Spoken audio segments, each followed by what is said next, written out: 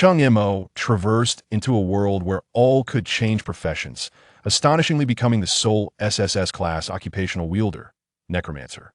Little did he know, his attributes were utterly lacking, and his summoned creatures were feeble, leading everyone to deride him as the shame of the SSS class. Until the arrival of the unique occupational development system, which immediately bound him to a mythical summoning technique at the outset. Undead bone dragons, death knights, fallen sword saints, void dragon kings. Under his command, all were embodiments of myth.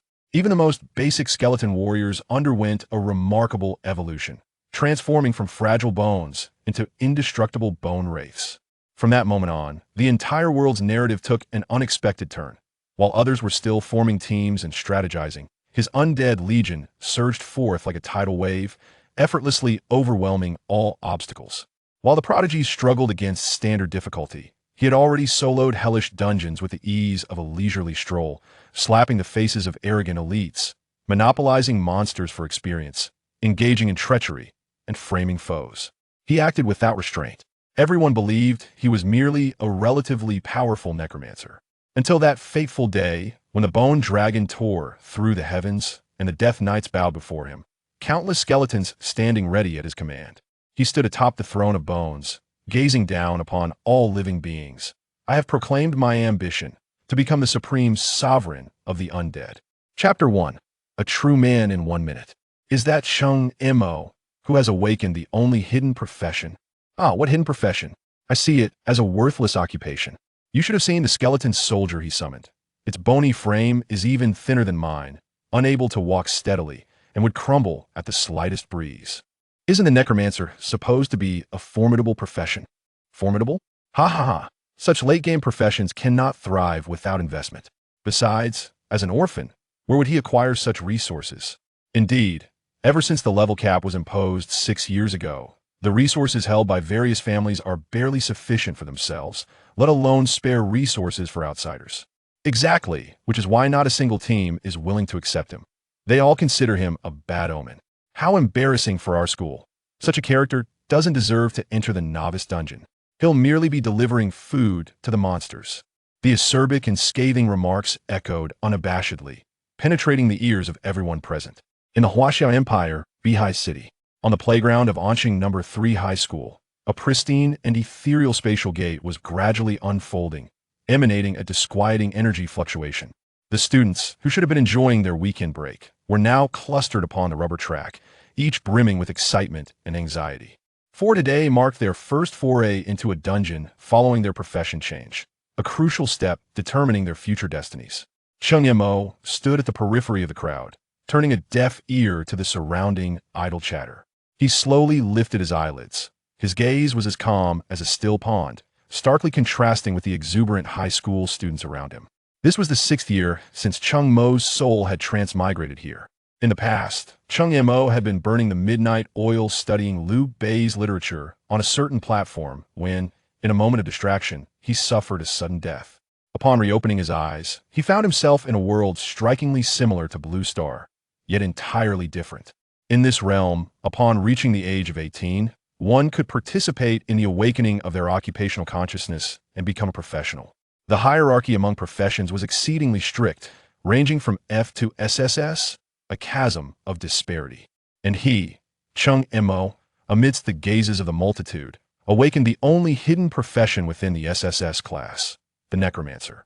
What a perfect protagonist script, starting at the pinnacle. Yet fate played its tricks. Although he awakened an SSS class profession, he possessed potential barely above F class. Cheng Mo's thoughts stirred as he summoned his attribute panel. Name, Cheng Mo. Occupation, Necromancer. Unique, I. Level 1, Strength 10, Spirit 10, Constitution 10, Agility 10, Skill, Undead Summoning LV1. Consumes 10 points of Spirit to summon a skeleton to fight for you. Summoning Space 0/1. A standard novice panel that is exceedingly conventional, so mundane it is appalling. In a world where class transitions are universal and strength reigns supreme, attributes akin to Cheng Mo's are destined to place him among the most disadvantaged. What further exacerbated his distress was the solitary skill he currently possessed, Undead Summoning. As he silently repeated this in his mind, His meager 10 points of spirit were instantly depleted, leaving him overwhelmed by a wave of intense weakness and dizziness. Within his summoning space, a thin, nearly transparent wisp of black mist struggled to coalesce. Subsequently, with a series of crisp sounds, a diminutive skeleton warrior materialized out of thin air. It stood there, quaking uncontrollably, its bony legs trembling as if they might shatter into fragments at any moment. Name: Skeleton Warrior. Level: Strength, Spirit, Agility. Note: the summoned entity receives a 1 attribute enhancement from the host. A violent twitch seized the corner of Cheng Mo's eye. A 1 enhancement translates to a pitiful 0.1 points. Due to his low attributes, his summoned creature possessed no semblance of combat prowess. However, even the most pathetic level 1 demonic slime in the novice dungeon boasted 3 or 4 attribute points. His skeleton warrior, incapable of chasing a rabbit, would likely struggle to outrun a mere tortoise. Cheng Mo had contemplated various solutions. Yet no matter how extensively he researched, he found no prior necromancer with a situation akin to his own. The profession was sound, thus, the issue lay with him. Heavenly Father, must you toy with me so? Cheng Mo mused in frustration. While others possess golden fingers of fortune in their transmigrations, mine feels akin to a mere toe, and a twisted one at that. Just as he seriously pondered whether to find a wall to slam into and create a new character, or to enter the dungeon and let a monster slay him, a cold, emotionless mechanical voice suddenly reverberated in his mind. Ding! Detection confirms the host has bound the profession Necromancer. The unique profession development system is being activated. Activation successful. Congratulations, host, on acquiring a novice gift pack. The unexpected divine voice caused Cheng Mo to momentarily halt his breath. A system, the essential companion of any transmigrator, had finally arrived. Open the gift pack. Cheng Mo found himself gasping in excitement, internally shouting. Activation successful. Congratulations, host, on obtaining the unique mythic skill. Undead Bone Dragon Summoning Art. Incomplete. Undead Bone Dragon Summoning Art. Incomplete. S-Class consumes 10 points of spirit, summons an Undead Bone Dragon. LV.30. To fight for you. Duration: 60 seconds. Cooldown time: 24 hours. Note: the Bone Dragon can be perfected as the host levels up, enhancing its S-Class quality every 10 levels up. Cheng Mo's mind initially went blank before an overwhelming joy surged through him. Mythic level: an Undead Bone Dragon. It is well known that the pinnacle of skills in this world is mythic level. Unless one is a high-level SSS class transmuter, the average individual cannot attain such abilities. Yet he had acquired it now. However, upon scrutinizing the skill description, that euphoria was abruptly stifled. Duration: 1 minute. He could finally empathize with the plight of a fleeting hero. Nonetheless, any benefit is better than none. Cheng Mo understood that, although he could not change his profession, he could elevate his level and attributes by continuously defeating monsters in the dungeon to gain experience. With an S-Class Bone Dragon, even if only for a minute, it would be sufficient to allow him to stride confidently through the novice dungeon. The experience points would surely come effortlessly. Attention all students. The novice dungeon will soon commence. Please form teams promptly. The principal's voice echoed across the entire playground, snapping Cheng Mo back to reality. He was acutely aware that, in the eyes of others, he was merely the most burdensome of burdens, and thus, he was disinclined to seek their approval. Cheng Mo took a deep breath, suppressing the tumult within, and stepped forward to join the throng. Just as he was about to cross the threshold into the spatial gate, a figure suddenly obstructed his path. The newcomer donned a silvery novice armor that shimmered brilliantly under the sun, starkly contrasting with the plain gear of the surrounding students. The armor's pauldrons and chest were adorned with faint golden enchantments, indicative of considerable worth. Oh, is this not the disgrace of SSS class, Cheng Mo? The voice dripped with undisguised arrogance, belonging to none other than Li Buffon, the paragon of the saintly knights, who had awakened an SSS class profession at Anqing No. 3 High School. A few sycophants followed in Li Buffon's wake, exuding an air of superiority as they scrutinized Cheng Mo with contempt and disdain, as though he were something vile. Cheng Mo, you truly open my eyes, Li Buffon remarked with a mocking smile. You have singularly succeeded in lowering the standards of all SSS class practitioners in our entire Beehive City. To share the same SSS class designation with you feels like a disgrace. His lackeys immediately chimed in. Indeed, A necromancer whose summoned creature cannot even defeat a chicken dares to compare himself to our esteemed brother Buffon. This is nothing short of the disgrace of SSS class. Cheng Mo's footsteps came to a halt, his expression devoid of warmth. So what? Does the SSS-level professional association require me to withdraw my membership, or do they demand a fee for reputational damages? Li Buffon was momentarily taken aback by his indifferent demeanor, causing his countenance to darken instantly. He had expected Cheng Mo to feel a twinge of shame, or even anger, to exhibit at least some minimal reaction in response to his mockery. However, the other party's impenetrable demeanor made him feel as though his well-rehearsed punch had landed heavily upon a pile of cotton. A loquacious imbecile, Li Buffon scoffed, regaining his haughty posture. I merely came to inform you that I, Li Buffon, shall claim the first completion of this novice dungeon, as well as the record for the highest level among this year's newcomers. Someone like you would do best to find a corner to hide in and pray not to be dissolved by a slime. Oh, Cheng Mo smacked his lips, harboring disdain within. He was certainly aware of Li Buffon, the sole heir of the Li family conglomerate, whose name bore the weight of familial aspirations, hoping he would be anything but ordinary. In pursuit of this cherished son, the Li family nearly exhausted their resources. It was said that on the day of Li Buffon's class change, his father had spent a fortune hiring a top-notch enchanter to enhance his novice gear to the maximum limit of 5. The mere sight of that sword shimmering with holy light was sufficient to purchase a property for an average professional. Such extravagant preparations were merely aimed at ensuring that he shone brightly within a novice dungeon. Absurd. Cheng Mo remained unfazed, even feeling a hint of amusement. In the face of absolute power, these ostentatious trappings were nothing more than fragile toys. The first completion of the dungeon, the outcome was yet to be determined. He disregarded Li Buffon, who was still basking in his own self-satisfaction, and directly circled around him, striding toward the spatial gate that emanated an ethereal glow. Good luck. Cheng Mo left behind this enigmatic remark and stepped into the portal to the dungeon. His figure was engulfed by white light, vanishing in an instant. The entire process was swift and decisive, devoid of any hesitation. Li Buffon and his entourage stood frozen. The surrounding students, poised to form teams to enter the dungeon, were similarly dumbfounded. After a brief silence, the playground erupted in chaos. Did I just see that correctly? Cheng Mo, he entered alone. He's lost his mind. He must be insane, entering a novice dungeon alone. Does he not realize that while the monsters in the novice dungeon may not be high in level, they are abundant? Not to mention the final boss, the level 5 corrupted Slime King. A seemingly experienced student adjusted his glasses and gravely analyzed. The acid spray of the corrupted Slime King could easily overwhelm even a fully equipped shield bearer. A fragile necromancer, going in with that skeleton warrior that would disintegrate with a gust of wind.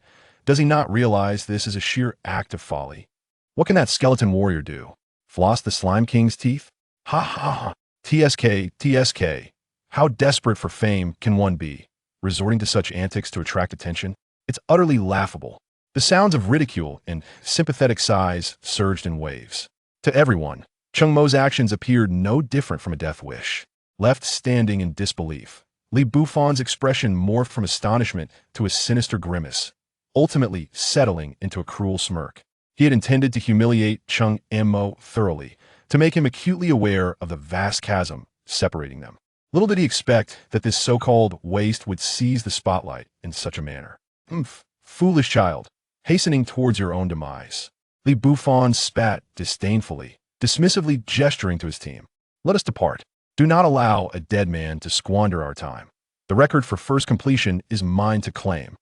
With that, he led his well-equipped team away, believing that this contest concerning the SSS-level genius had already concluded prematurely due to Cheng Mo's foolish self-destruction. Chapter 2. Converse with my bone dragon. After a fleeting sensation of weightlessness, Cheng Mo's feet found purchase on solid ground. The vista before him unfolded with striking clarity. The dimness and dampness of this realm struck him as its initial impression. Towering ancient trees loomed overhead, obscuring the sun. The air was thick with the pungent smell of damp earth, the acrid scent of decaying vegetation, and the occasional distant roars of unknown creatures, all of which imbued this tranquil primordial forest with an air of eeriness and peril. This was the novice dungeon known as the Mist Forest. The monsters within bore a level range of 15, presenting a remarkably low danger factor, making it an ideal locale for fledgling adventurers to hone their skills.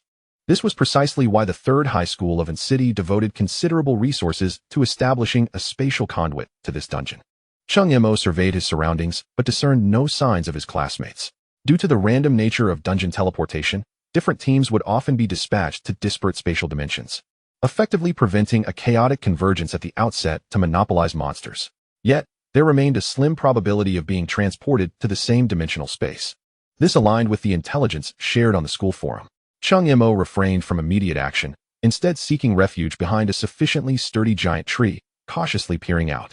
Not far off, a cluster of green, jelly-like creatures was sluggishly writhing. These were the most common and weakest monsters of the novice dungeon, the corrupted slime, level 1. Any ordinary class changer, even one of the F-rank professions, would likely have rushed in with weapon drawn, employing skills to collect these moving experience packages. However, for Cheng Mo, such a course of action was unthinkable. He cast a glance at his attribute panel, recalling the frail skeleton soldier, and rationally dismissed the notion of engaging with the slimes. Given his slight stature, a brawl with a swarm of slimes could very well result in his own dissolution. Furthermore, the summoning spell for the undead bone dragon lasted merely a minute, yet boasted a lengthy cooldown of 24 hours. Utilizing this formidable ability to dispatch a few slimes would be akin to using a cannon to swat a fly, an act only the foolishly reckless would contemplate. To maximize efficacy, his singular target lay in vanquishing the dungeon's final boss. Defeating the boss would yield experience, equipment, and a commendation for first clearing the dungeon, none of which could escape his grasp. At that juncture, with his level elevated and attributes soaring, he might even transform his fragile skeleton soldier into a formidable warrior, equipping him for prolonged combat. His strategy was lucid, his plan impeccable. The only question that remained was, where was the boss? The school had merely designated the dungeon as the Mist Forest, providing no map. Cheng Mo furrowed his brow, meticulously recalling the myriad tropes from the countless novels he had perused. Typically, bosses resided in areas rich in spiritual energy or within uniquely distinctive environments. He murmured to himself, scanning the forest. Soon, he discerned a critical detail. Although the mist in the forest was dense, it was not uniformly distributed. The fog to the southeast appeared significantly thicker, faintly tinged with an ominous shade of violet, and the energy fluctuations in the air were markedly more pronounced. It was highly likely that the boss awaited there. Having confirmed his direction, Cheng Mo proceeded without hesitation. He crouched low, leveraging the cover of trees and shrubs to stealthily navigate toward the area shrouded in purple mist. Along the way, he encountered numerous monsters, frenzied goblins in packs, venomous spiders lurking in the shadows, and a few solitary corrupted wolves. Each time he encountered these creatures, he deftly avoided conflict, resolutely ignoring the prospects of easy experience. This composure and decisiveness were the hallmarks of his status as a transmigrator, far surpassing his contemporaries and standing as one of his few advantages. With purpose fueling his swift movements, approximately half an hour later, the trees ahead began to thin, granting him a clearer view. In the center of a circular clearing lay a massive purple slime, languidly squirming. Its semi-transparent body still harbored the remnants of goblin skeletons that had not been fully digested.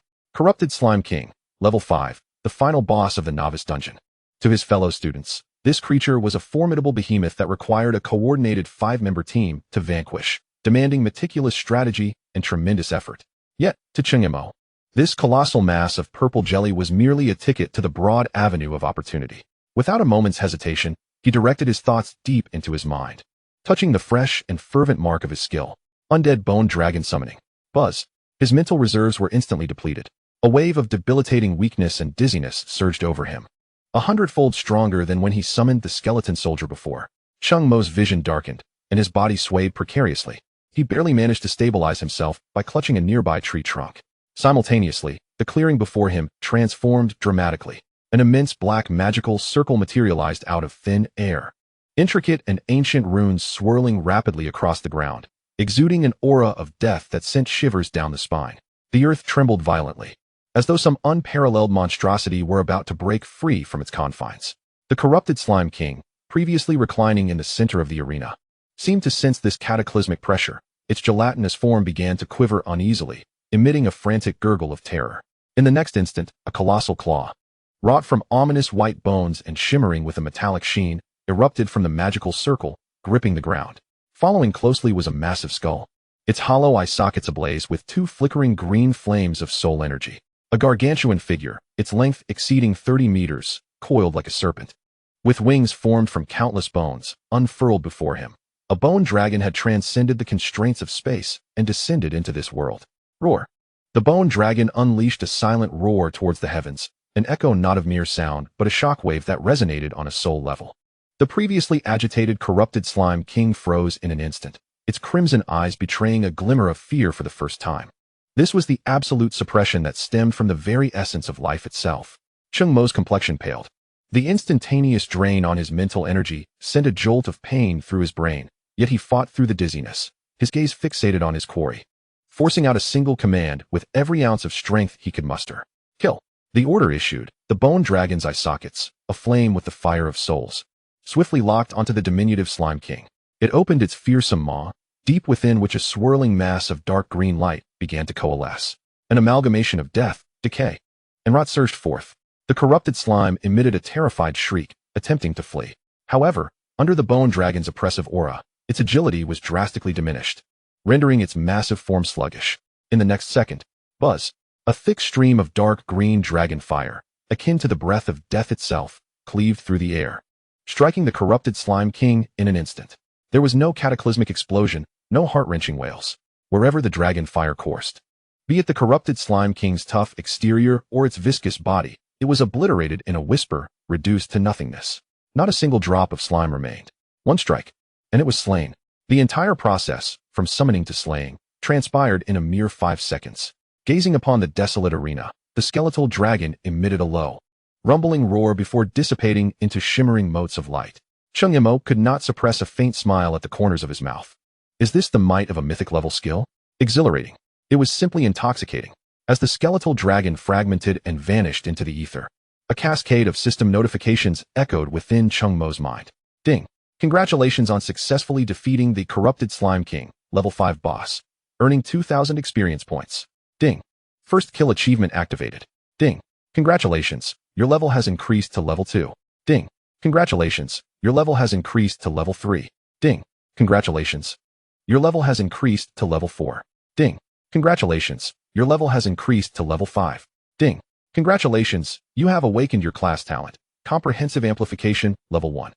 A golden radiance enveloped him 4 times in succession, and the warmth brought by the level up swiftly dispelled the fatigue of depleted mental energy, filling his limbs and bones with newfound vigor.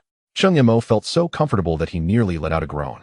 He could distinctly sense that every inch of his flesh and every bone was rejuvenated by this surge of energy. Eagerly, he opened his attribute panel. Name, Cheng Mo. Class, Necromancer Unique. Level, 5. Strength, 50. Mental, 100. Constitution, 50. Agility, 50. Talent, Comprehensive Amplification, Level 1. All skill effects increase tenfold. Skills, Undead Summoning, Level 5. Undead Bone Dragon Summoning, incomplete. Summoning Space, 050. Chapter 3, A Narrow Path for Enemies. Cheng Mo surveyed his upgraded attributes. Strength, Agility, and Constitution each steadily increased by 10 points per level, showing little variation. However, his mental stats skyrocketed from 20 to 100, a remarkable 5-fold increase.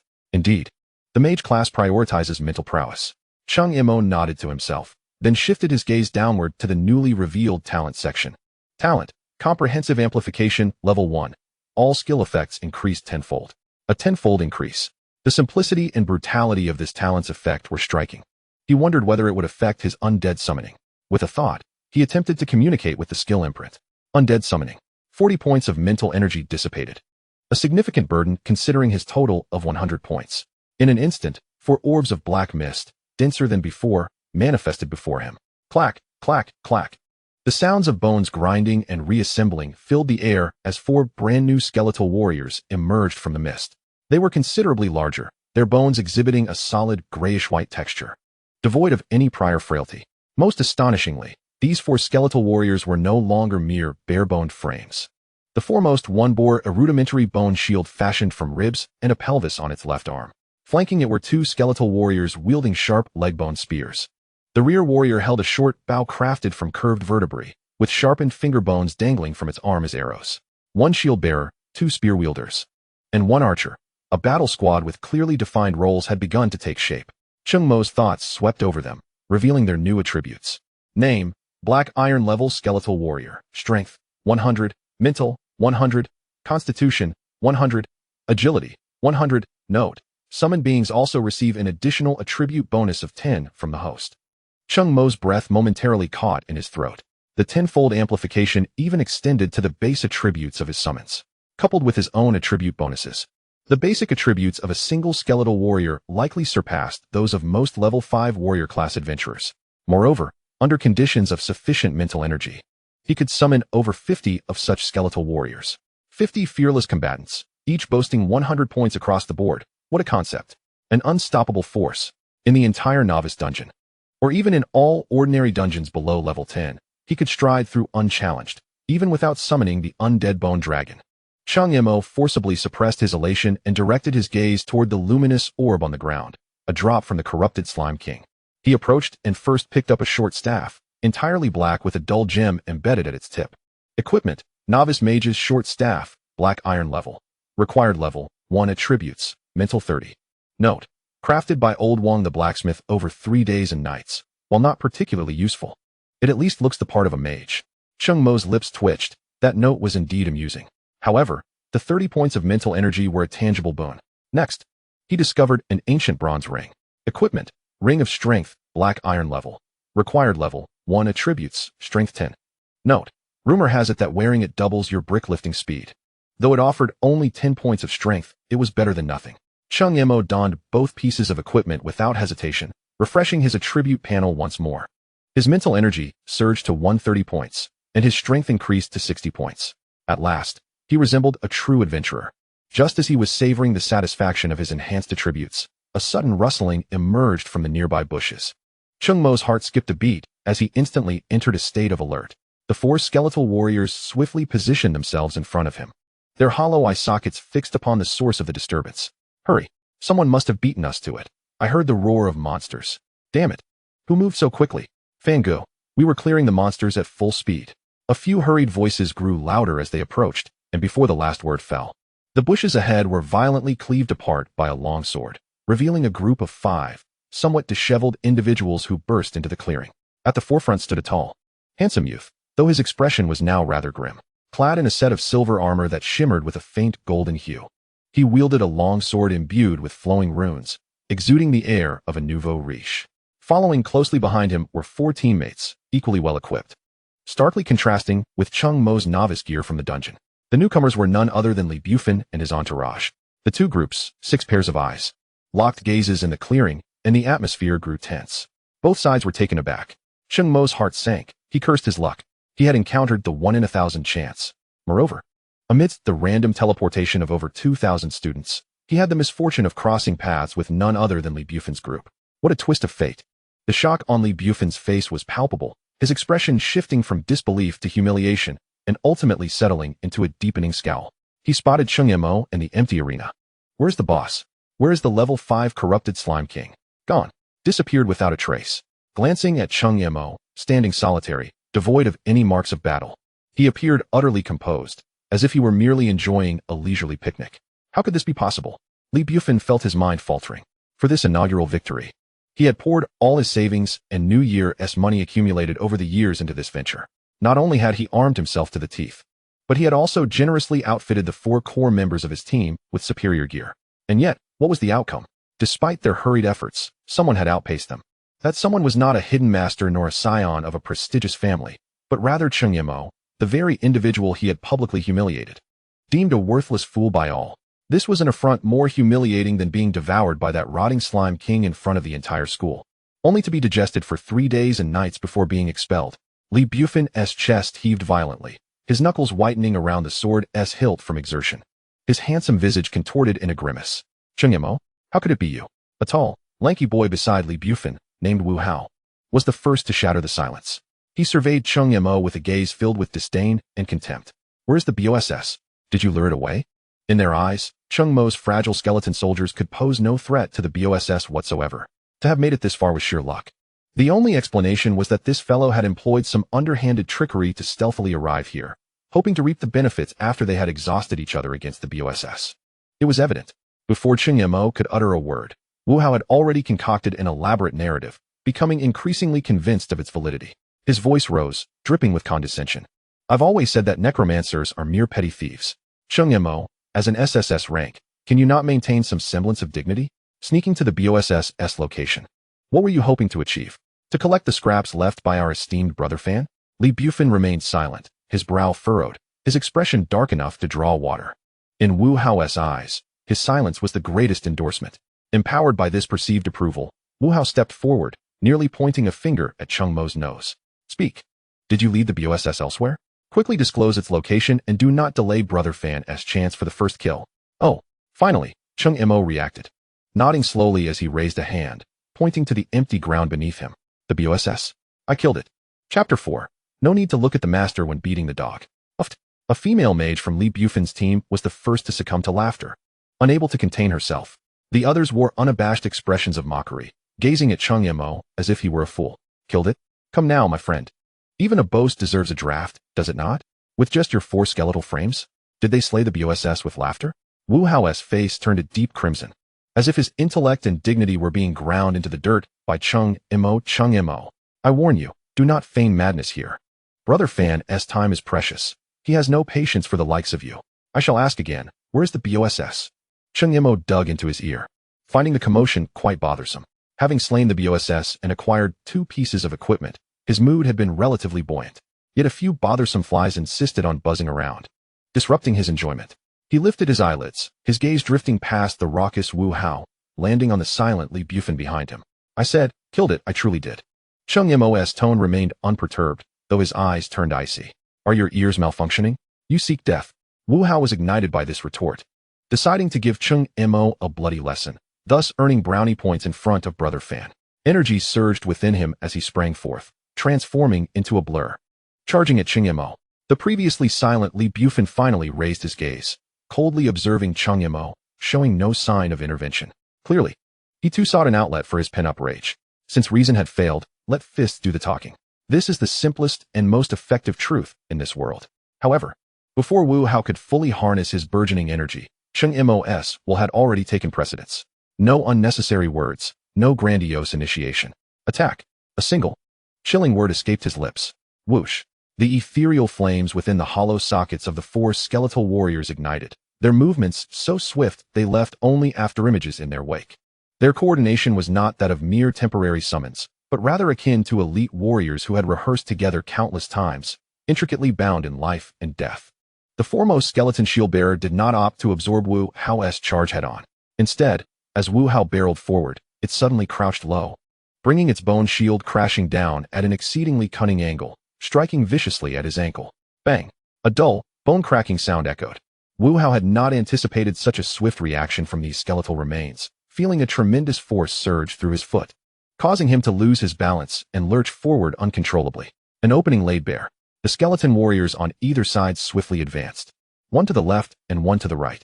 Their bone spears did not aim for vital points, but expertly locked his sword-bearing arm and shoulder, while the other pressed firmly against his waist. The momentum of Wu Hao's advance was utterly nullified, before he could even entertain the thought of resistance. The final archer skeleton had released its bowstring. Whoosh! The arrow sliced through the air, targeting his skull directly. Wu Hao barely had time to emit a brief, pained cry before the protective mechanism of the novice dungeon activated, and he vanished in a flash of white light. From Wu Hao's boisterous charge at Cheng Mo to his abrupt disappearance, a mere 3 seconds had elapsed. The clearing in the woods fell into a deathly silence. The remaining members of Li Bufin's squad stood in stunned disbelief. The female mage, who had previously scoffed, now wore a frozen expression of incredulity, her mouth agape, unable to close. Was this truly the same fragile skeleton army? This precise coordination, this decisive execution, was more terrifying than any elite team trained by the Academy's instructors. Cheng Mo's gaze slowly swept over Li Bufin and his 3 companions, a subtle, enigmatic smile gracing his lips, as if he were savoring an intriguing performance. Next, who will step forward? Li Bufin's pupils constricted sharply. He fixed his gaze upon the 4 skeleton warriors, now standing upright as though nothing had transpired, then glanced at the nonchalant Cheng Mo, a chill coursing from his feet to the crown of his head. To have dispatched Wu Hao with such ease, the attributes of these skeletal warriors must be astonishingly high. Cheng Mo has undoubtedly vanquished the BOSS, resulting in a substantial enhancement of both his level and attributes. It's not merely a matter of seizing the first clear. The predicament for these 5 individuals is whether they can even escape this forest unscathed today. Is it worth engaging in a potentially disastrous confrontation with the inscrutable Cheng Mo over a BOSS that is long gone, risking mutual destruction or even a total wipeout, thereby derailing their subsequent leveling plans? As these thoughts raced through his mind, Li Bufin took a deep breath and resolutely suppressed all his resentment and fury. "Let us go," he uttered through clenched teeth, turning on his heel without a moment's hesitation. The three teammates he had brought along had already lost their earlier bravado. The female mage's face was ashen, while the other two kept their heads bowed, scarcely daring to glance at Cheng Mo again, almost fleeing in Li Bufin's wake. "Take care, no need for formalities," Cheng Mo lazily remarked from behind. Li Bufin's silhouette stiffened momentarily, but his pace quickened. Cheng Mo raised an eyebrow, choosing not to elaborate further. With Li Bufin backed by the Li family, a formidable force, he lacked the resources to confront such a colossal entity directly. Teaching a lesson to this petty clown would suffice. Should he inadvertently provoke this young master, the repercussions could be dire. While Li Bufin could soar on the wings of his family's resources, Cheng Mo, as a commoner, could not afford such losses. Casting aside these distractions, Cheng Mo turned his attention to the four skeletal warriors standing silently before him, their soul flames in their eye sockets now calm, resembling four quiet candles. The mental energy expended during his recent level up had been fully replenished. Given this, there was no need to hold back. "Arise, my army," Cheng Mo commanded with a thought, instantly depleting his remaining 90 points of mental energy. In the blink of an eye, 9 additional skeletal warriors materialized in the clearing around him. 13 skeletal warriors stood in formation before Cheng Mo, silent, yet exuding an air of lethal intent. Following his elevation in level, these minions had undergone a remarkable transformation. Each one possessed attributes sufficient to contend with the low-level monsters on the outskirts of the misty forest. A bold idea began to take shape in his mind. If he could solo, why not disperse to increase efficiency? Centered here, they could spread out and hunt freely. Cheng Mo issued new orders. Should they encounter insurmountable danger, they were to alert him immediately. The soul flames in the eyes of the 13 skeletal warriors flickered in unison, as if acknowledging his command. In the next moment, they broke formation, each selecting a direction and stepping forth, swiftly melding into the dense fog of the forest, embarking on their relentless hunt. Before long, only Cheng Mo remained in the clearing. He found a clean stone to sit upon, closed his eyes, and delved into the system. Almost simultaneously as the skeletal warriors dispersed, a series of notifications began to echo intermittently within his mind. Your summoned creature, the skeletal warrior, has slain a mist fairy. You have gained 10 experience points. Your summoned creature, the skeletal warrior, has slain a rampaging boar. You have gained 15 experience points. Your summoned creature, the skeletal warrior. The experience bar began to rise at an unprecedentedly stable rate. A genuine smile of relief finally emerged at the corners of Cheng Mo's mouth. This was indeed the proper way to embody a necromancer. One individual can be an entire army. Chapter 5. The bloodshed calamity of 6 years ago. 5 hours remain. Cheng Mo gazed at the countdown displayed on the system panel for the dungeon, silently calculating. The passage for the novice dungeon was connected through immense energy expended by the school. However, resources at City High School were limited, only capable of sustaining the connection for 6 hours. Once the time elapsed, all students would be forcibly teleported out. 5 hours should suffice to reach level 7 without issue. Such a pace would leave anyone astounded. After all, other students considered it remarkable to reach level 5 on the first day, while the highly anticipated Li Bufin would be lucky to reach level 6 at most, given that the school's requirements were modest. Achieving level 8 within a week could secure admission to a decent higher institution, unless one aspired to enter the prestigious schools ranked in the top 50 nationally, which required levels 9 or even 10. Yet, Cheng Mo had already ascended to level 6 within a single day. Nevertheless, he did not allow himself to become complacent. He understood that as levels increased, so too would the experience required for advancement, causing the speed of leveling to gradually decelerate. At present, he needed to amass more experience to push further upward. Outside the dungeon, on the playground of City High School, the teleportation portal was positioned directly in front of the podium, where Principal Jin Shijia sat alongside a middle-aged man clad in an elegant robe, sipping tea while observing the portal. Jin Shijia, a level 54 heavy-armored warrior, was the steadfast anchor of City High School. The middle-aged man beside him was named Chen Sheng, who appeared somewhat frail, yet the emblem representing the priesthood on his chest gleamed with radiant golden light.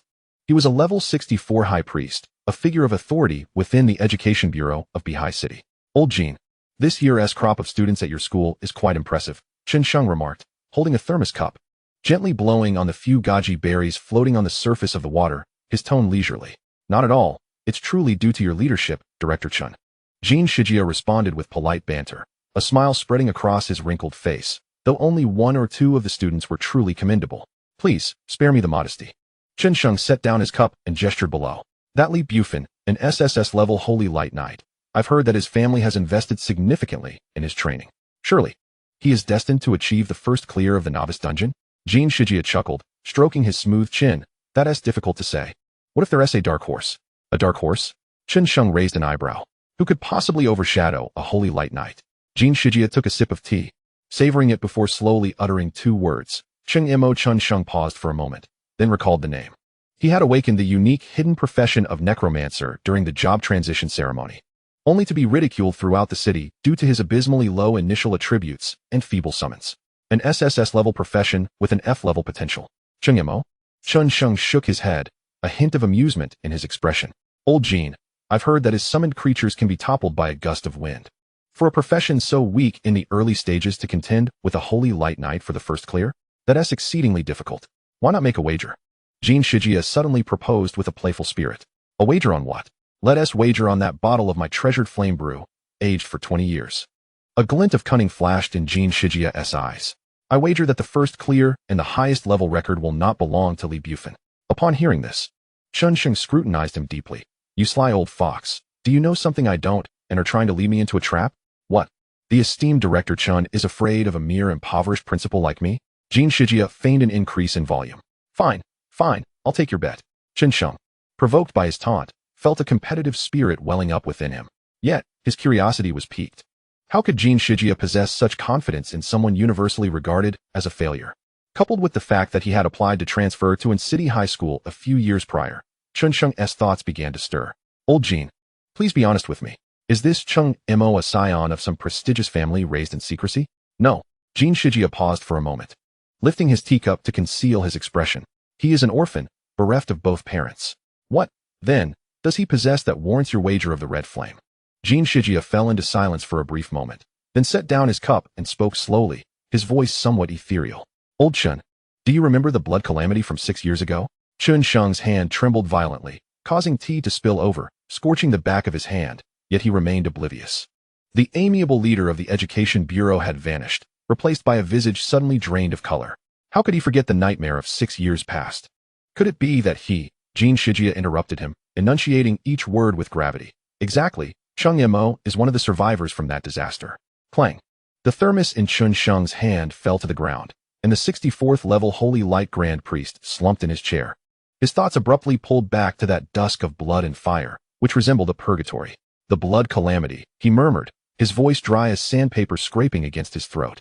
This was not the cold text of history books, but a brand etched deep within his soul.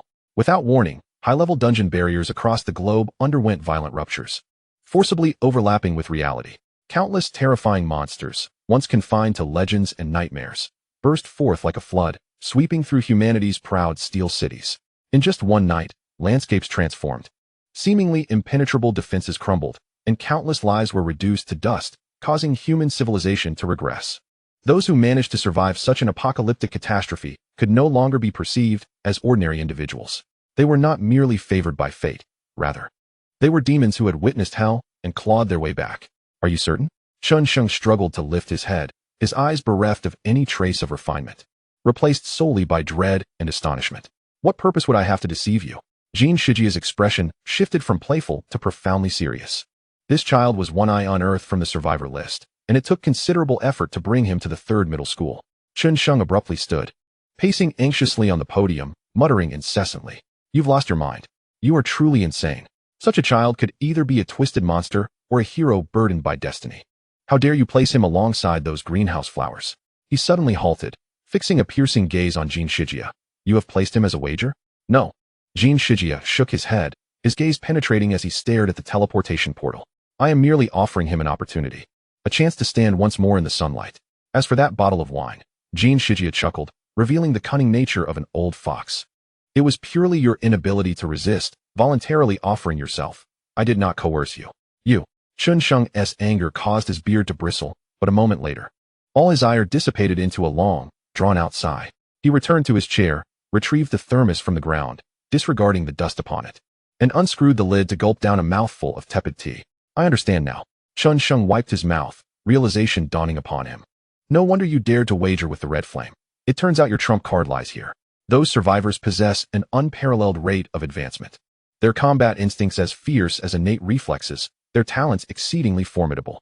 Chun Sheng's gaze shifted to the portal, his expression irrevocably altered. What lies within is no longer merely a test of rebirth, but a beast that has shed 6 years of shackles, revealing its blood-stained fangs to the world. Old Jean. Chun Sheng suddenly lowered his voice, his expression gravely serious. Is the mental evaluation of that child sound? Jean Shijia fell silent. After a long while, he slowly uttered a few words. There are issues. Chapter 6. Record Refresh. In the novice dungeon, Cheng Mo received a message relayed by a skeletal warrior. Cheng Mo's spirits lifted as a complete three-dimensional map of the dungeon was instantaneously constructed in his mind, along with the indicated path of the skeletal warrior. For him, this was an unexpected boon. It is common for class changers to repeatedly grind the same dungeon for experience. If he possessed the map of this dungeon, he could directly slay the higher experience-yielding monsters on his next run, rather than sweeping through indiscriminately. The efficiency could multiply several times over. In one corner of the map, a blinking red dot caught his attention. Mind link. With Cheng Mo's click, a series of disjointed images streamed through the mental connection from the skeletal warrior. The visuals were from a skeletal warrior lurking beneath the soil, displaying a low perspective. Not far away, a 5-person squad was besieging a robust rampaging wild boar. The leader, clad in silver armor wielding a long sword, was none other than Li Bufin. His attacks were grand and sweeping, each strike imbued with sacred energy, leaving charred wounds upon the boar. Indeed, an SSS grade class possesses remarkable prowess. His swordplay was expansive, each blow carrying divine energy, leaving scorched marks on the creature. The other 4 members of the team coordinated seamlessly, with fireballs from the mage and arrows from the ranger intertwining, quickly bringing the rampaging wild boar to the brink of collapse. Li Bufin raised his longsword high, the tip gathering a blinding sphere of holy light, clearly preparing to unleash his finishing move. Now, Cheng Mo's thoughts coalesced. In the image, a pale skeletal hand suddenly burst forth from the earth, grasping the bone knife at its waist with precision. Without any hesitation, it struck at the boar from a remarkably cunning angle, landing the blow just before Li Bufin's holy strike descended. Thud! A soft sound echoed. The boar's massive form stiffened, its already depleted health bar instantly emptied. Your summoned skeleton warrior has slain the rampaging wild boar. You have gained 15 experience points. Simultaneously, a system notification chimed in Cheng Mo's mind. Meanwhile, Li Bufin's fully charged blow struck nothing but air, creating a large crater in the ground. With dirt and stones flying, he stood frozen in place. Through the skeleton's perspective, it was clear to see his handsome face contorted in extreme anger. The expressions of his teammates behind him mirrored shock and fury. Who stole my kill? Li Bufin roared, suppressing his rage. Responding to him was the skeletal warrior that had executed the finishing blow. It leisurely extricated itself from the ground, twisted its stiff neck, glanced at Li Bufin with hollow eye sockets, then turned to depart, limping away into the depths of the forest. The entire process exuded an air of arrogance. How amusing. Cheng Mo withdrew from the link, feeling quite elated. He could empathize with how stifled Li Bufin must feel, akin to having one's painstakingly cultivated cabbage snatched away by a passing pig. Once could be a coincidence, but what about twice or thrice? A mischievous idea began to take root in Cheng Mo's mind. He cast a fleeting glance at the three-dimensional map in his mind, swiftly pinpointing the location of Li Bufin's team, as well as the 4 skeletal warriors lurking in their vicinity. A new directive was issued. The 4 wandering skeletons immediately halted their movements, silently slinking towards Li Bufin's squad. Some burrowed into the ground, others concealed themselves among the treetops, and a few hid behind rocks. Thus, a professional stealth and ambush unit was established. Soon, new experience points began to trickle in, albeit in modest amounts. Yet their consistency was reassuring and stress-relieving. Cheng Mo could even perceive through the skeleton's feedback the progression of emotions within Li Bufin's group, from initial rage to mid-battle frustration, ultimately culminating in a state of numbness. Though they had contemplated eliminating these bothersome bone constructs, the skeletons proved to be exceedingly elusive, darting away after brief encounters, only to reappear again without engaging in direct confrontation. Eventually, Li Bufin's team resigned themselves to the situation, focusing solely on defeating monsters in a bid to complete their kills before the skeletons re-emerged. Regrettably, in terms of health management, they could not compete with Cheng Mo, who held absolute control over the situation. Had they known this would unfold, they should have dispatched more teams to assist. Cheng Mo felt a tinge of regret. Nevertheless, His primary objective had been accomplished. He glanced at his attribute panel, noting the remaining time in the dungeon, 2 hours. Name, Cheng Mo. Class, Necromancer Unique. Level, 7. Strength, 70. Spirit, 170. Constitution, 70. Agility, 70. Talent, Comprehensive Amplification, Level 1. Skills, Undead Summoning, Level 6. Undead Bone Dragon Summoning, Incomplete. Summoning Space, 50-60. He had leveled up once more. In 4 hours, he had ascended 2 levels. Cheng Mo's thoughts stirred, and 10 new skeletal warriors materialized from thin air, joining the ranks of the extermination force. As the number of skeletal warriors increased, the rate of leveling did not diminish significantly. In fact, there seemed to be a rising trend. At this pace, reaching level 8 within 2 hours seemed entirely feasible. Cheng Mo was in high spirits, as this exceeded his expectations. This was a novice dungeon, specifically designed for aspiring adventurers to acclimatize to real combat, which stood in stark contrast to the wilderness. In novice dungeons, all wild monsters are considerably weakened.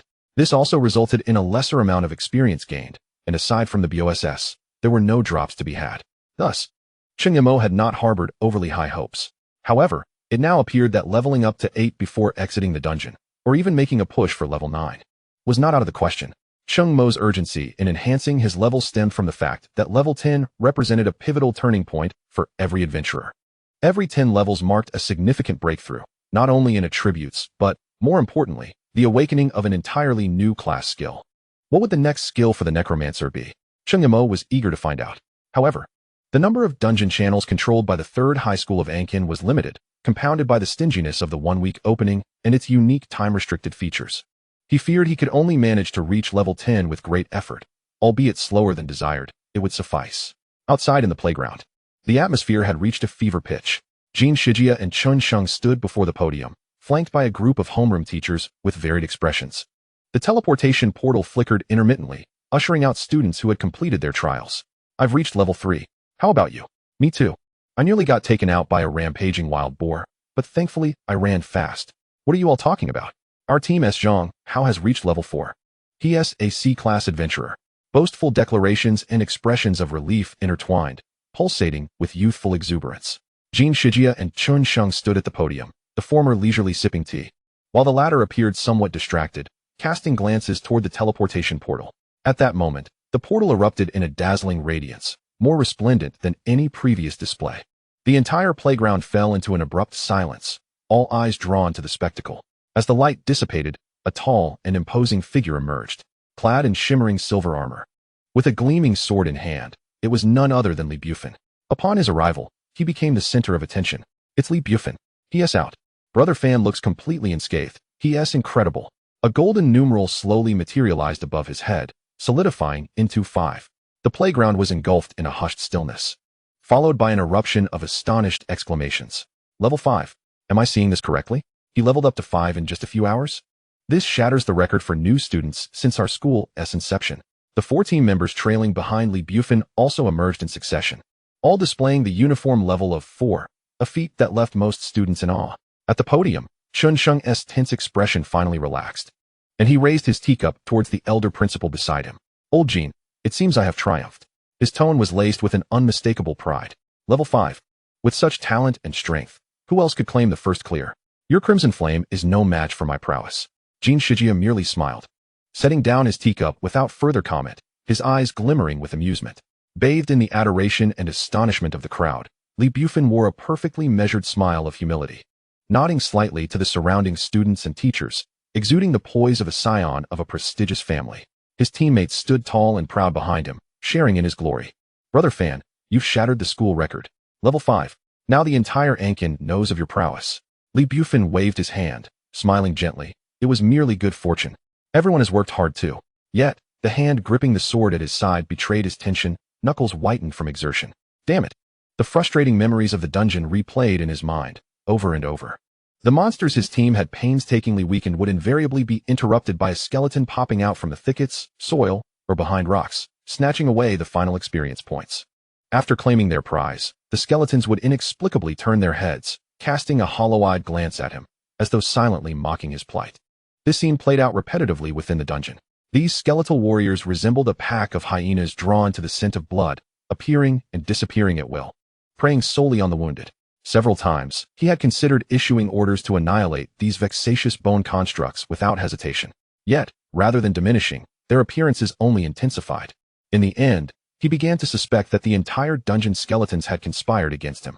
Thus, he had no choice but to continuously lead his team to shift positions, praying fervently to avoid the cursed skeletons. "Brother Fan, what are you pondering?" a teammate inquired, gazing at him with admiration. "Nothing much." Li Bufin relaxed his grip, his smile flawless as he reflected on the battle and drew insights. He took a deep breath, suppressing the simmering frustration within. "Oh well. Even if I lost so much experience, I still managed to reach level 5 and break the record, didn't I? I can easily overshadow that F-class potential necromancer who capitalized on a few broken bones. It's utterly laughable to think he could share in the glory of my SSS class talent." As Cheng Mo emerged from the instance, ample opportunities awaited him to comprehend who the true protagonist of the third middle school was. Li Bufin, reflecting on this, felt a wave of clarity wash over him. "Congratulations, Bufin. You have shattered the school's record." Jin Shijia and Chun Sheng descended from the podium, their faces radiant with approval. Li Bufin quickly composed himself, respectfully responding, "All credit goes to the guidance of the principal and teachers." Chun Sheng nodded in satisfaction, his admiration for Li Bufin deepening. Jin Shijia, with a grin reminiscent of a cunning fox, affectionately patted Li Bufin's shoulder and, with a subtle shift in tone, spoke softly yet distinctly, allowing his words to reverberate across the tranquil playground. "Breaking the record is a monumental achievement, but what about the first clear?" At the mention of this question, the surrounding discussions abruptly ceased. Indeed, having broken the record, the first clear must surely belong to him. All eyes were fixed on Li Bufin, their expressions a mixture of anticipation and expectation. However, the perfect smile on Li Bufin's face faltered. His lips quivered as if he wished to speak, but he ultimately managed to force out a parched utterance. "No." The air seemed to crystallize in that moment. "What? No? Impossible." The students exchanged bewildered glances, their expressions morphing from shock to incredulity. A level 5 Holy Light Knight, accompanied by 4 level 4 elite teammates, all well-equipped and fully prepared, had failed to secure the first clear of the novice instance? Who would believe such a tale? Chun Sheng's triumphant grin froze, and he instinctively turned to Jin Shijia. The old fox was leisurely lifting his teacup, blowing gently over the surface, savoring a sip as if nothing had transpired. "What did you say?" Chun Sheng was momentarily stunned, doubting his own hearing. Li Bufin's visage had turned ashen, struggling against the humiliation of public scrutiny. He reiterated, "By the time we arrived, the BOSS had already been slain." A collective gasp rippled through the crowd. "Not secured?" Chun Sheng was taken aback, furrowing his brow. The teacher responsible for recording, in disbelief, scanned Li Bufin's attributes once more with the device, shaking his head at the principal, confirming, "Principal, there is indeed no first clear designation in Li Bufin's instance record." At this revelation, the playground erupted into chaos. Not Li Bufin? Who else could it be? Surely this was a jest. All members of their team were level 4, with Li Bufin himself at level 5. How could such a configuration fail to achieve the first clear? Was there a higher level team? Impossible. We were the last group to exit. We saw no one stronger. Students buzzed with speculation about the elusive first clear victor. Li Bufin stood rooted in place, the surrounding murmurs piercing him like daggers. Behind him, Wu Hao buried his head low, unable to meet anyone's gaze. Just then, the teleportation gate, on the verge of closing, flickered once more. A somewhat slender figure emerged, unhurriedly stepping into view. It was Cheng Mo. The discussion ceased abruptly, every action frozen as if a pause button had been pressed, all heads turning in unison. And then, they all beheld it. Above Cheng Mo's head, a resplendent golden number gradually materialized, ultimately solidifying into a clear 8. Chun Sheng was utterly flabbergasted, instinctively glancing at Jin Shijia, who was leisurely stroking his smooth chin, a broad grin revealing his gleaming white teeth, his delight unabashed. If the record-breaking level was astonishing, the colossal first clear emblem composed of countless runes below, it was akin to a resounding slap in the face of every attendee. The emblem was extravagantly designed, shimmering with golden light and surrounded by swirling purple mists, complete with dazzling light effects to ensure it was visible for miles around. First clear. The atmosphere, at that moment, seemed to be drained of all air. The entire playground fell into a profound silence. Cheng Mo, bewildered by the eerie quiet, instinctively touched his cheek. No crumbs there. He tugged at his collar. His clothing was perfectly in place. Why were these people staring at him as if he were a ghost? His confusion lasted only 3 seconds. Holy moly! Level 8. A voice erupted, igniting the entire playground in fervor. It was indeed level 8. I couldn't have misread it. That first clear emblem belonged to him. Cheng Mo had secured the first clear. My goodness. The Necromancer who could barely summon a skeleton soldier had soloed the novice instance? And even broke the record? This was more absurd than a pig climbing a tree. Oh dear, did that render Li Bufen's SSS-rank a mere joke? The cacophony of chatter erupted like a boiling pot, with all eyes darting between Cheng Mo and Li Bufen, the implications of their gazes speaking volumes. The SSS-rank class. The first clear of the novice instance, and a new school record, yet the true hero was not he. Without comparison, there is no pain. But this pain was a critical hit. Following a brief silence, the uproar intensified, a tempest of astonishment, confusion, and disbelief morphing into pure admiration and fervor. Regardless of the journey, the result lay before them. Li Bufen fixated on that ostentatious emblem above Cheng Mo's head, his chest heaving violently. A wave of metallic sweetness rising in his throat, which he forced down. Each glimmer of that emblem seemed to mock his failure mercilessly. On the podium, Jin Shijia was the first to regain his composure, his shock morphing into unrestrained joy, his face transforming as he beamed widely. Excellent. Splendid. Principal Jin exclaimed, enthusiastically descending from the podium to personally greet Cheng Mo. You have indeed exceeded my expectations, providing the entire school with an extraordinary surprise. Chun Sheng followed suit, his gaze toward Cheng Mo evolving from initial disdain to profound interest and admiration. Congratulations, Cheng Mo. The crowd gradually quieted, awaiting his words. Chun Sheng paused, each word pronounced with gravitas. With F-level potential, you have achieved SSS-level results. This is the first time in nearly a decade at Ankin 3rd Middle School. His words, though not loud, resonated clearly in every ear. F-level potential, SSS-level results. These 8 words detonated like a bombshell, reigniting the previously subdued playground into a tumultuous uproar. Chapter 8, The Pass. The enormous clamor and commotion, under the teacher's strained efforts, gradually subsided. The students were instructed to disperse, forming groups as they excitedly discussed the day's astonishing twist. Cheng Mo, however, was forcibly whisked away by Principal Jin, the gesture resembling more of a kidnapping than an invitation. In the principal's office, come, Cheng Mo, have a seat, do sit. Upon entering, Principal Jin's enthusiasm bordered on the excessive. As he hurriedly procured a lavish leather chair for Cheng Mo, frantically rummaging through his collection of teas, his eyes remained fixated on Cheng Mo, sparkling with an almost frenzied glint, making Cheng Mo feel distinctly uncomfortable, the hairs on the back of his neck standing on end. The fervent gaze he received caused him to involuntarily tighten, and he instinctively shifted his weight, distancing himself by half an inch from the principal. For he had no desire to be ensnared by the formidable Mr. Jin. Principal, please speak your mind directly. I find myself somewhat unaccustomed. Cheng Mo could not help but interject.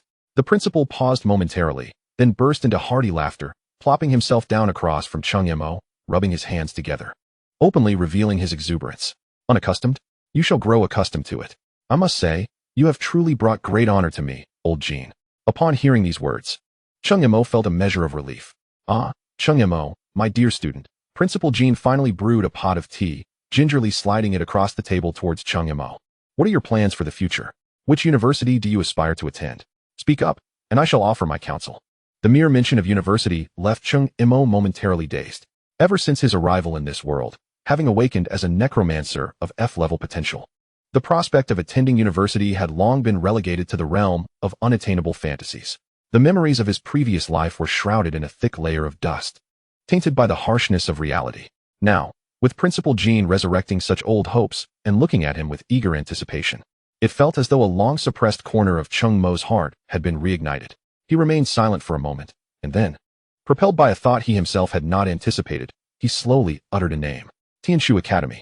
The words were barely above a whisper, yet they rendered the office instantly silent.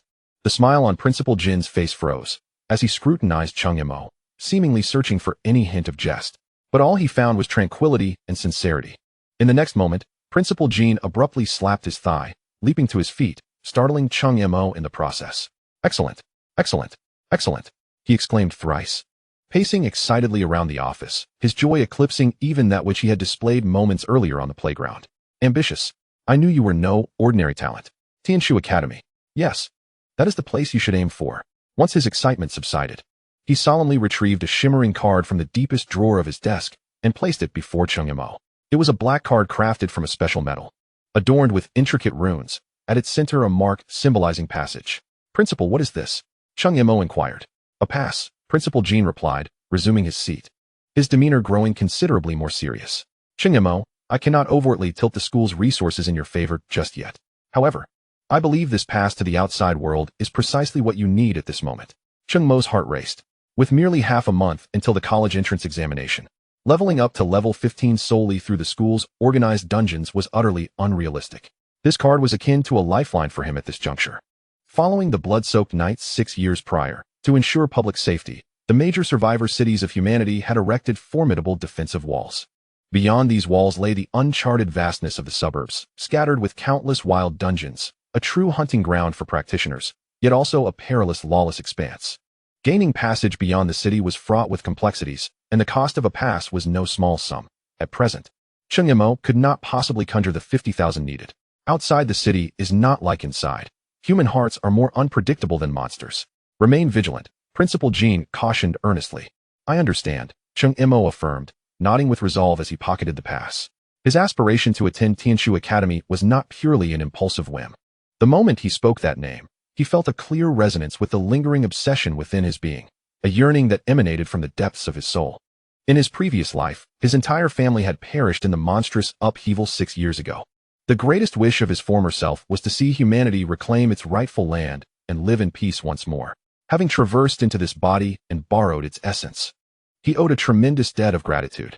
Though he could not reclaim territory from the monsters, he could contribute in some way. Moreover, having achieved nothing in his past life, he was determined to shine brightly in this new world and reach the pinnacle of success. If he wished to grow stronger and fulfill this deep-seated desire, then Tianshu Academy was undoubtedly one of the best launch pads available to him. Meanwhile, after bidding farewell to Principal Jean, Chun Sheng entered a black sedan that had been awaiting him at the school gate. The moment the door closed, his previously amiable visage turned pale. His body hunched over as he began to cough violently. Cough, cough, cough. He covered his mouth with a handkerchief, and after a few suppressed coughs, a startling crimson stain blossomed. Director Chun, has your old ailment resurfaced? The driver, old Wong, in the front seat, quickly offered him a bottle of water, his tone filled with concern and familiarity. I shan't perish. Chun Sheng waved a dismissive hand, wiping away the bloodstains, leaning back wearily against the soft seat, and closing his eyes. The car smoothly started, merging into the flow of traffic. Outside, shadows danced across Chun Sheng's pallid face. In his mind, he replayed the glaring symbols above Cheng Mo's head. 8. And first passage. F-level potential, achieving SSS level results. Those words pricked at an old wound. On that blood-soaked night 6 years ago, he had witnessed far too many prodigies fall, as well as countless ants exhibit remarkable survival instincts. Cheng Mo's gaze was not that of an inexperienced student. Beneath his calm exterior lay a ferocity he found all too familiar. Slowly, he opened his eyes, a glimmer of sharpness flashing within. Old Wong, take a trip to the archives. Yes, Director Chen, he replied. Retrieve Cheng Mo's records for me. Specifically the original documents from 6 years ago. Chapter 9, The Huaxia Empire Exchange. Upon exiting the principal's office, dusk was settling in. The sunset's afterglow cast a warm hue over the tree-lined avenue of Ankin No. 3 High School, yet Cheng Mo felt not a trace of warmth. That house which he nominally called home was desolate and cold. Returning there would only deepen his solitude. He touched the cold, hard black card in his pocket, a clear thought taking shape in his mind. Without a moment's hesitation, Cheng Mo walked to the school gate and hailed a taxi. Driver, to the South City Wall. The driver was a loquacious middle-aged man, glancing back at Cheng Mo's school uniform through the rearview mirror with a broad smile. Young man, are you a student? What business do you have at the South City Wall? It's not exactly a playground. It can be quite chaotic. To see the world, Cheng Mo replied succinctly. Hey, the youth of today are certainly bold. The driver shook his head, pressing the accelerator as the vehicle merged into the evening rush hour. But I must warn you. Just stroll around the street at the entrance. Don't even think about going outside the city.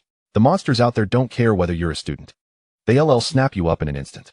Cheng Mo offered no further response, merely gazing out at the rapidly receding scenery. The vehicle traversed the bustling city center. And as they headed south, the architectural style grew increasingly rugged. Towering skyscrapers gradually gave way to low, sturdy stone buildings, and the pedestrians transformed in appearance. Gone were the brightly dressed citizens, replaced by men and women shouldering massive swords and wielding staffs, their attire tinged with the cold and the scent of blood. They hurried along, their expressions marked by vigilance and fatigue, each exuding an aura that warned others to keep their distance. This was the edge of Bihai City. Beyond the city walls lay fissures leading to wild dungeons, where the monsters were at least level 10, far removed from the trifling foes of novice dungeons. High risk naturally accompanies high reward. Richer experiences, rarer materials, and even the potential to uncover finished equipment are all part of the allure. The prospect of immense profit has fostered a unique ecosystem. The streets near the entrances and exits of the city walls resemble not a part of the city, but rather a vast encampment for adventurers. Half an hour later, the taxi halted at the mouth of a long street beneath the southern city wall. This is as far as the vehicle could go. Beyond this point, entry was prohibited. The driver gestured ahead, advising, "Be careful, kid." Cheng Mo settled the fare and exited the vehicle, immediately enveloped by a pungent mix of rust, cheap alcohol, and a faint metallic scent of blood. Shops lined both sides of the street, blacksmiths, potion shops, and more. The thoroughfare teemed with a constant flow of people, most of whom bore fierce expressions, sporting either fresh or faded scars, their eyes glinting with wariness and greed. Cheng Mo's objective was clear. He maneuvered through the bustling crowd and made his way toward the most imposing structure, the Huaxia Empire Exchange. Established by the imperial authorities, exchanges were spread throughout the nation. Here, individuals could trade items or entrust the officials with consignment sales to earn gold coins. Common citizens could also accept quests here, granting them access to venture outside the city. However, each person could only undertake 3 quests per week, which felt rather trivial to Cheng Mo, who was in dire need of experience. Cheng Mo pushed open the heavy metal doors, instantly isolating himself from the din of the outside world. Inside the grand hall, hundreds of diamond-shaped magical crystals floated serenely in midair, emanating a soft blue glow that illuminated the space like the depths of the ocean. Cheng Mo couldn't help but marvel at the sight. Each crystal contained an astonishing amount of magical power. Even a single one could be crafted into mage equipment, enough to incite fierce competition among countless sorcerers. Yet, within the Huaxia Empire Exchange, they merely served as large displays for announcing tasks and information. The imperial investment was indeed lavish. Suppressing his astonishment, Cheng Mo found a vacant spot among the crowd. Following the instructions beside him, he pressed his palm against the surface of a crystal. As a cool sensation enveloped him, the crystal flickered, initiating identity verification. Verification successful. Huaxia Empire citizen, Cheng Mo. Access granted to Huaxia Empire Exchange. Contribution points, 0. Permission level, level 1. Streams of information flowed before Cheng Mo's eyes. The Huaxia Empire Exchange was exclusively open to its citizens, and the permission level restricted the items and quests he could access. This did not surprise Cheng Mo. As an ordinary student with 0 contribution points, his access was naturally at the minimum level. Gazing at the myriad interaction interfaces, he first opened the item trading section. A dazzling array of products instantly appeared: weapons, armor, jewelry, materials, everything one could desire. Yet, after a cursory glance, Cheng Mo shook his head in dismay.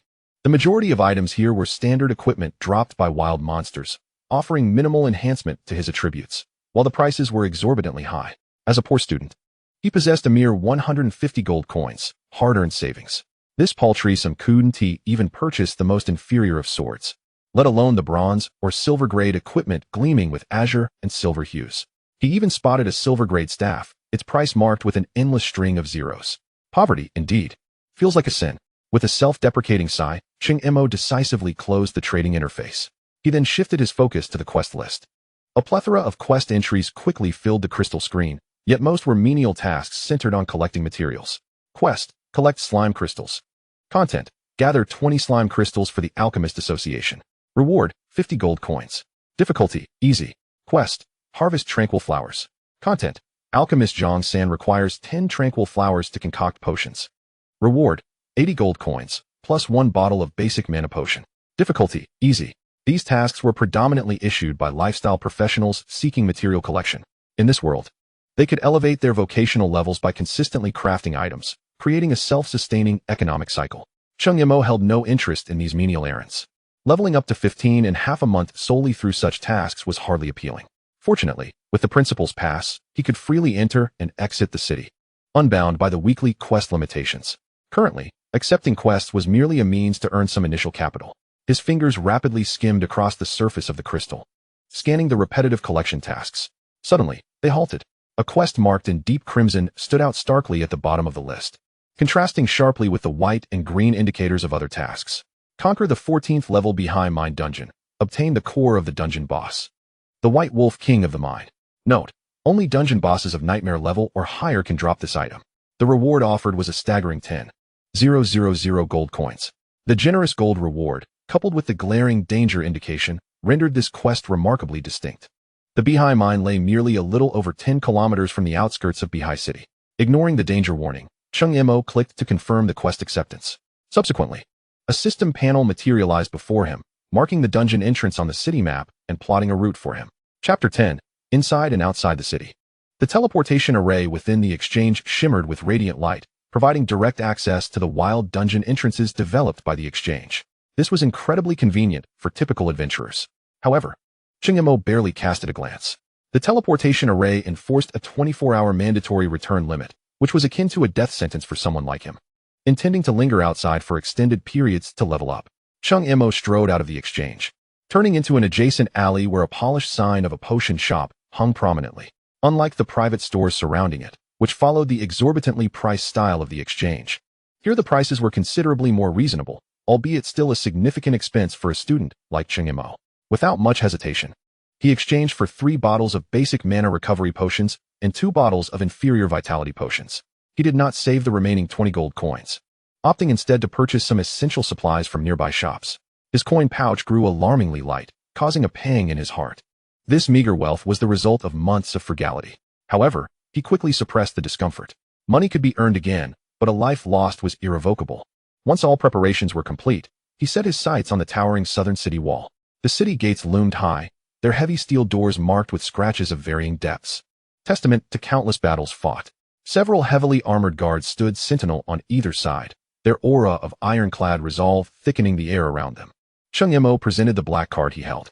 The captain of the guard, initially taken aback, scrutinized the document he received, flipping it repeatedly before confirming the accuracy of the seal. With a peculiar expression, he regarded Cheng Mo and returned the pass. Young man, venturing outside the city alone? Cheng Mo nodded in affirmation.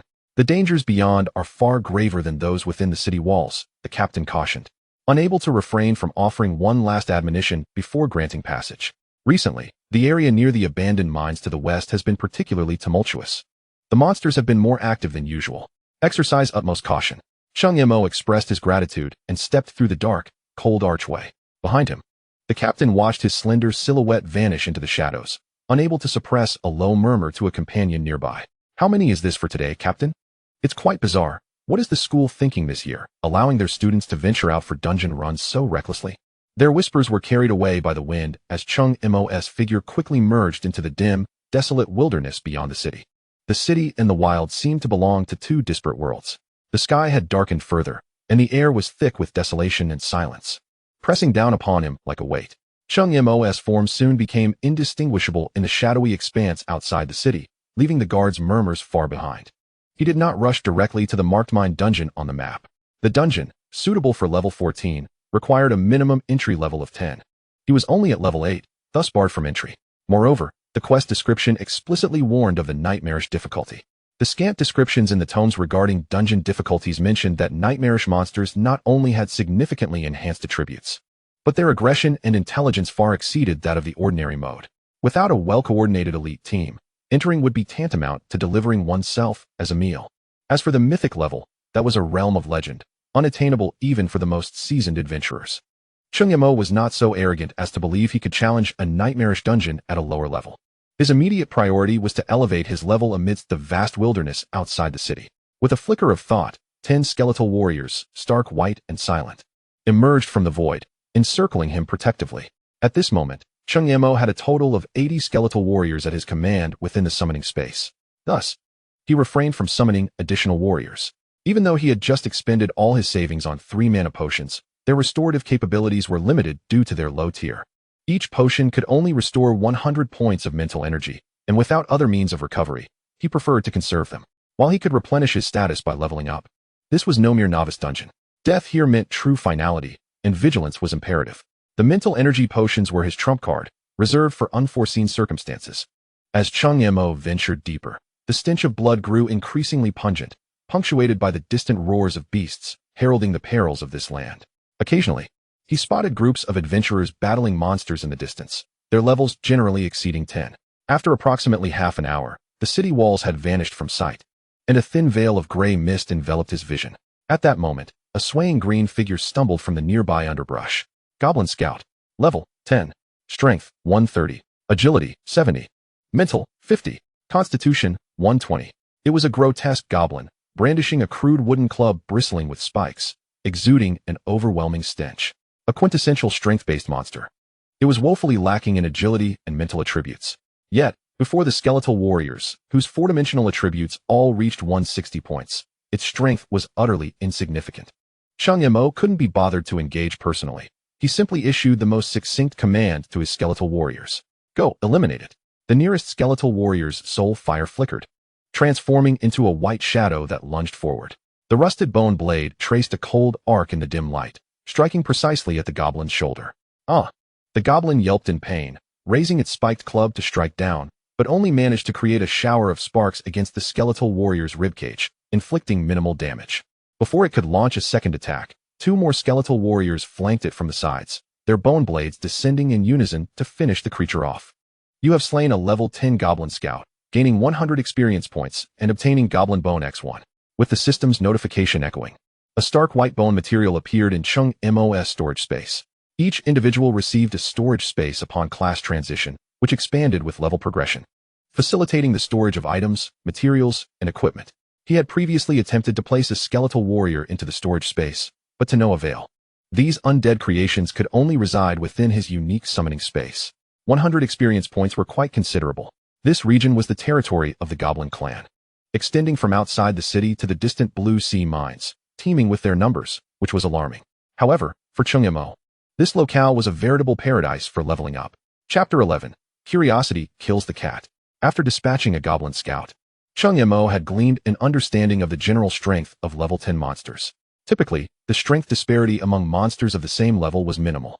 With this in mind, he promptly released another 20 skeletal warriors from his summoning space. Like in the novice dungeon, these skeletal warriors swiftly dispersed to seek out foes. However, the density of monsters in this area was far beyond that of the novice dungeon. Almost as soon as the skeletal warriors scattered, Cheng Mo was inundated with a barrage of system notifications. You have slain a level 10 goblin scout, gaining 100 experience points and obtaining Goblin Bone X1. You have slain an 11-level wilderness hyena, gaining 130 experience points and obtaining Hyena Fur X1. You have slain a 12-level sandwolf, gaining 160 experience points and obtaining Wolf Skin X1. The relentless notifications melded into a symphony of death, with the experience bar steadily climbing at an exhilarating pace. Cheng Mo stood still, reaping the rewards without lifting a finger. Yet, as he observed the rising experience bar, a frown creased his brow. At this rate, reaching level 9 would take him at least 4 hours. It was still too sluggish. Resolute, Cheng Mo seized his restraint. He released all 50 remaining skeletal warriors from his summoning space. 80 skeletal warriors, aside from the 10 positioned as close guards, surged forth like a battalion of moving death beacons, sweeping in all directions. The system panel erupted with kill notifications, new messages cascading over the old ones in a blur of rapidity. Cheng Mo even disabled the notification sounds, focusing solely on the swiftly fluctuating experience points. This feeling was utterly satisfying. At this pace, not only could he reach level 15 before the examinations, but perhaps he could even aim for an even higher level. Of course, this was contingent upon the experience required for leveling up post-level 10, not escalating geometrically. As the skeletal warriors advanced relentlessly, the system panel's map illuminated bit by bit, the exploratory area expanding at an astonishing rate.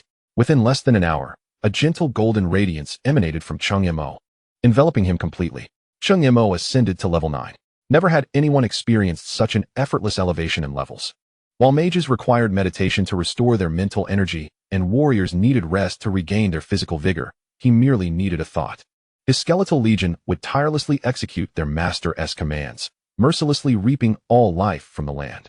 Just as Cheng Mo was preparing to surge forward and directly attain level 10, venturing into the mine dungeon, a link icon representing a skeletal warrior suddenly flickered urgently on the system map. It was a warning signal. Cheng Mo immediately focused his mind and clicked on that glowing point. A vision shared by the skeletal warrior vividly unfolded before him. In the image, a colossal creature far exceeding the size of an ordinary goblin was rampaging. Its skin was a fierce crimson, with sinewy muscles marred by ghastly scars. Wielding a massive wolf-tooth club nearly as thick as a barrel, each swing accompanied by a deafening whoosh that tore through the air. Raging Goblin Elite Boss. Level 20. Strength 2800. Agility 1000. Spirit 1500. Constitution 2100. Skill Frenzied Charge. Surrounding this elite boss, a 5-person team was engaged in a fierce battle. A heavily armored warrior stood at the forefront, flanked by a mage, a priest, an archer, and a lurking assassin. Their team composition was exemplary, with levels around 15, and their coordination indicated they were a seasoned group. Cheng Mo instantly recalled the admonitions of the city defense captain. Clearly, this formidable creature was the root cause of the monsters becoming active in this area. The small team maintained an excellent rhythm in their combat, although the situation was perilous. The raging goblin's health was steadily depleting. Cheng Mo had no intention of swooping in to steal the kill. After all, an elite boss at level 20 possessed frightening attributes, and a vigilant level 15 team was nearby. Moreover, his bone dragon was still on cooldown.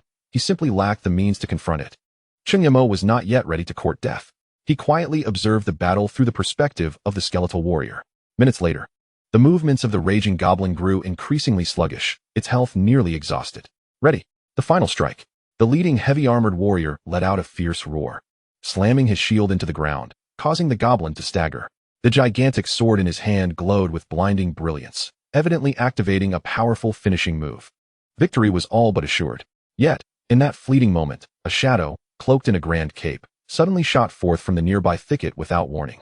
It was a dagger shimmering with an eerie green light, striking first at an unbelievable angle, piercing accurately into the raging goblin's enormous eye socket. 889. A vivid critical hit damage erupted with a flourish. The last remnants of the raging goblin's health were instantaneously obliterated, its massive body crashing to the ground.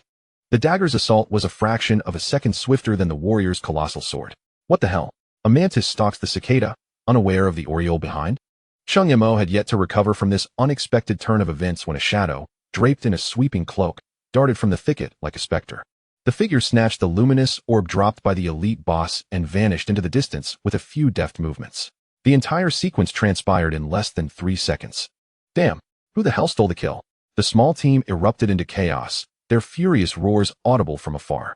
After laboring for so long to defeat the boss, their prize was snatched right before their eyes. Who could swallow that indignation? In the next moment, through the skeletal warrior's perspective, Cheng Mo beheld 5 pairs of eyes practically blazing with fury. They all fixed their gaze upon the skeletal warrior, which had been lurking nearby to spectate. It was evident that the blame for this theft was firmly placed upon him. This was dire. Cheng Mo's heart sank. He swiftly attempted to recall the skeletal warrior. However, the opposing mage was quicker, waving his staff to conjure an ice-blue chain that materialized out of thin air, ensnaring the skeletal warrior tightly in place. A brutal force surged through the mental link. Crack! A faint sound echoed, and Cheng Mo's expression shifted slightly as he decisively severed the mental connection with the skeletal warrior. The shared vision before him instantly turned to pitch darkness. Damn it! Cheng Mo muttered under his breath, beads of cold sweat forming on his back. This predicament was both dark and glaring, fitting snugly. As a mere bystander, he had inexplicably become an accomplice in stealing the elite boss. Where could he seek justice for this? Stealing kills in the wild was a cardinal sin. Moreover, to have stolen an elite boss, it was only natural for the 5-person team to pursue him to the ends of the earth. The ice mage who had ensnared the skeleton was at least level 15. Given a moment, he could easily use the captured skeleton as a medium to lock onto Cheng Mo's coordinates with probing skills. Just imagining 5 seasoned level 15 professionals hunting down a level 9 squishy was a nightmare he dared not contemplate. Cheng Mo was left with 2 choices.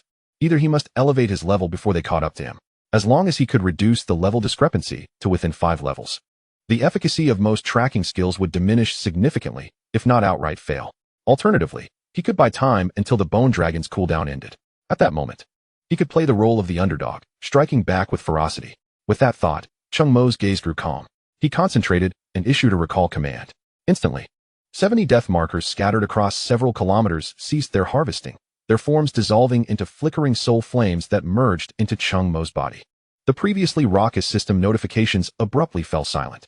Cheng Mo cast one last glance in the direction of the small team, a wry smile curling his lips. My friend, your escape was masterfully executed, but it has left me in quite the bind. He no longer lingered, turning to plunge into the wilderness in the opposite direction of the team. The surrounding monsters had just been swept away by his skeletal army, and the experience gained was no longer substantial. He opened the system map, his gaze swiftly scanning the vast areas illuminated by the skeletal warriors, ultimately selecting a forest that had yet to be traversed by them. Come now, let us see whose tracking skills prevail, yours or my leveling speed. Cheng Mo's figure quickly vanished into the depths of the night-shrouded forest. Chapter 12. A chance encounter with a mysterious girl. Deep within the forest, the light was fragmented by layers of overlapping canopies. Cheng Mo's silhouette navigated through the mottled shadows, surrounded by an unsettling silence. The only sound being the crunch of dried branches and fallen leaves beneath his feet. For ordinary adventurers, such an environment was akin to a den of peril. The towering trees and dense thickets serve as a natural barrier to sight, leaving one to ponder whether a ravenous beast might suddenly emerge from the shadows at any moment. Yet for Cheng Mo, this locale presents an unparalleled hunting ground. His concerns have always diverged from those of others. He is only anxious that the monsters here are insufficient in number and not enough to slay. With a mere thought, 11 skeletal warriors silently materialize by his side. With the elevation of his level, his summoning capacity has expanded to 90. Without a moment's hesitation, he releases all 79 skeletal warriors from his summoning space. At Cheng Mo's command, the 80 skeletal warriors swiftly blend into the forest's darkness, dispersing in all directions. The remaining 10 form the tightest formation, encircling Cheng Mo at the center, once again employing the straightforward, brutish, yet efficient strategy. The untamed wilderness is teeming with a far greater density of monsters than the previous desolate lands. Almost instantaneously upon the skeletal army's deployment, the familiar symphony resounds in Cheng Mo's mind. Defeated a level 13 Shadow Wolf, earning 190 experience points. Defeated a level 12 Woodland Fairy, earning 160 experience points. And obtained Fairy Wings X1. Defeated a level 11 Giant Poison Spider, earning 140 experience points, and obtained a Poison Sac X1. The experience bar surges at a visibly frenetic pace, gradually alleviating the stifling burden imposed upon him by the metaphorical pot forced upon his head. Leaning against an ancient tree, Cheng Mo remains vigilant of his surroundings while silently calculating the passage of time. The experience required to reach level 10 far exceeds the total needed to ascend to level 9. At this rate, it seems that leveling up will take quite some time. As moments tick by, the night wanes, giving way to a pale light at the horizon. A sleepless night has left Cheng Mo feeling increasingly fatigued, accompanied by a fierce hunger gnawing at his insides. He kindles a small campfire and begins to skin and gut a large wild hare, recently dragged back by the skeletal warriors, placing it over the flames to roast. Fat drips into the fire, sizzling and releasing an enticing aroma. Just as he tears off a perfectly roasted rabbit leg, poised to take a bite, a sudden plop resounds. A droplet of water, unannounced, falls from the tree canopy above, landing squarely on the golden, crispy hair before him. Cheng Mo's movements freeze momentarily. The liquid glistens with a crystalline clarity, reflecting a sheen of oil under the fire's glow. In the air, amidst the rich meat aroma, there wafts an additional scent. He slowly raises his gaze. Through the dense foliage, a pair of bright, unblinking eyes fixate on him, more specifically, on the roasted hare in his hand. It is a girl, seemingly quite young, clad in practical leather armor. Her face dusted but unable to conceal her vibrant spirit. However, she is draped in an exaggeratedly large cloak that strikes Cheng Mo as oddly familiar. At this moment, she is perched on a sturdy branch, poised like a cat ready to pounce, with a hint of mischief at the corner of her mouth. She has been discovered. The girl appears momentarily startled, but immediately, her eyes spark with a resolute determination, as if she has made a fateful decision. She drops the pretense. In the next instant, her form launches down from the branch, not aimed at Cheng Mo, but rather at the roasted hare. Such incredible speed. Cheng Mo's heart races. This is no ordinary agility for a mere practitioner. Almost instinctively, his mental energy surges forth. With a swift motion, 10 skeletal warriors form an imposing wall of bones, precisely interposing themselves between him and the girl. Yet, instead of fear, there is no trace of trepidation on the girl's face. Just as her petite form is about to collide with the skeletal warriors, an uncanny scene unfolds. Her body suddenly sways, becoming somewhat ethereal. In the next heartbeat, she glides effortlessly between two skeletal figures. The entire process is silent, as if those hardened bones are insubstantial to her. Cheng Mo's mind goes blank for a fleeting moment. What kind of skill is this? Ghostly form? Phase passage. While he is momentarily stunned, the girl has already landed gracefully, crouched beside the campfire. Then, under the watchful gaze of the bewildered skeletal warriors, she extends her slender hand and snatches the perfectly roasted rabbit leg that Cheng Mo had prepared. Crunch. With one bite, the savory aroma wafts through the air. The girl squints her eyes in bliss, her cheeks bulging, mumbling indistinctly, hot. So delicious. Cheng Mo. He looks at his empty hands, then at the formidable skeletal wall that has proven utterly ineffective, and finally at the culprit indulging in her feast. A wave of indescribable frustration washes over him. After toiling all night to defeat monsters, feeling starved to the point of desperation, he finally manages to roast a meal, only for it to be stolen in a manner he cannot comprehend. by a seemingly delicate girl who appears incapable of harming a fly. Hey, Cheng Mo's voice carries a chill. Are you the reincarnation of a starving ghost? The girl is momentarily taken aback by his words, struggling to swallow the morsel in her mouth before she pats her chest and lifts her head, looking defiantly at him. I came over because I smelled the aroma. You roasted it so well, couldn't you spare me a little? You're so stingy. As she speaks, she takes another hefty bite, seemingly afraid that Cheng Mo might reclaim it. Cheng Mo is amused by her audacious logic. So, because I roasted it well, it means you have the right to snatch it? He waves his hand, and the 9 skeletal warriors immediately close in, their hollow eye sockets aglow with flickering soul flames, encircling the girl completely. Were an ordinary person to be surrounded by such a menacing assembly of deathly creatures, they would likely be paralyzed with fear. Yet the girl merely glances at them before returning her focus to the rabbit leg, as if these skeletal warriors capable of shattering stone with a single blow are mere harmless decorations. Don't be so fierce, I can buy it from you. The girl flips her palm, a flash of white light appearing as a scroll materializes in her hand. She tosses it casually to Cheng Mo. Here, is this enough? Cheng Mo instinctively catches it, his eyes narrowing as he reads the item description. Beginner skill scroll. Description, upon use, grants a random skill of level 20 or below for the user's class. If a skill already learned is acquired, it will be converted into skill levels. Cheng Mo's heart skips a beat. A skill scroll. For practitioners to learn skills, they must either level up through understanding or rely on skill scrolls. Skill scrolls are categorized into beginner, intermediate, and advanced, with varying skill levels obtainable depending on the tier. Moreover, these items are only dropped by elite bosses or higher, with a drop rate that is astoundingly low. This scarcity leads to their high market value. A low-level skill scroll alone can fetch 50,000 gold coins. Not to mention purchasing a mere rabbit, it would be enough for Cheng Mo to fight for his life. The girl casually tossed away a scroll. Cheng Mo lifted his head, scrutinizing the young woman before him. She was certainly not some naive simpleton, and her lavish spending indicated that she was no ordinary individual. However, it was perplexing that someone of her caliber would toil in the suburbs. It surely suggested some nefarious undertakings. It would be prudent for him to minimize contact with her to avoid entanglements that could ensnare him. Yet, the woman seemed wholly unconcerned with Cheng Mo's skepticism, picking up another rabbit leg and savoring it with delight. Chapter 13. Surprisingly, she's a diamond Barbie. After satisfying her hunger, the woman contentedly belched and tossed the cleanly gnawed bone into the fire. She wiped the grease from the corners of her mouth, her bright eyes fixed on Cheng Mo, a glint of mischief dancing in their depths. Hey, stingy one, what is your name? Cheng Mo maintained a stoic expression, squeezing 2 words through clenched teeth. Wang Defa.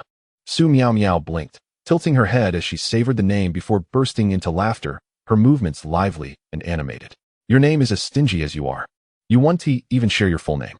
Before she could finish, a fleeting glimmer passed through her enchanting eyes. Why are you so guarded against me, Cheng Mo? Cheng Mo's expression froze instantly.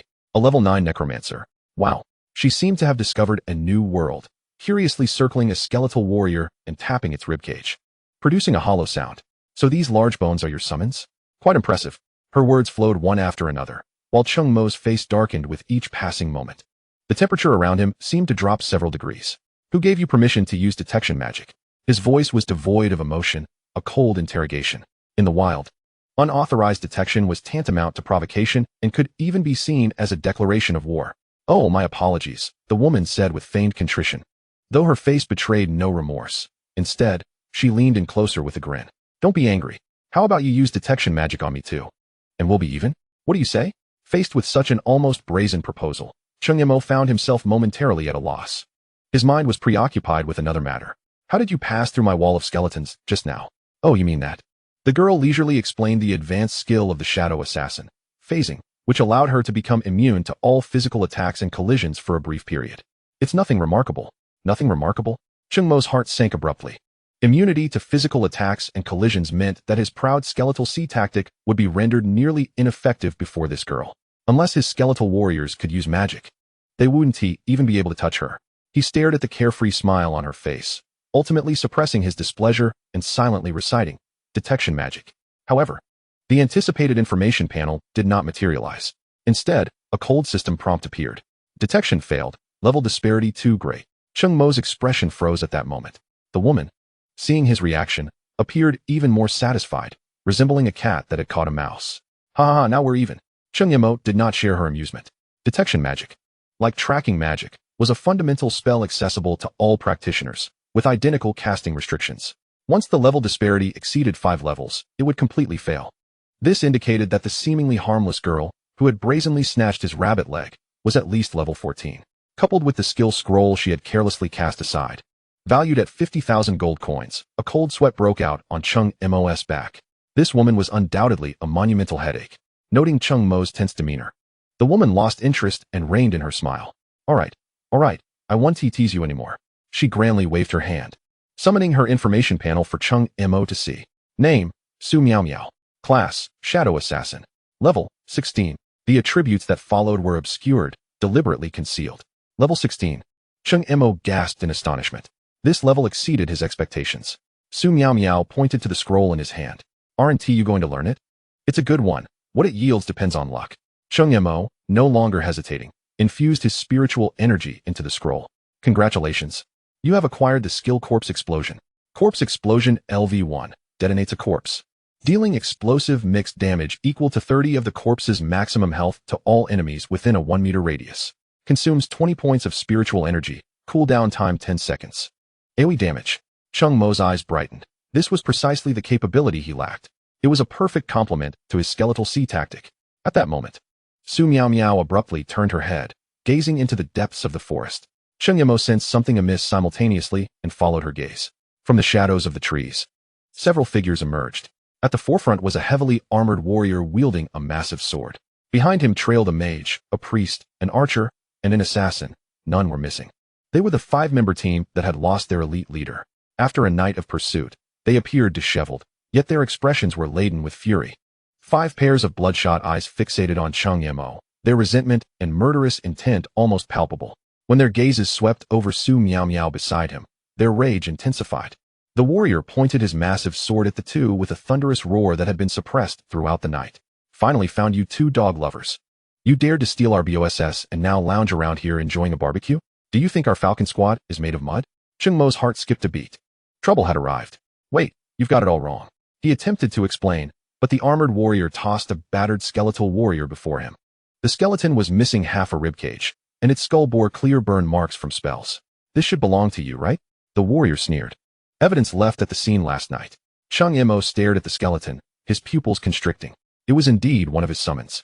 Left behind after being ensnared by the Frost Mage's control spell as he fled without the chance to recall it. And the woman beside you. The archer in the team pointed menacingly at Su Miao Miao. Her outfit is identical to that of the shifty-eyed figure from last night. Don't deny it. Cheng Mo suddenly realized why he had felt a sense of familiarity upon first meeting Su Miao Miao. The elusive figure that had darted about in the night was none other than this girl before him. Had he now been entirely implicated as her accomplice? Oh, you've caught on. Su Miao Miao exhibited no sign of panic at being exposed. Instead, she casually clapped her hands. Rising slowly, her smile faded, replaced by a chilling demeanor that sent shivers down the spine. Since the matter has been brought to light, I shall no longer feign ignorance.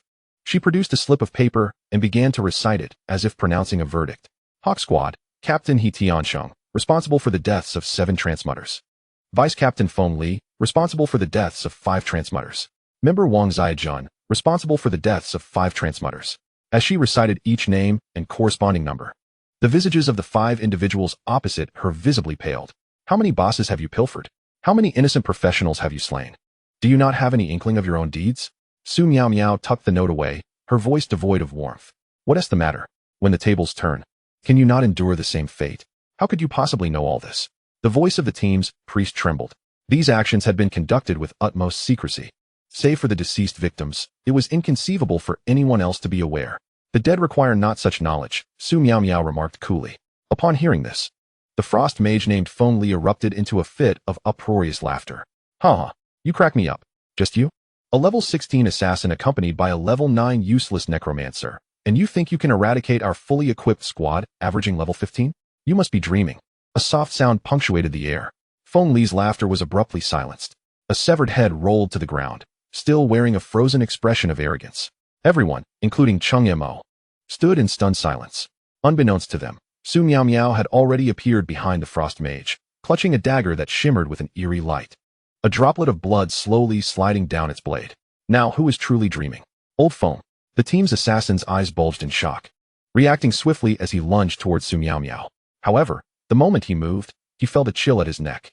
Another head fell. Damn it. Captain He Tiancheng let out a roar of rage, his eyes ablaze. The earthy-hued aura surrounding his heavy armor erupted violently as he charged forward like an enraged bull, channeling all his strength into his massive sword, aiming a deadly strike at Su Miao's delicate figure. The force of his blow was tremendous. The gust of wind it generated causing the campfire to flicker wildly. Yet, where the sword struck, there was nothing but emptiness. He Tiancheng's full-force attack left only a deep gash in the earth. He had not even perceived how Su Miao moved, only sensing a blur as a shadow ghosted past his heavy form. "Captain, watch out behind you." The remaining archer barely managed to shout before his voice faltered. To his horror, he realized the girl was already at his side. Too swift. He had no time to draw his bowstring, only feeling a cool sensation at his neck. Instantly, all his strength drained away with the warm liquid that burst forth. His vision spun, and the last thing he saw was his own body collapsing helplessly to the ground. Blood splattered. Chapter 14, Sudden Wealth. Cheng Mo stood frozen, instinctively slowing his breath. He was not shocked. Rather, he was swiftly analyzing the situation. This woman's speed, strength, and skill far exceeded what one would expect from a level 16 assassin. She was not merely fighting these professionals averaging level 15, she was slaughtering them. A pure, unadulterated massacre. The last priest of the demons crumpled to the ground, a foul stench emanating from his trousers as he wet himself in terror. Trembling, he raised his staff, hastily chanting a spell. A beam of holy light illuminating his shield just as Su Miao, without a glance, flicked her wrist. The dagger that had just slit the archer's throat transformed into a silver streak, piercing through the gap in the shield that had not yet fully closed. With a sickening squelch, a blood hole appeared in the center of the priest's forehead. The terror etched on his face became eternal. In the blink of an eye, only Captain He Tiancheng remained of the 5-member squad. This once imposing warrior in heavy armor now found his aura completely dissipated, his grip on the massive sword trembling as if he were sifting chaff. "No, you cannot be level 16. Who exactly are you?" His voice brimmed with despair and confusion. A level 16 assassin, no matter how well equipped or skilled, could not possibly dispatch for seasoned comrades in mere seconds. "Only now do you comprehend?" Su Miao's figure emerged slowly from the shadows. She extended her tongue, delicately licking the bead of blood at the corner of her mouth. A sweet yet perilous smile gracing her face. "Who told you I was merely level 16? Before her words had fully resonated, she moved. He Tiancheng's pupils constricted, as he positioned his massive sword defensively across his chest. Yet, the world in his eyes was cleaved asunder by a glint of cold light. Su Miao had appeared before him, the dagger precisely thrusting through the gap in his helmet's visor, burying itself to the hilt. He Tiancheng's world succumbed to eternal darkness. The battle concluded. Su Miao withdrew her dagger, casually wiping the blood on He Tiancheng's garments, then turned as if nothing had occurred, returning to the campfire. She glanced at Cheng Mo, whose expression was decidedly complex, and suddenly, with a playful wink, her smile reverted to the whimsical charm he had first encountered. "All done. Time to wrap up." She clapped her hands, kicking aside the corpse that obstructed her path, her face contorted in disdain as she regarded the fallen bodies. "Thank goodness I had breakfast early, otherwise, I would have no appetite facing these things." Cheng Mo stood speechless, confronted by the girl who had just slaughtered 5 individuals yet retained such a radiant smile. Su Miao, blissfully unaware of any discord, skipped toward him, lightly tapping her slender fingers against his chest. "What's the matter? Are you frightened by my prowess?" Cheng Mo took a step back, furrowing his brow. "What level are you, truly?" "Guess."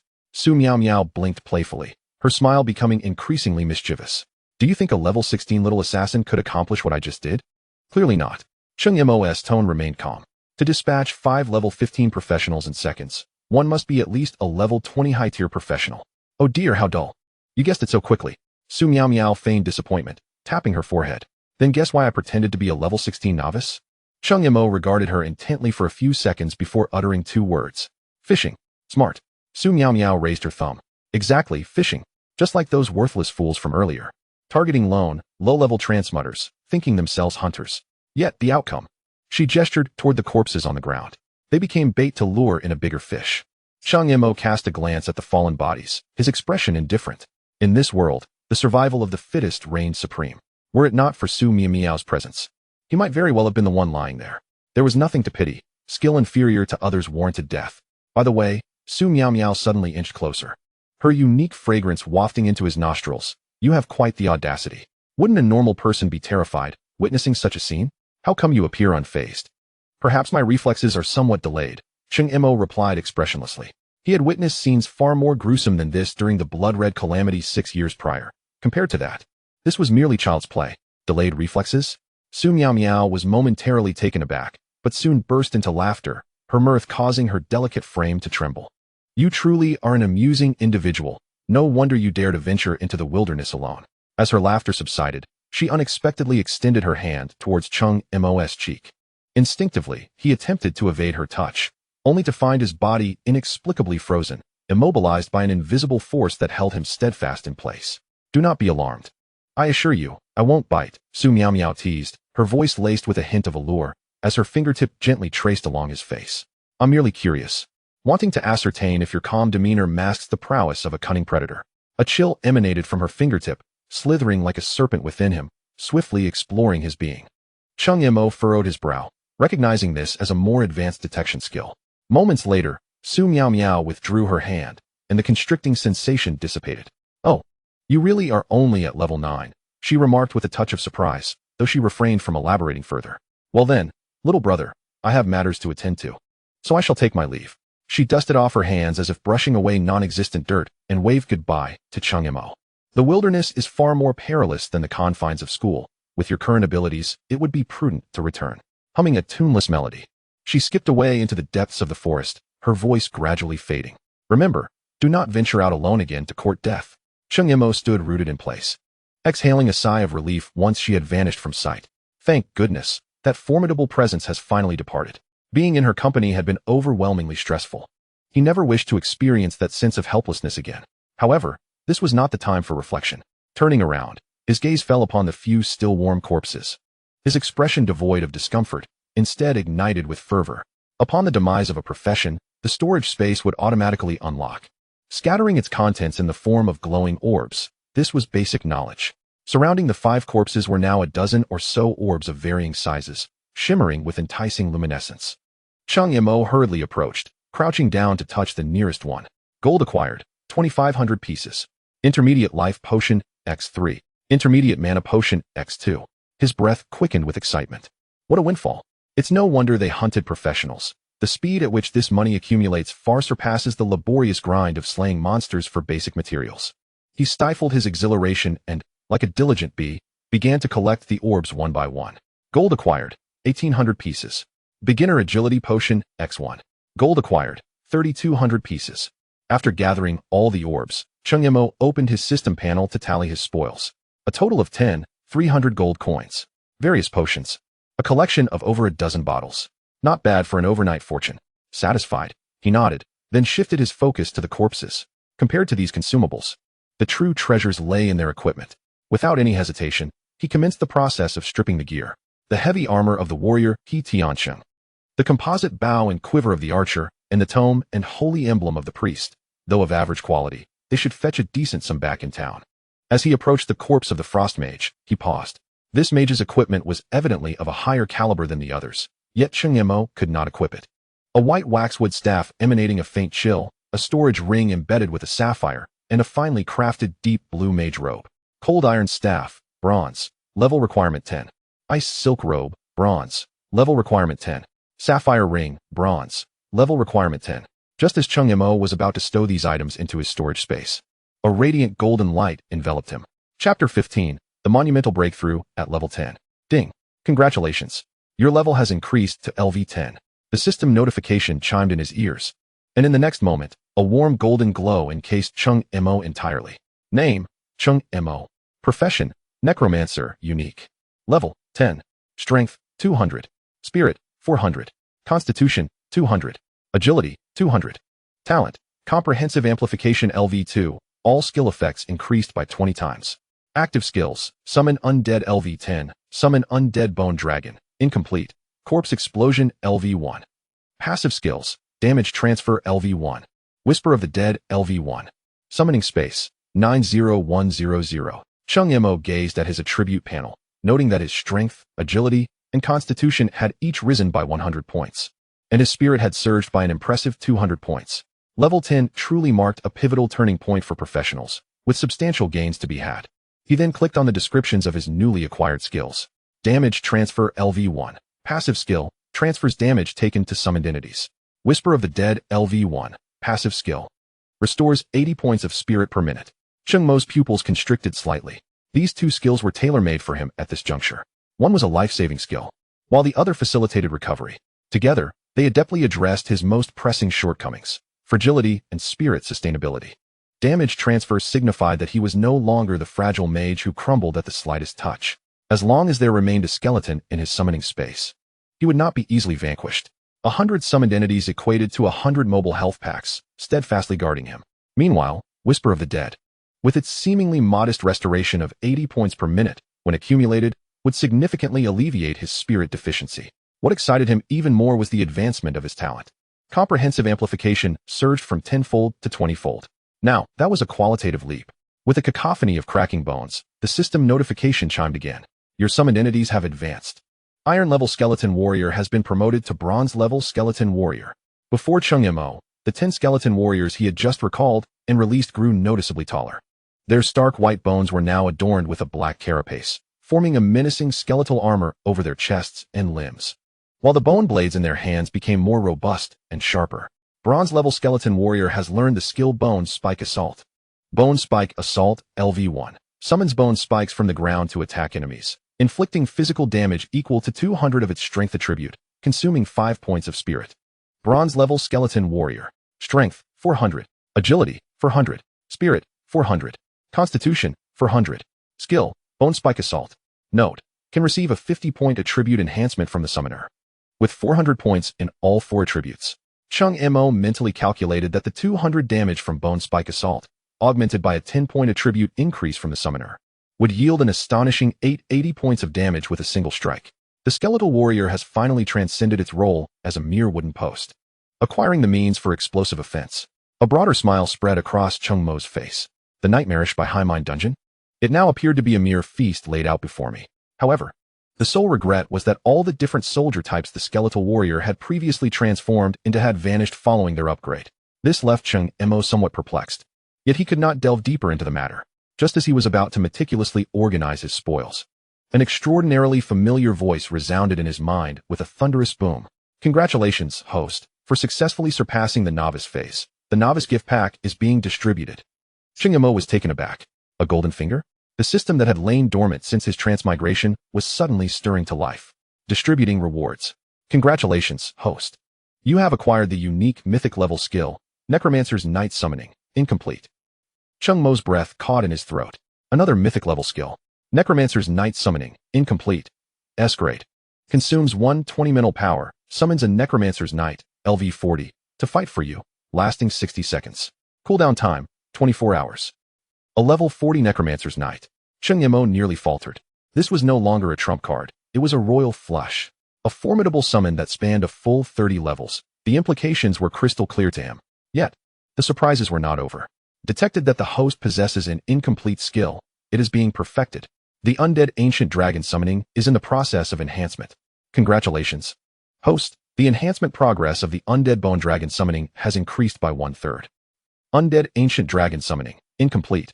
SS grade, consumes 150 mental power. Summons an Undead Bone Dragon, LV50, to fight for you, lasting 60 seconds. Cooldown time, 24 hours. Cheng Mo was utterly stunned. A level 50 Undead Bone Dragon. If the level 40 Necromancer's Knight was a royal flush, then the level 50 Undead Bone Dragon was akin to a nuclear weapon. Although still in its incomplete version, the level had surged from 30 to 50, signifying a quantum leap in power. Moreover, since the calamity 6 years ago, the levels of professional practitioners in the Empire had been capped below level 60, unable to surpass that threshold naturally. Those above level 60 had perished in the Great War, with barely 1 in 10 surviving. Now, with these 2 aces in his hand, he could essentially stride unopposed through the city of Baihai. The voice of the golden finger vanished once more, as though it had never been. After a considerable time, Cheng Mo exhaled a long, heavy breath, quelling the exhilaration within him. He promptly donned the equipment of the Frost Mage he had previously acquired, though he could not gain the full enhancements. The attribute boost was undeniably substantial. Upon completing the donning of the gear, the Frost Mage's equipment immediately took effect. A chilling aura surged through his staff and ring, rapidly augmenting his mental power until it stabilized at a remarkable 400 points. Feeling an unprecedented fullness and comfort within his mental sea, Cheng Mo let out a long sigh. He opened the map, which clearly marked the destination of his journey, the Baihai Mine Dungeon, a straight distance of 20 kilometers. 20 kilometers. If he were to walk it himself, he would be utterly exhausted. Cheng Mo glanced at the skeletal warriors standing beside him and suddenly conceived a brilliant idea. Why not utilize free labor? That would be foolish not to. He commanded the skeletal warrior to fell the surrounding trees, and in no time, a rudimentary yet remarkably sturdy palanquin was completed. Satisfied, Cheng Mo summoned all the scattered skeletal warriors back into his skeletal space, leaving only 10. He confidently seated himself in the palanquin. Let us proceed. 2 skeletal warriors lifted the palanquin with steady precision, while the other 8 formed a battle formation, surrounding the palanquin to provide protection. Comfortably reclining on the bony seat, Cheng Mo stretched lazily. This was the treatment a mage deserved. Why should he toil? That was a task for fools.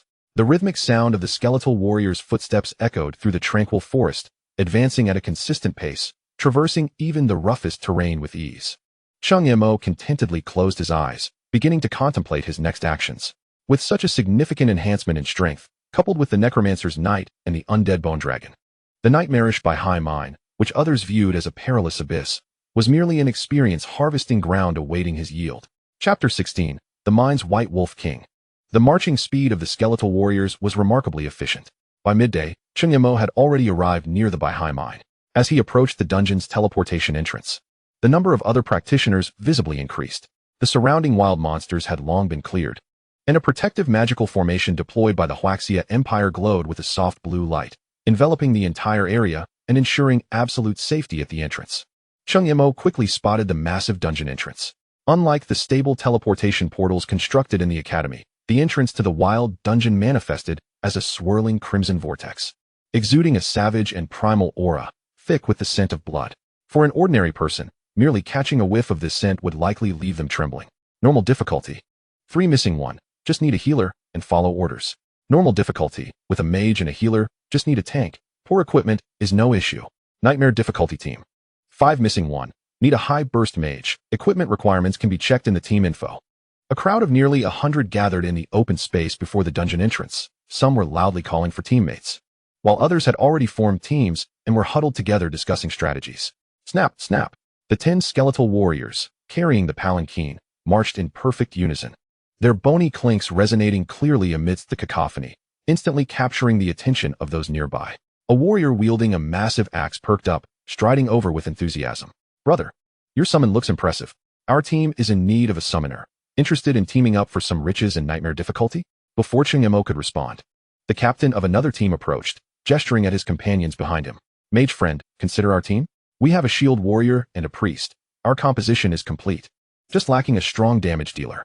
In no time, several individuals surrounded Cheng Mo's palanquin, pointing and assessing his skeletal warriors as if evaluating merchandise. Cheng Mo politely declined one by one. He then made his way directly to the dungeon entrance.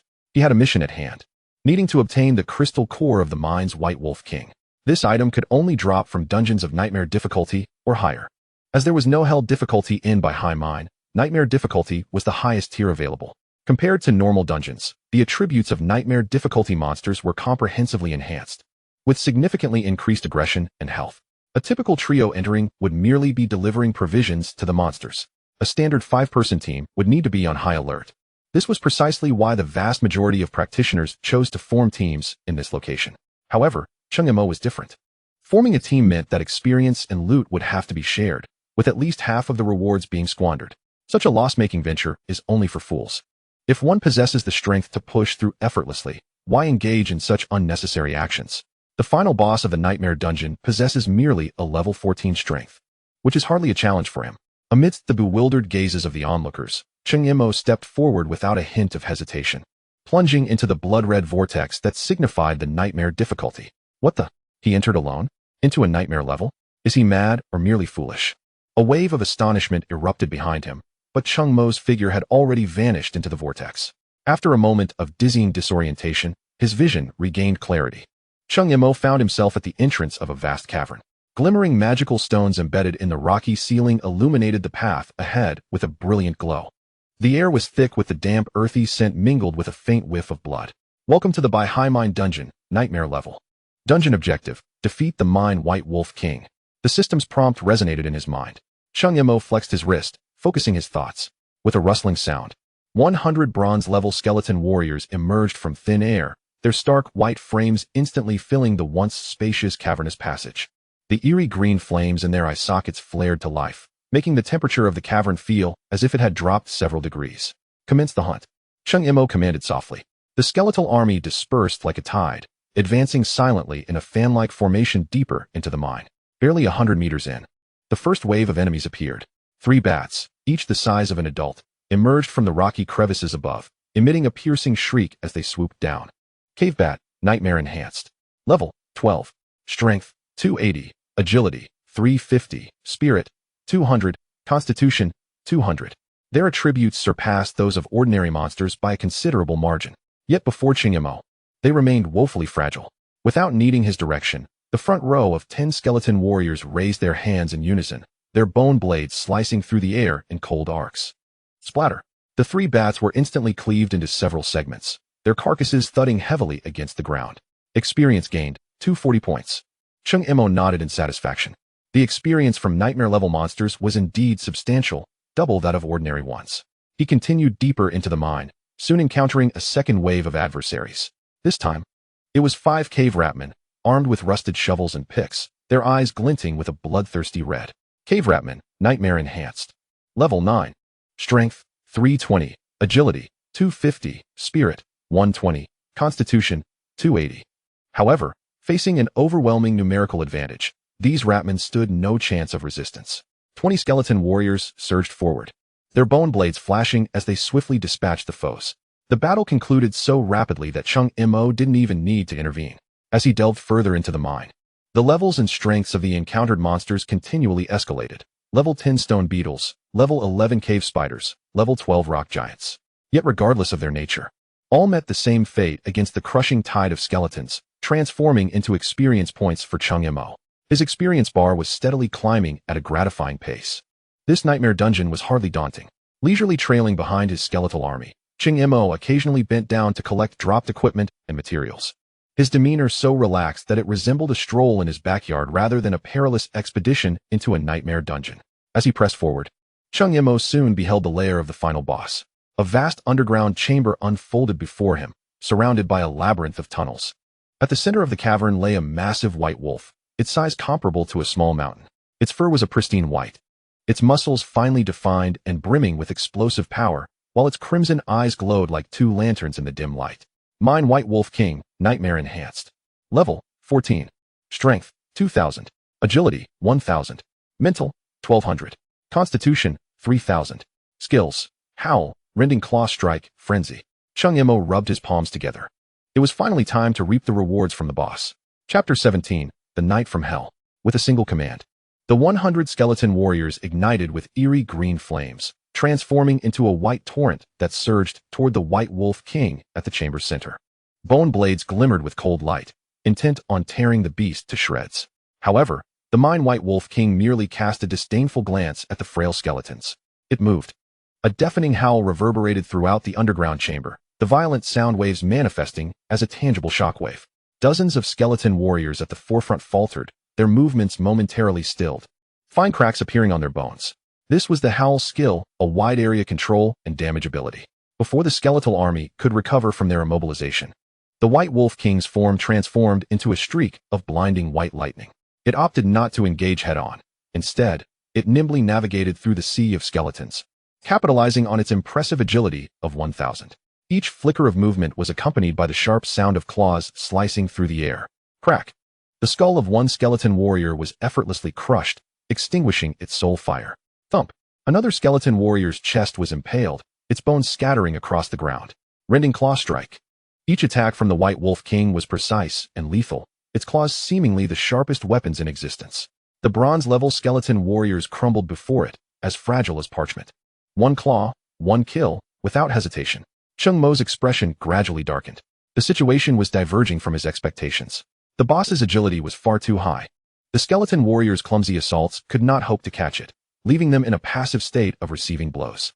In less than a minute, he had already lost over 30 skeleton warriors. At this rate, annihilation would merely be a matter of time. Finally, he understood why conventional teams required a frontline tank to attract aggro, complemented by classes with control skills to restrict the boss's movements. Moreover, Standard 5-person squads typically faced nightmare-level dungeons with average levels 1 or 2 above that of the boss.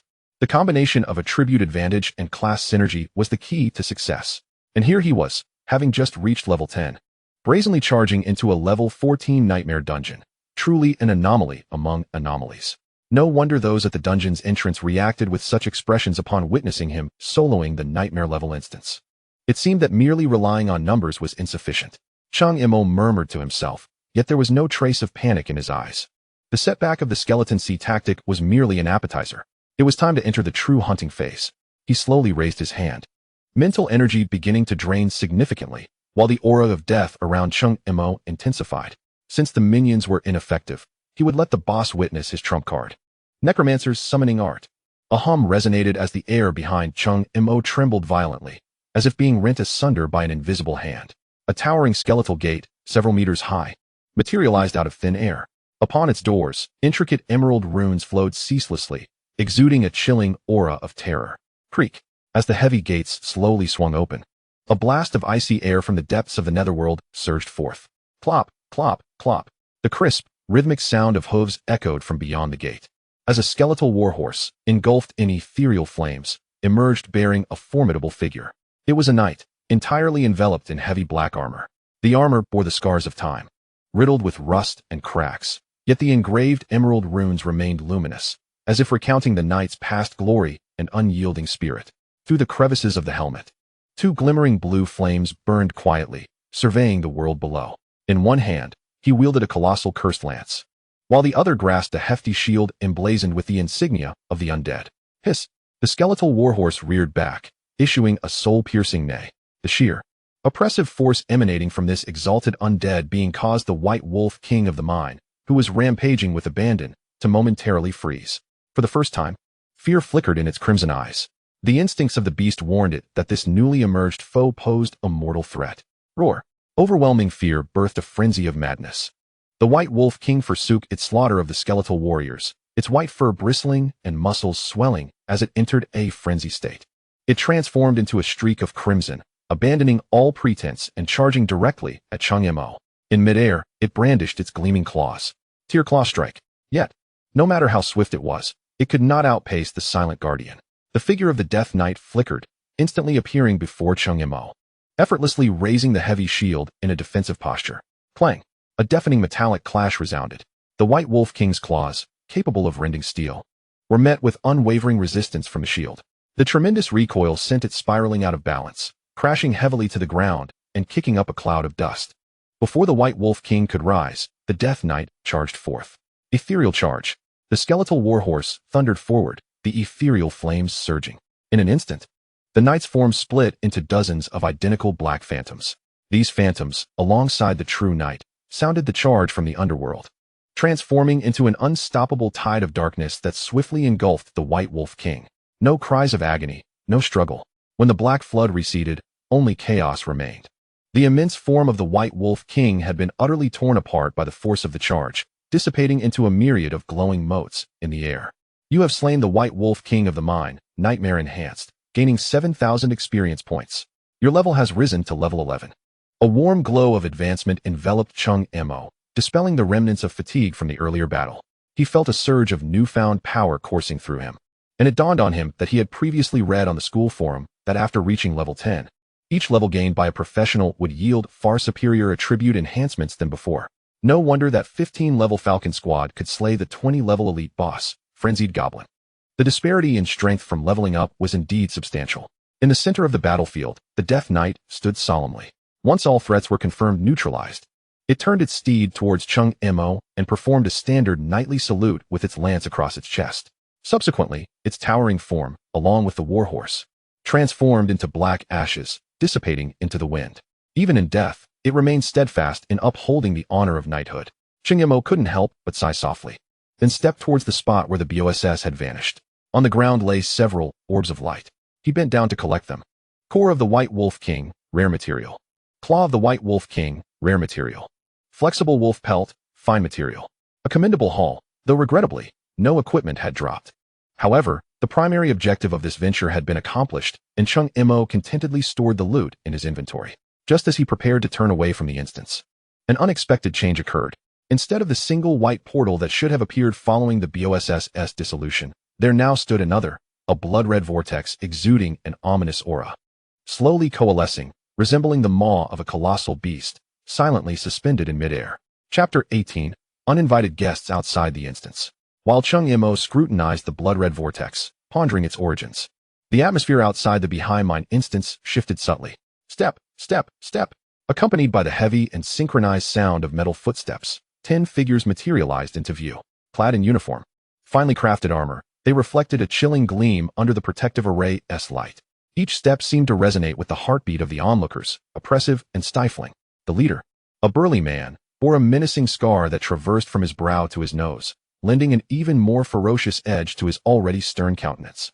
He surveyed the bustling crowd, and as his gaze swept across, the noise gradually faded.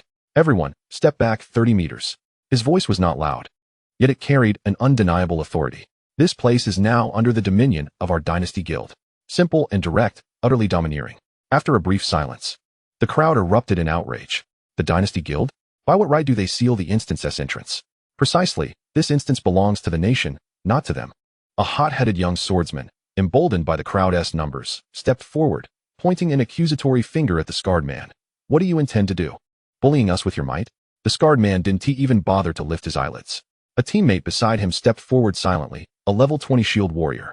Without uttering a word, he slammed his immense tower shield onto the ground. Boom.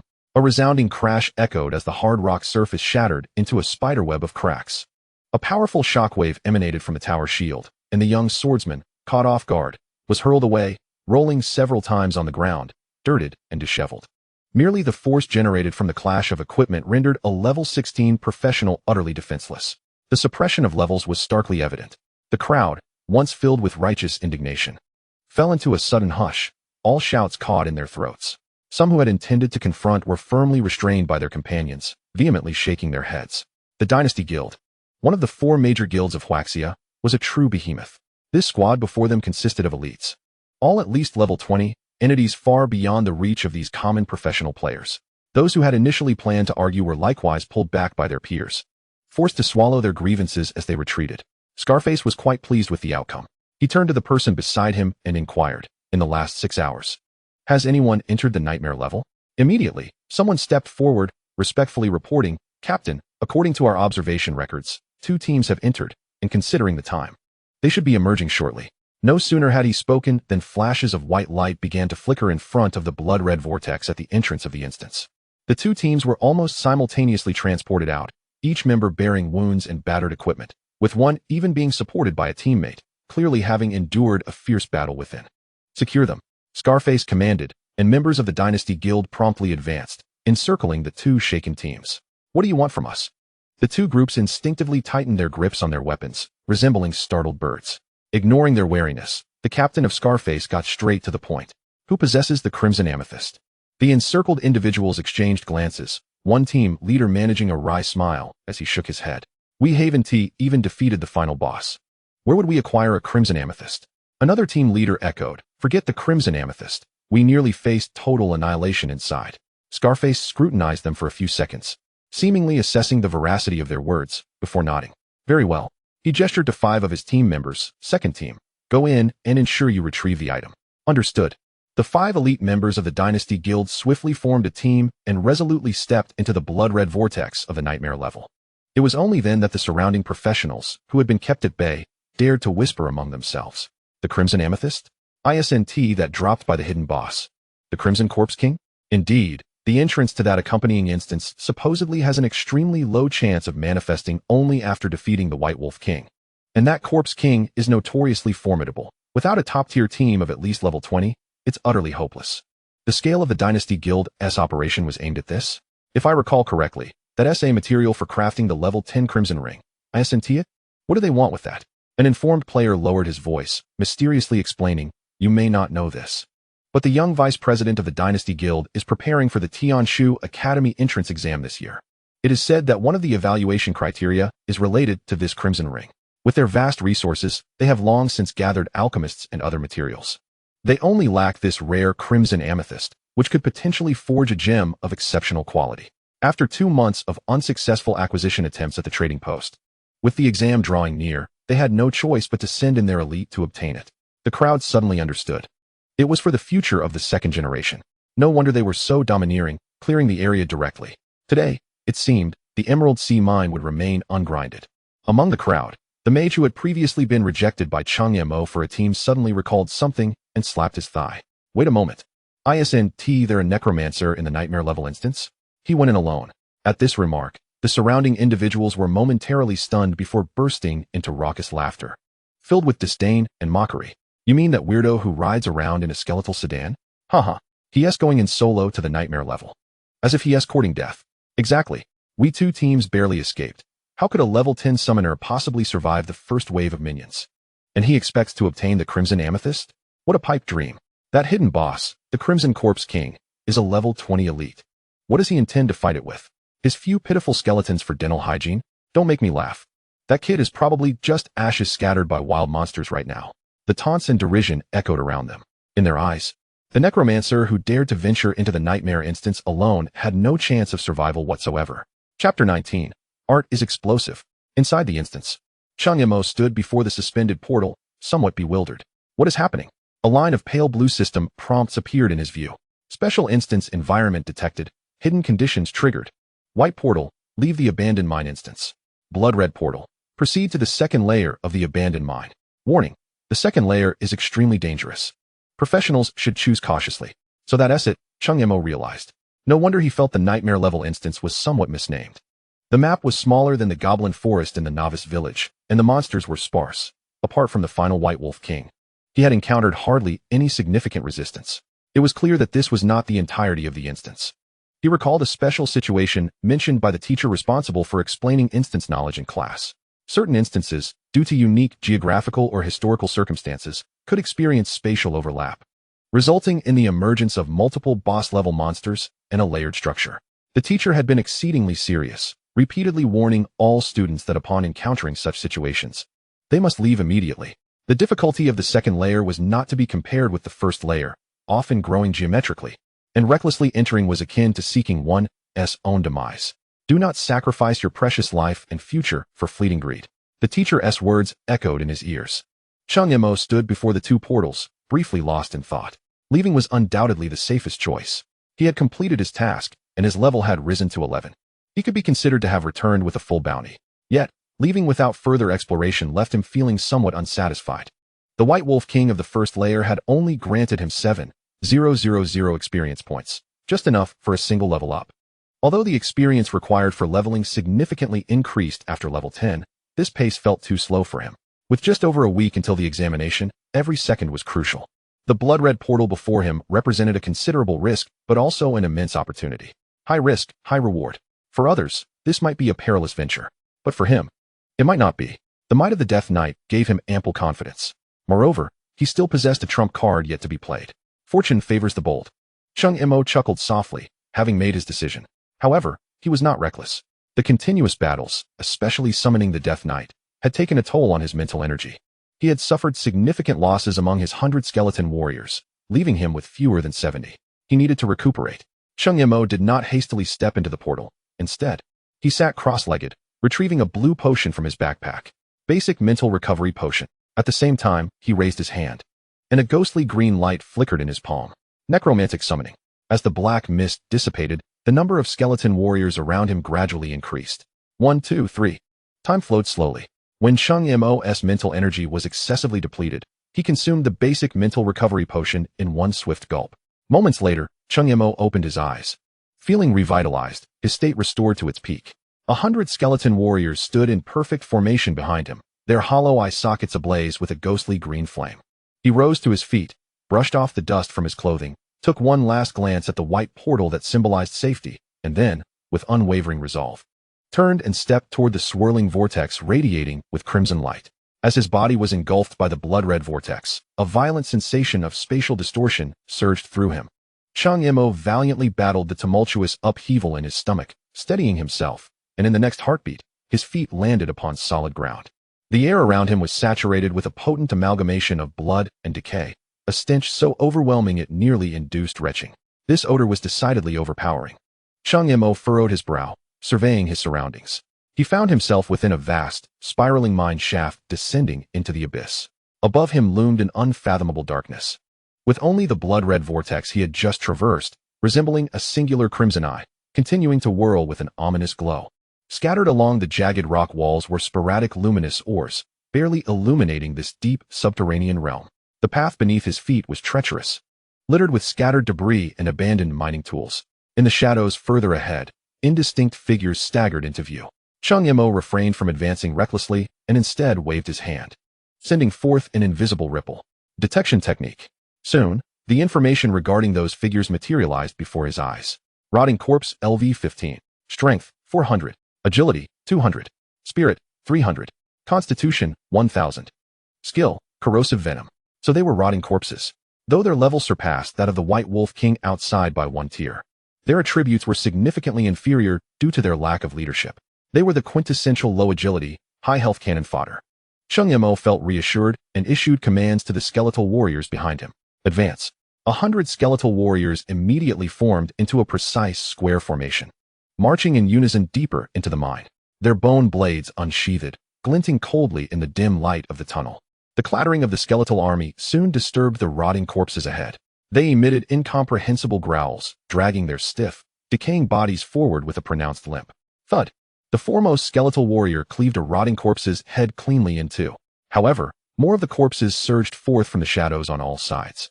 They opened their putrid maws, spewing forth globs of thick, dark green liquid. Corrosive venom. The venom splattered onto the skeletal warriors' frames, sizzling and producing wisps of white smoke, yet causing no tangible damage. Undead creatures were immune to toxins. They were, in essence, a natural counter. A faint smile crept across Cheng Mo's lips, feeling entirely in control. But soon, that smile faded. The sounds of battle stirred the stillness like pebbles thrown into a tranquil lake, provoking ripples that spread further and further. An ever-increasing number of rotting corpses were drawn to the commotion, crawling forth from the depths of the mine and even from the fissures in the rock walls. The sheer volume was overwhelming. Although the skeletal warriors charged fearlessly, their clumsy attack methods rendered their clearing efficiency dismally low. Often, as one corpse was felled, 2 or 3 more would lunge at them. The entire advancing line was nearly at a standstill. This was troublesome. Cheng Mo's brow furrowed. At this rate, who knows when they would reach the bottom of the mine? The college entrance examination wouldn't wait for anyone. A solution was imperative to enhance efficiency. An idea suddenly sparked in his mind. He recalled his only area of effect skill: corpse explosion. With the ground littered with rotting corpses and the cramped setting, was it not the perfect opportunity to cast? A glimmer of excitement flashed in Cheng Mo's eyes. Halt! Drag the corpses here. He commanded several skeletal warriors to cease their attacks and pull the recently felled rotting corpses to his side. Subsequently, he instructed the skeletal warriors to hurl these heavy bodies into the densest cluster of corpses ahead. The bodies arced through the air, crashing heavily into the mass of monsters. Now was the moment. Cheng Mo raised his hand, palm directed at the freshly fallen corpse. His mental energy surged, and a strange blood-red rune flickered briefly over the corpse. Corpse explosion. Boom. A muffled roar reverberated through the mine. The selected corpse exploded like a detonated bomb. A terrifying shockwave, accompanied by countless shards of bone and flesh, swept outwards in all directions. 1,588, 1,602, 1,595. A series of crimson damage figures erupted above the head of the corpse at the explosion's epicenter. The affected swarm of rotting corpses was instantly obliterated, their bodies shattered and collapsing to the ground. More alarmingly, this triggered a chain reaction. The explosion of one corpse ignited the nearby companions that had just been destroyed. Boom, boom, boom. The blasts echoed in a continuous cacophony, reminiscent of a grand fireworks display, but the materials for this spectacle were the flesh and blood of the rotting corpses. In mere seconds, a substantial vacuum had formed amidst the horde of corpses before Cheng Mo. The stench of decay in the air intensified. Stunning. Cheng Mo couldn't help but whistle. This skill was tailor-made for the current environment. He immediately instructed the skeletal warriors to follow suit, continuously using the corpses on the ground as projectiles, while he took charge of precise detonation from the rear. In no time, the second level of the mine was filled with the sounds of explosions. The rate of advancement surged exponentially. Just as Cheng Mo reveled in the chaos of explosions, a distinct figure obstructed the path around the corner ahead. It was another rotting corpse, but it was noticeably smaller than the ordinary ones. Its decaying flesh exhibited a bizarre crystalline sheen, glinting dangerously under the faint light. Chapter 20. Am I the weakness? The ripple of detection technique washed over revealing the unique rotting corpse's information clearly before Cheng Mo's eyes. Crystallized rotting corpse LV-17. Strength, 500. Agility, 800. Spirit, 500. Constitution, 2000. Skill, crystallized charge. An elite creature. Moreover, it was an agile elite with a staggering agility of 800 points. Cheng Mo's expression grew more solemn. Ordinary rotting corpses possessed an agility of merely 200. But this elite monster's was quadruple that, only 200 points shy of the first-tier boss, the White Wolf King. However, it was merely a slight inconvenience. He raised a finger, issuing new commands to the skeletal army. Bone Spike Assault. Dozens of skeletal warriors felt the flicker of soul fire in their eye sockets. They sheathed their bone blades and firmly pressed their withered hands against the rugged ground. Bone Spike Assault LV-1. In the next moment, the ground beneath the crystallized rotting corpse violently trembled, and thick, sharp, white bone spikes erupted from the earth without warning, intertwining as they thrust skyward. This was one of the few control and damage skills the Necromancer possessed, initiated from the ground, making it nearly impossible to defend against. Yet just as the bone spikes were about to pierce its body, the crystallized rotting corpse executed a move that took Cheng Mo by surprise. Its seemingly rigid knee suddenly bent, and the entire body leaped backward, astonishingly avoiding all the piercing bone spurs at an improbable angle. Subsequently, it twisted midair, landing on all fours, its crimson eyes locking intently onto Cheng Mo, who stood behind the skeletal army. A chill ran down Cheng Mo's spine. The creature's target was him. The crystallized corpse emitted a shrill screech, its limbs propelling it forward as it transformed into a gray blur, darting past the cumbersome lines of skeletal warriors. Charging straight for Cheng Mo.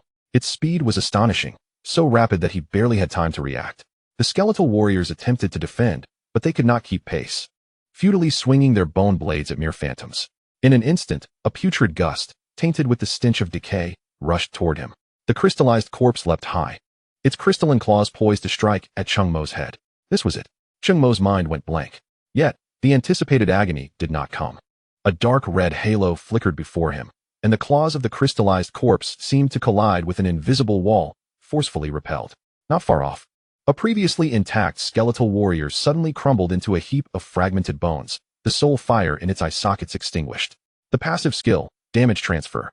Cheng Mo exhaled heavily, his back drenched in cold sweat. For the first time, he acutely felt the threat of death. Damn it! He gazed at the crystallized corpse, which had retreated to reassess its strategy after its failed attack, his expression darkening. He had made a grave mistake. He had always believed himself to be the orchestrator, the absolute master of this undead army. Yet now he realized that, on this battlefield, he was the sole vulnerability. These fearless skeletal warriors could shield him from all attacks, provided the enemy chose to strike them.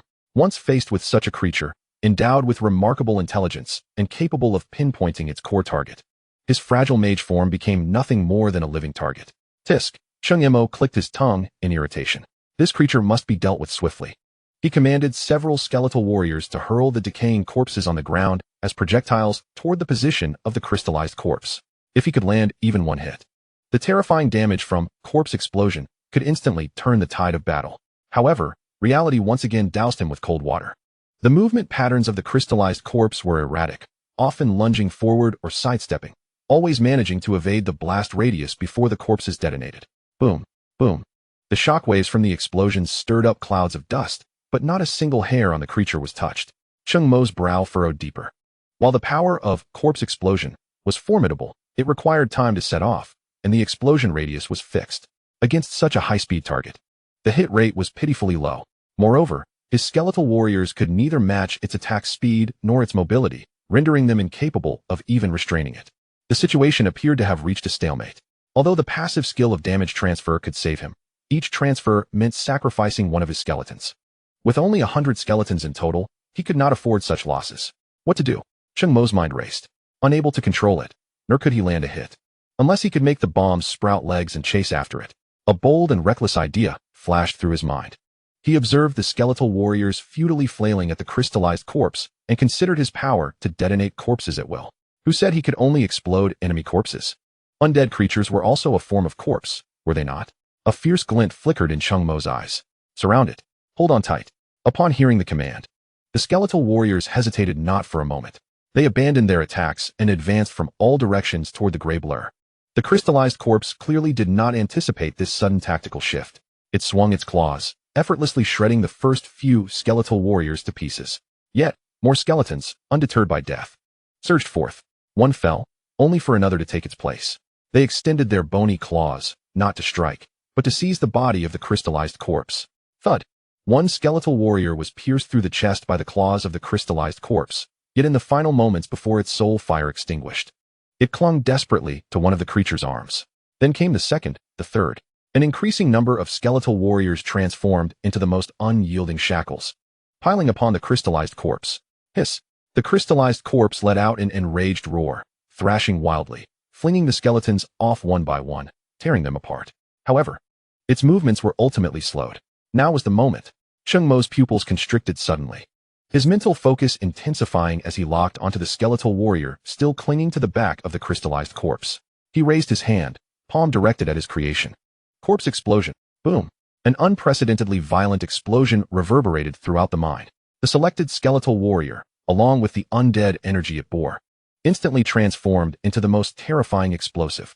The frenzied energy erupted outward from its center, unleashing a cataclysmic wave in all directions. 10,240. A staggering crimson number shot forth from the epicenter of the explosion. As the dust settled, only a charred pit remained, littered with fragments of bones and crystalline debris. The crystallized corpse, which had plagued him so, along with the 7 or 8 skeletal warriors clinging to it, vanished without a trace. Exhaling in relief, Cheng Mo marveled at the success of his strategy. Yet simultaneously, he recognized his shortcomings with greater clarity. A lack of effective control skills was evident. Facing agile monsters was exhausting.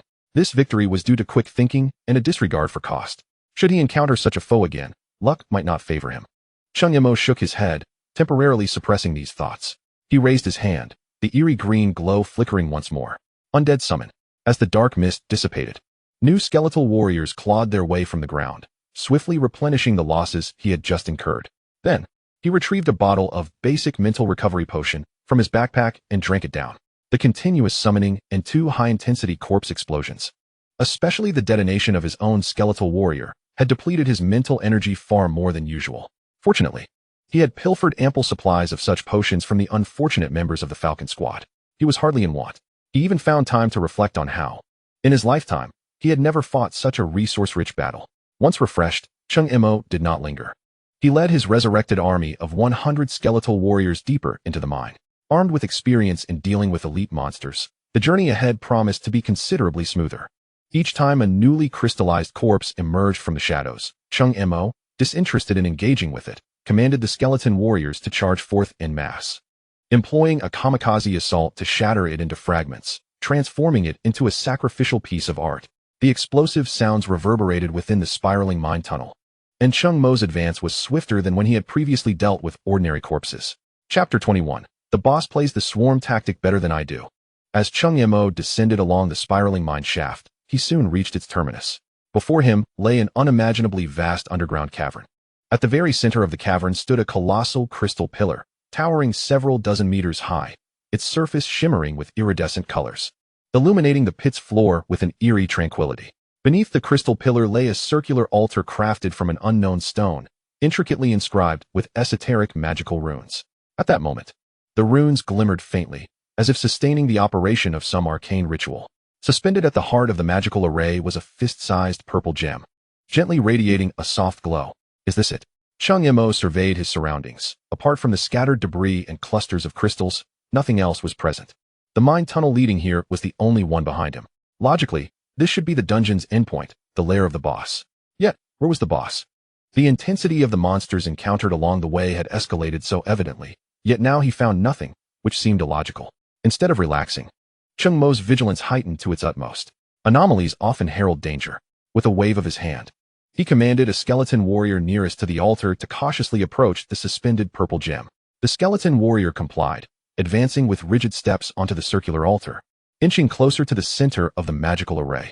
Just as it extended its withered bony finger to touch the purple gem, an abrupt transformation occurred.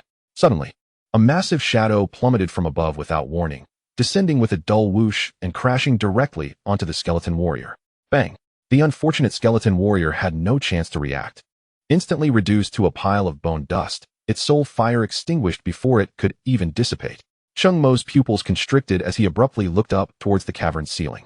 It was shrouded in darkness, unfathomably deep. No wonder his instructor had appeared so solemn while discussing the twin dungeons. Attacks in this dungeon always came from unexpected angles, making defense nearly impossible. Had it been a conventional team of adventurers, that sudden strike would likely have resulted in immediate casualties, perhaps even total annihilation. On the altar, the assailant finally revealed its true form. It was an indescribable mass of grotesque red flesh, constantly writhing and contracting toward the center. Countless tormented, distorted faces periodically emerged and submerged within the flesh, mouths agape in silent screams. Without hesitation, Cheng Mo cast a detection spell. Crimson Corpse King, Elite Boss. Level, 20. Strength, 4,000. Agility, 2,000. Mentality, 6,000. Vitality, 10,000. Skills, Flesh Regeneration, Flesh Toss, Sea of Corpses Tactics. An elite boss indeed. Cheng Mo smacked his lips. This attribute panel was extravagantly formidable, with 4,000 in strength, 10,000 in vitality, and 2,000 in agility. It surpassed the previous Mountain Wolf King by more than double. This creature would likely require a well-equipped team of 20-level adventurers, working in perfect harmony, to gradually wear it down. Seemingly sensing Cheng Mo's scrutiny, the massive flesh mass trembled violently. All the faces that had emerged turned to lock onto Cheng Mo's position, their hollow eyes fixating upon him. Roar! A roar infused with countless resentments and agonies echoed throughout the cavern, causing debris to rain down from the rocky walls. Sea of Corpses Tactics. Then, a scene that sent chills down Cheng Mo's spine unfolded. From the cavern's inky depths, it began to rain. A rain of corpses. Various forms of decaying bodies plummeted like dumplings, crashing onto the hard ground, bones shattering, flesh mangled. Yet, the damage was meaningless to them. They staggered to their feet, writhing their broken bodies, converging behind the Crimson Corpse King. In mere moments, a horde of corpses far exceeding the number of his skeletal army materialized before Cheng Mo. A dark mass surrounded him and his 100 skeleton warriors, leaving no escape. Observing this overwhelming spectacle and glancing at his 100 little brothers beside him, he momentarily felt like a rookie fresh on the battlefield. Damn, they play even dirtier than I do. He tugged at the corner of his mouth. All right, time to get serious. With a swift motion of his right hand, 150 points of mental energy evaporated in an instant. Concurrently, an immense black magic circle unfolded before him, intricate and ancient runes swirling rapidly across the ground, emanating a chilling aura of death. A gargantuan figure began to coalesce within the magic circle. No longer was it the ghostly green soul fire. Instead, a deep, hauntingly beautiful azure flame ignited within its bony chest. The undead bone dragon awakened. Its hollow eye sockets blazed with infernal fire, colossal skeletal wings unfurling to obscure the light of the crystal pillar above. It raised its fearsome head and unleashed a soul-piercing dragon-s roar. Soul Whale. A visibly discernible blue ripple radiated from the bone dragon, sweeping outward in all directions. Wherever the ripple passed, the grotesque corpses became momentarily frozen, a layer of frost rapidly forming on their surfaces before they burst into a myriad of light particles, vanishing from existence. Even the massive Crimson Corpse King was shattered on one side by the ripple's force. Yet, in the next moment, the crimson flesh writhed frantically, rapidly reconstituting its form. Boss-exclusive skill, Flesh Regeneration. However, the undead bone dragon's assault was far from over. The ethereal dragon flame within its chest was compressed to its utmost limit. It opened its colossal maw, unleashing a concentrated beam of azure light. Final breath. The Crimson Corpse King seemed to sense the impending threat and desperately attempted to evade. Yet against the level 50 undead bone dragon, all its struggles were futile. The beam pierced through its immense body. There was no explosion, no thunderous sound. Under the energy of the final breath, the Crimson Corpse King's form disintegrated inch by inch, ultimately dissipating into a wisp of blue smoke. Chapter 22. The Unyielding Control Skill. The massive form of the undead bone dragon transformed into countless specks of dark light, dispersing into the air, returning to the summoning space. The vast underground cavern fell silent once more, leaving only the central colossal crystal pillar emanating a faint glow. Cheng Mo had yet to savor the cataclysmic strike of the bone dragon when a succession of crisp system notifications erupted in his mind. Ding! Congratulations. You have successfully slain Crimson Corpse King, Elite Boss, earning 20,000 experience points. Ding! Your level has risen to 12. A gentle golden light cascaded from above, enveloping him. The mental fatigue previously induced by summoning the bone dragon dissipated, replaced by an invigorating sense of power. Cheng Mo grinned widely, unable to conceal the joy upon his face. Completing a dual instance dungeon had propelled him 2 levels higher. Such efficiency was exhilarating compared to the grueling monster grinding in the wilderness. Eagerly, he summoned his attribute panel. Name, Cheng Mo. Class, Necromancer Unique. Level, 12. Strength, 400. Mental power, 1000. Constitution, 400. Agility, 400. Talent, Comprehensive Amplification LV2. Active skills, Undead Summoning LV12. Undead Bone Dragon Summoning, incomplete. Corpse Explosion LV5. Necromancer Knight Summoning, incomplete. Passive skills, Damage Transfer LV1. Whispers of the Dead LV1. Summoning space, 66120. The mental power section boldly displayed the integer 1000.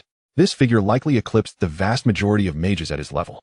And even some level 15 professionals not renowned for their mental prowess might not attain such heights. Moreover, having utilized Corpse Explosion to clear the field, the skill's proficiency surged rapidly to level 5. Corpse Explosion LV5. Detonate a corpse. Inflicting explosion damage equivalent to 50 of the corpse's maximum health on all enemies within a 5-meter radius. Consumes 20 mental power, cooldown time 10 seconds. With the explosion radius expanded from 1 to 5 meters and the damage ratio elevated to 50. This skill had evolved from a mere finishing move into a truly formidable area-clearing technique. Contentedly, Cheng Mo closed the panel and cast his gaze fervently toward the center of the altar. There, a soft sphere of light hovered, the spoils left behind by the BOSS. He approached, reaching out to delve into the luminous orb. As the light dissipated, several items lay quietly in his palm. An ancient parchment scroll, a few dark red crystals exuding a faint metallic scent of blood, and a uniquely designed black pendant. The crystals, tinged with a slight sanguine aroma, seemed to be materials, which he casually collected, first picking up the skill scroll. Would you like to use the basic skill scroll? Yes. The scroll transformed into a stream of light. Merging into his forehead, an influx of new information flooded his mind. Soul Impact LV1. Consumes 50 mental power. Inflicting soul damage equal to your mental power value on the target, and imposing a 2-second stun effect on enemies whose mental power is lower than yours. Cheng Mo's breath quickened slightly. A control skill. Moreover, a potent control skill tethered to his core attribute. His heart raced. This was akin to a timely boon. The inherently fragile necromancer feared close encounters with assassins or warriors. With this skill, as long as the opponent's mental power was inferior, a single soul impact could render them immobile for 2 seconds, ample time for his skeletal army to shred them to pieces. This beautifully compensated for his lack of self-defense and control mechanisms. Suppressing his excitement, he lifted the final spoils, the black pendant. The pendant felt icy to the touch. Crafted from an unknown metal, with a dull gray gem embedded in its center, reminiscent of a trinket from a roadside stall. He donned it around his neck, and its attributes materialized before him. Devouring Soul Pendant, rare.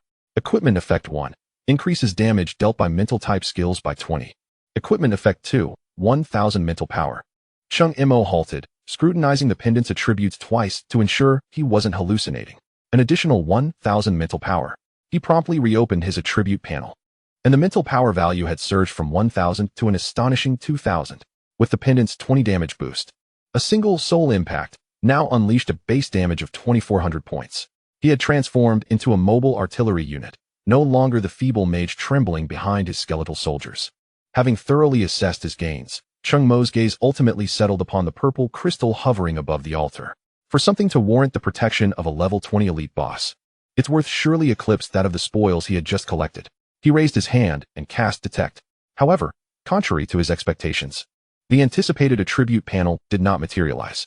Above the crystal, only 3 solitary question marks floated. Indiscernible? Cheng Mo recalled a lesson from class where the teacher had mentioned that certain items exceeding current level comprehension or requiring specialized skills for identification rendered conventional detection methods ineffective. For instance, only a high-tier blacksmith could appraise legendary mythic ores.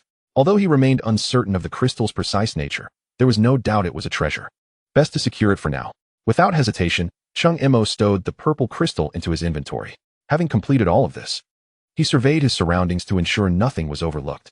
Beside him, a white, swirling portal had quietly materialized, slowly rotating. It was time to exit. He couldn't help but wonder what expressions awaited those outside, who had anticipated his failure when they saw him emerge unscathed. Cheng Mo smirked, lifted his foot, and stepped into the portal. Chapter 22. Are you truly powerful? Outside the Bai Hai Mine dungeon, Wang Yuqiang sat atop a protruding rock, unconsciously rubbing the ghastly scar that marred his face.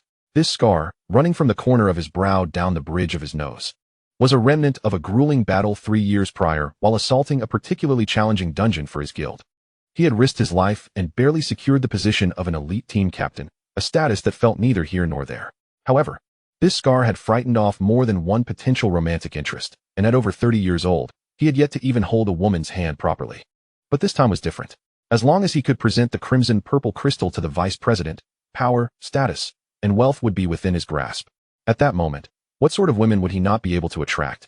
The mere thought ignited an unmistakable greed across his rugged features. Yet, for reasons unknown, his right eyelid had been twitching incessantly today, filling him with an inexplicable sense of agitation. Just then, the blood-red vortex before him flickered with white light. His second team had returned. Wang Yuqiang's spirits lifted, and he sprang to his feet, but as he beheld the pallor on his team members' faces, his heart sank once more. Each of the 5 team members wore expressions as bleak as death, and the leader approached him, head bowed, nearly resting upon his chest, his voice dry and trembling. "Captain, we arrived too late. After we defeated the Crimson Corpse King, the altar it guarded was empty." Wang Yuqiang's expression darkened instantly, as if shadows could drip from his face. "Empty?" His voice emerged, strained as if squeezed through clenched teeth. "How could this be? I've surrounded this place like an iron barrel, apart from you lot. Only those 2 worthless teams have ventured out." He abruptly turned, his fierce gaze sweeping towards the civilians and professional players kept at bay not far away, the aura of a level 20 elite warrior exuding unabashed brutality. "Speak. Have you played any tricks?" The crowd stirred, intimidated by his presence, many faces turning pale as they retreated, none daring to meet his gaze. Amidst the chaos, a blood-red vortex once again emanated a bright white light. A figure stepped forth, unhurriedly from within. In an instant, the cacophony at the entrance of the dungeon ceased abruptly. All movement seemed frozen, as if a pause button had been pressed, everyone fixated on the calm figure, their eyes reflecting sheer astonishment. "It's him? The necromancer who boldly ventured into the nightmare-level dungeon alone? He actually emerged alive." Those who had previously mocked Cheng Mo now stood with mouths agape, their expressions utterly captivating. "My heavens, he is not dead? He single-handedly cleared the nightmare-level dungeon? How is that even possible? He is only level 10. Wait, look at his level. He is already at level 12. He leveled up twice while inside." Whispers erupted once more, yet this time, they were laced with shock and incredulity. Wang Yuqiang was momentarily taken aback, but his reaction was swift. He immediately recognized the implications. Before he had sealed off this area, 3 waves of people had entered. 2 teams had already been confirmed as failures, leaving only this brat as the variable. He strode towards Cheng Mo, his towering figure casting a shadow over him, scrutinizing him from above with a chilling tone. "You there, did you encounter a purple crystal while inside? It's called the Crimson Amethyst." Cheng Mo's heart stirred. A purple crystal? He immediately recalled that peculiar gem which even detection could not identify, revealing only 3 question marks. "So that's what it's called, the Crimson Amethyst."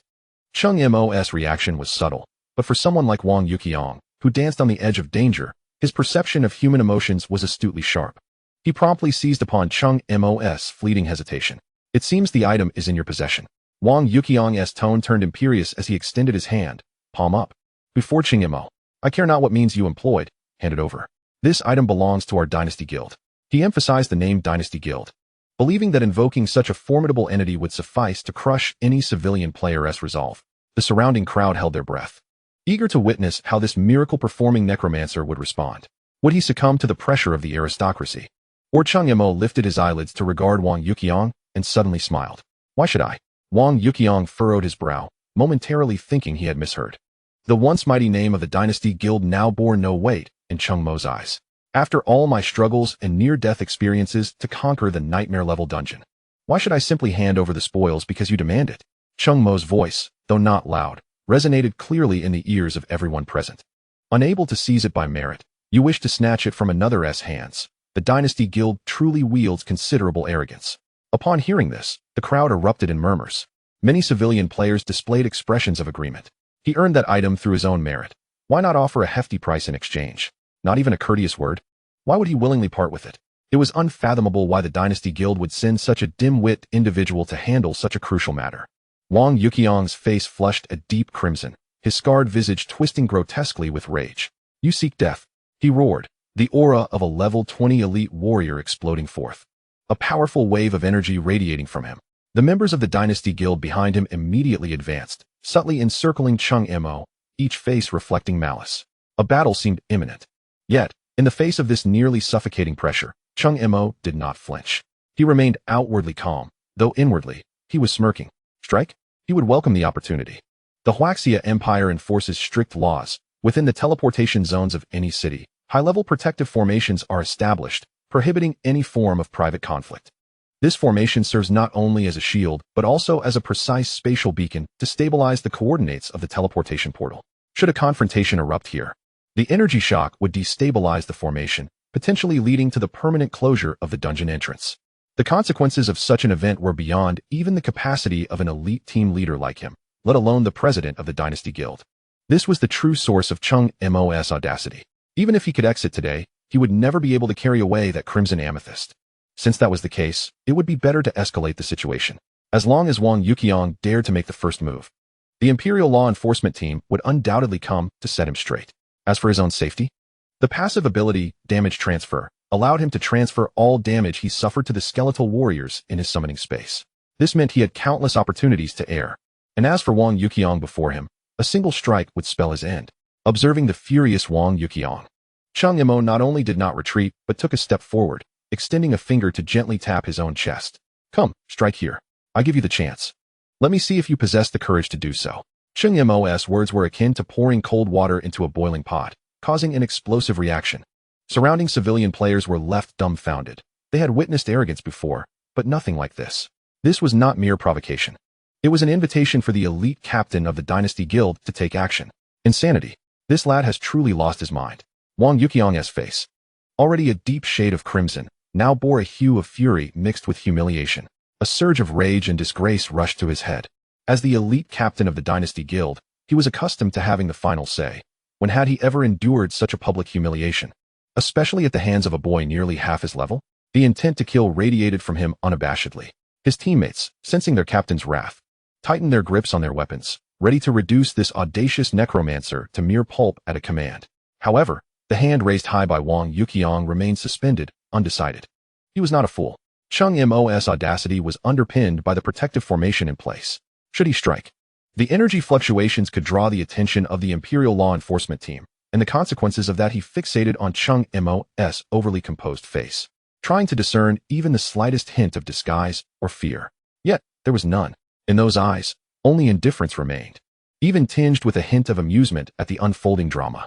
This only fueled Wang Yuqiang's anger further, but reason reluctantly returned. He could not instigate a large-scale conflict here. Yet, to simply let him go, that was out of the question. The Crimson Amethyst Stone pertains to his future prospects, serving as his sole opportunity for a remarkable turnaround. A thought burgeoned wildly within his mind. The activation of the protective array necessitates time, and the energy reaction has a threshold. What if he were to employ the purest physical force, striking with unparalleled swiftness to swiftly subdue this young man and seize the crystal? A mere level 12 necromancer, even if endowed with fortuitous encounters. How formidable could his physique truly be, as long as he controlled his strength? It was not impossible to severely injure him before the protective array fully activated and snatch away the prize. The risk was considerable, yet the potential reward was even greater. With this in mind, Wang Yuqiang's murderous intent slightly receded, replaced by a more perilous and ruthless determination. He abruptly turned, bellowing at his eager teammates, "Step back. Don't you dare complicate matters." The team members, momentarily taken aback and puzzled, instinctively complied, retreating several paces to create distance. The onlookers held their breath, bewildered by Wang Yuqiang's intentions. Wang Yuqiang cracked his neck, the sound of popping bones resonating ominously. He advanced a step, the weight of his boots striking the ground with a dull thud. "Kid, I admit you possess guts," he grinned, revealing a set of stark white teeth, his smile more ghastly than a frown. However, sometimes, mere bravado can lead to one's demise. Cheng Mo remained steadfast, his posture unchanged, merely observing Wang Yuqiang's performance with a dispassionate gaze. With a flick of his wrist, a massive battle axe, rugged in design and stained with dark crimson blood, materialized in Wang Yuqiang's grasp. The moment the axe appeared, a fierce aura enveloped the area, causing the surrounding air to feel notably heavier. Several lower-level adventurers felt their breath catch in their throats, retreating several steps with pale faces. This was Wang Yuqiang's skull crusher, allegedly a finely crafted silver-grade weapon. What was he planning? Did he truly dare to make a move? The crowd erupted in hushed gasps of disbelief. Ignoring the commotion around him, Wang Yuqiang heft the axe, its blade tracing a shallow white mark on the ground as he swung it over his shoulder, casting a deathly glare at Cheng Mo. Kid, I hope you can maintain this audacity when the moment comes. Before his words could fully dissipate, his muscles bulged, veins coiling like serpents beneath his skin. A potent surge of power coiling within him. The entire entrance area of the dungeon held its breath. Everyone understood that the next moment would determine the fate of this miraculous mage. At last, Cheng Mo made a move. He slowly raised his right hand. Not to summon skeletons or prepare a spell, but merely beckoned Wang Yuqiang with a gentle curl of his finger. Chapter 23. Is that it? Just a tickle? Unable to contain the fury boiling within him, Wang Yuqiang unleashed a thunderous roar, transforming into a black whirlwind as he charged at Cheng Mo. He refrained from using any skills requiring incantation or guidance, relying solely on the raw physical strength and combat instinct honed through countless battles with monsters. The skull crusher was raised high, slicing through the air with a resounding whoosh. The blade leaving a dark crimson trail as it descended with tremendous force toward Cheng Mo's shoulder. Yet, he had ultimately spared a sliver of restraint. The blow was not aimed at Cheng Mo's head or heart, but intended merely to cripple one of his arms. Though he bore the title of a brute, he was not devoid of reason. Should he take a life, he would not only jeopardize his future, but his own existence as well. Such a price was not worth paying. Inflicting grievous injury upon this young man and seizing the crystal, however, was within his confidence. As the onlookers gasped in unison, hearts racing in their throats, they witnessed Wang Yuqiang's attack, unadorned yet brimming with terrifying explosive power, was far beyond what a fragile level 12 mage could withstand. Everyone believed that this miracle-working necromancer would ultimately pay for his arrogance, meeting his end here. However, the outcome defied all expectations. Faced with the nearly earth-shattering blow, Cheng Mo did not even blink, maintaining his earlier gesture, unflinching and unyielding. Insanity. He has truly lost his mind. This singular thought echoed in the minds of the spectators. Clang. A dull thud reverberated throughout the arena as the anticipated scene of shattered bones and gushing blood failed to materialize. Wang Yuqiang's mighty axe struck squarely upon Cheng Mo's shoulder, as though cleaving into an indestructible divine metal. A brilliant red light suddenly flared from Cheng Mo's form, only to vanish in an instant. Ding. Damage detected. Passive skill, damage transfer, has been activated.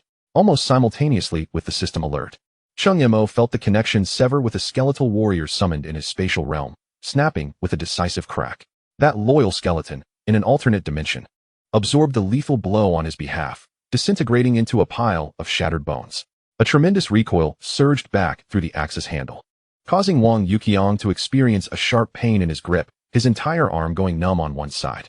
The heavy skull crusher nearly slipped from his grasp as he staggered back 2 steps, barely regaining his balance. Disbelief etched upon his face. What just happened? Not only he, but also the members of the Dynasty Guild behind him and all the surrounding onlookers were left dumbfounded. That was the full force of a level 20 elite warrior. Even without additional skills, the sheer brute strength alone could have toppled a 15-level armored rhinoceros renowned for its defense. Yet this level 12 necromancer had withstood it. Moreover, he emerged completely unscathed. Is that it? Cheng Mo moved his shoulder, lightly chuckling, his tone laden with unabashed mockery. Has the elite captain of the Dynasty Guild forgotten to eat? You seem to lack strength. He lifted his gaze, casting a sidelong glance at Wang Yuqiang, whose complexion shifted dramatically. Or perhaps your exquisite silver weapon is merely made of paper. Here is a chance, and yet you are so ineffectual.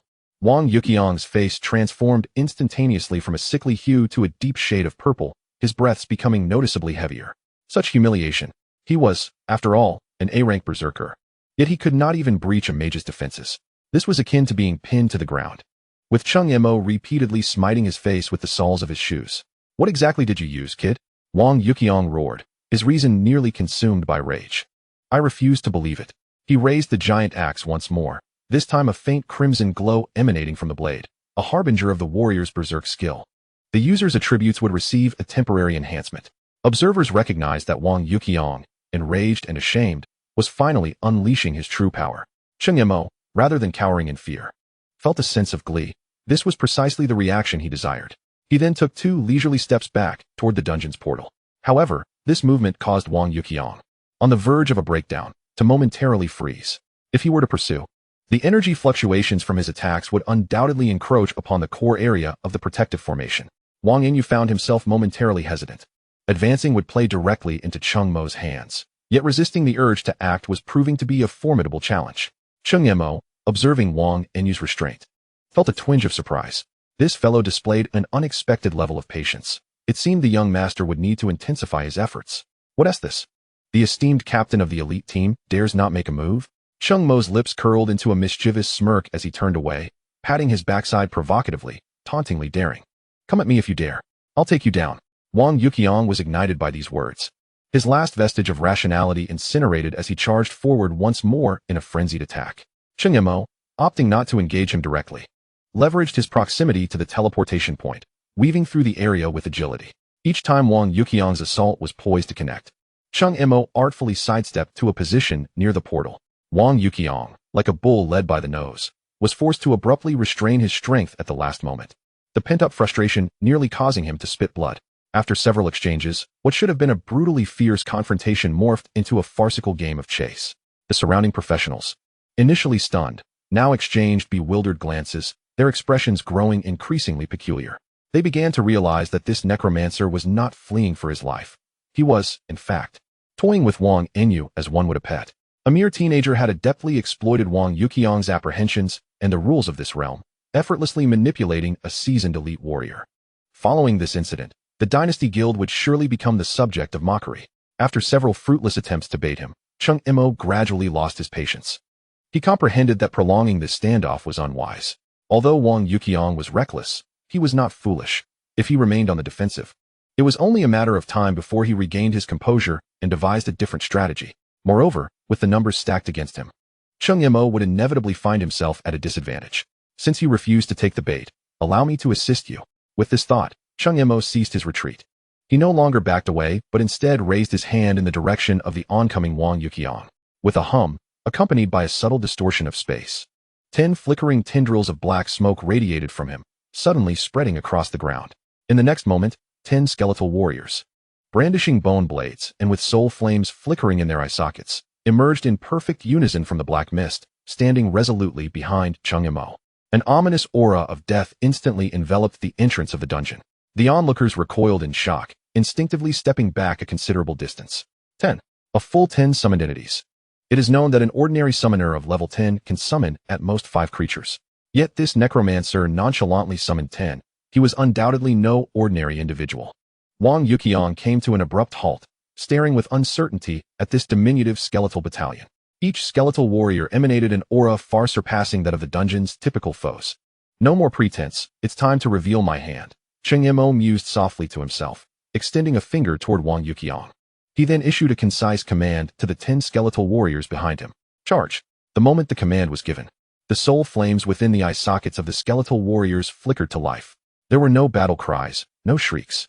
Only the unsettling sound of bones grinding against one another filled the silence of the entrance. The 10 skeletons swiftly formed a simple offensive formation and advanced upon Wang Yuqiang. Oomph, just a bunch of brittle bone frames. Wang Yuqiang scoffed disdainfully. He was a level 20 berserker, whose class trait allowed him to thrive in battle, excelling in confrontations against multiple foes. Not even 10 level 12 skeletons would pose a significant threat to him, let alone if another 10 appeared. Wang Enyu, undeterred by the impending onslaught, roared defiantly and charged forward, his colossal weapon, the Skull Crusher, swinging in a blur. Crack! The massive axe swept through, cleaving the foremost skeletal warrior in two before it could even attempt to defend itself, sending bone shards scattering. However, at the very moment the skeleton shattered, Cheng Mo exhibited no sign of panic. Instead, he activated the skill, Corpse Explosion. Boom! A burst of dark green energy mingled with the shattered bones erupted violently, sending shockwaves that caused Wang Yuqiang to stagger, smearing his face with a cloud of ash and bone dust. What a formidable attack! Before Wang Enyu could react, Cheng Mo clapped his hands together, exclaiming in admiration, his voice not loud but crystal clear to all present. Truly, the elite captain of the Dynasty Guild. Even his ordinary attacks possess explosive effects. What a remarkable hidden class feature. The surrounding spectators, upon hearing this, suddenly grasped the situation. So it's Captain Wang's skill. I knew it. How astonishing, an ordinary attack that detonates. How can one contend with that? The Dynasty Guild indeed has profound depth, such a powerful skill in their repertoire. Yet, amidst the rising chatter, Wang Yuqiang wore a bewildered expression. When did I acquire such a skill? But he had no time for contemplation. As the remaining 9 skeletons rushed at him fearlessly, bone blades slicing from various angles. Get away! Wang Yuqiang was utterly incensed. The crimson glow upon his axe intensifying as he activated his skill, spinning on the spot to transform into a whirlwind of death. Bam, boom, crack, bang. However, the combat scene turned increasingly bizarre. Each time Wang Yuqiang shattered a skeleton, its remains would explode immediately, covering him in grime and causing him to appear utterly disheveled. What compounded his frustration was the realization that as he cleared one wave, Cheng Mo merely waved his hand, summoning another 10 identical skeletal warriors from the black mist, seamlessly continuing the assault. The surrounding professionals, having transitioned from initial bewilderment to a state of numbness, regarded Cheng Mo with expressions akin to those they would reserve for a monster. Did this fellow possess an inexhaustible supply of mental energy? Such high-intensity summoning. How could he maintain his composure? Wang Yuqiang finally recognized the gravity of the situation. Although these skeletons inflicted no substantial harm upon him, the continuous onslaught was swiftly depleting his stamina and mental fortitude. Meanwhile, that young man merely stood there, casually manipulating the situation as if it were a trivial matter. His true target was Cheng Mo, not these bothersome bones. Cunning little brat. Wang Yuqiang cursed angrily, leveraging his superior agility to sidestep sharply, forcing his way out of the encirclement of skeletons and darting straight toward Cheng Mo. Clang. Another dull thud echoed. The familiar sensation of futility and recoil washed over Wang Yuqiang as he realized once more that his strike had been thwarted by that enigmatic skill. Let us see how many times that life-saving skill can be employed. Wang Yuqiang's eyes blazed crimson as he denied Cheng Mo any respite, wildly swinging his axe to create a dense flurry of strikes descending upon him. Clang, clang. With 2 successive parries, Cheng Mo's form visibly swayed. This was not good. Suddenly, the usually steadfast Cheng Mo let out a startled exclamation, his complexion paling as if he had exhausted his mental energy, his body wavering slightly, on the verge of collapse. An opportunity. A fervent light ignited in Wang Yuqiang's eyes. He had awaited this moment. With a decisive stride, he closed the distance, the massive axe in his hand pivoting to strike forcefully with the broad back of the blade towards Cheng Mo's bent waist. He was entirely confident that this blow would incapacitate Cheng Mo completely. The surrounding crowd erupted in gasps, envisioning the dismal fate of the necromancer being shattered like bone. However, just as the axe was about to make contact with Cheng Mo's body, the young man, who should have been at his weakest, unexpectedly lowered himself in an exceedingly peculiar manner. Unbeknownst to him, his position had seamlessly aligned with the portal behind him. Finally, I have you. Cheng Mo's face bore no trace of panic. Instead, a strange smile crept upon his lips. Necromantic summon. As the black mist dissipated, a brand new skeletal warrior materialized, perfectly positioned to intercept the axe's trajectory. Cheng Mo, utilizing his bent posture, gracefully toppled forward, narrowly evading the lethal strike. A ruse. Realizing the situation, Wang Yuqiang's muscles tensed as he attempted to alter the course of his attack. Yet, a strike fueled by rage could not simply be retracted. Bang!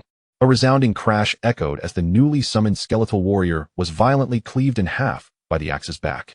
The upper half of the shattered remains arced through the air like a dark parabola, precisely flying into the shimmering surface of the portal behind. Wang Yuqiang's pupils constricted suddenly, an ominous premonition surging within him.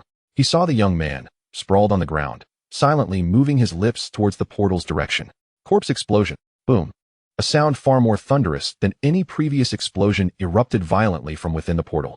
The portal's shimmering surface twisted violently, sending ripples akin to boiling water, incessantly bubbling. Immediately afterward, the ground at the entrance of the dungeon, where the immense protective array lay, illuminated all its runes in a blinding radiance. An overwhelming and commanding presence descended, exuding an aura that brooked no defiance. Chapter 25. You shall bear this black mark. The protective array had been fully activated. Good heavens, this was a grave matter. Damaging the dungeon's teleportation channel was a serious crime within the realm of the Huaxia Empire. Not merely a serious offense. Once verified, it could lead to career nullification or, at worst, instant execution. The Dynasty Guild had surely bitten off more than they could chew this time. No one could save them now. They deserved it. Their usual arrogance and tyranny had finally met its reckoning. After a brief silence, the crowd erupted into a cacophony of chatter, instinctively retreating a few paces, distancing themselves from Wang Yuqiang. Even the remaining 9 members of the Dynasty Guild turned ashen, hastily distancing themselves from their captain and hurriedly explaining to the onlookers. Everyone, please bear witness. It was Captain Wang Yuqiang who initiated the attack. Our Dynasty Guild had no part in this. Yes, we barely had time to intervene. It was solely his doing. When the walls fall, everyone pushes. The once mighty captain of the elite team now stood as a pariah, shunned by all. Wang Yuqiang stood at the center of the array, feeling the tightening grip of the binding force as cold sweat soaked his back. He was no fool. In the blink of an eye, he had pieced together all the critical elements. From the initial provocation to the peculiar explosion of the skeleton, culminating in the seemingly feeble bait to lure him in. Everything was a trap, a meticulously crafted snare designed to ensnare him. That brat. It was his doing. Wang Yuqiang abruptly turned, his crimson eyes fixed on Cheng Mo, his voice a hoarse cry of defense. That explosion was not my skill. He triggered the skeletons. He schemed against me, driving the remnants into the portal. Yet, this explanation, crystal clear to him, sounded utterly feeble to others. TCH. Still trying to shift the blame at this point? Indeed, we all witnessed it. From start to finish, you were the aggressor, while the necromancer barely moved. At that moment, the young man who had seemed so weak merely moments ago, leisurely rose from the ground, dusted himself off, and innocently shrugged his shoulders. Captain Wang. One can indulge in reckless eating, but one must not speak carelessly. Cheng Mo suppressed his inner elation. That kid was still too green to contend with me. His face feigned innocence as he rhythmically steered the narrative away from Wang Yuqiang. As everyone can see, I am merely a law-abiding student preparing for a dungeon run. It is you, Wang Yuqiang, who insisted on bullying me and resorting to violence. To protect myself, I could only barely evade. Who could have anticipated that your furious strike would wield such power, even shaking the protective array? He paused, surveying the crowd before finally locking his gaze back on Wang Yuqiang, his expression exuding sincerity while his words held no intention of sparing Wang Yuqiang. But rest assured, when the enforcement team arrives, I shall certainly speak favorably on your behalf. I will assert that you were merely demonstrating the explosive hidden attribute of your ordinary attack, and that it was an unfortunate accident. A laugh erupted from the crowd, breaking the tension, swiftly followed by a chorus of mocking laughter. You slanderous fiend. Wang Yuqiang trembled with rage, his chest heaving violently, nearly choking on the air. On the brink of fainting, he finally comprehended that he had been unjustly burdened with blame. There was no way to clear his name.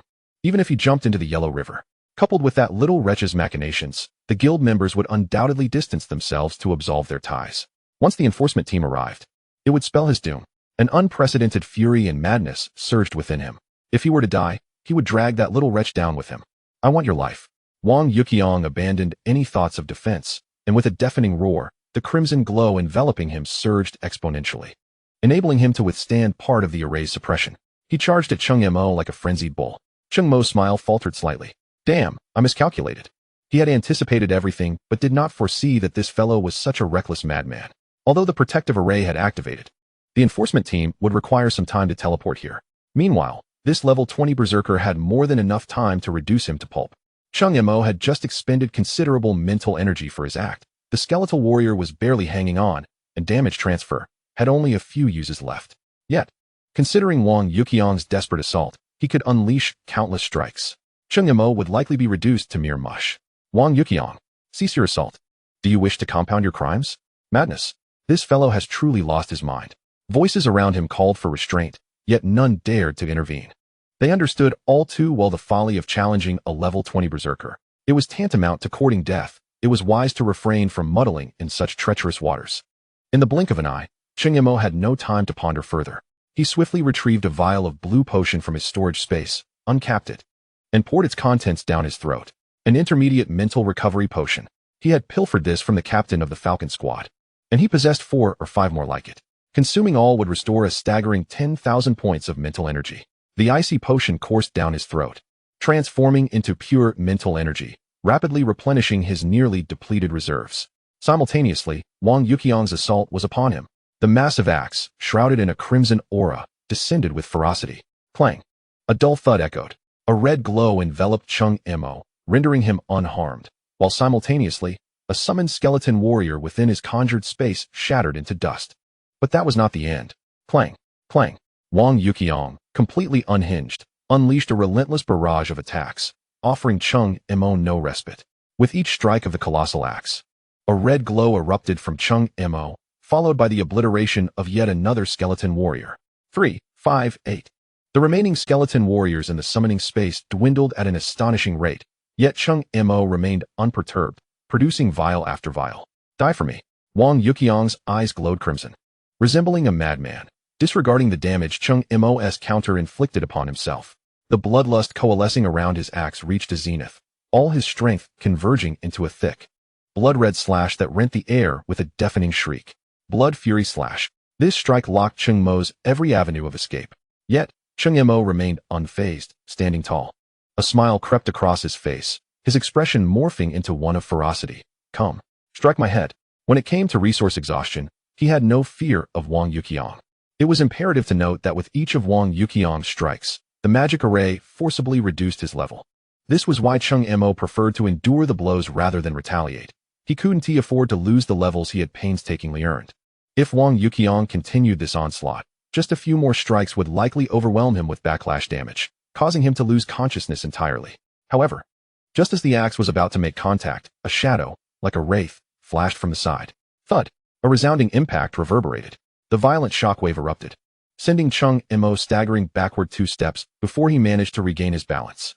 To his surprise, the anticipated sensation of comfort from the impact did not arrive. Cheng Mo gazed upward in astonishment.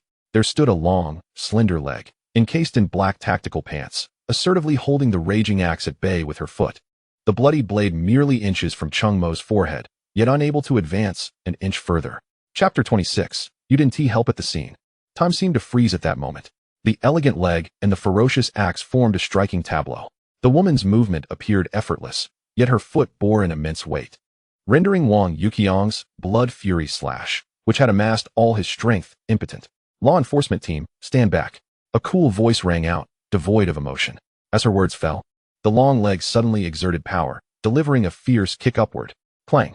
A crisp sound echoed as the heavy axe slipped from Wang Yuqiang's grasp, tumbling through the air for several meters before crashing to the ground, fracturing the hard rock surface beneath into a spiderweb of cracks. Wang Yuqiang felt his hand split, blood gushing forth, his entire being forced to retreat from the immense recoil, his chest heaving with the surge of energy. Before he could stabilize himself, the shadow had lunged forward. The woman moved faster than anyone could comprehend, leaving behind but a faint afterimage. In the next instant, she appeared at Wang Yuqiang's side, executing a swift and decisive chop to the back of his neck. Ugh! Wang Yuqiang's eyes rolled back, the frenzied aura dissipating in an instant, his body collapsing limply to the ground, utterly unconscious. From the moment she struck until he was subdued, the entire process unfolded fluidly, taking merely 2 or 3 seconds. Only then did the onlookers discern the newcomer's appearance. Clad in a form-fitting black combat suit that accentuated her shapely figure, her hair was pulled back into a high, practical ponytail, revealing a face of striking beauty, now marred by an expression of frost. Ignoring the astonished crowd, she produced a silver badge from her waist and waved it before them. Imperial Law Enforcement Team, suspect Wang Yuqiang is attempting to sabotage the Imperial Mineral Mine Dungeon portal. We are here to apprehend him. As her words concluded, the luminous barrier of the protective array flickered, and several more law enforcement officers in black combat suits emerged, expertly shackling Wang Yuqiang with specially designed anti-magic cuffs and lifting him away. Captain, the leading officer saluted the woman. She nodded slightly, her gaze sweeping across the crowd, her voice returning to its previous icy tone. All personnel present are to be taken back to headquarters for questioning. Understood. The officers immediately began to maintain order, ushering the onlookers in groups toward the teleportation array. The members of the Dynasty Guild had long been petrified, their legs trembling, and upon receiving a stern look from the law enforcement officers, they obediently formed a line. The scene was soon cleared, leaving only Cheng Mo and the woman who had introduced herself as the captain. The array's glow continued to pulse, awaiting the next batch of transports. In this brief interlude, the woman's icy demeanor melted away, and she turned to Cheng Mo, approaching him with a cheerful smile, her lively eyes crescenting into crescents as she scrutinized him from head to toe. I just saved your life, little brother. Don't you plan to show any gratitude? Cheng Mo stared at her dramatically shifting attitude, momentarily bewildered. Just a second ago, she had been a cold-faced enforcer, and now she resembled a quirky neighbor girl. The speed of her transformation was swifter than turning a page in a book. He steadied himself, his curiosity overshadowing the earlier brush with death. The teleportation array hasn't even activated yet. How did you arrive so quickly? Because I've been here all along, she replied matter-of-factly. Cheng Mo's expression froze. He stared in disbelief for 2 seconds, before a surge of anger surged to his head. You didn't help at the scene, he nearly shouted, his voice becoming distorted. Had it not been for his damage transfer ability, he would have been minced by Wang Yuqiang by now. And yet, this captain of the law enforcement team had merely stood by, munching on seeds, watching the spectacle unfold. You're fine now, aren't you? Su Miao Miao was momentarily taken aback by his outburst, then puffed her cheeks in displeasure. Why are you so angry? Cheng Mo felt a lump in his throat, nearly choking on his frustration. Her well-being hinged entirely on his solid defenses. Had an ordinary practitioner been in his place, they would likely be 6 feet under by now. Observing Cheng Mo's face turning a shade of green with ire, Su Miao Miao's smile took on a hint of mischievousness. Enough of the charade, you little rascal. She leaned in closer, her voice lowered, her warm breath brushing against Cheng Mo's ear. Did you really think your little tricks could fool everyone? Intentionally detonating the skeletons and using the explosion's force to send the remnants through the portal, framing that fool, right? Cheng Mo's heart skipped a beat, a cold sweat instantly breaking out on his back, yet his face maintained an innocent facade. What are you talking about? I don't understand. Still pretending? Su Miao Miao rolled her eyes, gazing at the feigned innocence of the handsome face before her, her mind racing with internal sarcasm. This guy, appearing so refined, yet harboring such wicked schemes, truly an evil little imp. I deliberately refrained from intervening. She withdrew her playful demeanor, her expression turning serious. I want you to learn a lesson.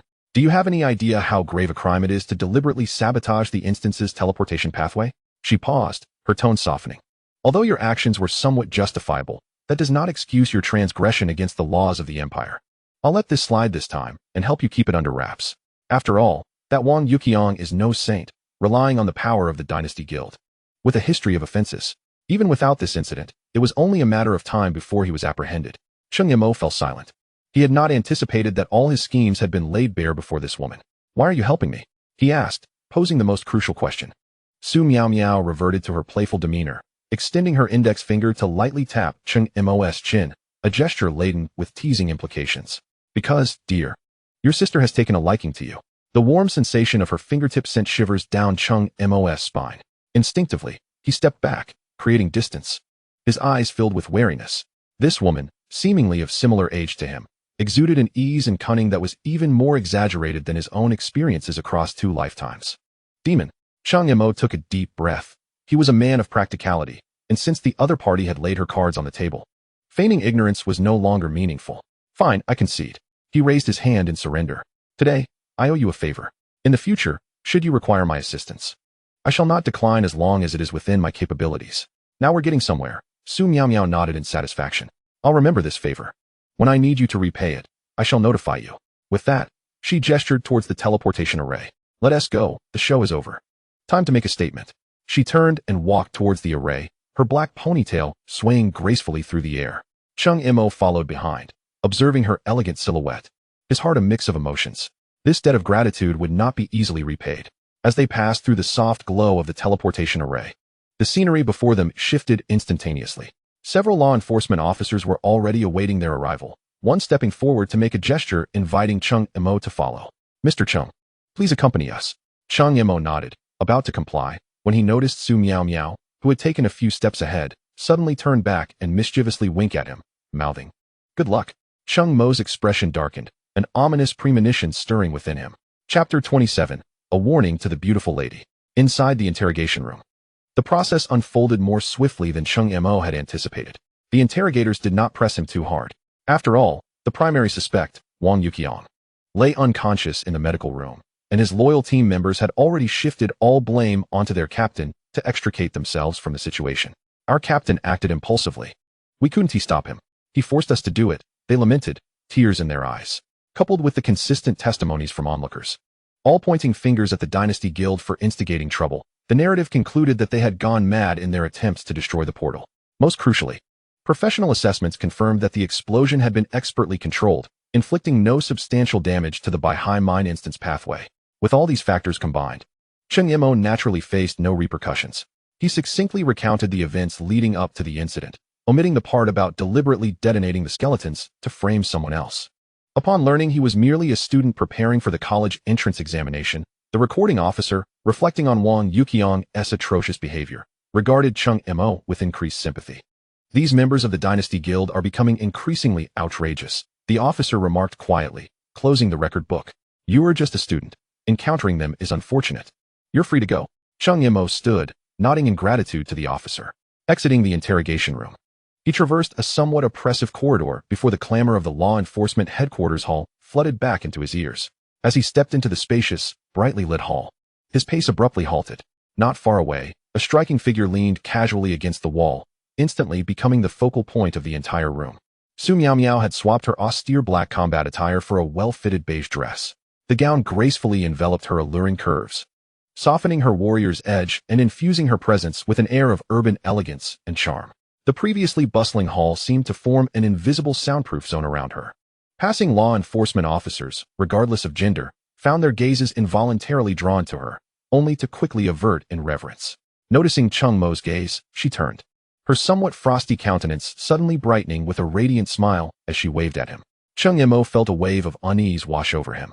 This woman, relentless in her pursuit, was simply inescapable. Gritting his teeth, he approached her, but before he could utter a word, Su Miao Miao stepped forward, effortlessly linking her arm with his. "Let us go, sister will take you out for a nice meal to ease your nerves." The warmth of her touch on his arm, accompanied by a faint, enchanting fragrance, left Cheng Mo, who had never experienced such closeness, frozen in place. Instinctively, he yanked his arm away, retreating a step as if burned. "What are you doing?" His voice rose slightly, embarrassment creeping onto his cheeks. Su Miao Miao was taken aback by his intense reaction, then burst into laughter, her mirth causing her to tremble. "Oh my, how shy you are, little brother. I never agreed to go eat with you." Cheng Mo's face darkened as he resolutely declined. "What a joke. My time is incredibly precious right now. Being delayed by you today has ruined my entire leveling plan. With only a week left until the college entrance examination. The higher my level, the more experience I need to level up. I must seize every moment to reach level 15 before the exam. Otherwise, I won't even be able to enter the designated trials for Tianshu Academy. Dining with this demoness? A sheer waste of life." The hall fell into an abrupt silence. Many passing law enforcement officers nearly dropping their jaws in disbelief. What were they witnessing? The usually aloof and icy Captain Su, who dismissed countless suitors without a second thought, had just voluntarily taken a man's arm, only to be disdainfully brushed off. Who was this kid? Had he eaten a bear's heart and a leopard's gall? In an instant, numerous curious gazes converged upon Cheng Mo. Su Miao Miao remained indifferent to the reactions surrounding her. Her arms crossed nonchalantly as she observed Cheng Mo with a leisurely demeanor. A mischievous glimmer flickered in her lively eyes. Is it merely a desire to level up? She leaned in closer, lowering her voice to a volume audible only to the two of them. "You aim to reach level 15 before the college entrance examination and gain admission to Tianshu Academy, correct?" Cheng Mo's pupils constricted slightly. Su Miao Miao lifted her chin, a confident smile gracing her features. "Join my sister for a meal, and I shall introduce you to someone. As for your leveling concerns, I assure you, within the span of a meal, I will arrange everything clearly for you." Cheng Mo regarded her with skepticism. Could this woman truly wield such influence? After weighing the pros and cons, he realized he had little reason to refuse. If she could indeed resolve his pressing need to level up, one meal, nay, even two, would be worth it. "Fine," he managed to utter. "That's more like it," Su Miao Miao replied with a satisfied smile, appraising Cheng Mo from head to toe before wrinkling her nose in disdain. "Tisk tisk, look at you, all dirt and blood, resembling a mud monkey. One might think I had the enforcement team mistreat you." She gestured toward a door in the corner of the hall. "Go, that's the lounge. Step in, take a shower, and change into some clean clothes." With a playful wink, she added, "I've already prepared some clothing for you." Cheng Mo glanced down at himself. Indeed a picture of disarray. Without further ado, he nodded and proceeded toward the lounge. As he disappeared behind the door, Su Miao Miao's smile gradually faded. She found a seat and settled down, quietly awaiting his return, her fingertips unconsciously tapping lightly on the tabletop. Just then, a steady footfall echoed from the entrance of the hall. A young man clad in a pristine white suit, tall and poised, strode in.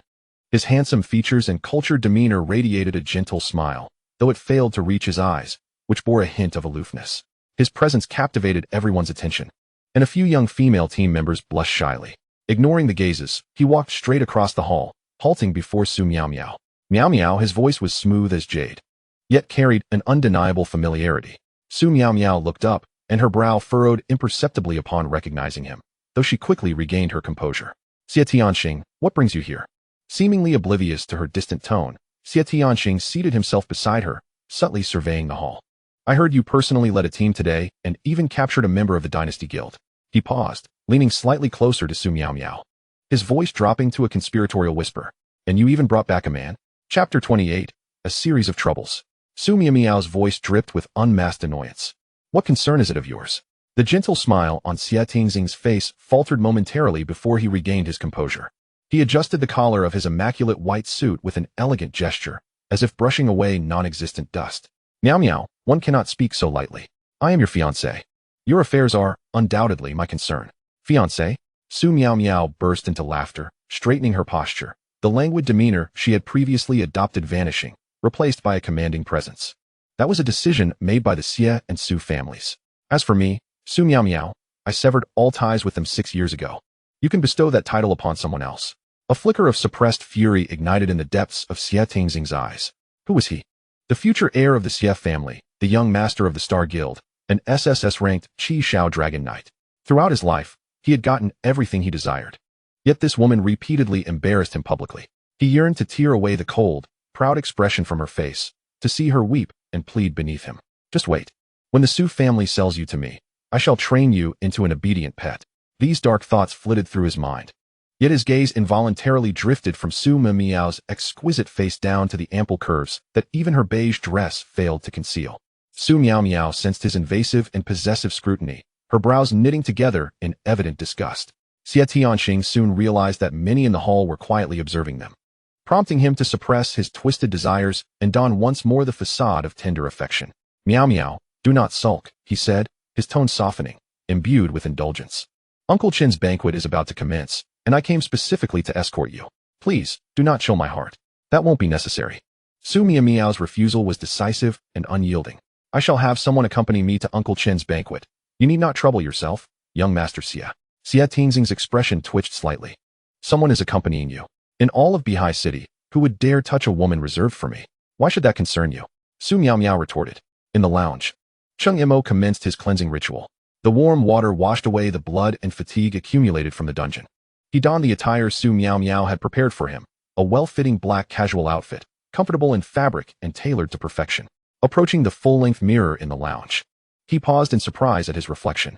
The young man in the mirror stood tall, the black clothing accentuating his fair complexion, while the features that had been obscured by his school uniform and dirt now appeared distinctly handsome, cleansed of his previous disarray. A calm demeanor forged in the crucible of life and death imbued him with an unexpectedly mature charm. Indeed, one's appearance can be greatly enhanced by attire. Cheng Mo reflected, stepping out through the door. The moment he emerged, the already eerie silence in the hall became palpable, as if a pin could be heard dropping. Xie Tingxing's gaze snapped to him, the warmth and elegance of his demeanor cracking for an instant. He had envisioned the kind of person Su Miao might bring back, perhaps an oblivious simpleton or a sycophantic flatterer. Yet the youth before him was clean, composed, and exuded an indescribable aura that commanded respect. Su Miao's eyes sparkled with excitement. She nearly sprinted toward him, instinctively linking her arm with Cheng Mo's, her entire being leaning affectionately against him. Cheng Mo was caught off guard, his body tensing instinctively as he turned to face Su Miao. She tilted her face up to him, offering a sweetly saccharine smile, while her mischievous eyes frantically signaled him. An alarm bell rang in his mind. What scheme was she plotting now? Before he could react, Su Miao had already turned, beaming at the visibly darkening countenance of Xie Tianxing. Young Master Xie, allow me to introduce, she declared, placing particular emphasis on the term male companion. This is my date for tonight. The atmosphere in the enforcement team's hall felt as though it had solidified, with all eyes darting between the three of them, scarcely daring to breathe. Xie Tianxing had long concealed himself behind a facade of warm elegance, yet at this moment, cracks began to surface. He fixed his gaze upon Cheng Mo, scrutinizing him as though he were appraising an item unearthed from a refuse heap. Miao, are you jesting with me? His voice strained to maintain composure. But anyone could discern the undercurrents of suppression. The banquet required dignified companions, not a ruffian picked up from the streets. No sooner had he spoken than Cheng Mo sensed a fleeting chill emanating from Su Miao, who had been entwining her arm with his. Xie Tianxing, mind your words. Su Miao's smile vanished, replaced by an icy demeanor. My companion is not someone you can disparage. She stepped forward, positioning herself protectively behind Cheng Mo, her stance exuding the readiness to confront. If you dare utter another word, do you believe I want to throw you out of here? Xie Tingxing's countenance darkened. His fists clenched at his sides, veins bulging on the back of his hands. Engaging in a confrontation with Su Miao? He was not that foolish. This madwoman was an assassin of the shadows. Should she unleash her fury, no one present could restrain her, and he would be the one to suffer humiliation. Taking a deep breath, he forcibly suppressed the surging fury within. Xie Tianxing redirected his focus entirely towards Cheng Mo, discarding any further interest in Su Miao. Very well. He managed a grim smile, nodding at Cheng Mo, an action laden with veiled warnings and threats. I hope you understand the gravity of your situation. With that, he departed, sweeping his sleeve dramatically as he strode out of the enforcement team's hall. As Xie Tianxing's presence dissipated, The stagnant air of the hall resumed its flow. Cheng Mo remained silent throughout the encounter. If he did not realize he was being used as a shield, he would be a fool indeed. A resigned sigh escaped him. Had he unwittingly become a pawn in someone else's scheme? What a bizarre twist of fate. Such ludicrous urban novel scenarios were now unfolding in his life. All he wished for was to gain admission to a good university. Hey, is the performance over? Cheng Mo suppressed his displeasure and withdrew his arm from Su Miao's embrace. Let us get down to business. Su Miao regarded him, her frosty demeanor melting away, reverting to her whimsical self. She stuck out her tongue playfully. Come on, just borrowing you for a bit. Don't be so stingy. Does this count as a favor repaid? Cheng Mo had no desire to engage in frivolous banter. His focus lay solely on his own concerns. Not at all. That's my grinding spot, she reassured him, clapping her hands with an air of triumph. The nuisance has been dealt with. Let us go have a meal. The person I'll introduce you to will arrange everything. Without waiting for his consent, she seized Cheng Mo's wrist and led him towards the hall's exit. Come along, my partner. We wouldn't want to keep our esteemed guests waiting.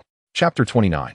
The youth on the throne outside the enforcement team's hall, a sleek, understated black sedan had been waiting patiently. Su Miao unceremoniously pushed Cheng Mo inside. The interior was spacious, adorned in subdued dark tones. The air infused with a subtle scent of leather. Leaning against the plush seat, Cheng Mo observed the woman beside him, still adjusting her skirt, unable to contain himself any longer. So, my reward for being your shield is merely a meal? Isn't that a bit narrow-minded? Su Miao winked at him, her lively eyes sparkling with mischief. It's dinner with a distinguished guest, and it will conveniently resolve all your issues. Cheng Mo merely twitched his lips, choosing silence. He had come to understand that this woman was a natural performer, with a remarkable audacity. The sedan glided smoothly into the city, eventually halting before a resplendent hotel. The doorman respectfully opened the car door, a warm breeze wafting in, mingling scents of perfume, gourmet food, and wealth. Cheng Mo glanced up at the towering structure and its gilded sign, a single thought occupying his mind. The rich truly know how to indulge. Following Su Miao into the banquet hall, he was taken aback by the opulence that surrounded him. Majestic crystal chandeliers hung from the ceiling, refracting dazzling light, while the polished floor gleamed like a mirror, and the air was filled with the strains of classical music. Dapperly dressed men and women held glasses aloft, mingling in hushed tones, each adorned with polite smiles. Here, everything felt alien to Cheng Mo. As soon as Su Miao made her entrance, she became the epicenter of attention, like a magnet drawing in the surrounding crowd. Miao, you finally arrived. Your Uncle Chun was just mentioning you. Little Miao, you look more beautiful than ever. Who is this? A throng of seemingly affluent elders quickly encircled her, showering her with inquiries and warm greetings, leaving Cheng Mo on the periphery, relishing the peace. He had no interest in such hypocritical social gatherings. Since emerging from the instance, he had not eaten a morsel, and the thrill of leveling up had waned, replaced by an overwhelming hunger.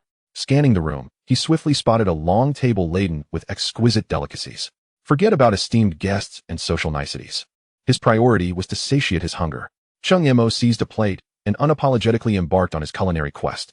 Succulent lamb chops, exquisitely crafted canapes adorned with caviar, and mountains of sweet shrimp beckoned him. Engrossed in his feast, he eventually looked up, only to discover that Su Miao, previously surrounded by admirers, had vanished without a trace. In a secluded corner of the banquet hall, behind a discreet door seamlessly integrated into the wall, lay a tranquil chamber. Su Miao reclined on a plush sofa, her whimsical demeanor replaced by an air of professional seriousness. Opposite her sat a middle-aged man clad in a traditional Chinese suit, with an aura of cultivated elegance. He was Chun Sheng, the director of the Education Bureau of Bihai City. He poured her a cup of hot tea, his movements deliberate and unhurried. How have you found your time with him these past few days? Chun Sheng's voice was gentle, yet underscored with an undeniable authority. He placed a manila envelope on the table between them. Deeply concealed, Su Miao replied succinctly, her tone far from that of an ordinary high school student. Moreover, the fact that he managed to solo a nightmarish dungeon at level 10 was itself extraordinary. Chun Sheng's expression revealed he was not surprised by her assessment. Uncle Chun, why do you want me to engage with him directly? Su Miao finally voiced her underlying curiosity.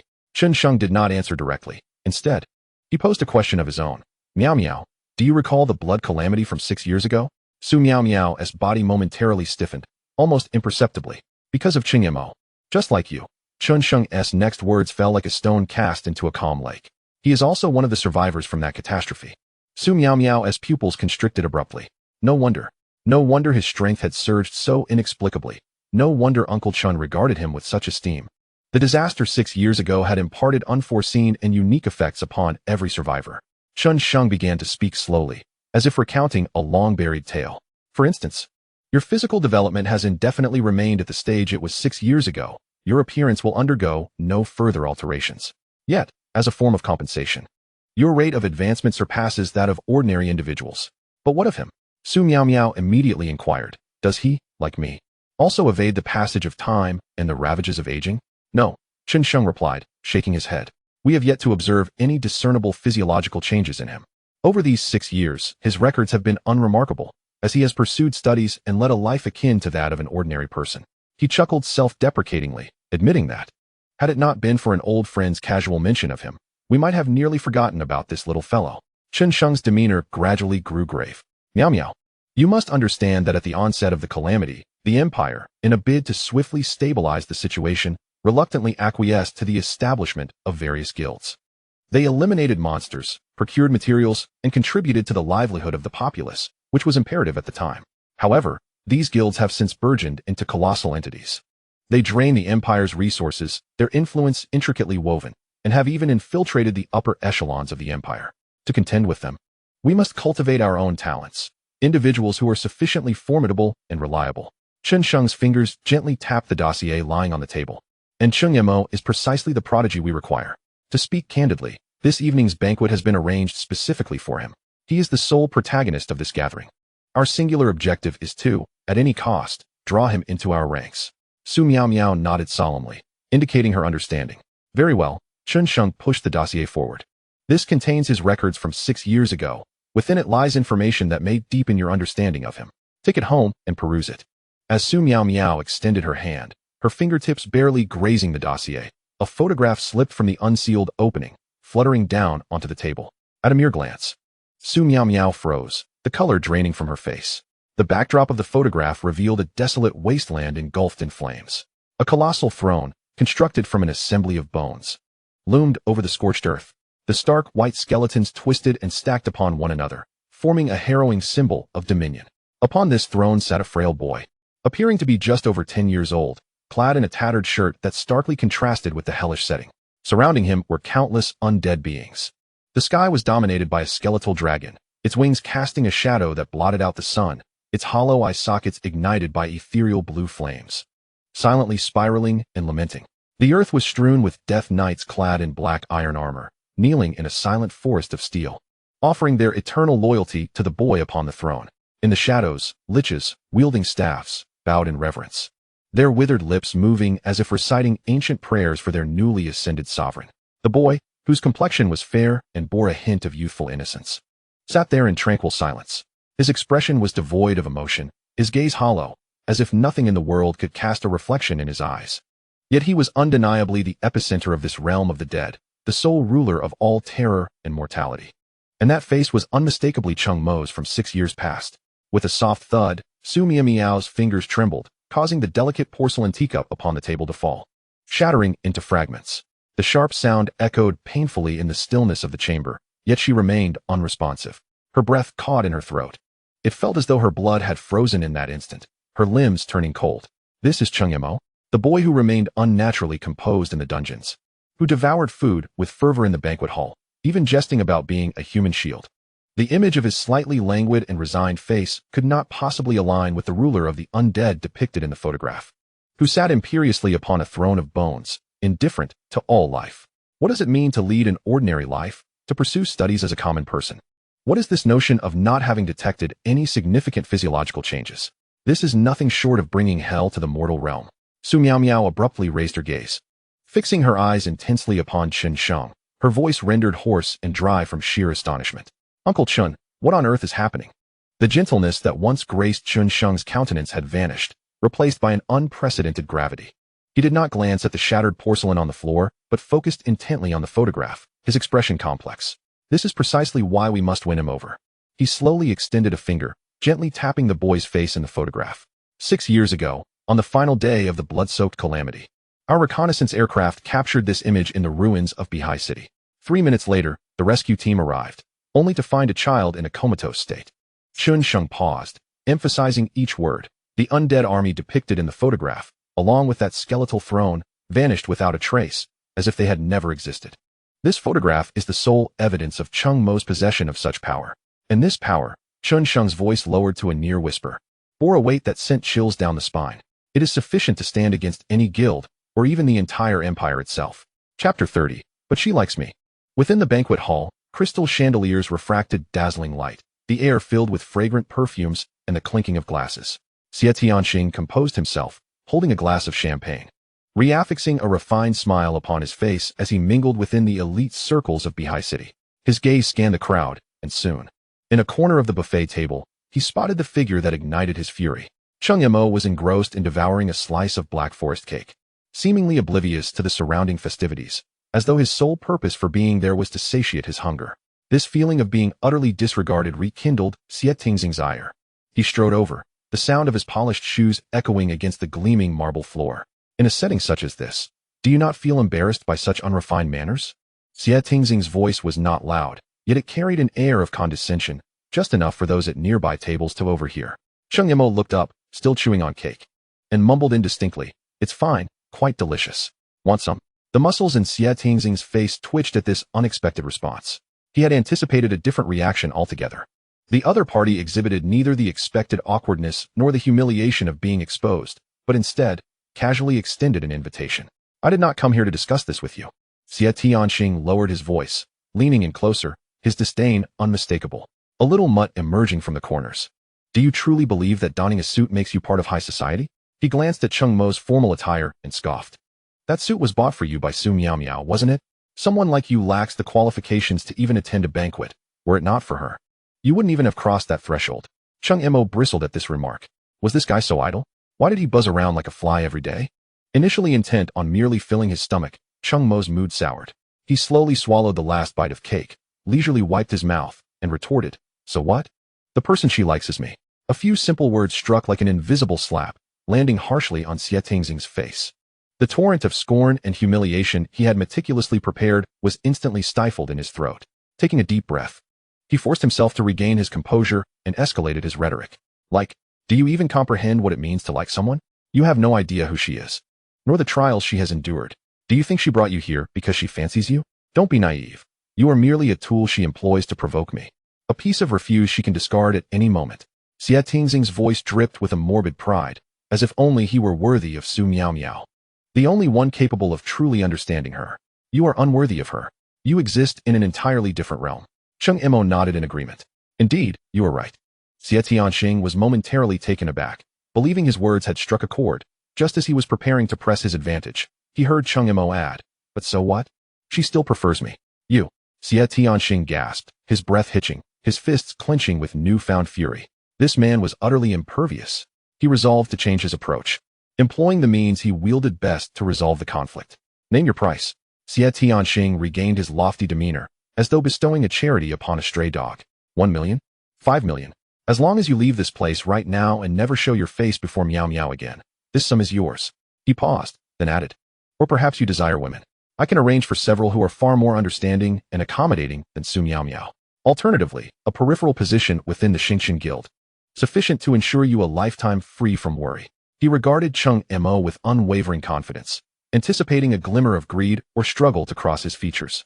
To him, no one could resist such temptation. Cheng Mo's expression turned contemplative, suggesting he was genuinely weighing the offer.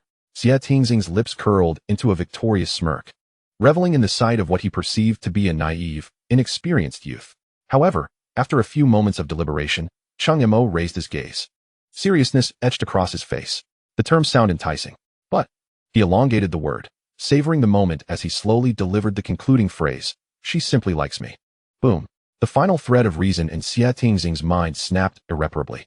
He could no longer maintain the facade of the suave gentleman. Veins bulged in his temples. His eyes blazed crimson, and an overwhelming aura characteristic of an SSS-level professional surged uncontrollably from him. The air around him thickened, causing several nearby guests to shudder, casting wary glances. "You are courting death," Xie Tianxing roared, his clenched fist igniting in crimson flames, poised to strike Cheng Mo's calm visage. He was a level 35 professional, one of the top-tier members of the guild. Cheng Mo was merely an ant he could crush with ease. Yet, as his fist swung halfway, he abruptly halted. for this was Chun Sheng's banquet. To unleash violence here would not only tarnish Cheng Mo's face, but also that of Chun Sheng and the entire imperial establishment. He could not proceed. Xie Tingxing's chest heaved violently, the flames on his fist slowly extinguishing. He glared fiercely at Cheng Mo, his gaze seething with a desire to consume him whole. After a long pause, he suddenly laughed. The smile was cold and twisted, devoid of any pretense. Very well. You certainly know how to play. Releasing his clenched fist, he brushed off non-existent wrinkles from his impeccably tailored suit, his movements regaining their elegance. Yet an unsettling malice permeated his poise. You wish to be her companion? Fine, I will accommodate you. He leaned closer to Cheng Mo, whispering in a tone only they could hear.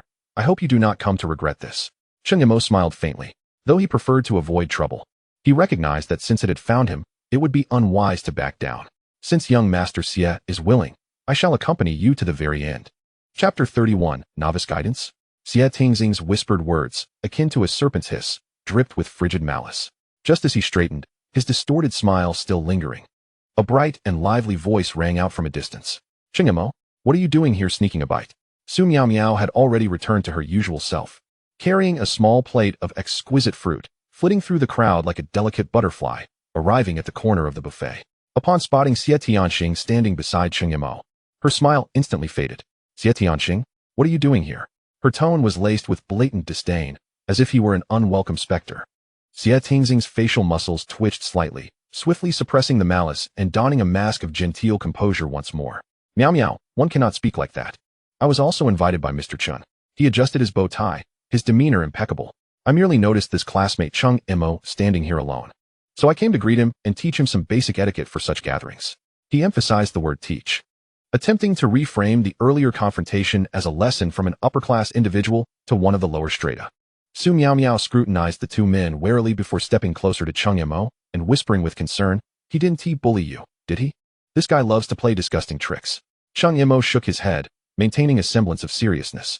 No, he just told me that in places like this, one should pay attention to their demeanor while eating, so as not to embarrass those around them. He paused before adding, I think what he said makes a lot of sense. At that, Su Miao Miao's frustration flared, her almond-shaped eyes widening as she glared at Xie Tianxing. Why are you meddling in how others eat? Cheng Mo can eat however he pleases, and you have no right to comment. Xie Tingxing's smile froze. He had not anticipated Cheng Mo's honesty, nor did he foresee that such candor would cut deeper than any retort could. To Su Miao Miao, it sounded as if he were bullying someone weaker, nitpicking for faults. I was merely trying to offer a friendly reminder, Xie Tianxing stammered, struggling to defend himself. Keep your good intentions to yourself. Su Miao Miao pushed the plate of fruit towards Cheng Mo. Ignore him and eat your fruit. The blueberries here are quite sweet. Cheng Mo casually picked up a blueberry and popped it into his mouth, mumbling, sweet.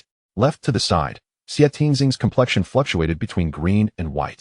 Feeling like a mere jester, taking a deep breath, he prepared to salvage his dignity, when a gentle yet authoritative voice resonated behind him. Classmate Cheng Mo. The three turned simultaneously. Chun Sheng, holding 2 glasses of red wine, had somehow positioned himself behind them. His arrival instantly hushed the atmosphere, drawing the attention of nearby guests, who regarded him with reverence. Xie Tingxing's gloom dissipated, instantly replaced by a warm smile as he approached eagerly. Uncle Chun, what brings you here? If there's anything you need, just let me know. He maintained a humble demeanor, his words imbued with respect and familiarity. Though the Starry Guild wielded considerable influence, it remained a faction of the common folk. Chun Sheng represented the imperial authority, the true power behind the city of Bihai. From the perspectives of both familial interests and personal aspirations, he was a figure that demanded utmost efforts for rapport. Yet, Chun Sheng merely nodded imperceptibly, scarcely casting a glance his way, and strode past him directly to Cheng Mo. He offered one of the glasses of red wine to Cheng Mo, his face adorned with a genuine smile. Their previous encounter at Ankin Third High had been somewhat hasty, leaving them without the opportunity for proper acquaintance. Xie Tianxing reached out, intending to initiate conversation, but his hand awkwardly lingered in midair. His smile froze, watching as Chun Sheng regarded him as if he were invisible. The humiliation of such utter disregard eclipsed the sting of 100 verbal insults from Cheng Mo. The surrounding guests observed this scene, some wearing expressions of amusement. It was evident to all that the prominent figure from Bihai City held no interest in the young master of the Starry Guild, but rather favored the unremarkable youth before him. Cheng Mo accepted the wine glass, somewhat taken aback. Mr. Chun, you are too courteous. Is the banquet to your satisfaction? Have there been any shortcomings? Chun Sheng waved his hand dismissively, his demeanor warm. Do not stand on ceremony. Given your close friendship with Miao Miao, you might as well call me Uncle Chun. Su Miao Miao showed little surprise, her expression unchanged. However, Xie Tianxing had already clenched his fists, his nails nearly embedding into his flesh. The connection he had painstakingly sought to forge was overshadowed by the ease with which Chun Sheng approached a mere commoner. It felt as if Xie Tianxing's dignity was being trampled underfoot. Gasps of astonishment rippled through the onlookers, each speculating on the identity of the youth. Uncle Chun. Cheng Mo was not one to be overly sentimental. He accepted the goodwill with composure. This is precisely as it should be. Chun Sheng smiled in satisfaction before shifting the topic. I hear you have been troubled recently over how to swiftly level up? Cheng Mo's heart stirred. He did not deny it. He indeed faced such concerns. For advanced practitioners, it was manageable, but for those like him, newly awakened, finding a suitable leveling area was exceedingly difficult. The low-level dungeons and outdoor training zones surrounding Beihai City were controlled by the state, with the remainder devoured by various guilds. Newcomers seeking to make their mark had to either align themselves with a faction or scavenge through the remnants left by others, yielding meager results. I understand, Chen Xing nodded. As if he had anticipated Cheng Mo's plight, he retrieved a scroll from the pocket of his Zhongshan suit. The scroll was not crafted from paper, but rather a material akin to animal hide, supple to the touch, with its ends secured by dark golden metal spindles, presenting an antiquated yet precious appearance. This may help alleviate your pressing concerns. Chun Sheng extended the scroll towards Cheng Mo. Xie Tianxing fixed his gaze on the scroll, his breath quickening. Given Chun Sheng's stature, what he produced could not possibly be mundane. Cheng Mo, under the curious gazes of Su Miao Miao and Xie Tianxing, slowly unfurled the scroll. The moment it opened, an extraordinarily detailed map unfolded before him. It depicted the entirety of Beihai City and its vast surroundings, with mountains, rivers, urban ruins, and forests meticulously marked. Yet, this was no ordinary geographical map. Scattered across it were hundreds of glimmering red dots, marked in various shades of vermilion, each accompanied by a line of elegant script. East City Abandoned Factory, LV5, LV8, Monster Types, Corrupted Machinery, Vengeful Spirits. Yield, Basic Energy Core, Vengeful Spirit Crystal. Note, Complex Internal Structure, Beware of the Elite Monster, Workshop Supervisor. Black Marsh Periphery, LV10, LV13, Monster Types, Marsh Frogman, Venomous Leech. Yield, Frogman Tendons, Leech Venom Sacs. Note, Prepare Antidotes. A LV15 Boss Frogman Shaman dwells deep within. From LV5 to LV30, it encompassed nearly all outdoor dungeon entrances suitable for beginners to intermediates. Not only did it detail levels, monster types, and primary yields, it also highlighted precautions and elite monsters with utmost clarity. This could hardly be classified as a mere map. It was an official, exhaustively comprehensive guide of astounding value. What truly astonished Cheng Mo was the golden thread weaving between these red dots. This golden line elegantly connected several dungeons from low to high, geographically proximate to one another, accompanied by a line of annotation. Recommended leveling route. Estimated total time 360 hours. Achievable LV20, maximizing resource yield with minimal route loss. Cheng Mo held the map, his hands slightly trembling under its weight. He comprehended the immense value of this document. Many locations marked on it were likely beyond the complete grasp of even a colossal entity like the Starry Guild. Furthermore, this golden leveling route embodied countless experiences and precise calculations, its worth immeasurable in monetary terms. It essentially paved a smooth path towards becoming an advanced practitioner, saving him countless hours of trial and error. This is too precious. Cheng Mo looked up at Chen Sheng, his expression grave. Chen Sheng merely smiled gently, patting his shoulder. The Empire will not neglect any young individual with potential. You must remember, your strength should be directed towards more significant endeavors. His words held deeper implications, his gaze profound. Cheng Mo paused in contemplation before solemnly stowing the map away. I understand. Thank you, Uncle Chun. He registered this act of kindness in his heart. Standing nearby, Xie Tianxing seethed with jealousy, his eyes nearly ablaze. He had exerted every effort to curry favor with Chen Sheng, yet received naught but indifference. Meanwhile, Cheng Mo, having done nothing, had been bestowed a gift capable of driving any newcomer to madness. Why was this? He glared at Cheng Mo. The murderous intent he had suppressed earlier surging uncontrollably once more. Cheng Mo tucked the map away and turned to Su Miao Miao, a relaxed smile gracing his face. It seems we should head back early tonight. Tomorrow we'll be busy. Chapter 32. None are truly good people. The splendor and clamor of the banquet were completely severed from him the moment Cheng Mo closed the door to his rented room. The space was small, even somewhat cramped. Aside from a bed, a desk, and an antiquated computer, there were no superfluous furnishings. It was meticulously tidy, rendering it even more desolate. This was the place he had resided in solitude for 6 years, so familiar that he could navigate it with his eyes closed. He removed the expensive custom suit, folding it neatly and placing it on the desk, like an artifact incongruent with the room. This was a gift thrust upon him by Su Miao Miao as he departed. Cold tap water gushed from the Shoriad, washing over him and allowing the tumult of emotions from the banquet to settle. After changing into loose casual attire, Cheng Mo skillfully climbed out of the kitchen window, swiftly ascending to the rooftop of the aging residential building. The night breeze was cool, carrying the unique essence of the urban night, dispersing the remnants of inebriation. He found a clean corner to sit, tilting his head to gaze at the sparse stars in the night sky. In absolute tranquility, he reviewed the events of the past few days, a habit cultivated over many years. The occurrences flashed through his mind like frames from a fast-forwarded film. The appearance of Su Miao Miao was too coincidental, her attentiveness bordering on the deliberate. Cheng Mo could not fathom that he possessed such charm as to capture the attention of this renowned heiress from Baihai City, known for her aloofness, who even took the initiative to extricate him from a predicament. Then there was Chun Sheng, a prominent figure in Baihai City, whose demeanor was excessively affable. Cheng Mo was acutely aware of the value of that map. It could not merely be explained away by the platitude that the Empire would not neglect any promising young individual. He and Su Miao Miao operated in seamless harmony. Yet Cheng Mo's heart was as clear as a mirror. Both were astute individuals, and he, with his wings yet unformed, felt like a novice player fresh out of a starting village, devoid of any bargaining power. A debt of gratitude was owed, but maintaining a distance was imperative, otherwise one might find oneself sold, blissfully counting the coins for another. Furthermore, any entanglement with a figure of such power as Chun Sheng could inevitably embroil him in a more complex struggle for dominance, which would not bode well for him at this juncture. As for that map, he had already perfectly replicated it on his way back, the system displaying all the marked points clearly on its map panel, readily accessible. Following the mapped route to level up was a foregone conclusion. However, there was no urgency for the next couple of days. The second adaptation training for the dungeon organized by Incheon No. 3 High School was scheduled for tomorrow. A mere level 10 ordinary difficulty dungeon posed negligible experience gains for Cheng Mo, who had already reached level 12. Yet, attendance was non-negotiable. Jean Shijia had promised that a successful first completion of the dungeon would earn a junior skill scroll from the school. That was precisely what he needed at present. The power of a necromancer was built upon skills. Each additional skill represented another trump card, providing a direct enhancement of strength. The following day, as dawn broke, Cheng Mo arrived at the school playground, which was already abuzz with activity, far more lively than during the previous assembly. Almost every student wore expressions of excitement and anticipation. After several days of free exploration, most had leveled up to around level 8, with a few even brushing against the threshold of level 9. While this was incomparable to Cheng Mo's level 12, it was sufficient for them to gain admission to a commendable vocational university.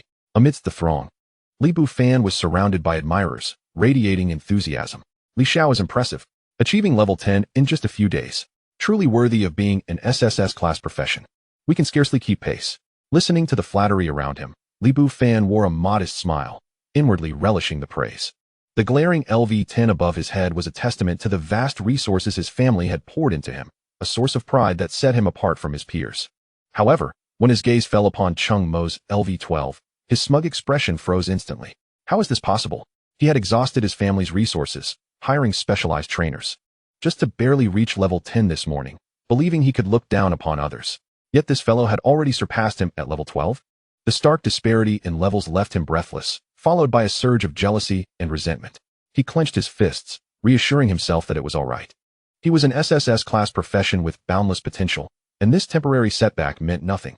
He would one day stand triumphantly over Cheng Mo, unfazed by the resentful gaze directed at him.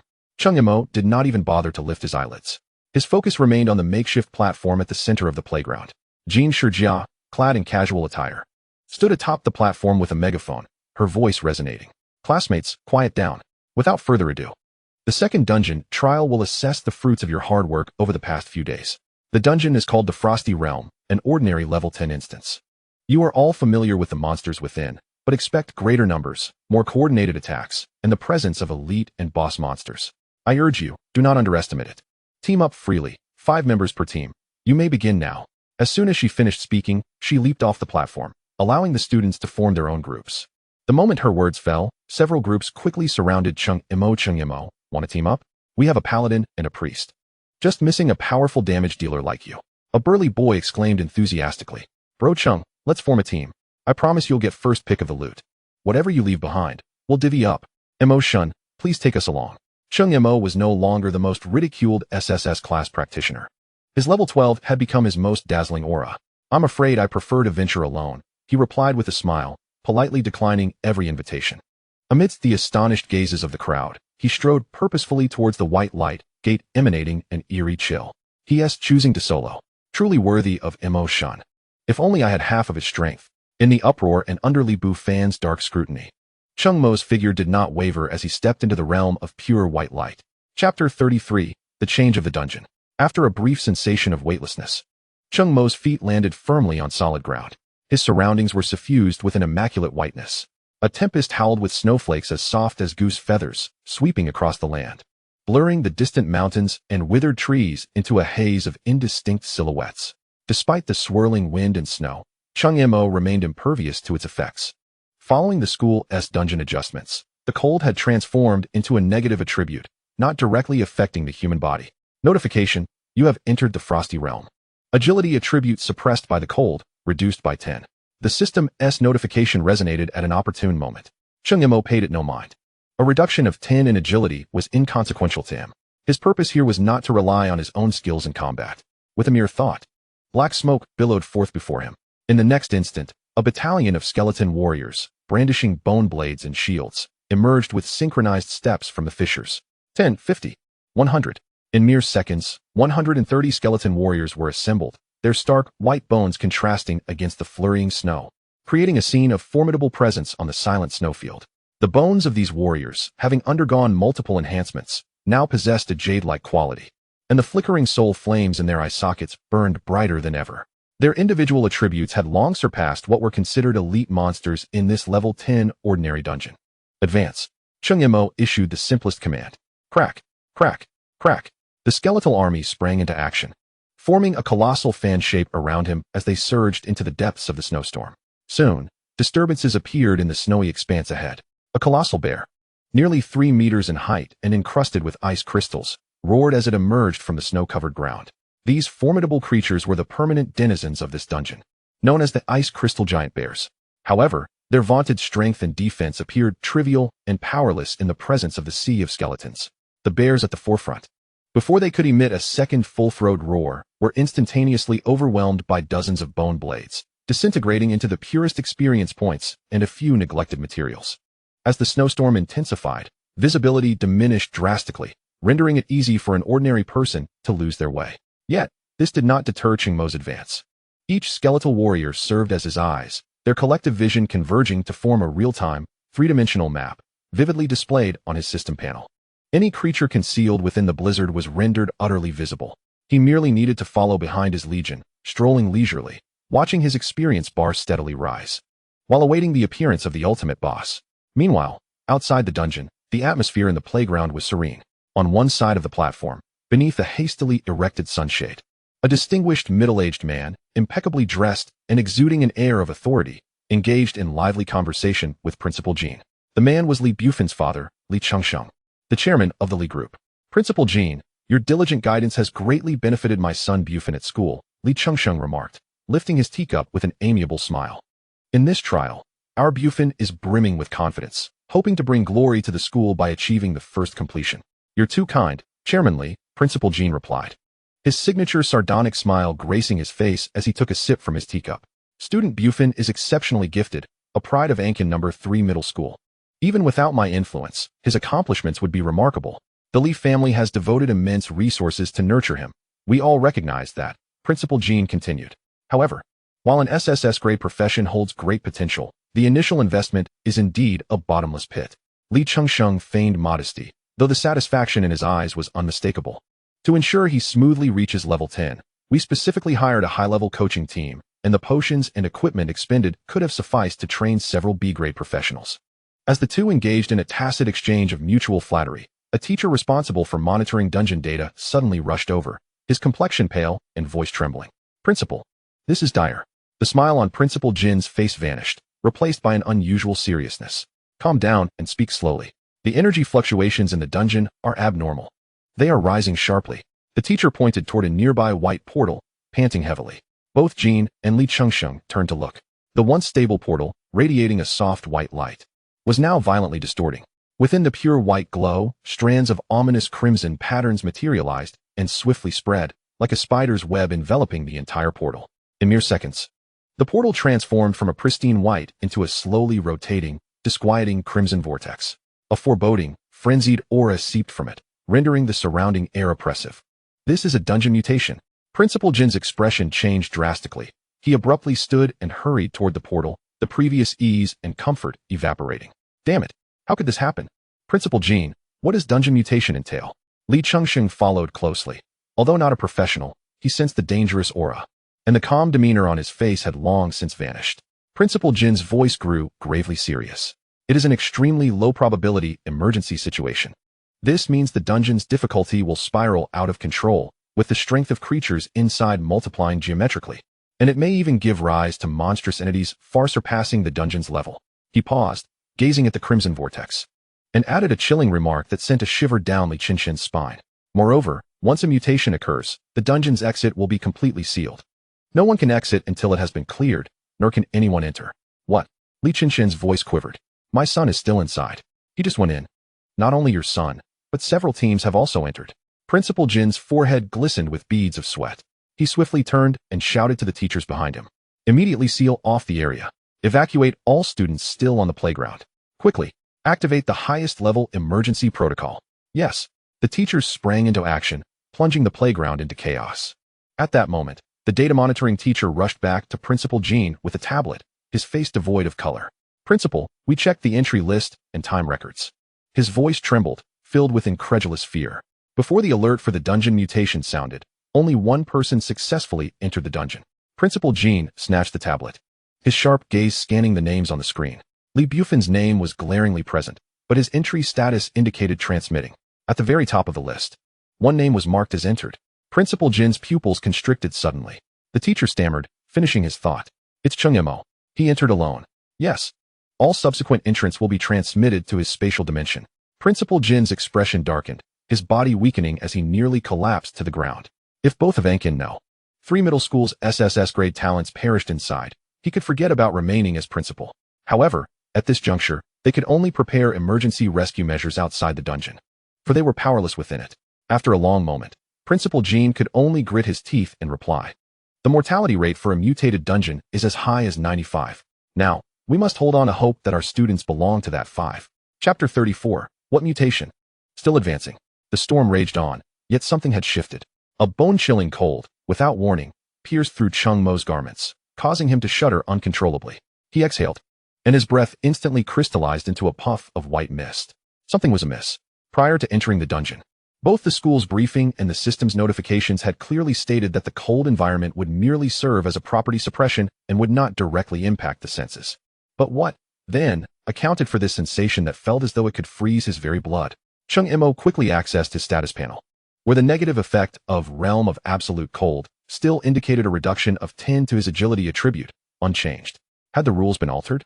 Just as he pondered this, a disturbance emerged from the tumultuous snow ahead. It was no longer the heavy footsteps of the ice crystal giant bears, but rather a lighter, swifter sound slicing through the air. Whoosh, whoosh, whoosh. Dozens of ice spikes, shimmering with an eerie blue glow, tore through the veil of snow and hurtled towards the skeletal legion. The foremost skeletal warriors immediately raised their hefty bone shields. Clang, clang. The ice spikes collided against the shields, exploding into a flurry of icy shards, the immense force causing several skeletal warriors to momentarily falter in their stride. Cheng Mo's gaze traversed his legion, directing itself towards the origin of the icy projectiles. Amidst the swirling snow and wind, elemental beings, approximately half the height of a human and composed entirely of ice crystals and frigid air, hovered in midair. They lacked a fixed form, their bodies ceaselessly shifting between substance and shadow, with only a pair of eyes emanating a chilling blue glow, fixated upon these unwelcome intruders. Enhanced Frost Spirits. Level, 12. Strength, 600. Agility, 900. Spirit, 700. Constitution, 1000.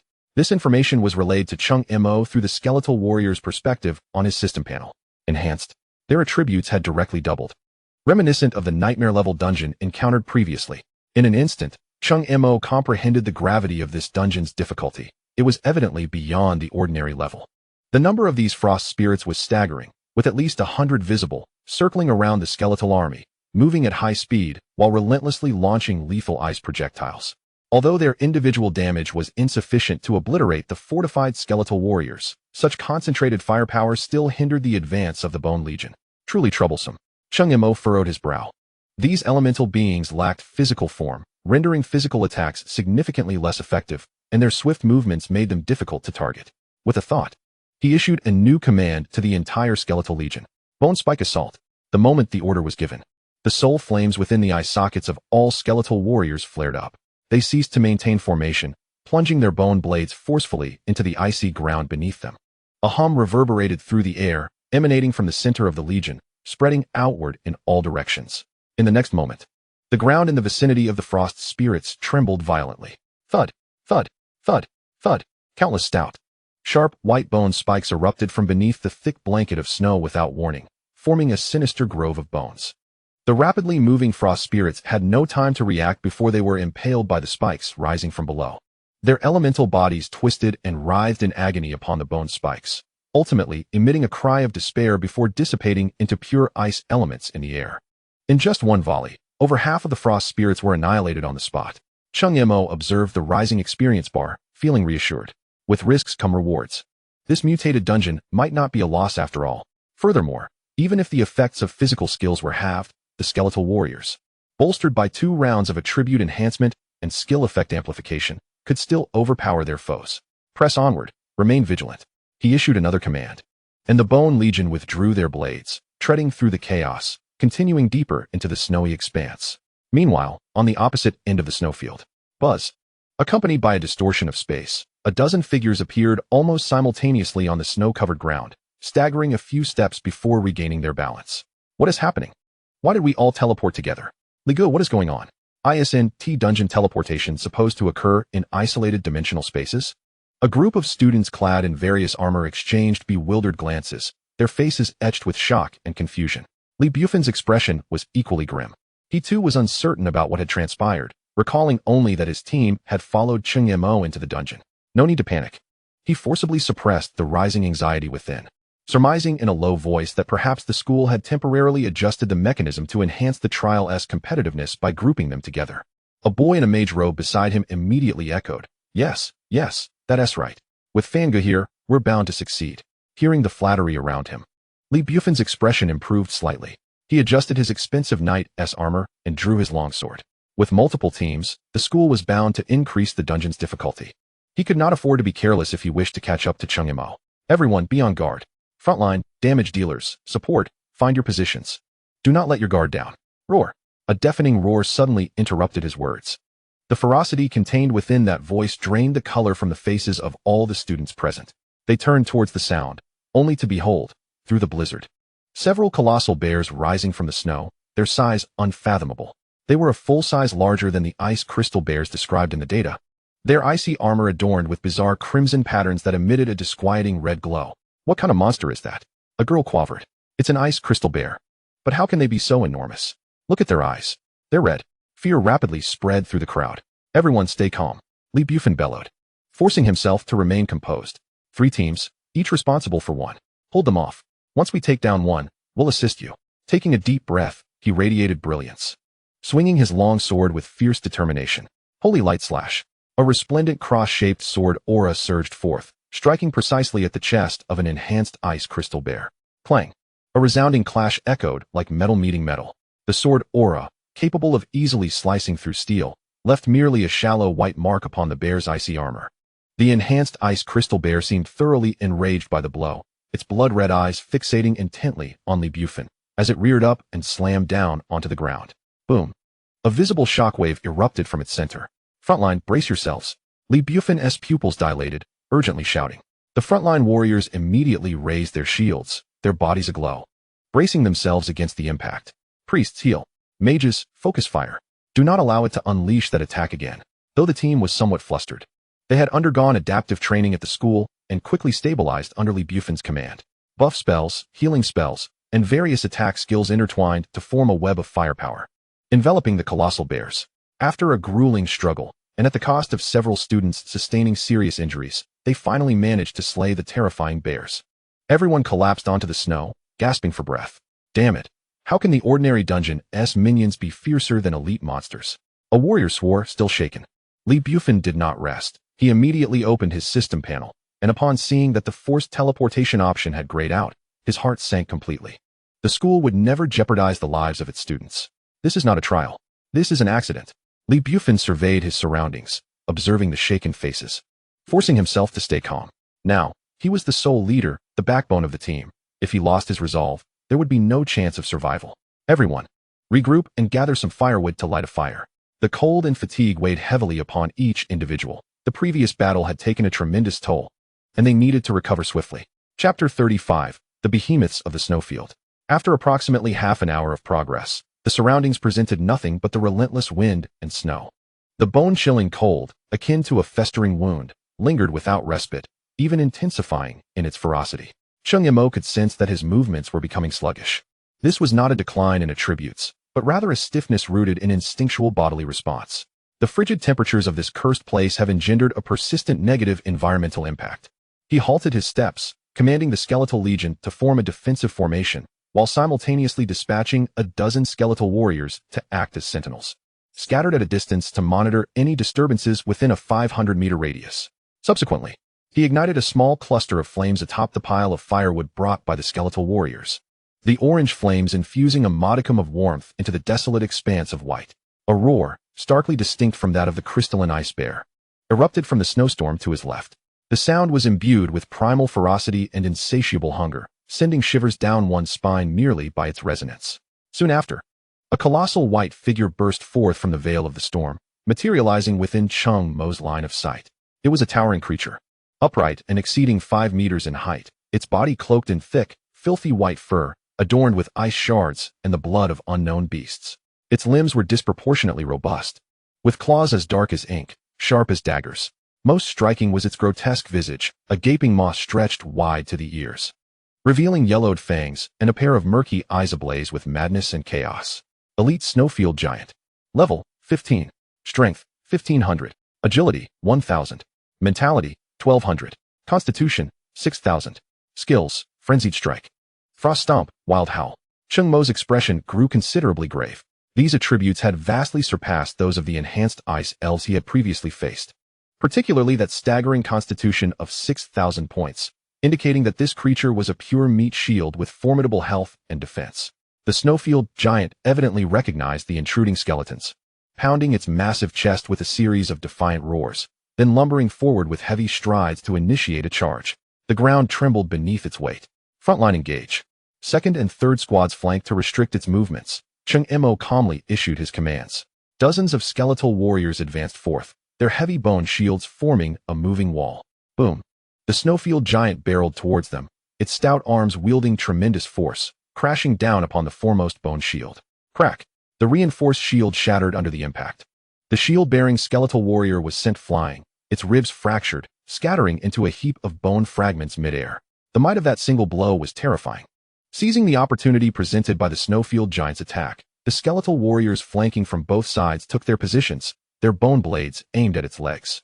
Clang, clang, clang. A series of dull thuds echoed as the bone blades struck the creature's thick fur, sparking as they made contact, leaving only faint white marks. Its physical defense was astonishingly high. Roar. The Snowfield Giant, feeling the pain, retaliated with a sweeping backhand that sent 3 or 4 skeletal warriors flying. It abruptly lifted its right foot, stomping down heavily upon the ground.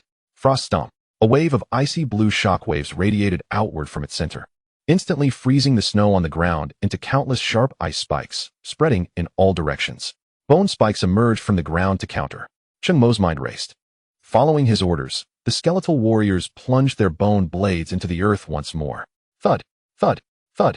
The pristine white bone spikes erupted from the soil, colliding violently with the encroaching ice spikes, producing a cacophony of shattering sounds as they mutually annihilated. The tactic was countered. Cheng Mo furrowed his brow. The creature's strength and defense exceeded all expectations, rendering conventional siege tactics ineffective, only resulting in increased casualties. He must find its weakness. As he commanded the skeletal legion to continuously maneuver, sacrificing the fodder to create space, He meticulously observed every movement of the snowfield giant. Its attacks were grand and forceful, yet its speed was a glaring vulnerability. Moreover, it seemed excessively reliant on its thick fur for defense, leaving its head inadequately protected. All skeletons abandon attacks on the torso. Concentrate fire on the head.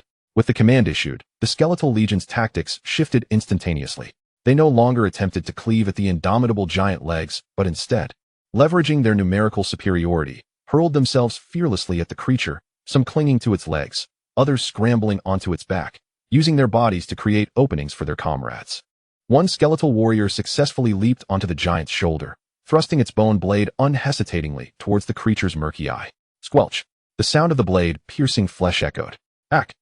The snowfield giant emitted an ear-piercing wail, thrashing its arms violently, obliterating the skeletons clinging to it, while green, foul-smelling blood oozed from the blinded eye. Effective! Cheng Mo felt a surge of exhilaration, but refrained from sending more skeletons to their demise. The toll was too great.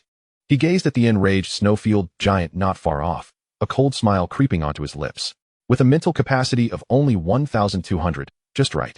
It was time to test my new skill. Soul Shock. A flash of green light flickered in Cheng Mo's eyes as an invisible wave surged forth, precisely striking the snowfield giant. Huh. The creature's roar abruptly ceased, its massive form suddenly stiffening, a fleeting look of confusion and daze crossing its intact eye. Now's the time. Seizing this fleeting opportunity, the surrounding skeletal warriors charged in succession, their bone blades raining down upon its vulnerable head. Even as some skeletons were crushed by the giant's desperate flailing, Cheng Mo did not hesitate to detonate their remains. Boom. The shockwave from the corpse explosion once more rendered the giant motionless. A seamless flurry of attacks ensued. After nearly 10 minutes of attrition, this once mighty elite monster finally collapsed with a reluctant wail. Kill elite snowfield giant. Experience points. For 1,000. Cheng Mo exhaled, gazing at the scattered skeletal fragments. This battle had cost nearly 30 skeletal warriors. Yet it was worth it. Just as he prepared to tally his spoils, a sudden shared vision from a distant sentry skeleton pierced his mind. In an instant, as the vision shifted, Cheng Mo found himself stunned. Amidst the storm, a flickering orange flame dispelled a modicum of the surrounding chill. Beside the campfire, a ragtag group of a dozen individuals sat haphazardly, their faces marked with fatigue and terror. Although clad in fine gear, they were now sullied with grime and blood, several wrapped in bandages, clearly having just endured a fierce battle. At the center of the group, a figure poking the fire with a branch was none other than Li Bufin. Well, isn't this Li the young master? Cheng Mo couldn't help but chuckle. Why do you look like a refugee? Shouldn't this group be undergoing trials in their respective independent dungeons? How did they end up together, appearing in my dungeon? He instantly connected the dots regarding the mutation of the dungeon. It seemed the ramifications of this incident extended far beyond his initial assumptions. Through the skeletal perspective, Cheng Mo could see each of their conditions clearly. Although Li Bufin was holding up, the fatigue and worry etched upon his brow were impossible to conceal. The spirits of others plummeted even further, resembling frostbitten eggplants. In another location, a vigilant skeleton reported a new sighting. To the southeast, approximately 300 meters away, figures, ethereal and radiating a ghostly blue luminescence, were gathering amidst the wind and snow. Frost spirits. Moreover, their numbers exceeded 50. Their target was none other than the campsite of Li Bufin and his companions. Given the current state of the students, should these swiftly moving elemental beings launch an assault, the consequences would be dire. Cheng Mo switched back to the main perspective, stroking his chin. With the students in their present condition, if they were to be ambushed by these agile elemental creatures, they would likely not even stir a ripple. He stashed away the spoils acquired from vanquishing the snowfield behemoth and raised his hand. Everyone turn. His voice resonated across the vast snowy expanse, imbued with an irrefutable command. The objective lay to the southeast. Chapter 36. The Sinister White Bones. The flickering campfire failed to dispel the chill that gripped everyone's hearts. Water. Does anyone have water? A girl leaning against her companion spoke, her lips cracked and voice faint. Yet, silence enveloped the group. They were all listless, no one responding to her plea. Due to the school's stipulation that the dungeon could last no longer than 6 hours, with the possibility of a forced exit, the supplies they brought were scant. They had exhausted their provisions in previous skirmishes, and now even a sip of clean water seemed a luxury. What on earth is this cursed place? A warrior struck the snow with a fierce punch, his knuckles instantly turning red from the cold. How could a dungeon of ordinary difficulty spawn enhanced elite monsters? Stop complaining. Conserve your strength, another mage replied wearily. Didn't Tifanga say it might be a special arrangement by the school? Even he himself doubted the validity of that statement. But the group clung to it as a glimmer of hope. Li Bufin stirred the fire, the crackling of burning wood providing the only solace in the current predicament. He was acutely aware of the bizarre circumstances. The forced teleportation had failed, the monster's strength had doubled, and the environmental damage had materialized. All of this transcended the bounds of the trial. Yet, he could not voice these concerns. He was the cornerstone for this small group. Should he exhibit even a hint of uncertainty, the entire team would instantly unravel. Everyone, pull yourselves together. Li Bufin stood up, striving to infuse his voice with strength. We will rest here for 10 minutes to recover our stamina and mana, then we shall continue our journey. Staying put will only lead to our demise. His words had a modicum of effect. A few students struggled to sit upright, beginning to meditate. But just then, a piercing sound of something slicing through the air shattered the brief tranquility. Whoosh! A shimmering ice shard, glowing with an eerie blue light, grazed the scalp of one student before embedding itself deeply into the snow behind him. Enemy attack. Li Bufin reacted swiftly, bellowing as he unsheathed his longsword. Everyone snapped to attention, scrambling to their feet in a frantic search for their positions. In the howling wind and snow, the spectral forms of elemental beings materialized. They darted through the air with alarming speed, raising a bone-chilling gale, their blue glowing eyes, like will-o'-the wisps, fixated on each individual by the campfire. They were frost spirits, and their numbers far surpassed any previous wave they had encountered. Frontline, raise your shields. Mages, prepare area spells. Priests, ensure the front line is shielded. Li Bufin commanded, his voice slightly distorted with tension. Several warriors gritted their teeth, positioning themselves at the forefront, shields raised to protect their bodies. Yet, they were utterly fatigued. Whoosh, whoosh, whoosh.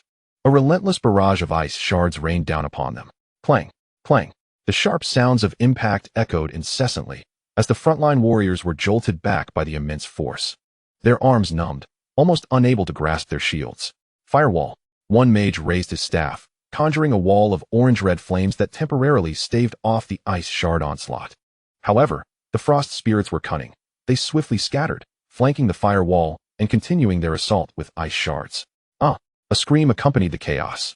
A support mage, unable to evade in time, had her calf pierced by an ice shard, blood instantly staining the snow, the frigid air seeping into the wound, numbing half her body. Heal. Quickly heal her. Li Bufin's eyes widened in desperation as he battled the frost spirits while struggling to monitor the team's condition, feeling overwhelmed. Upon hearing his command, a priest in the group hurriedly began to chant a spell, a gentle holy light enveloping the girl, managing only to staunch the bleeding but failing to dispel the encroaching cold.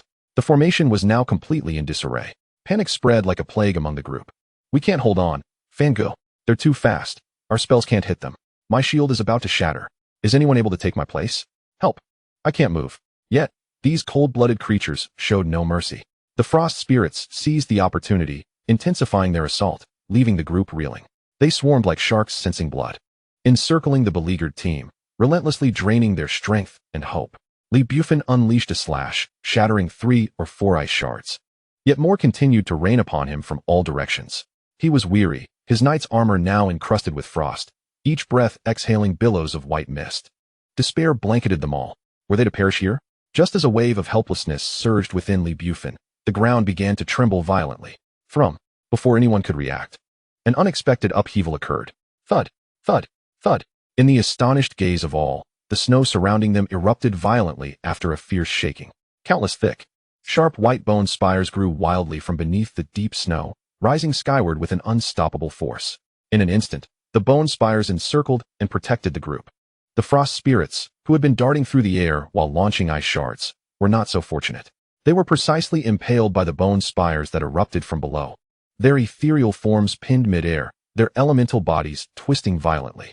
The frost spirits struggled to free themselves from the bone spires, but after issuing cries of despair, they ultimately dissipated into pure ice essence, vanishing within the wind and snow.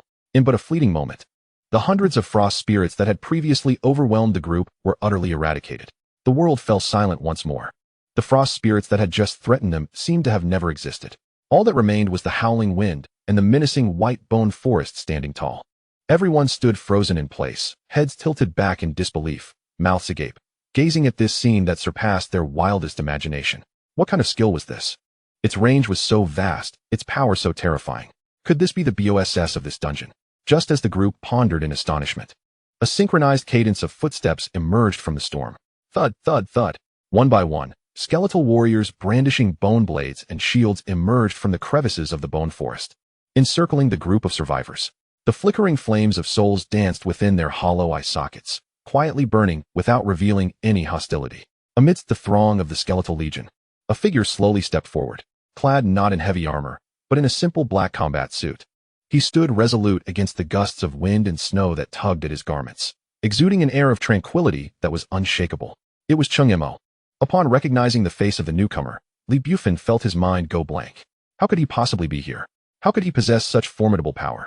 Was it he who had conjured the bone forest that had annihilated over 100 frost elves?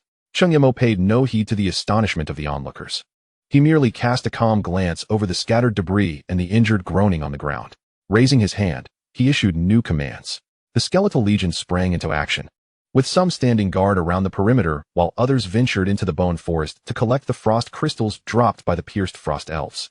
The entire process was fluid and executed with remarkable efficiency. Li Bufin watched this scene unfold, his throat dry, as all his previous pride and sense of superiority were shattered in an instant. He opened his mouth, yet no words escaped. Chapter 37. Are you brave? The air was thick with the lingering chill of dissipated ice elements, accompanied by a faint, metallic odor.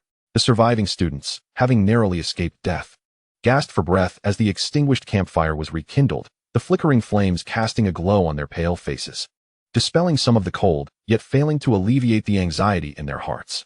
Cheng Mo's appearance was like a stabilizing anchor, forcing steadiness upon this ship on the verge of capsizing. Apparently, your luck has not been on your side, Cheng Mo remarked, surveying the weary survivors before casually retrieving several bottles of water and a pack of high-energy compressed biscuits from his storage space, tossing them onto the snow. These were the leftover supplies from their previous excursion to the outskirts. Though inexpensive, they were precisely what Li Bufin and the others desperately needed in their depleted state. Replenish your strength. We have a long journey ahead, he instructed. Food and water held an elemental allure for these students, teetering on the brink of exhaustion. A few exchanged glances, hesitantly reached out, and began to devour the provisions ravenously. For them, these rations were akin to a lifeline in the midst of a blizzard. Thank you, murmured a girl with an injured leg, casting a glance of gratitude towards the stoic Cheng Mo. Meanwhile, Li Bufin stood rooted in place, his face a tumultuous blend of red and green, reflecting his profound discomfort. He glared at Cheng Mo, then at the pack of meager biscuits on the ground, his chest heaving with indignation as a wave of humiliation surged within him. Who needs your pity food? He spat, kicking away a biscuit that had rolled to his feet, his voice strained with suppressed rage. Cheng Mo glanced at him with a nonchalant expression. In this dire situation, fewer individuals meant less pressure on him. If someone sought their own demise, he would welcome the ease it afforded him. Suit yourself. Starving is also a method of dying. Rather eco-friendly, he retorted. You. Li Bufin found himself at a loss for words, his face flushed with fury as he stood in the snow. What further compounded his embarrassment was that the sycophantic mage, who had been so eager to curry favor with him, now silently twisted open a bottle of water and began drinking, too intimidated to meet his gaze. Reality was far more significant than any ludicrous pride. Listen to me, Cheng Mo declared, uninterested in squandering words on Li Bufin. He scanned the group, his voice steady yet resonant. I believe you have all noticed that this dungeon is amiss. The monsters exhibit abnormal strength, the environmental hazards have materialized, and most crucially, we cannot voluntarily exit the dungeon. He paused before articulating his hypothesis. The dungeon has mutated. We are trapped in the same space. If we wish to survive, we have but one path forward: cooperation to clear the dungeon. Cooperation? With Cheng Mo? Li Bufin seemed to have heard the most ludicrous jest in existence. Cooperate? With you? A necromancer? He scoffed, gesturing at the injured students surrounding him. And this bunch of burdens? If it weren't for their hindrance, we wouldn't have been cornered by a mere group of frost elves. The students he pointed at paled, their lips quivering, but they dared not refute him. Fangul. We shouldn't say that. One of Li Bufin's fellow warriors interjected quietly. In that situation, everyone. Shut up. Li Bufin interrupted sharply, blaming all failures on others. When I was in command, if you had shown even half the execution, would we be in this predicament? A bunch of useless fools. Having said that, he turned to his initial team members, regaining that false confidence on his face. Let's go. We don't need to associate with this person or this bunch of misfits. With our own strength, we can clear the dungeon. However, the ideal was far more alluring than the harsh reality. The response to his outburst was a profound silence. Only the two warriors who had been following him hesitated, shifting their feet. Even the fawning mage, who had just taken a sip of water, buried his head lower. None of them were fools. Li Bufen's leadership had only led them deeper into chaos and danger, while Cheng Mo had effortlessly obliterated the monstrous horde that had filled them with despair. The disparity between strength and weakness was glaringly evident. It was clear to everyone who offered a path to survival, following whom was not a matter of choice. Li Bufen surveyed them. Yet those who had once been eager to flatter him now averted their eyes, as if the snow on the ground was far more captivating than his countenance. An unprecedented sense of humiliation washed over him like a tide. Good. Very good. He laughed bitterly in anger. You all prefer to follow a corpse manipulator, do you? Then stay here and wait for death. We leave. With that, he turned his back, leading his 2 loyal followers into the stormy expanse, vanishing swiftly into the white wilderness. Fangirl, don't be rash. It's too dangerous outside. A few scattered pleas were quickly swallowed by the wind and snow as Li Bufen and his companions faded from sight. A farcical episode concluded abruptly. The remaining students exchanged glances, ultimately casting their complex gazes towards Cheng Mo. There was fear, gratitude, but more so, a hopeful expectation of entrusting their lives to him.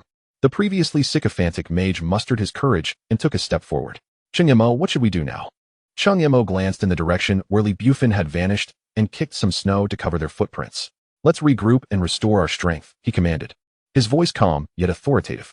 Upon hearing his words, the students complied, settling down to regain their physical and magical energy in silence. No one mentioned Li Bufen again. In the face of life and death, such foolish pride was rendered insignificant. Cheng Mo also gathered his thoughts. He had seen similar threads on the Adventurers Forum regarding dungeon mutations. Once they occurred, the dungeon would seal itself off completely, preventing external entry or internal exit. The only way out was to defeat the ultimate boss. He conveyed this harsh reality to the group. In other words, are we left to rely solely on ourselves? Even the most fundamental frost elves have been enhanced to such an extent, so what of the BOSS? The flicker of hope that had just ignited was instantly doused with a bucket of cold water. The spirits of everyone sank. Cheng Mo offered little consolation. Instead, he demonstrated everything through his actions while they regained their composure. During their recovery, they faced several waves of monster attacks. The massive ice crystal giant bear, capable of shattering black iron shields with a single swipe, and hordes of spectral snowfield wolves, swift as phantoms.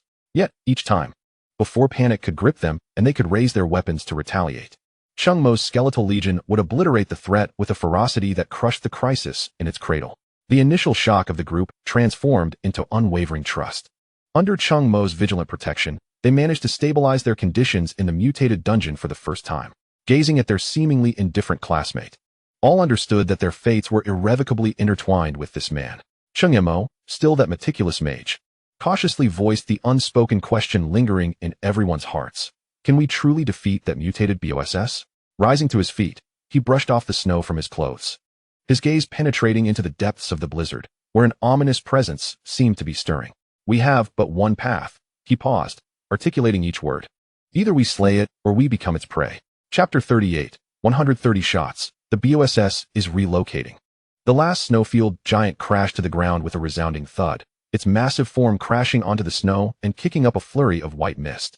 The tension that had gripped everyone finally began to ease, as several warriors leaned on their weapons, gasping for breath, their chests heaving like bellows. Cheng Mo remained composed, merely gesturing for a few towering skeletal warriors to step forward and collect the luminous orbs rising from the monster's carcass. The spoils of this encounter proved quite rewarding. Alongside various materials, they also acquired a pair of heavy gauntlets radiating a blue ethereal glow. High-quality black iron, the ice crystal gauntlets, bore a faint ice resistance effect. Cheng Mo weighed the equipment in his hands and turned to the few warriors in the group, asking, "Which of you desires these?" The warriors exchanged glances, each recognizing the yearning in the other's eyes, yet none stepped forward. The warrior who had previously opposed Li Bufen scratched his head, a hint of embarrassment coloring his voice. "Cheng Mo, we cannot accept this."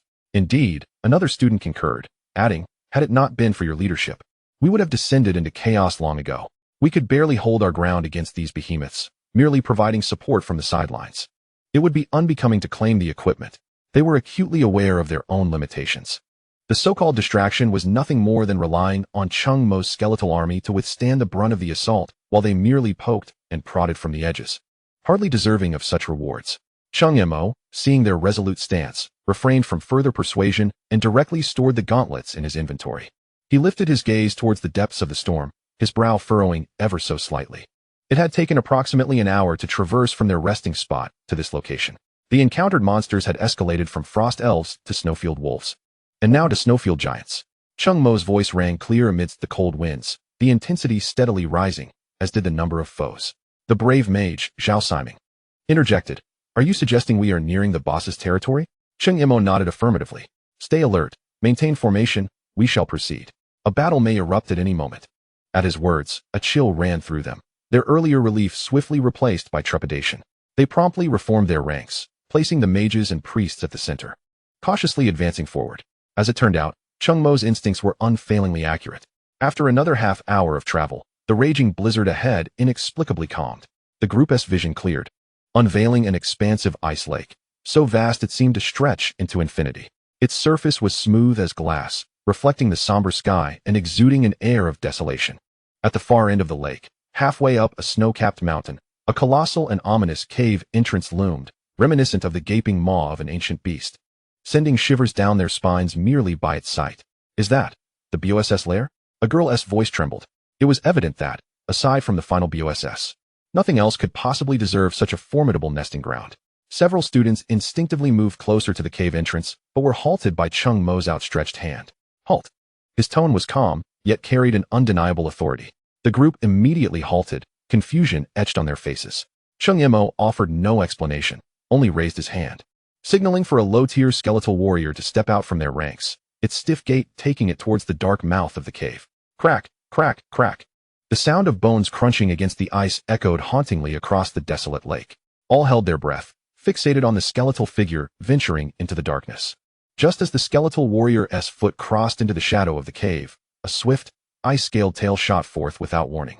Its speed was blinding, leaving a trail in the air accompanied by a piercing shriek, and it struck the skeletal warrior with unrelenting force. Bang! With a sharp crack. What had appeared to be a sturdy skeletal warrior was instantly reduced to a scatter of bones, which fell like confetti at the cave's mouth. The tail retracted just as swiftly, vanishing into the depths of the cave as though it had never existed. The ice lake fell back into a deathly silence. All the students gasped in shock, their faces drained of color. Had they rashly charged forward, the consequences would have been dire. Cheng Mo regarded the pile of bone shards at the cave entrance, his expression unchanged as he remarked, "It seems the main event is home." And in a foul mood. Zhao Siming's voice trembled, his teeth chattering. How do we fight that thing? The female mage beside him was nearly unsteady on her feet, gripping a nearby warrior's arm tightly, her lips pale and unable to utter a single word. No one blamed their fear, having witnessed the skeletal warrior's instant annihilation.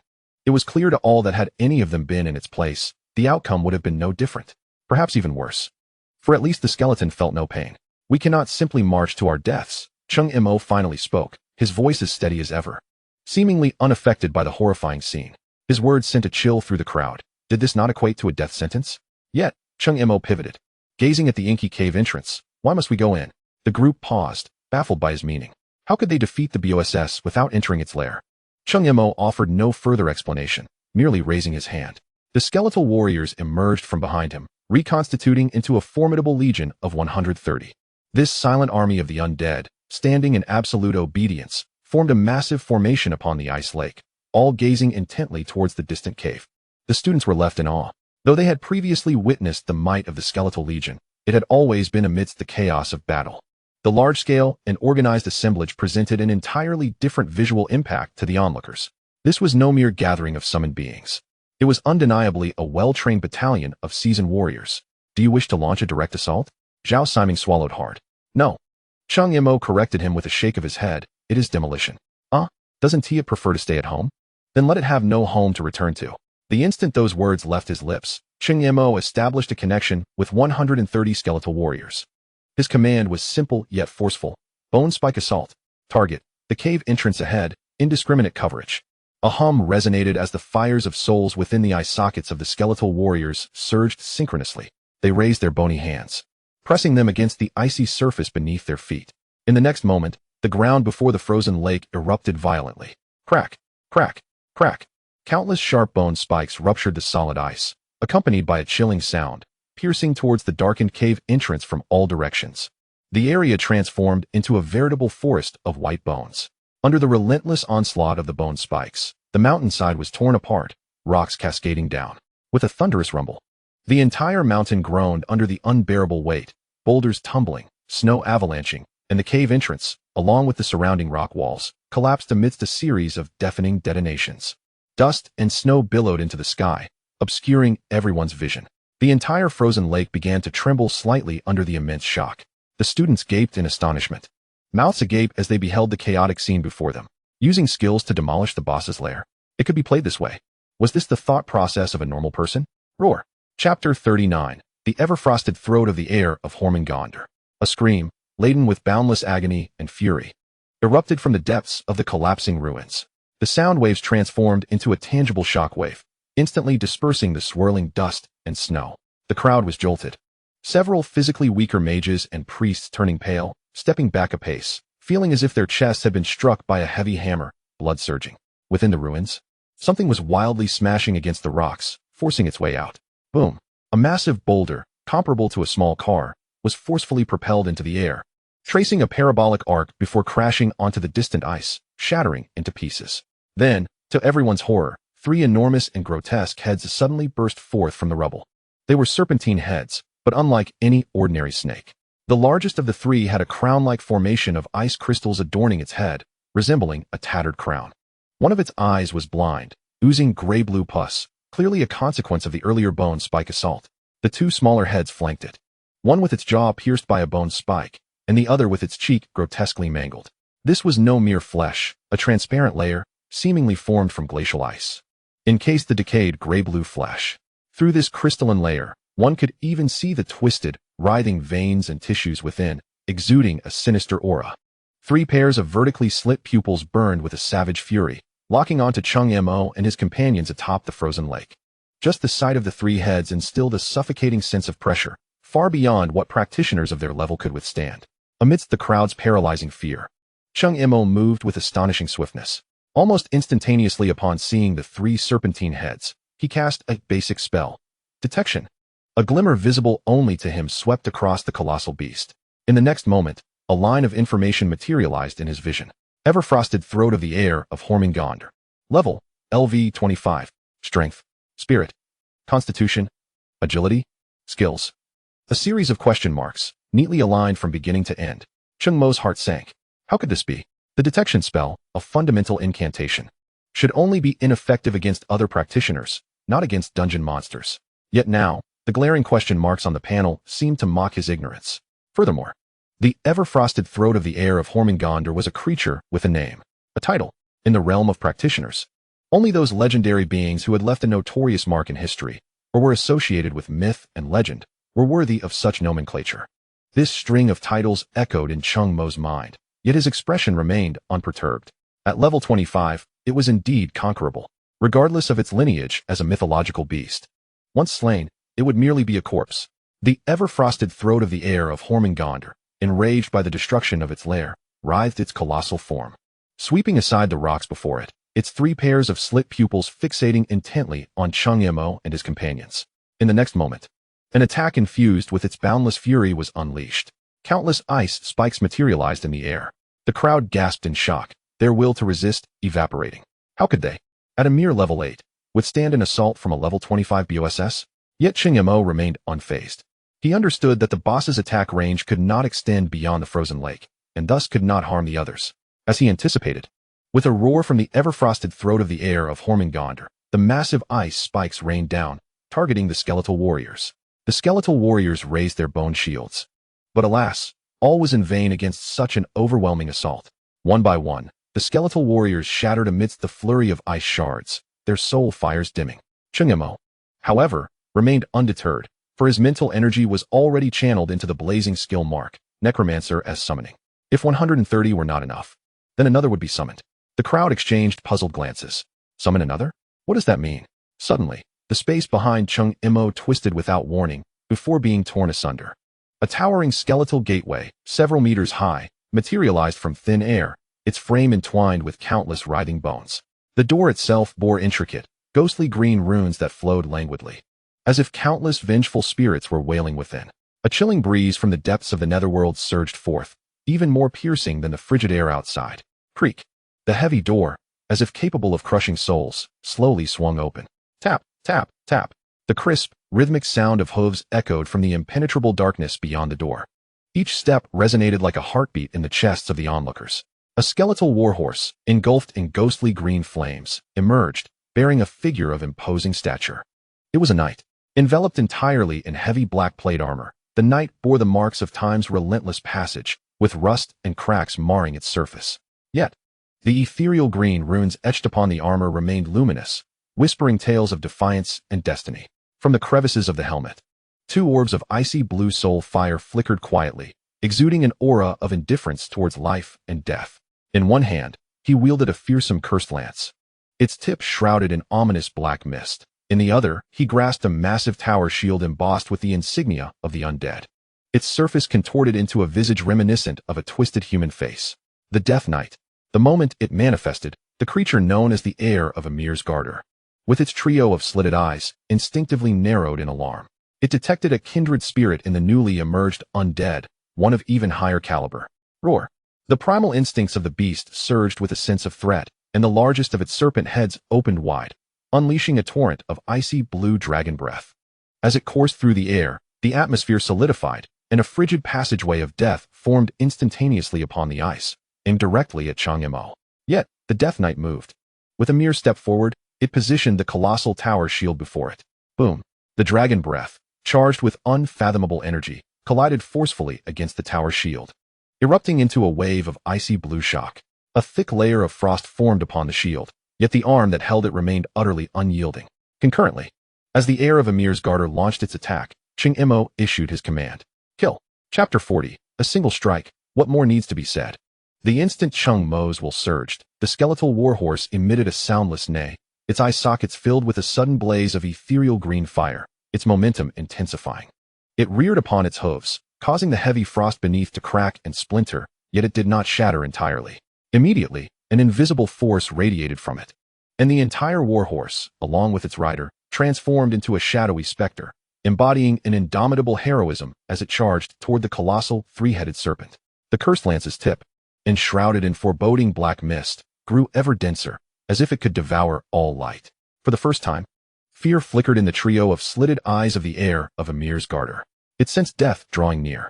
The massive serpent writhed furiously, its body trapped by the mountains, while the other 2 relatively intact heads frantically opened, attempting to unleash more icy dragon breath or to bite with their fangs, desperately resisting the fearless charge of the Death Knight.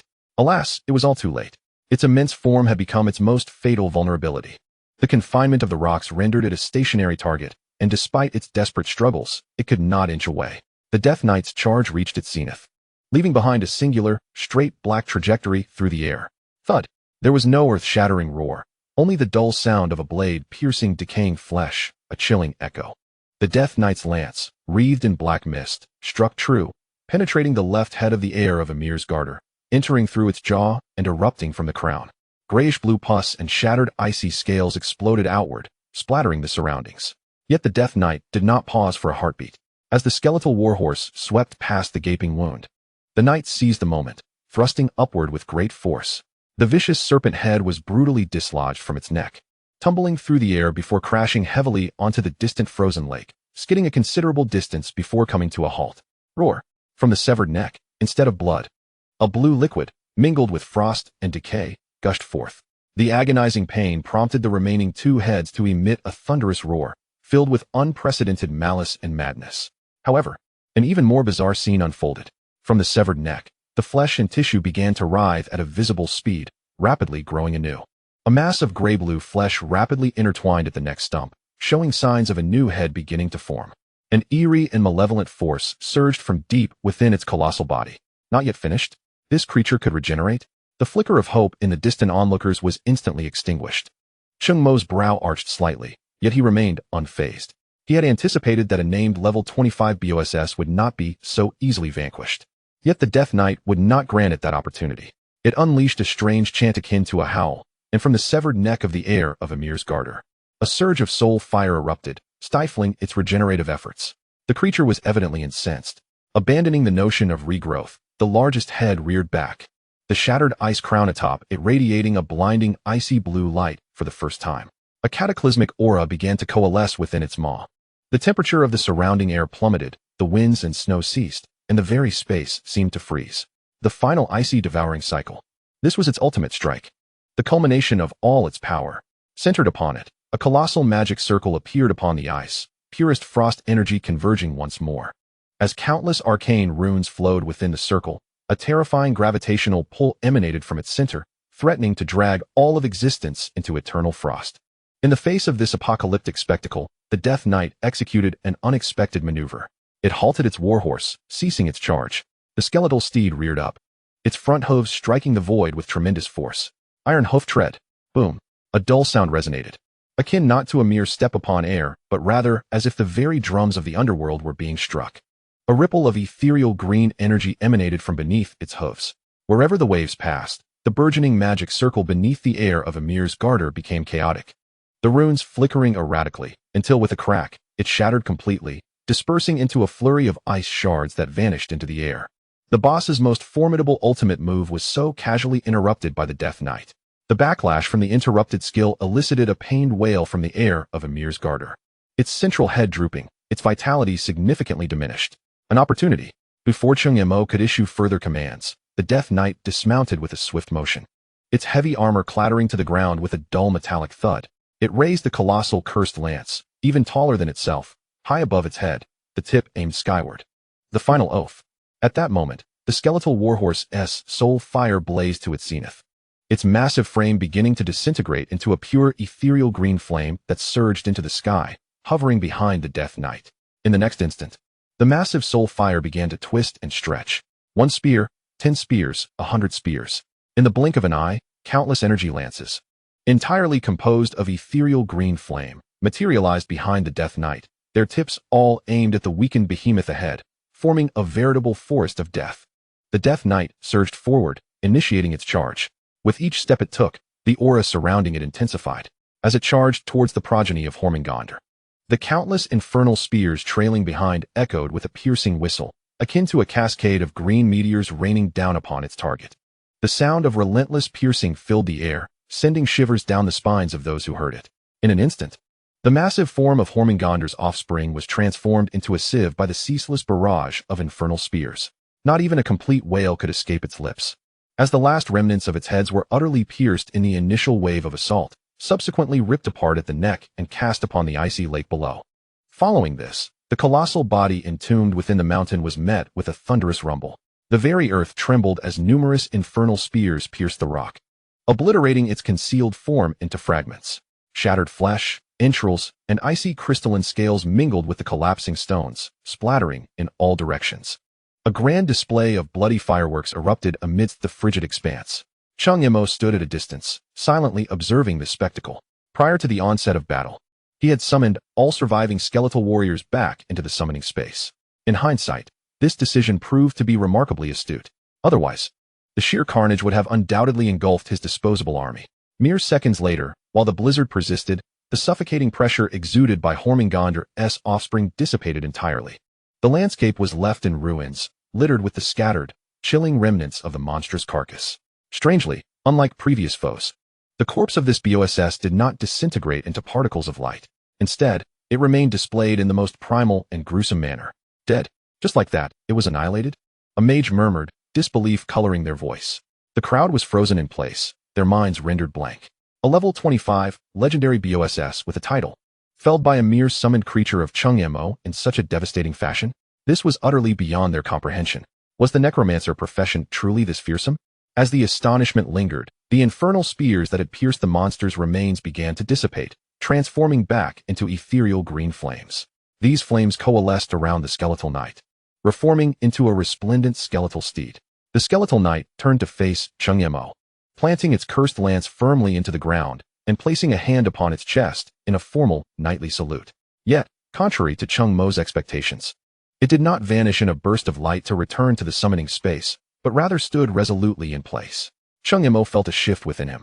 Sensing something unusual, a plume of black mist emanated from the knight's armor, gradually cleansing the grayish-blue liquid that clung to its lance and armor, leaving no trace behind.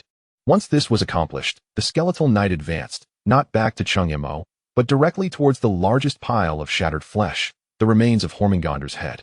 Under Cheng Mo's astonished gaze, the knight raised its cursed lance. With ease, the lance pierced into the shattered serpent head. In the next moment, A visible stream of gray-blue energy flowed along the lance, continuously siphoning into the skeletal knight's form. Cheng Mo's heart raced. Was it absorbing the monster's power? He could distinctly sense the knight's aura gradually strengthening in a subtle, yet undeniable manner. The icy blue soul flames within the helmet flickered more brightly. His summoned creature, after the battle had concluded, could actually gain strength from devouring the remnants of the BOSS.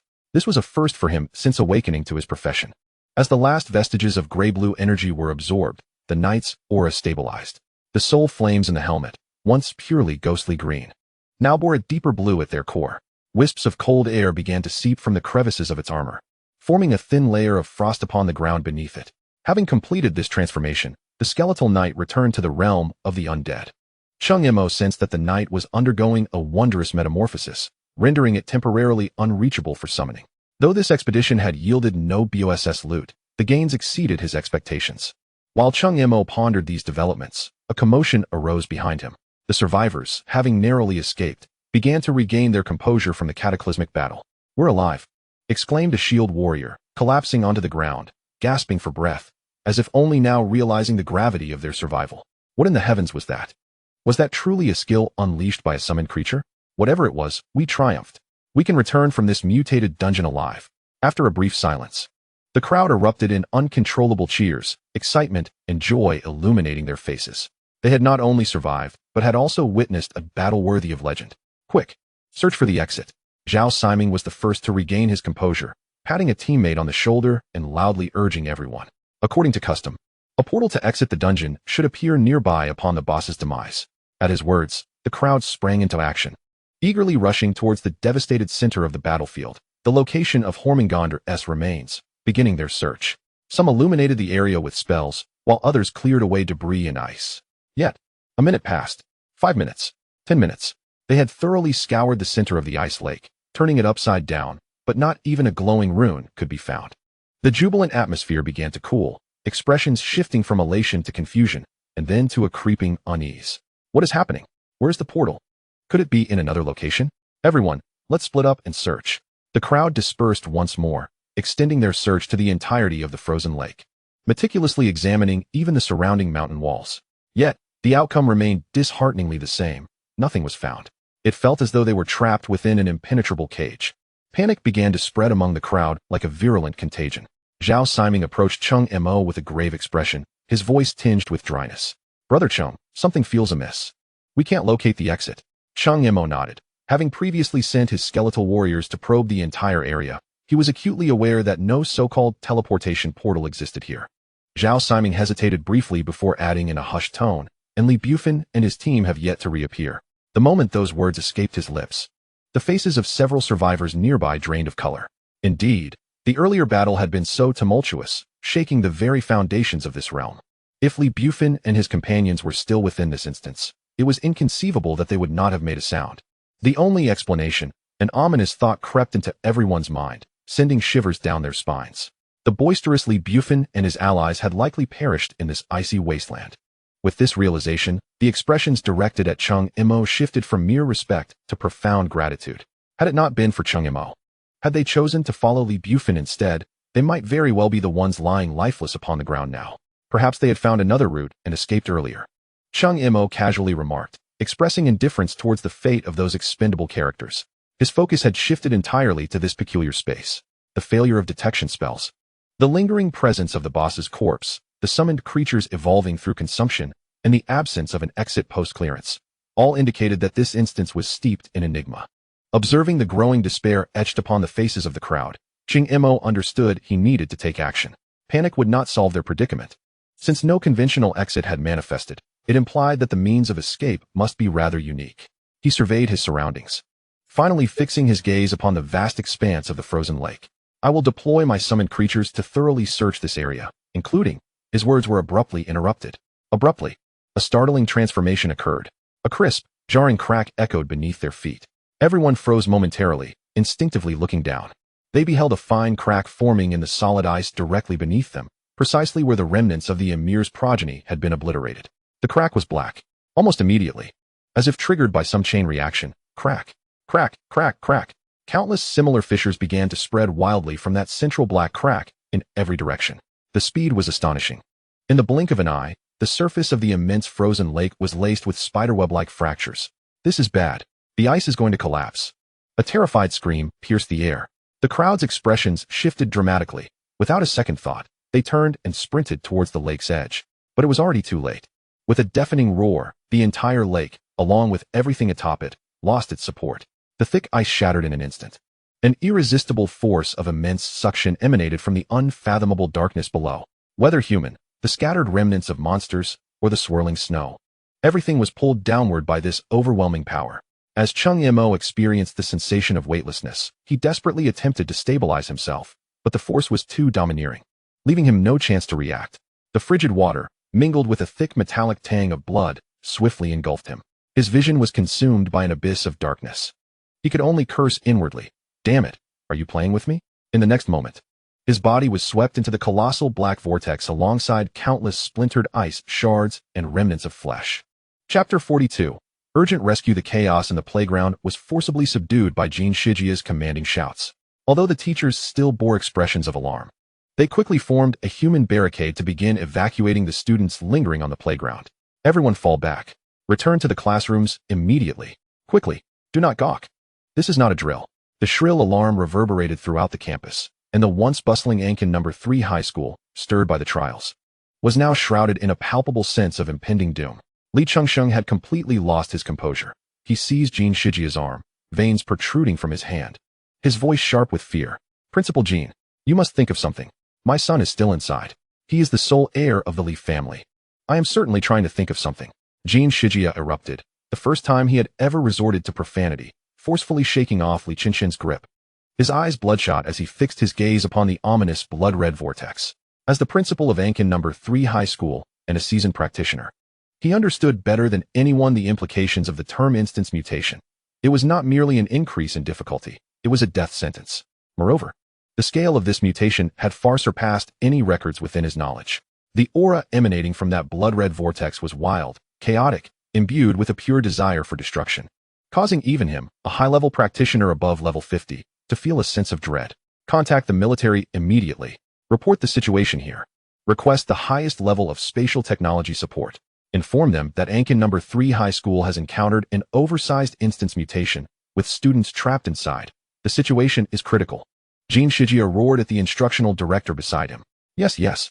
The instructional director scrambled away, retrieving a special communication device to initiate an urgent contact.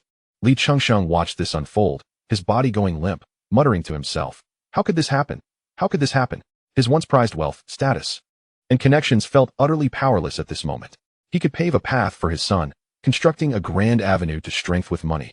Yet in the face of such supernatural forces, he could not procure even a glimmer of hope for him. Soon, the sounds of revving engines echoed outside the campus. Several olive-green military trucks burst through the school gates, and teams of armed soldiers, equipped to the teeth, swiftly disembarked, establishing a tight perimeter around the blood-red portal. A major, distinguished by his insignia, approached Jin Shijia briskly and saluted with precision. Principal Jin, the 7th Reaction Force stationed in Ankin has arrived to assist. Please give your orders. Jin Shijia's expression remained unyielding as he pointed towards the blood-red vortex, his voice hoarse. Is it possible to open it? The major's gaze shifted towards the portal, and several technicians accompanying him immediately advanced to set up various precise instruments for scanning. Minutes later, a technician returned, drenched in sweat, to report. Report, sir. The spatial barrier structure is exceptionally stable and is continuously reinforcing itself. Our equipment cannot perform any effective interference. Breaking through forcefully carries a 99% probability of causing a complete collapse of space. This outcome plunged the hearts of everyone present into despair. A collapse of space implies that those trapped within would leave behind nothing but dust and echoes. Upon hearing this, Li Chengsheng felt darkness envelop him, nearly succumbing to unconsciousness. Jin Shijia's fists clenched tightly. The sound of his knuckles cracking echoed his inner turmoil, as if he might shatter his own teeth with the pressure. How could a mere adaptive training elicit a mutation that even the military found insurmountable? Where could he possibly seek redress? Just as the atmosphere thickened with despair, a calm voice unexpectedly resonated behind the crowd. Stand aside. The voice, though not loud, bore an irresistible authority. Instinctively, the crowd turned to see a man standing beyond the cordon. Clad in a simple black combat uniform, he possessed an upright stature and an unremarkable face, the kind that would vanish into a crowd. He made no unnecessary movements, merely standing there with an air of tranquility that naturally drew the attention of all. Those soldiers, who had previously maintained a solemn demeanor, were visibly shaken upon seeing him. They straightened their spines and cast him looks filled with fervor and reverence. The major officer, in particular, jolted to attention, swiftly turning to offer a salute that was 100-fold more precise than before, his voice trembling with excitement. General Shun. The man ignored him, striding directly through the barricade to stand before Jin Shijia. Jin, it seems your school has stirred quite a commotion. Upon recognizing the newcomer, a complex expression finally surfaced on Jin Shijia's previously despondent face. Though still tinged with bitterness, it now held a glimmer of hope. Shinjin, what brings you here? The man referred to as Shinjin was one of the Dragon Kingdom's most elite secret weapons, an SSS-grade professional known as the Blade of the Void, tasked with managing the most troublesome spatial anomalies. It was astonishing that such a figure would personally appear at the trial site of an ordinary high school. Having stirred such a colossal mess, could I possibly refrain from coming? Shinjin's gaze transcended Jin Shijia, fixating upon the enormous crimson vortex, where for the first time, a ripple of concern surfaced in his otherwise impassive eyes. Interesting. This level of spatial distortion approaches the realm of divine intervention. What exactly have you unleashed? Jin Shijia managed a wry smile. If only we knew. It is actually a natural evolution? Shinjin appeared somewhat taken aback as he re-examined the swirling vortex.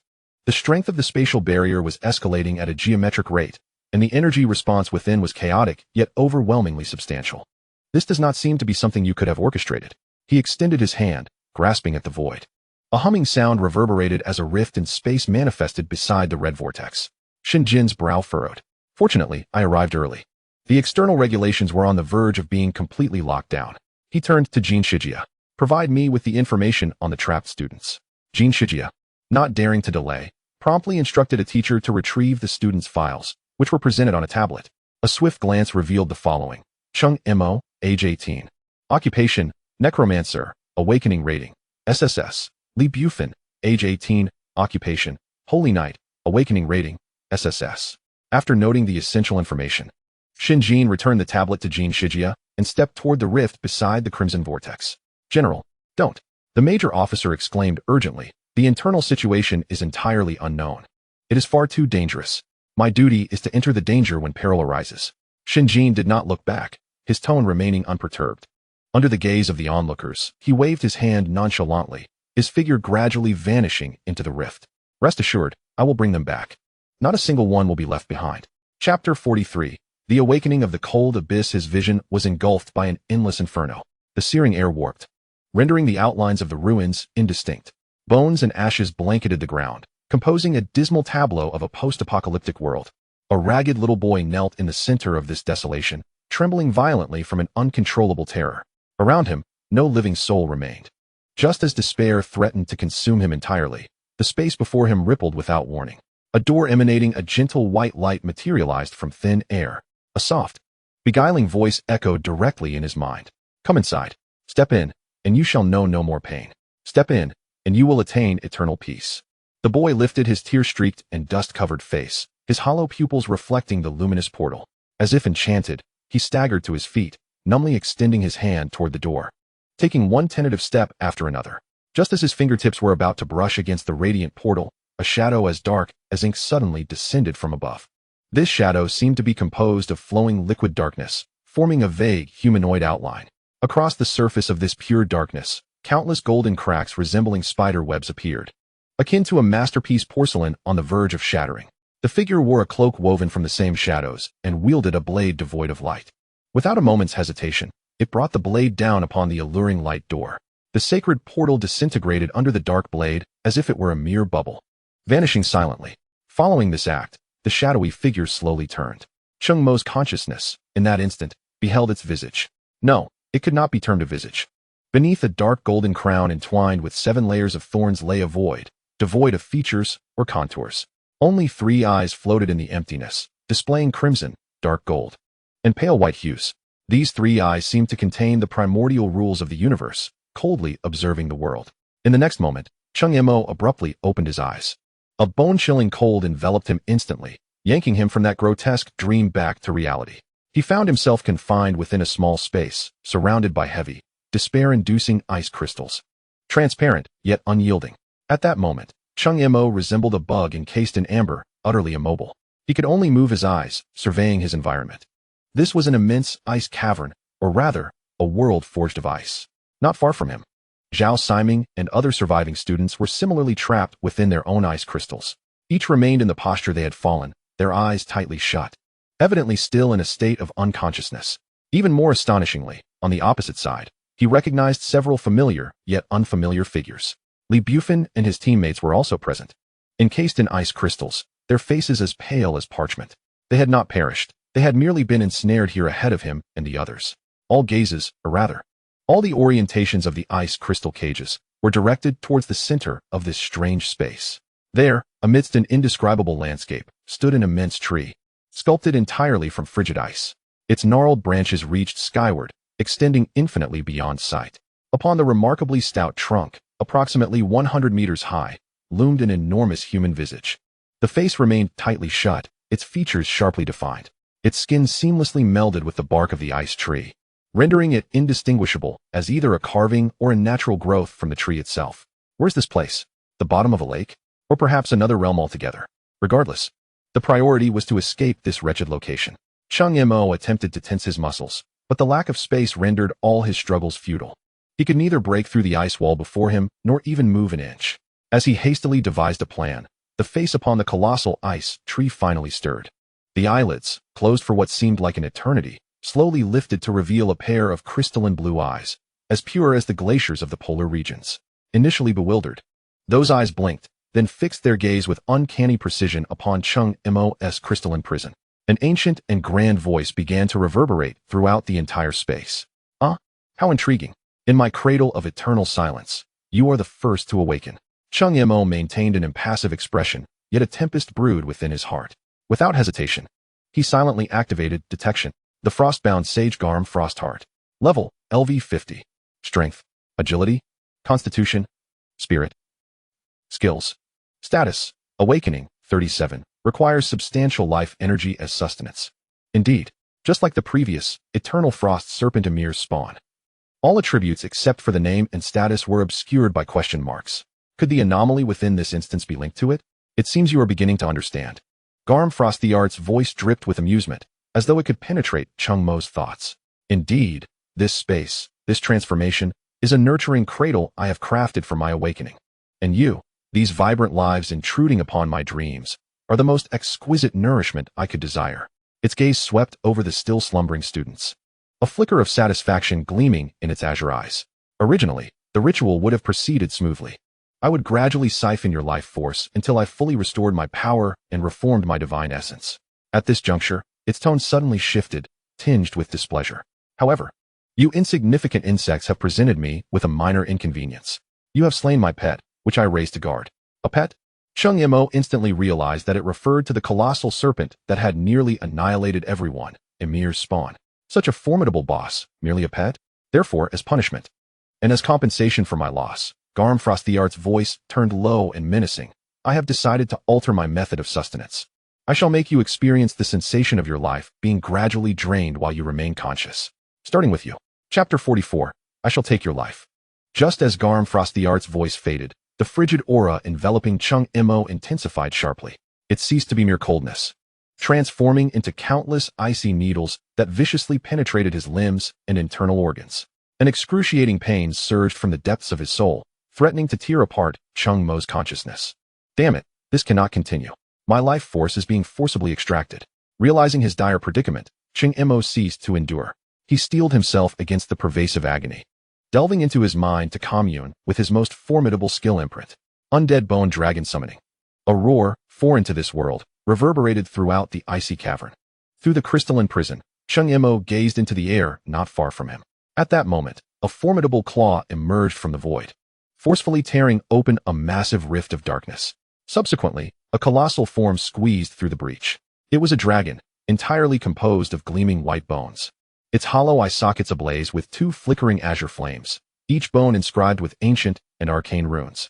Upon its emergence, the undead bone dragon raised its enormous skeletal claw and struck down upon the ice, imprisoning Cheng Mo crack. The indestructible ice shattered, splintering into a cascade of shards.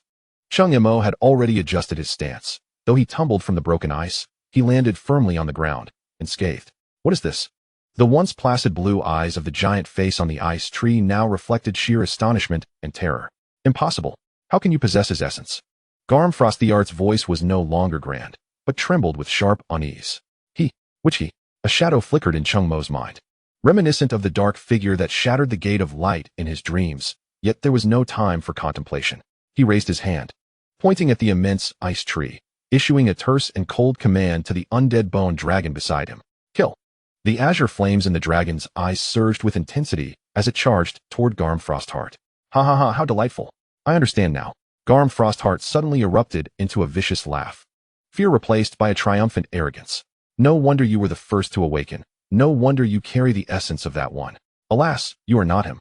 You are merely a flawed vessel that has inherited a fragment of his power, lacking even the awakening of true self-awareness. A mere incomplete container dares to act defiantly before me, the king of eternal frost and ice. Cheng Mo heeded not its taunts. Regardless of the container or the flawed vessel, the only truth now was survival. Facing the undead bone dragon barreling toward him, Garmfrostheart remained unfazed. From the frost-laden trunk of the tree, countless icicles grew wildly, intertwining to form a colossal web against the dragon. Frost assault. The undead bone dragon opened its massive maw, and from its claws, the power of the void coalesced, transforming into enormous, pitch-black talons. Void claw. Boom. The clash of frost and void reverberated, shaking the entire icy cavern, sending shards of ice flying. The two forces engaged in a fierce standoff. Garmfrostheart was evidently incensed. Very well, little insect. It seems you will not comprehend your own insignificance until you witness true despair.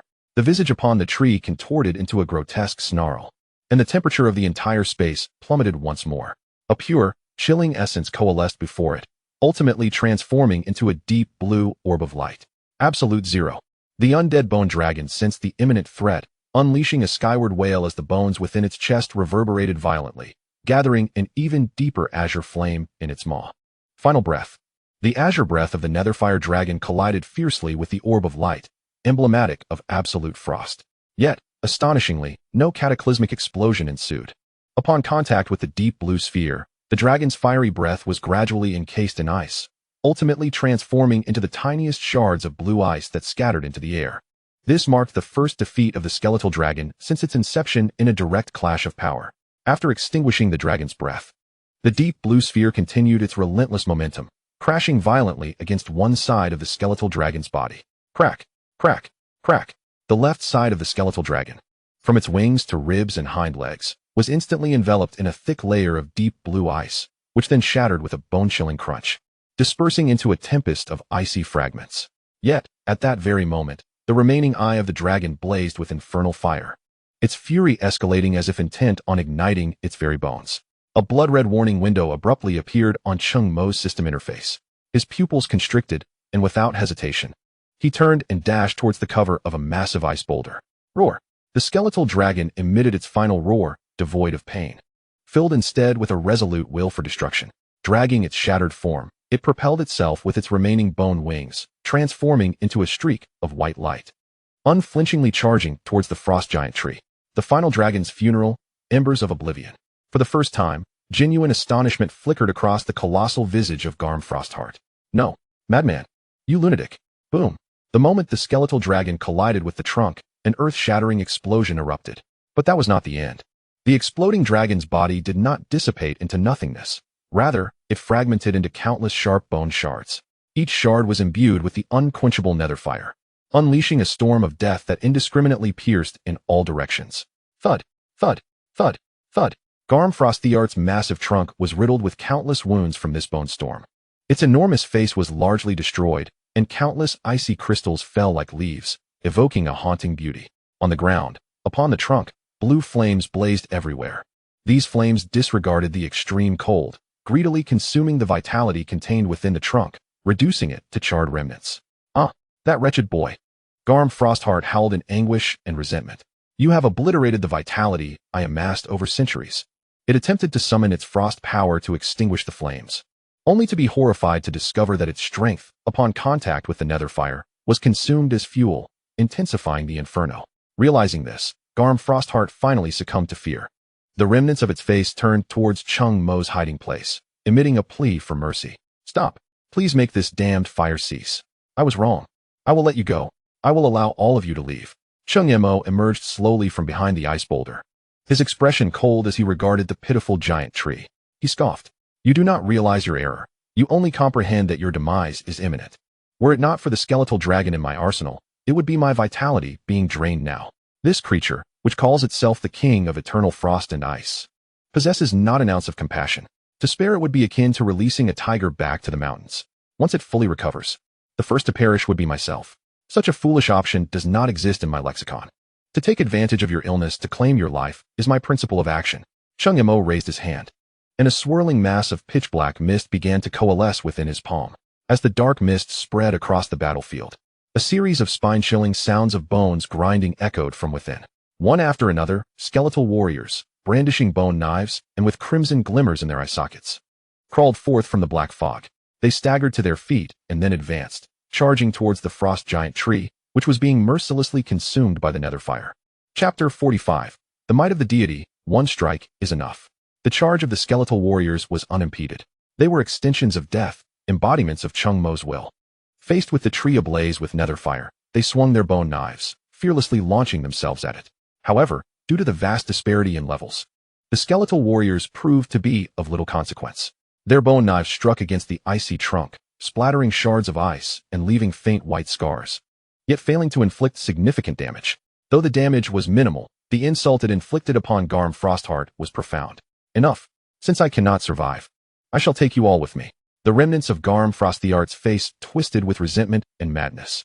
It relinquished all hope for life, ceasing to waste energy extinguishing the nether fire, instead allowing the parasitic flames to consume its vitality. Then, it concentrated all its remaining power into the core of the trunk, a crystalline heart that shimmered with clarity. Buzz. A wave of cold far more terrifying than absolute zero erupted from within the giant tree. The azure flames that had been consuming the trunk began to flicker violently in the face of this chill, as if they might extinguish at any moment. The ground, walls, and ceiling of the ice cavern were instantly cloaked in a layer of dark, profound ice. The very air seemed to freeze in that instant. The skeletal warriors at the forefront froze mid-charge, their bodies and bone knives transforming into the finest dust of ice, disappearing without a trace. Then came the second row. The third row. Cheng Mo's summoned legion of skeletons was as fragile as sand sculptures against this force. In the blink of an eye, they were completely obliterated. Cheng Mo's heart constricted suddenly. A sense of deadly crisis sent every hair on his body standing on end. He witnessed a fissure opening at the center of Garm Frostheart's trunk. Within the crack, even light was devoured, transforming into a realm of purest void. It was as if death itself had descended, impervious to any attempt to halt it.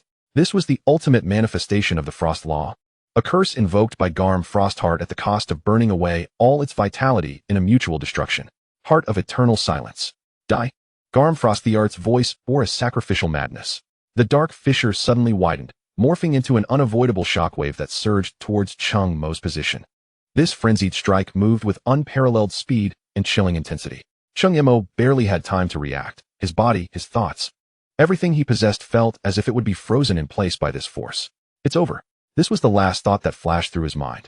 Yet, just as the black shockwave, symbolizing the end, was about to reach him, a figure appeared without warning between him and the impending wave. It was a man, clad in simple black battle attire, standing with his back to Cheng Mo, his stature tall and imposing. The man merely stood there, without turning back. In the face of the annihilating heart of eternal silence, he casually raised his right hand, aligning his index and middle fingers, and with a gentle flick towards the front. A nearly imperceptible white line materialized at the point where his fingers swept through the air. Then, the devastating black shockwave began to dissipate silently from the center, as if it had never existed, akin to a pencil sketch erased by an eraser. Once he had completed this act, the man slowly lowered his hand. Opposite him, the frost giant tree, which had sacrificed itself to unleash its final strike, bore a clean, smooth gash in its massive trunk, reminiscent of a meticulously polished mirror. The last image that the remnants of Garm Frostheart's consciousness beheld was merely that white line that cleaved through space, taking itself along with it. With a thunderous crash, the upper half of the giant tree plummeted to the ground, shattering into countless ordinary ice crystals. The ghostly dragon flames that had engulfed its trunk extinguished silently. Having lost their source of vitality, the entire ice cavern returned to utter silence. Cheng Mo stood dumbfounded, gazing at the figure before him, his mind a blank slate. Had that world-shattering strike truly vanished just like that? The formidable dungeon boss, which had compelled him to utilize all his trump cards and nearly led to his demise, had been dispatched in an instant. The man turned around, revealing an unremarkable face. He appraised Cheng Mo from head to toe, his tone devoid of emotion. You possess a strong will. You did not kneel and beg for mercy. Cheng Mo opened his mouth, only to find his throat parched, momentarily at a loss for words. I am the rescue personnel, Shinjin. The man succinctly introduced himself. I am Cheng Mo, a senior from Ankin number 3 high school. Shinjin nodded slightly, refraining from further conversation as his gaze passed over Cheng Mo, focusing on the other end of the ice cavern. There. Li Bufin and the other students remained encased in glistening ice, motionless. Shinjin took a step forward, extending his hand to gently tap each ice pillar. Crack. The solid ice pillars shattered into fine powder, yet did not harm those trapped within. One by one, the students tumbled out, landing on the ground and awakening groggily. Am I still alive? What has happened? My head hurts. It's Cheng Mo. Cheng Mo saved us? The students. Upon regaining consciousness and seeing Cheng Mo standing nearby alongside the remnants of the severed giant tree, wore expressions of relief and gratitude. Li Bufin also awoke, shaking his heavy head, and immediately spotted Shinjin among the crowd. He paused for a moment, then straightened his clothes and stood tall. Thank you, senior, for your timely rescue. Shinjin merely glanced at him without responding and walked directly to the center of the ice cavern.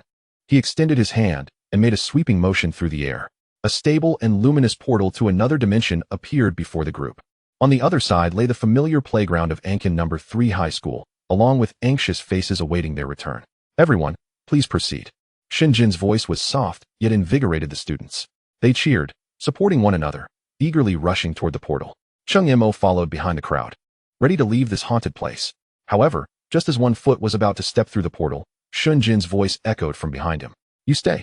Chapter 46. Heart of Eternal Silence. Cheng Mo's foot halted midair. He gradually retracted his leg, turning to face the figure. All the classmates had passed through the light gate, and the cacophony of voices was cut off, plunging the ice cavern once more into profound silence. Only he and the man named Shinjin remained. Senior, is there something else? Cheng Mo's tone bore a hint of caution. In this world where strength reigns supreme, any anomaly could signify peril. Shinjin turned around, his unremarkable face revealing no discernible emotion. He did not answer immediately, but scrutinized Cheng Mo once more with a discerning gaze. In such a situation, you did not break down or plead for mercy. Instead, you contemplated retaliation. Shinjin's voice was flat, devoid of praise or condemnation. You are quite commendable. China needs individuals like you. This assessment held considerable weight. Cheng Mo refrained from responding, silently observing him, awaiting further words. Shinjin chose not to elaborate, extending his right hand towards the fractured stump of Garm Frostheart, gripping the air. A hum resonated as the space slightly warped. In the next moment, a crystal heart, translucent and exuding a chilling aura, materialized in his palm. The heart was roughly the size of a fist, its surface smooth and internally swirling with countless delicate glimmers, as if harboring a world of ice and snow. This was the core of Garm Frostheart's power, the heart of eternal silence. This object is the core of that monster. Shinjin tossed the crystal heart lightly in his hand. My spatial slash could cleave through its body, yet left no mark upon this. Cheng Mo's heart raced. Even that attack capable of effortlessly erasing the heart of eternal silence, as shockwave, and severing the very fabric of space, could not harm this heart. The hardness of this object exceeded his imagination. This is a top-tier rule artifact. It is of no use to you at present. Shinjin's tone remained unvarying. However, keeping it may prove beneficial in the future. As he spoke, he casually tossed the crystal heart to Cheng Mo. The recent dungeon incident was our responsibility. Had it not been for your timely delay, by the time I arrived, there would have only been a scene of ice sculptures left behind. Thus, consider this an additional reward for you. Cheng Mo instinctively reached out to catch it. It felt cold to the touch, smooth in texture, and beyond that, possessed no other peculiarities. He attempted to probe it with his system, only to receive a series of question marks. Heart of Eternal Silence. Rank. Effect. Description: an unknown rule artifact, containing the ultimate mysteries of the Frost Rule. Cheng Mo hesitated no longer, with a thought. He stored the Heart of Eternal Silence in his inventory. Thank you, senior. Shinjin nodded, acknowledging his gratitude. He patted Cheng Mo on the shoulder. The gesture gentle, yet imbued with an undeniable significance. Let us go. Once we are outside, refrain from mentioning my affairs. With that, he took the lead, stepping through the still stable portal. Cheng Mo followed closely behind. The scenery before him shifted dramatically. The icy chill of the cavern dissipated instantly, replaced by the familiar scent of the rubber track of Ankin No. 3 High School and the warm air of evening. Before he could steady himself, a multitude of flashing cameras erupted. Mr. Shinjin, which special military unit do you hail from? Mr. Shinjin, what was the specific cause of the recent dungeon incident? Will there be an official announcement? Are you the legendary S-rank professional known as Riftblade? A throng of reporters, akin to sharks sensing blood, surrounded Shinjin, who had just emerged, armed with cameras and microphones, leaving no room for escape. Shinjin furrowed his brow, clearly displaying his impatience with the scene before him. Seizing the opportunity while everyone's attention was diverted, Cheng Mo discreetly lowered his posture and slipped away through the gaps in the crowd. He had no desire to become a mere backdrop for tomorrow's headlines. Just as he exited the encirclement, he spotted a familiar figure leaning against a large tree. Waving at him with a beaming smile, it was Principal Jin Shijia. Cheng Mo approached him. Principal, he greeted. Brat, well done, Jin Shijia exclaimed, delivering a playful punch to Cheng Mo's chest, neither too hard nor too soft. I heard from Li Bufin and the others that if it weren't for you, they might not have made it out alive. Although Jin Shijia wore his characteristic nonchalant smile, there was a newfound seriousness in his gaze. Calm under pressure, brave and strategic, while also protecting your classmates. Excellent. You haven't brought shame to our school. He was generous with his praise. Then, as if performing a magic trick, he produced a scroll emanating a faint azure glow from his pocket. Take this, Jin Shijia said, thrusting the scroll into Cheng Mo's hands. This is your reward. But don't mention it to anyone else. Cheng Mo looked down and saw the inscription, Beginner Skill Scroll. His breath quickened at once. He knew this was precisely why he had come to the training instance despite being above its level. This scroll was worth a staggering 50,000 gold coins. Thank you, Principal. Cheng Mo's gratitude was sincere this time. Don't be too hasty in your thanks, Jin Shijia continued, retrieving a small vial containing a blue liquid from his pocket. Here is a mid-level mental recovery potion for you as well. You've endured quite a scare today, and your mental energy must be nearly depleted. You should return home to rest. After all, classes resume tomorrow. He patted Cheng Mo's shoulder, his expression one of approval. Cheng Mo accepted the potion but hesitated to respond. With the college entrance examination merely a week away, he was only at level 12. In the mutated instance, aside from common and elite monsters, neither the Garm Frostheart nor the descendants of Emir had yielded any experience. Therefore, his immediate priority was to venture into the outskirts to grind for levels. Principal Jin, I would like to request a 7-day leave, Cheng Mo stated. Jin Shijia, well aware of Cheng Mo's intentions, scrutinized the determined look in the youth's eyes and eventually acquiesced. Very well, I approve. Just ensure you are adequately prepared. Your life is of utmost importance. Cheng Mo nodded in agreement, and, after bidding farewell to Jin Shijia, turned and made his way toward the school gates. Instead of heading home, he detoured to a secluded corner of the school's rear mountain. Confirming that the surroundings were deserted, he leaned against a tree and retrieved the crystalline heart from his storage space. Heart of eternal silence. He desired to examine this object, which even an S-rank powerhouse could not harm, more closely. However, at the moment his fingertips brushed against the surface of the heart, a system notification appeared before him. Visible only to his eyes. Detected special rule item, Heart of Eternal Silence.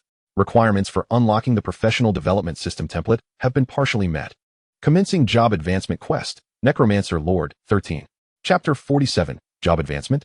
The Job Advancement Quest, Necromancer Lord was not a mere job change, but rather a promotion. Cheng Mo pondered the distinction between these two terms, feeling a stir of emotion within. A single word's difference could signify an abyss of disparity. Typically, regular professionals would undergo a second job transfer upon reaching a certain level, deepening their existing career paths. Yet, his system notification spoke of an advancement, a leap in the tier of existence, a crossing of class boundaries. It indicated that his necromancer profession was fundamentally distinct from others in this world. Advancement required 3 special rule items, and the Heart of Eternal Silence was merely the first piece of the puzzle. However, the other 2 special rule items remained shrouded in darkness, devoid of any hints. Cheng Mo reined in his thoughts, refocusing on the enigmatic taskbar. Who was the entity referred to by Garm Frostheart before its demise? And what was the 3-eyed shadow that had cleaved open the portal in his dream? Countless mysteries enveloped him like a spider's web, leaving him unable to grasp any threads. Shaking his head, he cast aside these unresolved worries. There was no point in dwelling on the incomprehensible. His immediate concern was to enhance his strength. The recent expedition to the mutated instance yielded significant rewards, yet the losses were equally grievous. His Death Knight had fallen into a 2-day evolutionary slumber after consuming the core of the descendants of Emir and was temporarily unable to be summoned. The undead bone dragon had self-destruct to thwart Garmfrost Heart, its bones slowly reassembling and equally unavailable for summoning. His two most reliable aces were both in a cooldown period, leaving him considerably weakened, perhaps even less capable than before entering the instance. To venture into the outskirts under such conditions would be akin to courting death. With this thought in mind, Cheng Mo wasted no time. Securely storing the Heart of Eternal Silence and the skill scroll before departing the school's rear mountain. Half an hour later, a taxi halted at the entrance of the southern city wall of Ankin. In stark contrast to the tranquility within the city, this area was perpetually alive with the clamor of voices. The air was thick with a bizarre amalgamation of sweat, dust, and various potion scents. Professionals congregated in clusters. Some were polishing their weapons, others boasted loudly about their exploits, while a few argued over the distribution of spoils. This was another side of Ankin, brimming with primal energy and peril. Cheng Mo paid little attention to the surrounding commotion, navigating through the bustling crowd with familiarity. His purpose for coming was clear: to forge equipment. Aside from the soul-devouring pendant he had acquired from the Crimson Corpse King, the rest of his gear had become inadequate for his level and needs. Particularly his weapon, the Novice Wand, had long outlived its usefulness. In his possession was a top-tier material, the Crimson Amethyst, capable of inciting envy in any blacksmith. Even the heirs of the Dynasty Guild coveted it, wishing to wrest it from his grasp. Cheng Mo was filled with anticipation regarding the caliber of equipment he could forge. He did not linger in the flashy, well-advertised chain equipment stores. Such places tended to treat rare materials as mere gimmicks, producing little more than trinkets.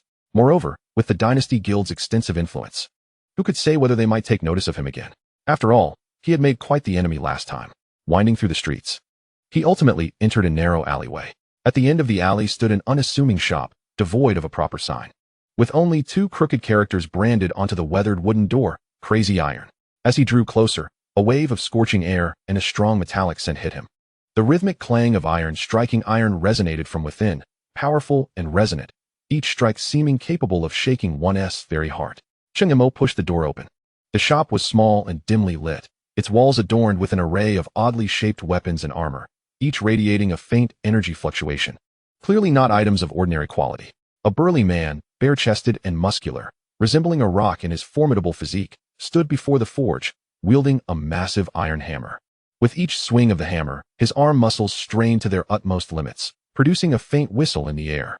Sweat cascaded down his bronzed skin, evaporating instantly upon contact with the red-hot iron ingot below, accompanied by a hissing sound. The robust blacksmith was oblivious to Cheng Mo's entrance, completely immersed in his own world. Cheng Mo, in turn, refrained from interrupting, patiently standing by, aware of the unspoken rule among trade people: they detest being disturbed during their work. Naturally, he was not foolish enough to disrupt the man. He had time to spare and could wait. Ding! With the final hammer strike, sparks flew. The blacksmith tossed the forged sword blank into the quenching pool, a plume of white steam erupting upwards.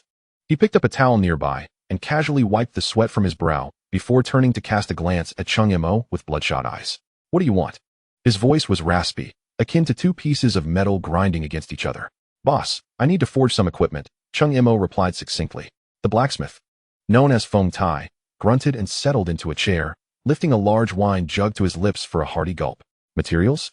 he inquired, his interest seemingly minimal towards Cheng Mo, who appeared to be an ordinary student. Without further ado, Cheng Mo retrieved a crimson amethyst stone from his storage space. The moment the fist-sized gem appeared on the counter, the dimly lit shop seemed to brighten momentarily.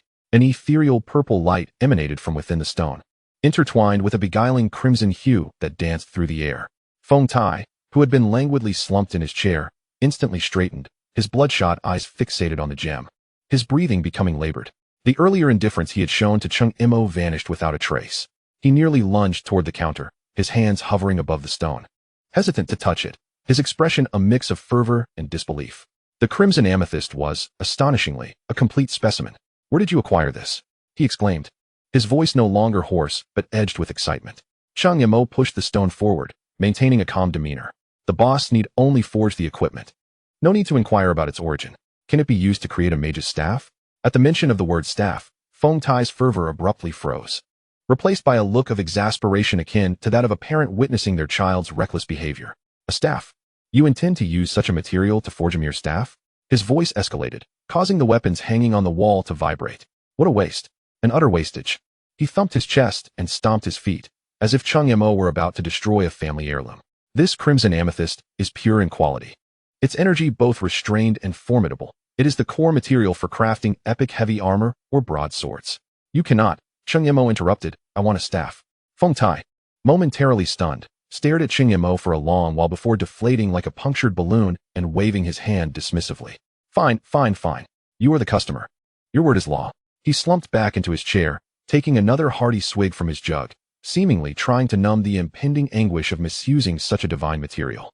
However, I must caution you that relying solely on this material will yield extremely extreme attributes and will not elevate the item's rank. It will at most reach silver grade. To unlock its true potential, it must be paired with other auxiliary materials. I have none, Cheng Mo replied bluntly. Then we are at an impasse. Feng Tai clicked his tongue.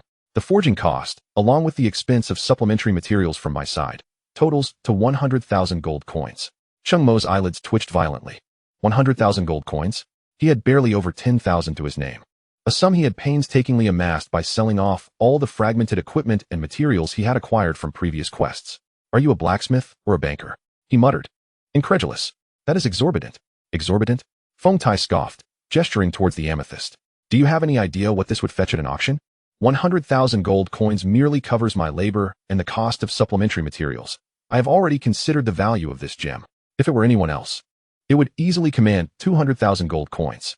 Cheng Mo fell silent, understanding the truth in Feng Tai's words. The worth of the crimson amethyst far surpassed 100,000 gold coins. Yet, the pressing issue remained. He simply did not possess the funds. Can I buy it on credit? Cheng Mo ventured tentatively. Huh. Feng Tai laughed as though he had heard the greatest joke. This is a small operation. I do not extend credit. If you lack funds, offer goods as collateral or return when you have the full amount. His demeanor was resolute, allowing no room for negotiation. Cheng Mo found himself at a loss. While he still had some low-level materials obtained from defeated mutated goblins and corpses, selling them would barely scratch the surface of the required amount. It appeared he would have to devise a plan to earn some money quickly. I will leave this stone with you for now. I will gather the funds as swiftly as possible, Cheng Mo declared before turning to leave. Feng Tai, unperturbed, nodded and delicately cradled the crimson amethyst, meticulously polishing it with a soft cloth while muttering to himself, clearly having already claimed it as his own. As Cheng Mo stepped out, contemplating where he could swiftly amass a considerable sum, 3 burly thugs swaggered into the shop just as he exited the alley. The leader, a man with bleached hair adorned with a row of earrings, was flanked by 2 others, one tattooed with a dragon across his shoulder and the other bald and brutish, their demeanor suggesting they were no strangers to trouble. With a resounding crash, the leader kicked open the wooden door, startling Feng Tai, who was enthralled by the amethyst and nearly dropped it. Quickly concealing the gem behind him, he forced a smile and approached the intruders. Brother Huang, what brings you here? Isn't it obvious? I'm here to collect the dues. The bleached-haired thug impatiently dug at his ear. Wu Hao, the protection fee for this month is due. Wu Hao's smile faltered. But I already paid the protection fee at the beginning of the month. Our boss has changed the rules. The tattooed thug stepped forward menacingly, kicking over a nearby quenching bucket, spilling the dark, cooling water. Now you pay twice a month. What? Do you have a problem with that? Wu Hao's face turned ashen. Although his shop displayed an array of equipment, most were unsellable failures, and he only truly profited from repairs and crafting fees. Paying a protection fee twice a month was tantamount to a death sentence. Moreover, his ailing sister required substantial funds each month for her expensive life-saving potions. How could he possibly manage to scrape together a second payment? Yet, he dared not resist.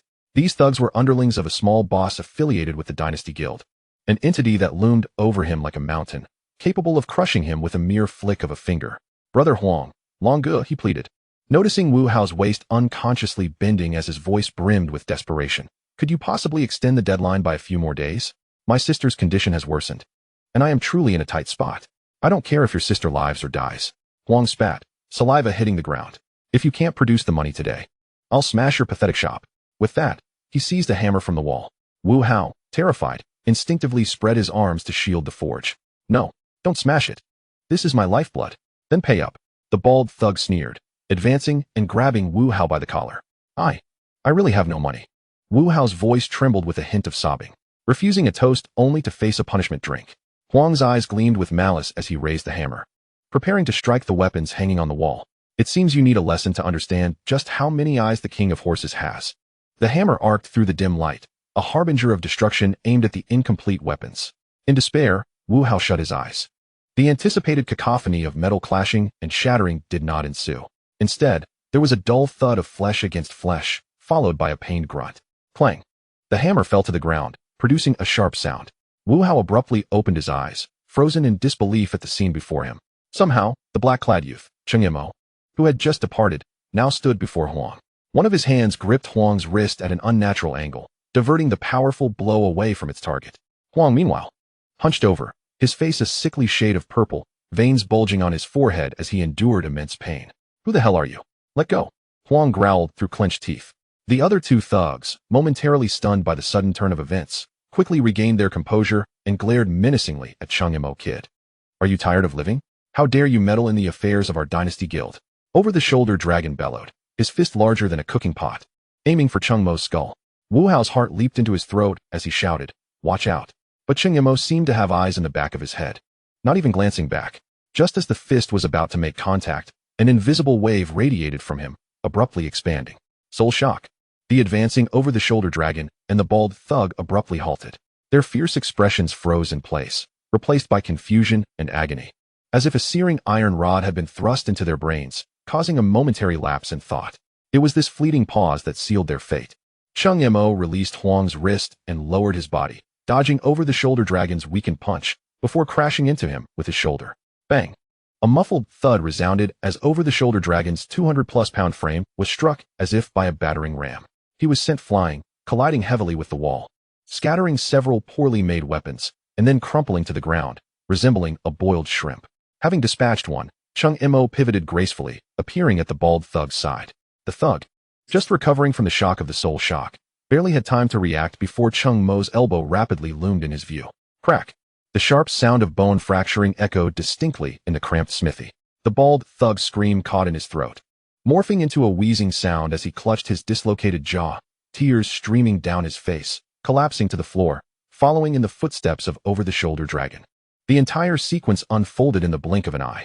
Wu Hao hadn't even had time to blink before these two fearsome thugs were rendered incapacitated. Chapter 49. The kid is quite arrogant. Among the three, only Huang stood there, isolated and trembling. Cheng Mo's earlier grip had nearly shattered his wrist, and witnessing the fate of his companions had utterly terrified him. Don't come any closer. I warn you, my brother is Tiger from the Dynasty Guild. If you harm me, he will never let you go. Ignoring Huang's threats, Cheng Mo stepped forward, picking up the hammer that lay on the ground. He weighed it in his hand. It was quite hefty. Using this to smash the shop? Cheng Mo's tone was flat, devoid of emotion. I. Huang stammered, his heart racing with dread, his legs shaking. Cheng Mo casually tossed the hammer onto the forge. With a resounding crash, the heavy hammer struck the hard surface, creating a shallow pit. Huang shuddered at the sound, nearly losing control of his bladder. He had no doubt that if it struck his head, it would burst like a rotten watermelon. Do you enjoy bullying the weak? Cheng Mo finally raised his head, fixing his gaze on Huang with a devilish smile. His eyes held no murderous intent, merely an indifferent coldness. Yet it was this very indifference that made Huang feel as though he was being targeted by a primordial beast, sending chills from his scalp to his toes. I was wrong, big brother, I was wrong. We failed to recognize your stature. Please, have mercy and let us go. Huang fell to his knees, fervently bowing his head. Titles of guilds and brothers meant nothing when faced with the prospect of losing his life. Cheng Mo, however, did not spare him another glance, turning instead to the now utterly petrified Wu Hao. Boss, it seems your troubles are rather plentiful. Wu Hao opened his mouth, as if something had lodged in his throat, rendering him speechless. He gazed at the three moaning thugs on the ground, and then at the calm-faced youth before him, his mind a chaotic whirlpool. Was this the same impoverished youth who had frowned over a mere 100,000 gold coins? This was clearly a ruthless individual who would resort to violence at the slightest provocation. Furthermore, his strength was undoubtedly beyond that of an ordinary novice. Get lost. Cheng Mo spat at the three on the ground. Huang felt as if he had been granted a reprieve, scrambling to his feet and helping his two groaning companions. Together, they stumbled out of the smithy, utterly humiliated, not daring to utter another threatening word. Inside the shop, only Cheng Mo and Wu Hao remained, the atmosphere thick with awkward silence. Wu Hao surveyed his disheveled shop, then glanced at the crimson amethyst stone he had hidden behind him, his expression shifting before finally settling into a long, resigned sigh. He approached Cheng Mo, bowing deeply. Thank you, young brother, for your assistance. His address had shifted from kid to young brother. Just a casual act. Cheng Mo waved dismissively, primarily concerned that they might destroy your shop, leaving no one to craft my staff. Wu Hao could only manage a bitter smile at this. Young brother, you jest. Even if they hadn't smashed it, this shop would likely not last much longer. He gestured toward the door. These thugs are the dregs of the Dynasty Guild, specialized in extorting us, the unprotected working class. After you beat them today, they will undoubtedly seek out their backers, and next time, it won't just be these 3 useless fools. His tone was heavy with powerlessness and despair. Your sister's illness, is it expensive to treat? Cheng Mo suddenly inquired. Wu Hao was taken aback, then nodded slowly, his gaze dimming. Indeed, it is a rather rare blood disorder, necessitating the use of exorbitantly priced life potions to sustain existence. The monthly expenses are astronomical, and with my limited skills, I can barely manage. Cheng Mo did not press further. He approached the counter and pointed to the resplendent crimson crystal that Wu Hao had retrieved. I will gather the 100,000 gold coins as swiftly as possible. His tone was resolute, as if that sum were not an unattainable figure for him. Wu Hao regarded him, his mouth opening as if to speak. But ultimately, he swallowed his words. He could no longer decipher this youth before him. Perhaps it won't be long, Cheng Mo added, turning to exit. Where are you headed, little brother? Wu Hao instinctively inquired. To earn some money. Cheng Mo's silhouette vanished at the doorway. Outside in the alley, 3 men with yellow hair leaned on each other, limping as they walked, their mouths spewing curses. Damn it, that hurts like hell. That kid was ruthless. The bald man cradled his chin, grumbling indistinctly. Shut the hell up. It's your fault for being so slow to react. The one called over-the-shoulder dragon rubbed his chest, wincing with every breath.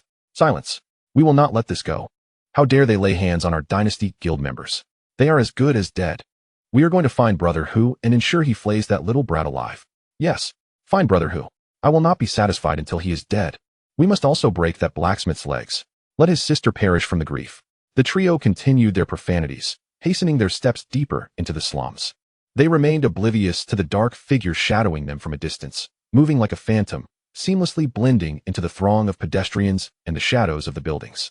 Cheng Mo's expression was devoid of emotion, yet if one could glimpse into his eyes, they would see the flicker of cold flames. He followed these men, hoping to uncover their lair, to resolve this troublesome matter, and perhaps discover some lucrative opportunities along the way. The 3 men turned into a more secluded alley. Cheng Mo paused, ensuring the surroundings were clear before he too ventured inside.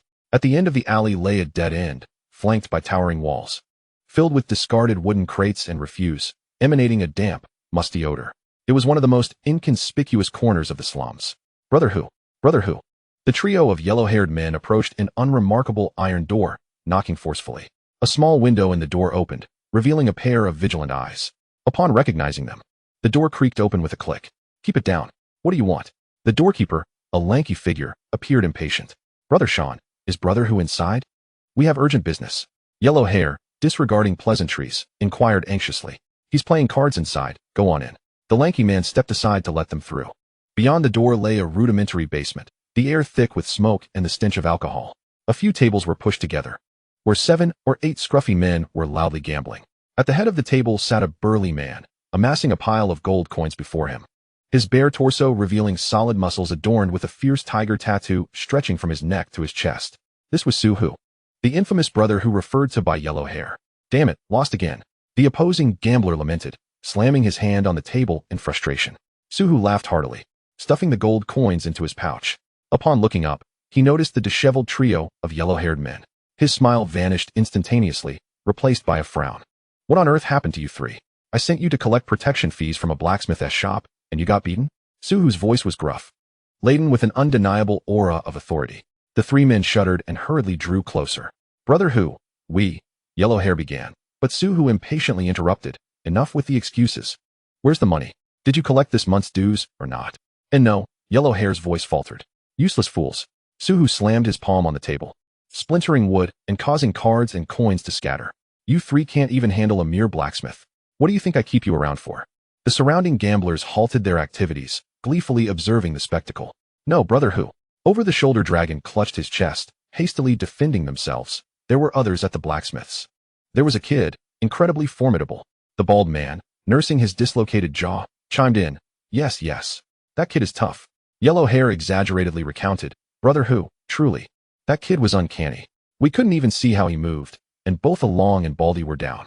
I felt like I was paralyzed just from his gaze. My limbs wouldn't respond. Upon hearing this, Su Hu's expression turned even more disdainful. Paralyzed from a glance. Do you take me for a fool?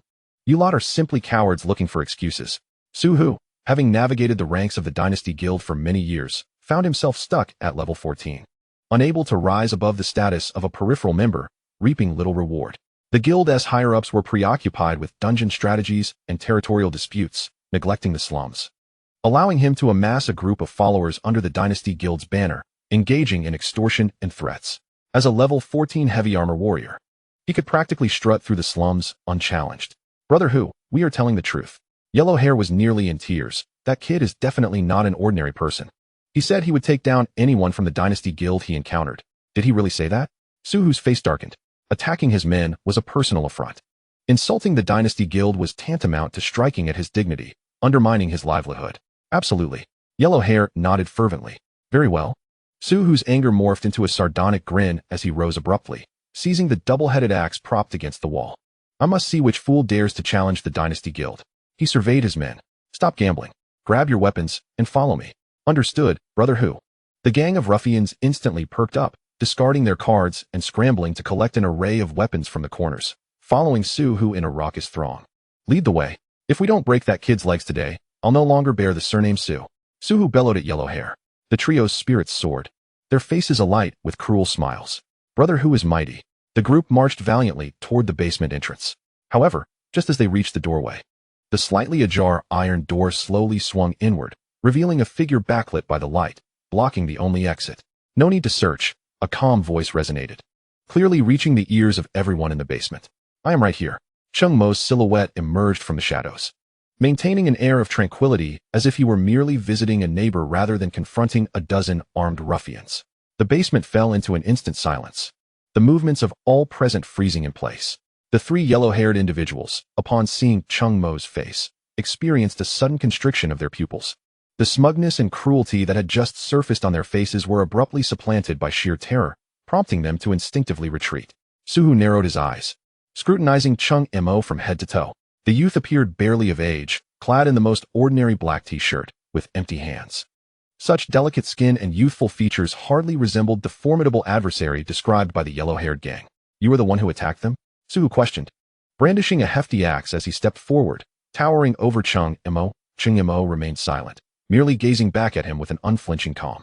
This blatant disregard ignited Suhu's rage. You've got some nerve, kid. Do you know who we are? You dare to lay a hand on someone from the Dynasty Guild? Cheng Mo spoke slowly, his tone dripping with disdain. And what of it? Huh, you've got guts. Suhu sneered. Since you've come to me, it saves me the trouble of hunting you down. Today, you shall learn the consequences of meddling in affairs that do not concern you. No sooner had he spoken than he swung the massive axe overhead, the blade glinting ominously as it descended toward Cheng Mo's head with a whistling gust. He had no intention of holding back. A strike like that would undoubtedly cleave a man in two. The surrounding ruffians wore expressions of bloodthirsty excitement, as though they could already envision the gruesome scene of the boy's brain matter splattering. The three yellow-haired thugs clenched their fists, internally screaming, Die? Just die already. However, the forceful axe came to an abrupt halt less than half a meter from Cheng Mo's head. Time seemed to freeze in that moment. Suhu's sinister grin faltered, his body remaining rigid, as if ensnared by an unseen force, a statue caught in mid-action. The only movement was the wild panic reflected in his bulging eyes. What is happening? Why can't I move? He struggled to lower the axe, yet his limbs felt as if they were weighed down by lead.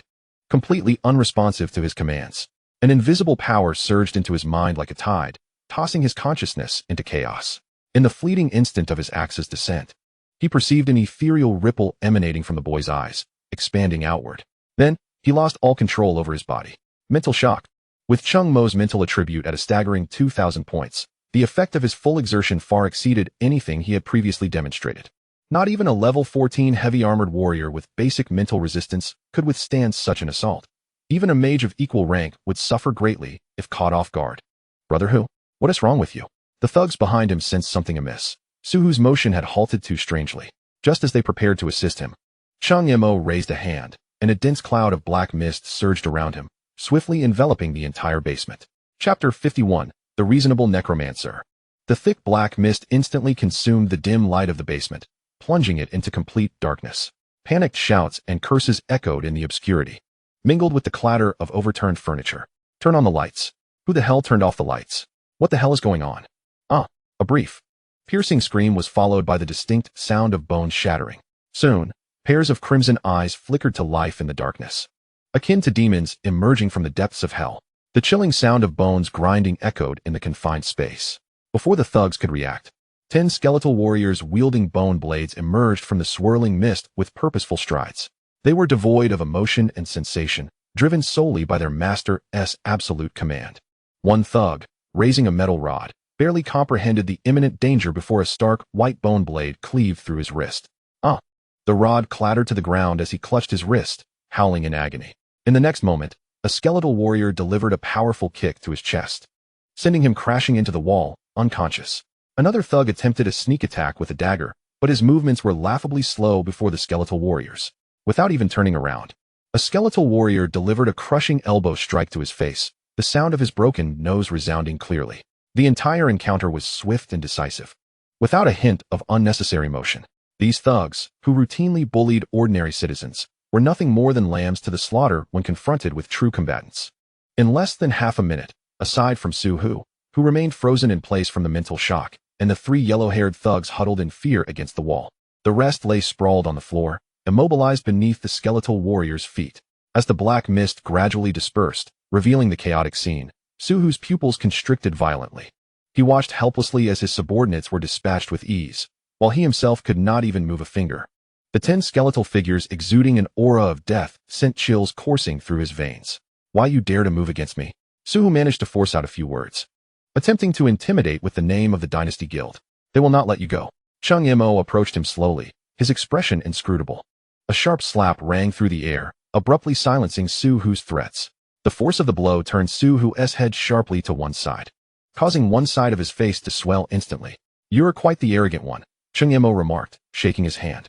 Su-Hu, dazed from the blow, felt humiliation and rage swell within him. He opened his mouth to retort. Slap. Another swift strike landed on the opposite side of his face, creating a grotesque symmetry. "Is that what you call yourself, Brother Hu?" Cheng Mo's voice was calm, yet it resonated in Su-Hu's ears with an eerie terror. The thugs pinned beneath the skeletal warriors watched in stunned silence as their once mighty leader was ruthlessly slapped without the ability to retaliate. An absurd realization washed over them. They suddenly perceived that the skeleton standing upon them was surprisingly gentle. At least, it was merely standing there, not striking their faces. Slap, slap, slap. The rhythmic sound of Cheng Mo's slaps echoed through the basement, each resonating with a jolt to the hearts of every thug present. Cheng Mo delivered a relentless barrage of slaps, until Su-Hu's once rough visage had swollen beyond recognition, resembling an overripe pig's head.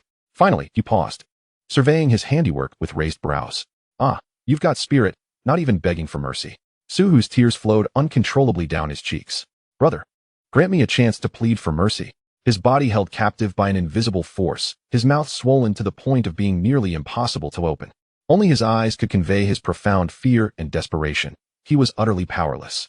Had he been able to move, he would have been on his knees, pounding the floor with his forehead. Fortunately, Cheng Mo appeared to tire as well. He released Su-Hu from his binding, and the invisible force holding him captive receded like a receding tide. Su-Hu's legs buckled beneath him, unable to bear the weight of his own body. And with a thud, he fell to his knees on the ground. Cheng Mo paid him no further heed, striding directly to the gambling table. With a casual sweep of his hand, he cleared away the clutter atop it, finding a relatively clean spot to settle down, crossing his legs in a relaxed manner.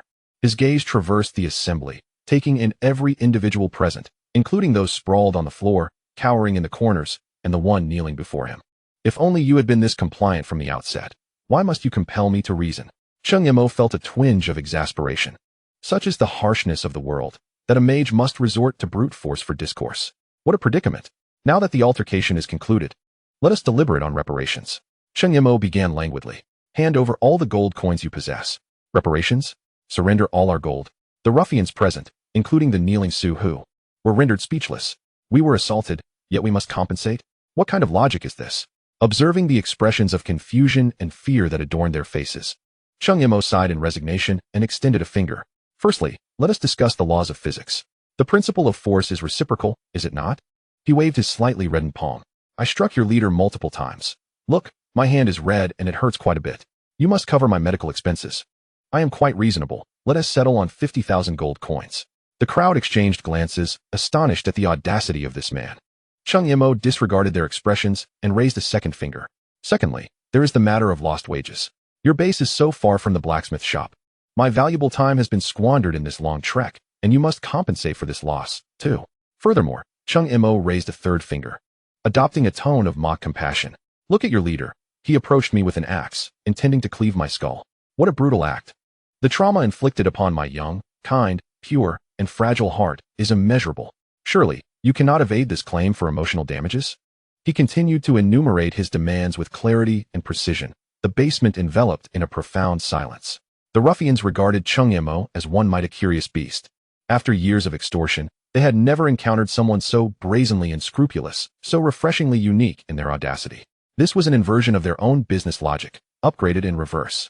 Noticing their hesitation, Cheng Mo did not rush them. Instead, he merely snapped his fingers gently. The 10 previously motionless skeletal warriors turned their skulls in unison, the hollow sockets illuminating once more with a crimson glow, locking onto their respective targets. The feet pressing upon the ruffians' bodies applied a bit more force. Ah, big brother. I will pay. I will pay. One ruffian cried out, unable to withstand the pressure. He hastily opened his storage space, spilling forth the few gold coins he possessed, which tumbled to the ground with a clatter. Seeing their leader capitulate, the others quickly followed suit, opening their own storage spaces and relinquishing all their possessions. Gold coins, silver coins, and a hodgepodge of worthless materials soon formed a mound upon the table before Cheng Mo. At last, all eyes turned to Su Hu, the leader of this band, whose wealth was undoubtedly the most substantial. Su Hu's cheeks twitched violently, his heart aching as if it were bleeding. Yet, under the watchful gaze of 10 pairs of glowing eyes, he dared not resist, humiliatingly extracting bag after bag of coins from his storage space. Cheng Mo watched with satisfaction as the pile of gold coins on the table grew ever higher. He casually picked up a scrap of paper that recorded the gambling stakes, and, finding a piece of charcoal on the ground, scrawled a few haphazard characters before tossing it in front of Su Hu. Here is your receipt. I am a man of fairness. Su Hu glanced down to see the words inscribed. Compensation paid in full. He nearly choked on his own blood. Cheng Mo swept all the coins into his storage space, rose, brushed off the dust from his hands, and proceeded toward the door. A collective sigh of relief escaped the basement's occupants, believing the calamity was finally departing. However, as Cheng Mo reached the door, he paused, not turning back, but leaving them with a parting remark. Oh, I almost forgot to inform you of one thing. From this day forth, all protection fees for this impoverished district shall belong to me. Chapter 52, Stark Accusation. The basement fell into a deathly silence, punctuated only by heavy breaths. Cheng Mo's declaration hung in the air, a heavy hammer striking each ruffian's heart. From this day forth, all protection fees for this impoverished district shall belong to me. What audacity, what arrogance! Su Hu knelt on the ground, his swollen cheeks twitching incessantly as he gazed at the vanishing figure in the doorway, his eyes filled with fear and humiliation, ultimately crystallizing into a simmering resentment. Cheng Mo was acutely aware that his ominous proclamation wielded limited intimidation. Were it not for his nascent enterprise in dire need of funding, he would not have dared engage in such reckless behavior. Moreover, he could not possibly remain in the impoverished district indefinitely. Once he departed, these individuals would undoubtedly find a way to return, perhaps with even greater vengeance against the blacksmith shop. Yet, Cheng Mo remained unconcerned. All he sought was a short-term effect, a temporal window allowing Wu Hao to forge his equipment with peace of mind. As for the future, once the equipment was in hand and his strength elevated, should the Dynasty Guild dare provoke him again, he would not hesitate to visit their headquarters and impart some wisdom. Back at the blacksmith shop, the forge blazed brightly.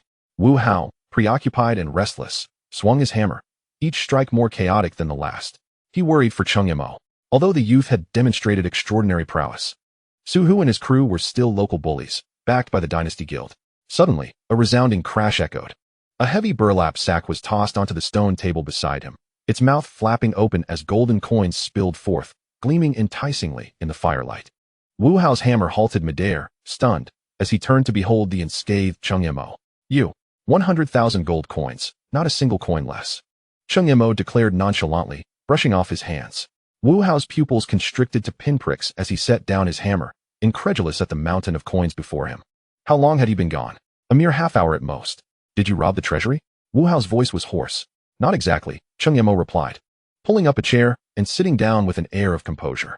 I happened to encounter a kindred spirit, an angelic investor on my way. I shared my ideals, my ambitions, and my vision for the future of this world with him. He was so moved that he decided to invest in me right then and there. Here is the first installment of his funding. Wu Hao opened his mouth, his expression a masterpiece of incredulity. An angelic investor? You discussed ideals? Are you kidding me? This line of reasoning was a blatant affront to his intelligence. He gazed at Cheng Mo's serious expression, then glanced at the pile of gold coins, ultimately swallowing the question that lingered on the tip of his tongue. Some matters are perhaps best left unspoken. Observing the constipated look on his face, Cheng Mo chose not to address it, instead retrieving a small pouch from his storage space and tossing it to him. This is for you. It contains 20,000. Your sister's illness requires funds. Wu Hao instinctively caught the pouch, its weight causing his heart to tremble. He clutched the pouch, the veins in his muscular arms slightly pulsing. A warm wave surged from his heart, rendering the 7-foot-tall man's eyes a bit misty.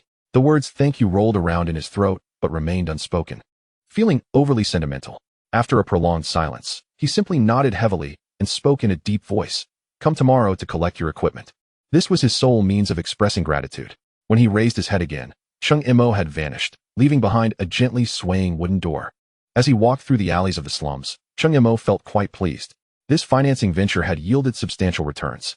The gold coins plundered by Su Hu's gang, along with Su Hu's personal stash, amounted to a total of 250,000 gold coins. After giving Wu Hao 120,000, he retained 130,000, and with the loot from previous battles, Cheng Mo now possessed 140,000 gold coins. For him at this stage, this was undoubtedly a considerable sum. Money lying idle is worthless. Only when transformed into strength does it become true wealth. Without a moment's hesitation, Cheng Mo made his way towards the more prosperous commercial district beyond the slums. His objective was clear, the official trading post of the Huaxia Empire. That grand white structure stood in stark contrast to the dilapidated surroundings of the slums. The entrance bustled with well-equipped adventurers. Cheng Mo entered unobtrusively. Locating an unoccupied trading terminal in the center of the hall, he placed his hand upon a hovering blue magic stone. Buzz! A luminous screen unfurled before him, streaming a plethora of data and item listings. He began by selling off a heap of low-level materials he had accumulated during his recent dungeon runs, instantly clearing a significant portion of his storage space.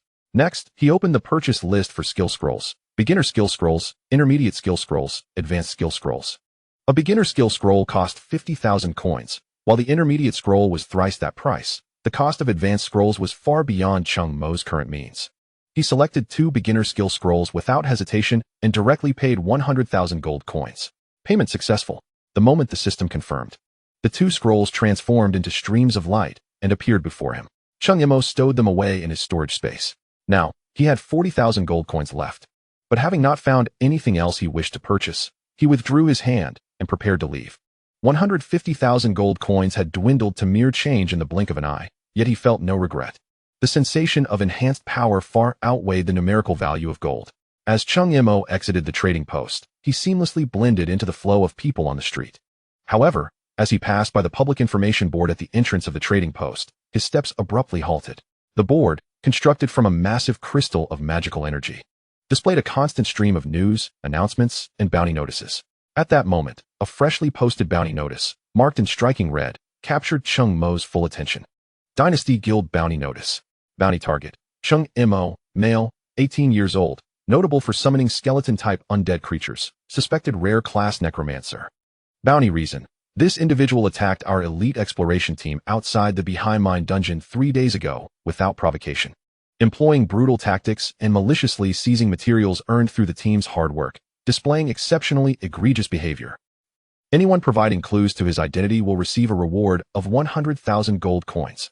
Those who can provide his precise location will be rewarded with 200,000 gold coins. The Dynasty Guild hereby warns all adventurers.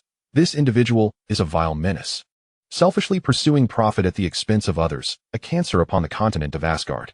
Our guild will spare no effort in pursuing him to restore justice. At the end of the announcement was emblazoned the fiery emblem of the Dynasty Guild. Beneath the notice, a crowd of adventurers had already gathered, pointing and discussing the bounty. 100,000 gold coins. Good heavens, the Dynasty Guild is going all out this time. Summoning skeletons? A necromancer? I've only read about that class in books. I can't believe someone has actually awakened it. Regardless of the class, who dares to steal from the Dynasty Guild? This person must be insane. It's hard to say. The notice claims it was an ambush, but who knows what the truth is. You all know the nature of the Dynasty Guild. Shoo, keep it down. Do you want them to come after you? I won't wade into this murky water. 100,000 gold coins are enticing, but you need to be alive to spend it. Chapter 53, The Response Action. Cheng Mo remained oblivious to the surrounding clamor, his gaze fixed upon the distorted bounty notice. His expression revealed little beyond a faint, cold smile that curled at the corners of his mouth. What a baseless ambush. What a malicious theft. This group ought to write novels. They are wasting their talents. He found himself slightly admiring the management of the Dynasty Guild. Their audacity to distort the truth to such an extent was indeed a skill. The boldness to manipulate facts on a public announcement board established by the Huaxia Empire speaks volumes of their usual domineering and self-assured conduct. However, admiration aside, Cheng Mo felt not an ounce of anger within. Instead, he sensed a hint of trouble. A bounty of 100,000 gold coins was enough to turn the majority of adventurers in the city into ravenous hyenas at the scent of blood. From this moment forth, he was no longer an inconspicuous high school student, but rather a walking treasure chest of gold. Anyone who brushed past him could potentially draw a weapon in the next instant. Indeed, being weak is the original sin, Cheng Mo mused inwardly. If he possessed overwhelming strength now, the Dynasty Guild would likely not dare to utter a word, perhaps even showing up at his door with gifts to apologize. It was precisely because he was not yet strong enough that they felt emboldened to twist the truth and slander him with impunity. He did not linger in place, but instead turned to merge into the bustling crowd. The most pressing matter now was to enhance his own strength. Since trouble had sought him out, he too must possess the means to respond. Dynasty Guild, private training grounds. The air here was thick with the mingled scents of expensive nutrient solutions and sweat. The entire training facility was constructed from a special alloy, capable of withstanding the full force attacks of high-tier adventurers. Embedded within the walls, the magical energy crystals emitted a soft, radiant glow, illuminating every inch of the space. A young man, bare from the waist up, was engaged in extreme weight training. His muscular form was well-defined, beads of sweat dotting his bronzed skin, each breath bringing forth powerful rises and falls of his chest. This individual was Lu Shenmao, the young vice president of the Dynasty Guild, an S-class practitioner of the Dragonblood Berserker class. Bang! The heavy custom-made barbell was effortlessly lifted above his head with a single hand before being slammed down onto the shock-absorbent floor, producing a dull thud. Young vice president. A woman clad in the guild's steward uniform hurriedly entered, her expression a blend of respect and urgency. Lu Shenmao did not turn around. He picked up a towel from the side to wipe the sweat from his brow, his voice hoarse from exertion. What's the matter? There's news regarding the bounty. The woman spoke rapidly. Su Hu, the head of the slums, just reported that he has found that kid named Cheng Mo and had a confrontation with him. Lu Shenmao paused momentarily in his wiping. Slowly, he turned around. His handsome, yet somewhat sinister visage revealed little emotion. Bring him in. Yes, soon. A bruised and battered Su Hu was escorted into the room by the woman. The moment he laid eyes on Lu Shenmao, his legs wobbled, and he dared not look up, collapsing to his knees with a thud, burying his head deeply to the ground. Young vice president. Lu Shenmao approached him, surveying his pitiful state from a lofty perspective, and spoke in a flat tone. Speak. What happened? Su Hu trembled, hastily reciting the rehearsed words he had practiced countless times in his mind. Young vice president. We were patrolling the slums according to protocol, maintaining order for the guild. We encountered that kid named Cheng Mo, who was extorting a blacksmith. He shifted the blame of his actions squarely onto Cheng Mo. Seeing this, I thought it unacceptable. How could we, the Dynasty Guild, allow such behavior on our turf? I stepped forward to stop him. To my surprise, that brat was incredibly arrogant, completely disregarding our Dynasty Guild. Su Hu's voice took on a whiny tone, filled with grievance and indignation. Without a second thought, he attacked, summoning over a dozen skeletons that took down all my brothers. He even insulted our Dynasty Guild, claiming we were nothing but trash, attacking anyone he saw. To amplify his own misfortune, Su Hu exaggerated his tale. Initially, I thought this was our failure, bringing shame upon the guild, and I intended to swallow my pride without reporting it. But just as I was passing the exchange, I saw the guild's bounty notice. Only then did I realize that this Cheng Mo had a history with our guild. He is a habitual offender. It was then that I mustered the courage to report to you. Su Hu's speech was laden with emotion, painting himself as a loyal servant who endured humiliation, ultimately reporting for the greater good of the guild. The atmosphere in the training room felt as if it had frozen. The female steward lowered her head, refraining from making a sound, but inwardly cursed Su Hu's ancestors, who didn't know the truth behind the petty affairs in the slums. Yet she dared not speak, nor did she wish to. Lu Shenmao listened quietly, his expression unchanged. He merely lifted his foot and lightly pressed it upon Su Hu's shoulder. Su Hu's body stiffened instantly, cold sweat trickling from his brow. You mean to say that he single-handedly dealt with all of you? Lu Shenmao's voice was soft. Why yes, Su Hu stammered. That kid is a necromancer. His methods are quite bizarre. I was no match for him. Waste. Lu Shenmao uttered those two words blandly, applying slight pressure with his foot. Crack.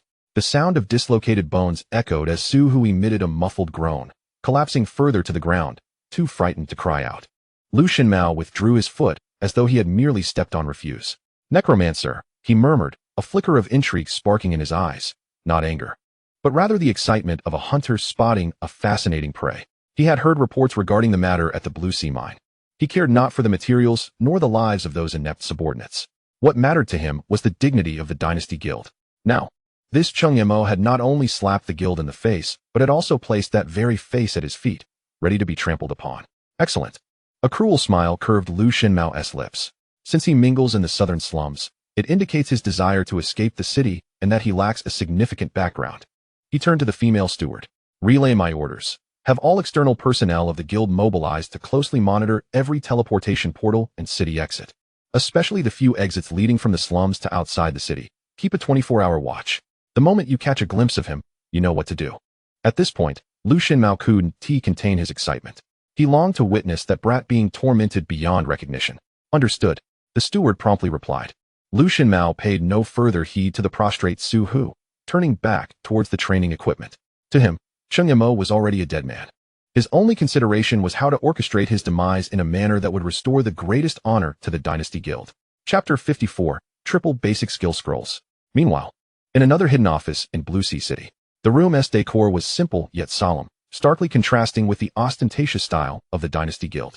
Su Miao gently placed a replicated bounty notice on Chun Sheng's desk. Director Chen, take a look at this. Chun Sheng set aside the documents in his hand and picked up the bounty notice. Upon seeing the distorted contents, anger visibly flickered across his typically composed face. Absurd. He slammed his palm onto the desk. The sound, though not loud, halted the very air in the office. To publish such a twisted private bounty on the Empire's official bulletin board, do they even regard the laws of the Empire? Do they truly think Blue Sea City is their Dynasty Guild's backyard? Chun Sheng was genuinely infuriated. As a senior official within the Empire's institutions, he detested such provocations against official authority, actions that undermine the rules. Do we need to intervene? Su Miao inquired. In our name, we could directly annul this bounty and issue a warning to the Dynasty Guild. At the very least, we could ensure Cheng Mo's basic safety within the city. Chun Sheng leaned back in his chair, his fingers unconsciously tapping the desk as the flames of his anger gradually gave way to deep contemplation. He remained silent for quite some time. No, he slowly replied, let us not act rashly. Su Miao was somewhat perplexed. The Dynasty Guild is like an insatiable wolf. Their ambitions growing ever larger, their actions increasingly unscrupulous. Chun Sheng's voice regained its calm. We will inevitably need to teach them a lesson, but not now. Nor because of this matter. He gazed at the name Cheng Mo on the bounty notice. This child is a promising seed, yet still too tender. He needs to grow. To be tempered. A towering tree cannot flourish in a greenhouse. Without experiencing storms, he will never comprehend the world's cruelty. Chun Sheng's gaze sharpened. The Dynasty Guild represented a crisis for him, but it was equally an opportunity. An opportunity to reveal the ugly facade of these so-called major guilds. To make him understand the perils of solitude. Only by personally experiencing the helplessness of being wronged and hunted would he truly yearn for power, longing for a stronghold to support him. Su Miao instantly grasped Chun Sheng's intention. This was a calculated maneuver, utilizing the pressure from the Dynasty Guild to coerce Cheng Mo into making a choice. I understand, Su Miao nodded. Shall we then merely observe the unfolding events? Not just observe. Chun Sheng shook his head, retrieving an encrypted electronic map from his drawer, upon which he marked several red dots. The Dynasty Guild's quest to locate individuals within the city is nothing more than a matter of employing their usual tactics. Instruct your subordinates to remain vigilant. They must not act too recklessly, particularly avoiding any large-scale conflicts in public areas. Furthermore, Chun Sheng elongated his tone, pointing at an exit on the southern side of the map. Let him handle it himself. The grinding stone of the Dynasty Guild is an opportune test of his mettle. However, keep a close watch. If he truly intends to leave Beihai City, ensure he departs through the southern city gate. Just emerging from the bathroom, Cheng Mo inexplicably sneezed. He wiped his hair, a vague sense of foreboding lingering in his heart, as if someone had taken an interest in him. Shaking his head, he dismissed the thought. There are many who keep an eye on him. What difference does one or two make? Cheng Mo sat on the edge of his bed, a thought crossing his mind, and he retrieved 3 ancient scrolls from his storage space. The weight of 150,000 gold coins weighed heavily on his heart. The use of primary skill scrolls only allows the learning of occupational skills up to level 20, and the selection is random, although there are no repeats. The inherent uncertainty might lead to acquiring some less desirable skills. Victory or defeat hinges on this moment. Taking a deep breath, Cheng Mo consecutively used the 3 skill scrolls. Ding. Primary skill scroll used successfully. Congratulations, you have learned the skill Skeleton Exchange. Skeleton Exchange, LV1. Effect. Consumes 50 mental power to instantly swap positions with any skeleton unit under your control, ignoring most obstacles. Cooldown time, 60 seconds. A teleportation skill. Cheng Mo's brow initially raised, only to quickly furrow in disappointment. A rather lackluster ability. As a fragile mage, forever positioned at the back of the party.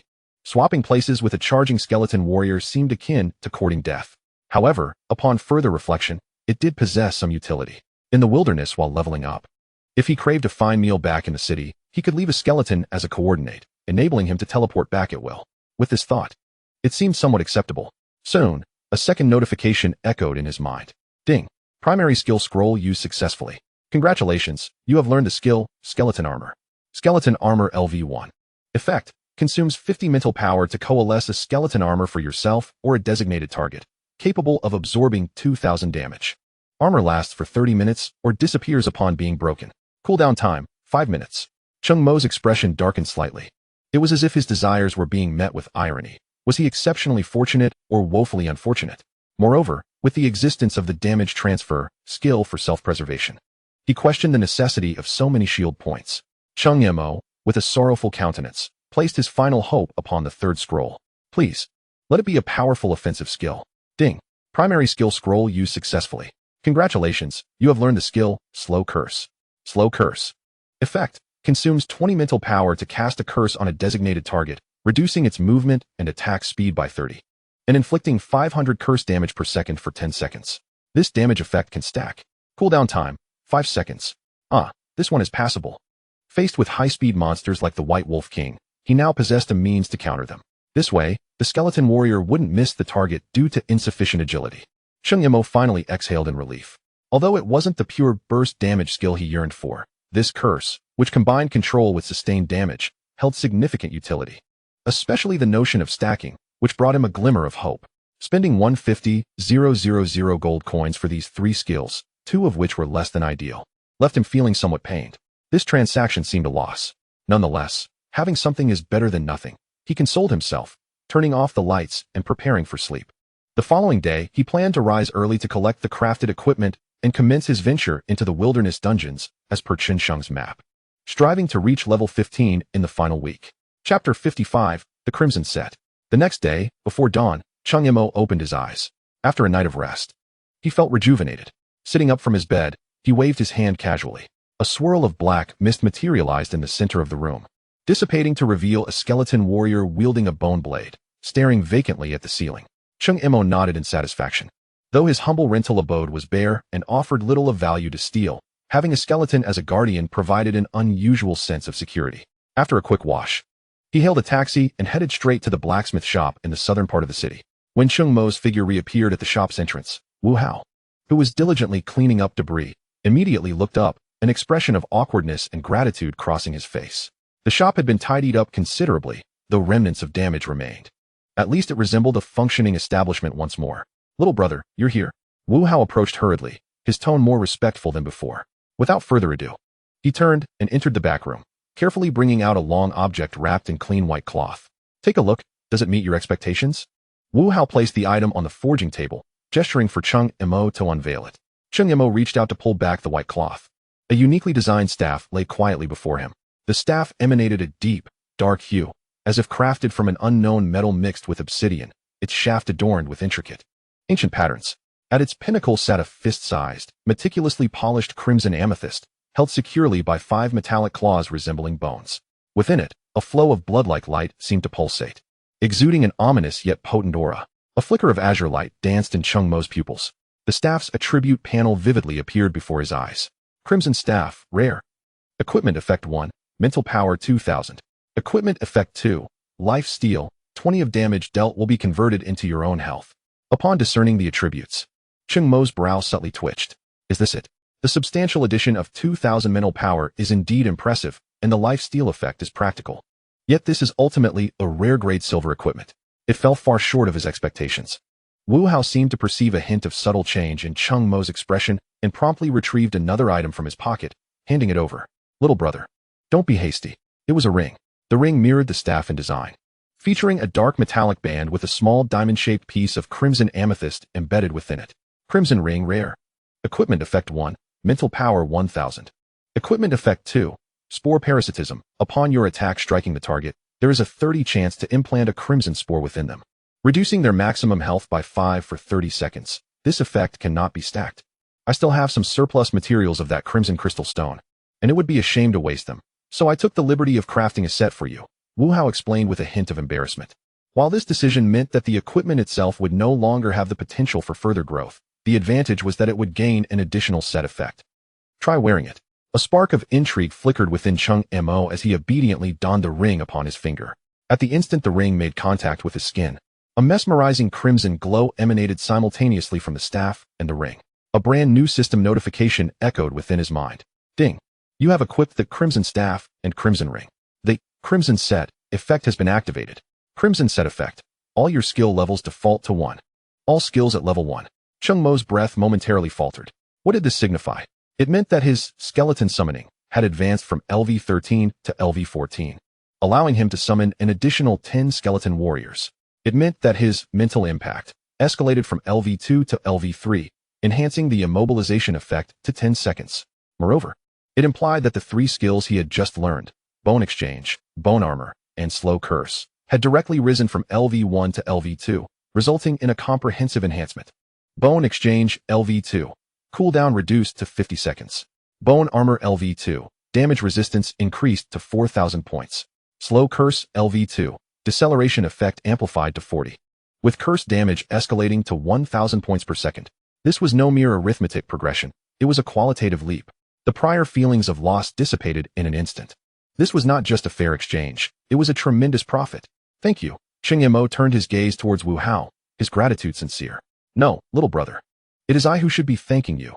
Wu Hao's expression, however, bore no signs of joy, only worry and guilt.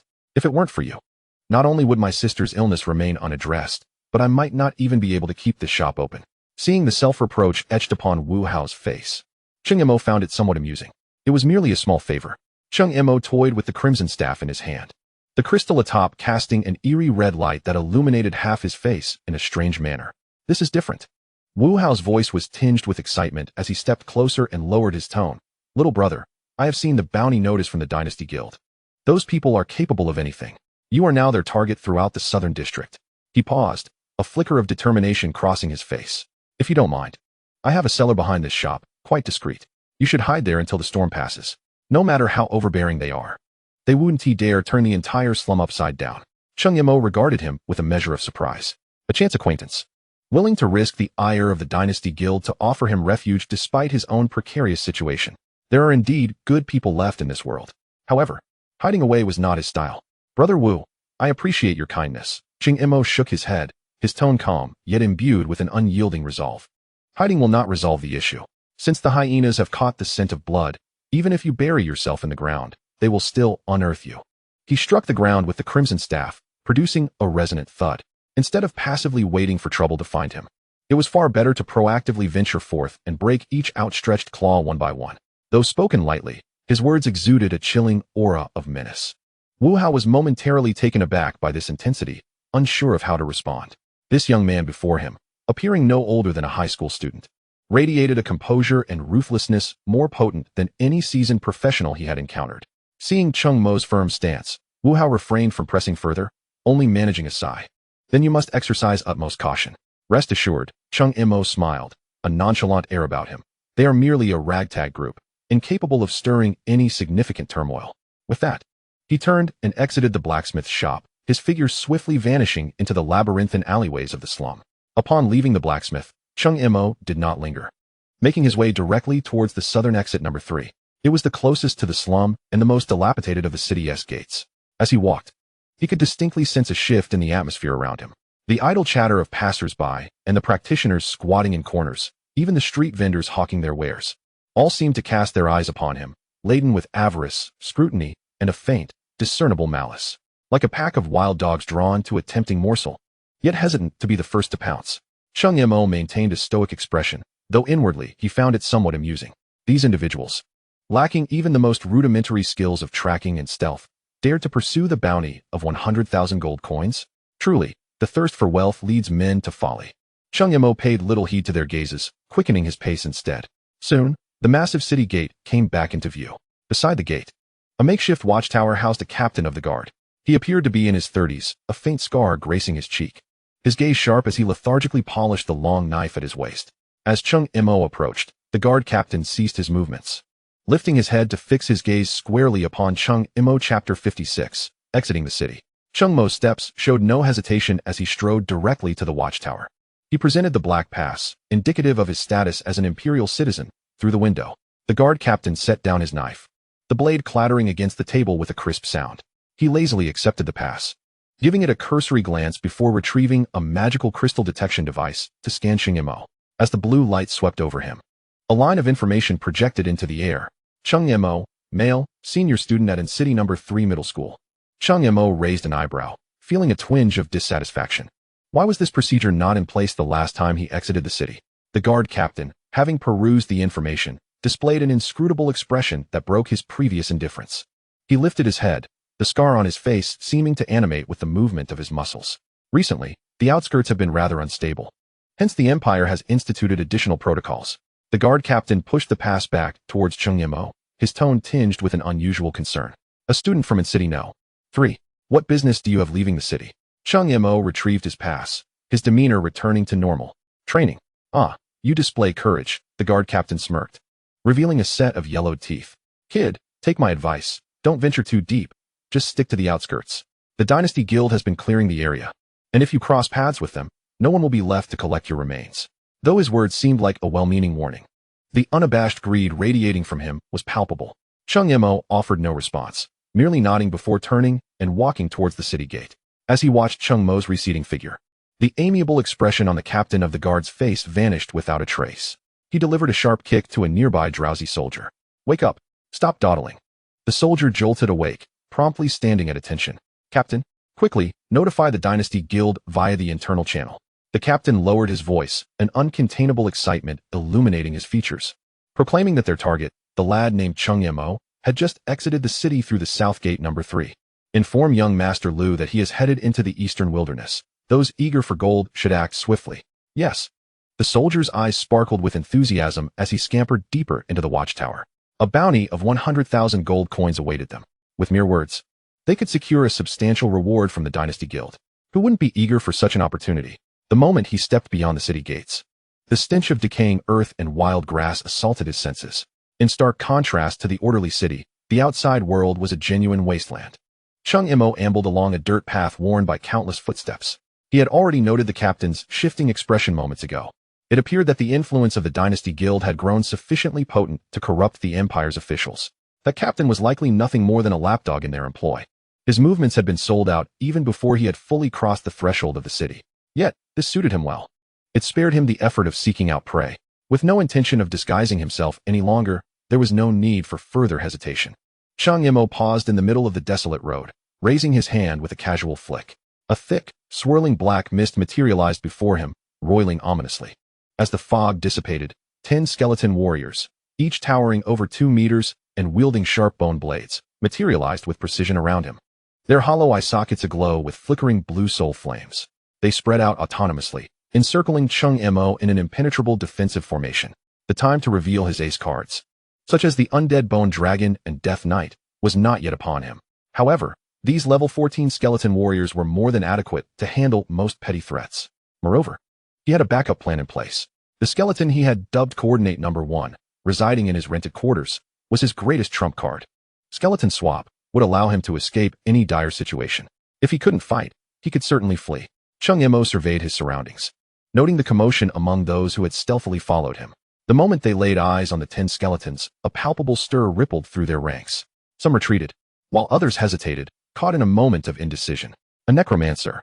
The difficulty of this profession far exceeded their expectations. Cheng Mo paid no mind to the riffraff. His attention was drawn to a creature not far off. It resembled a hyena but was significantly larger. A corrupted tooth beast, approximately level 10. Currently feasting on the carcass of an unknown creature. Perfect, he thought. It's time to test my new skill. With a thought, Cheng Mo locked onto the corrupted tooth beast. Mental shock LV3.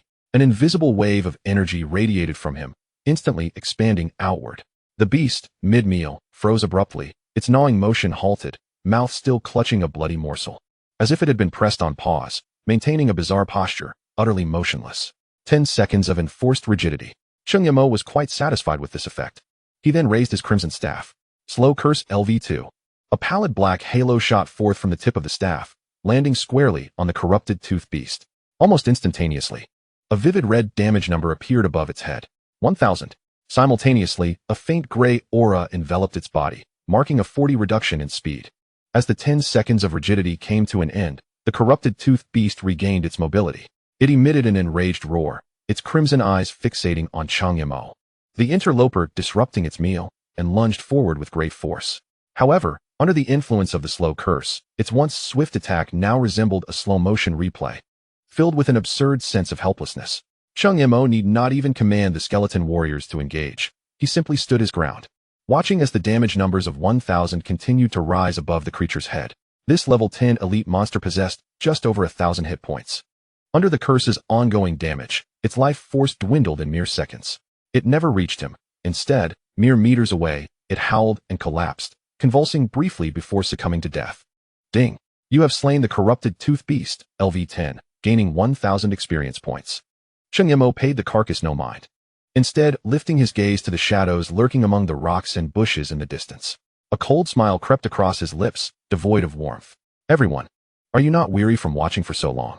His voice, though soft, resonated clearly in every ear. 200,000 gold coins. The bounty lies right here. He gently tapped his shoulder with the crimson staff. Those capable, come and claim it. As his words faded, the 10 skeleton warriors simultaneously raised their heads. The blue soul flames in their hollow eye sockets flared dramatically, unleashing a palpable aura of dread without reservation. Cheng Mo's sardonic voice echoed across the wilderness, followed by a moment of profound silence. The stillness was swiftly shattered. A rustling sound emanated from the nearby pile of rocks, and a burly man clad in poor-quality leather armor, wielding a hefty axe, emerged. His face was marked by excess flesh, and his eyes gleamed with unabashed greed. Brothers, don't let him fool you. He's merely a fragile mage. The burly man bellowed, his voice coarse and unpleasant. One swing of my axe, and he'll be done for. As he shouted, figures began to emerge from their insufficient hiding spots. A horde of warriors, rangers, and assassins, over 50 individuals in total, formed a chaotic semicircle, blocking all of Cheng Mo's escape routes. Indeed, counting his summons, there are only 11 of us. A scrawny archer chimed in, knocking an arrow to his bowstring. With over 50 of us, a single spit could drown him. The promise of 200,000 gold coins served as the finest catalyst for their greed. The intimidation from Cheng Mo's earlier slow curse had long since been washed away by the dazzling allure of gold. Though the 10 skeleton warriors were fearsome, they seemed far less daunting in the face of sheer numbers. The burly man swung his axe decisively, pointing it at Cheng Mo. Kill him. The bounty is ours. Kill. The crowd was instantly ignited, their battle cries reverberating through the air, as over 50 individuals surged forward like a deluge unleashed from a broken dam, rushing towards Cheng Mo's position. In the face of this turbulent wave, Cheng Mo and the 10 skeletal warriors by his side remained utterly motionless, resembling silent reefs amidst the crashing tide. He did not even glance at the grotesque faces of those charging at the forefront. At the very moment this throng entered his attack range, a fleeting glimmer of ethereal blue light flickered deep within his pupils. Detection spell. A torrent of chaotic information flooded into his mind. Berserker, LV16. Archer, LV15. Rogue, LV14. Mage Apprentice, LV13. The highest among them barely reached level 16, with most lingering around the 14th. A mere band of cannon fodder. This thought crystallized clearly in Cheng Mo's mind, almost evoking a sense of amusement. These individuals represented the dregs of the professional circle, willing to abandon their wits for trifling gains, oblivious to being mere pawns. In the Empire, all officially registered professionals had their life information linked to the law enforcement system. Upon death, an immediate alert would be sent to the Empire, prompting an investigation. Clearly, these individuals were not among them. They were the unregistered underlings nurtured by the Dynasty Guild, expendables used for unsavory dealings. Their deaths would be genuine, and the Dynasty Guild would never dare to stir the Empire's law enforcement for such cannon fodder. This meant he could unleash his slaughter without restraint. The playful expression on Cheng Mo's face had unknowingly faded, replaced by an almost cold tranquility. Surrounded?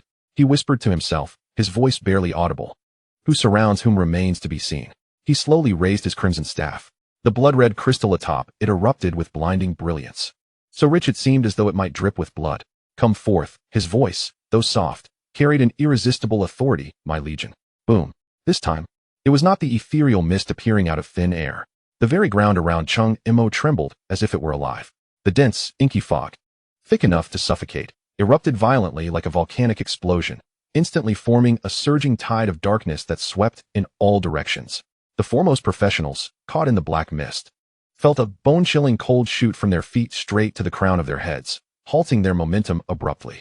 Then, amidst the roiling shadows, came the sickening sound of cracking bones.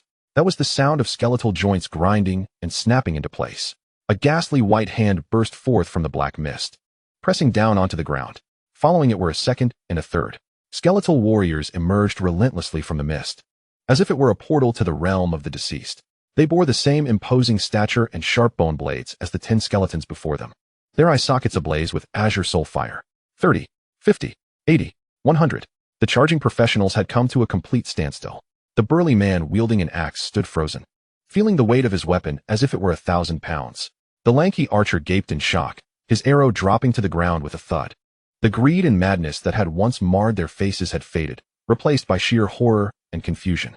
Yet, the skeletal tide continued to surge forth. 110, 120. As the final wisp of black mist dissipated, the battlefield had undergone a cataclysmic transformation. 139 skeletal warriors.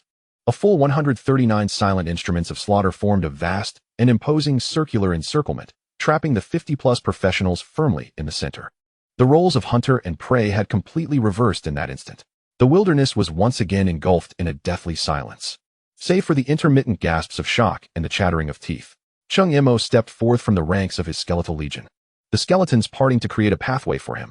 No longer was he a solitary mage, but the sovereign commanding a legion of the undead.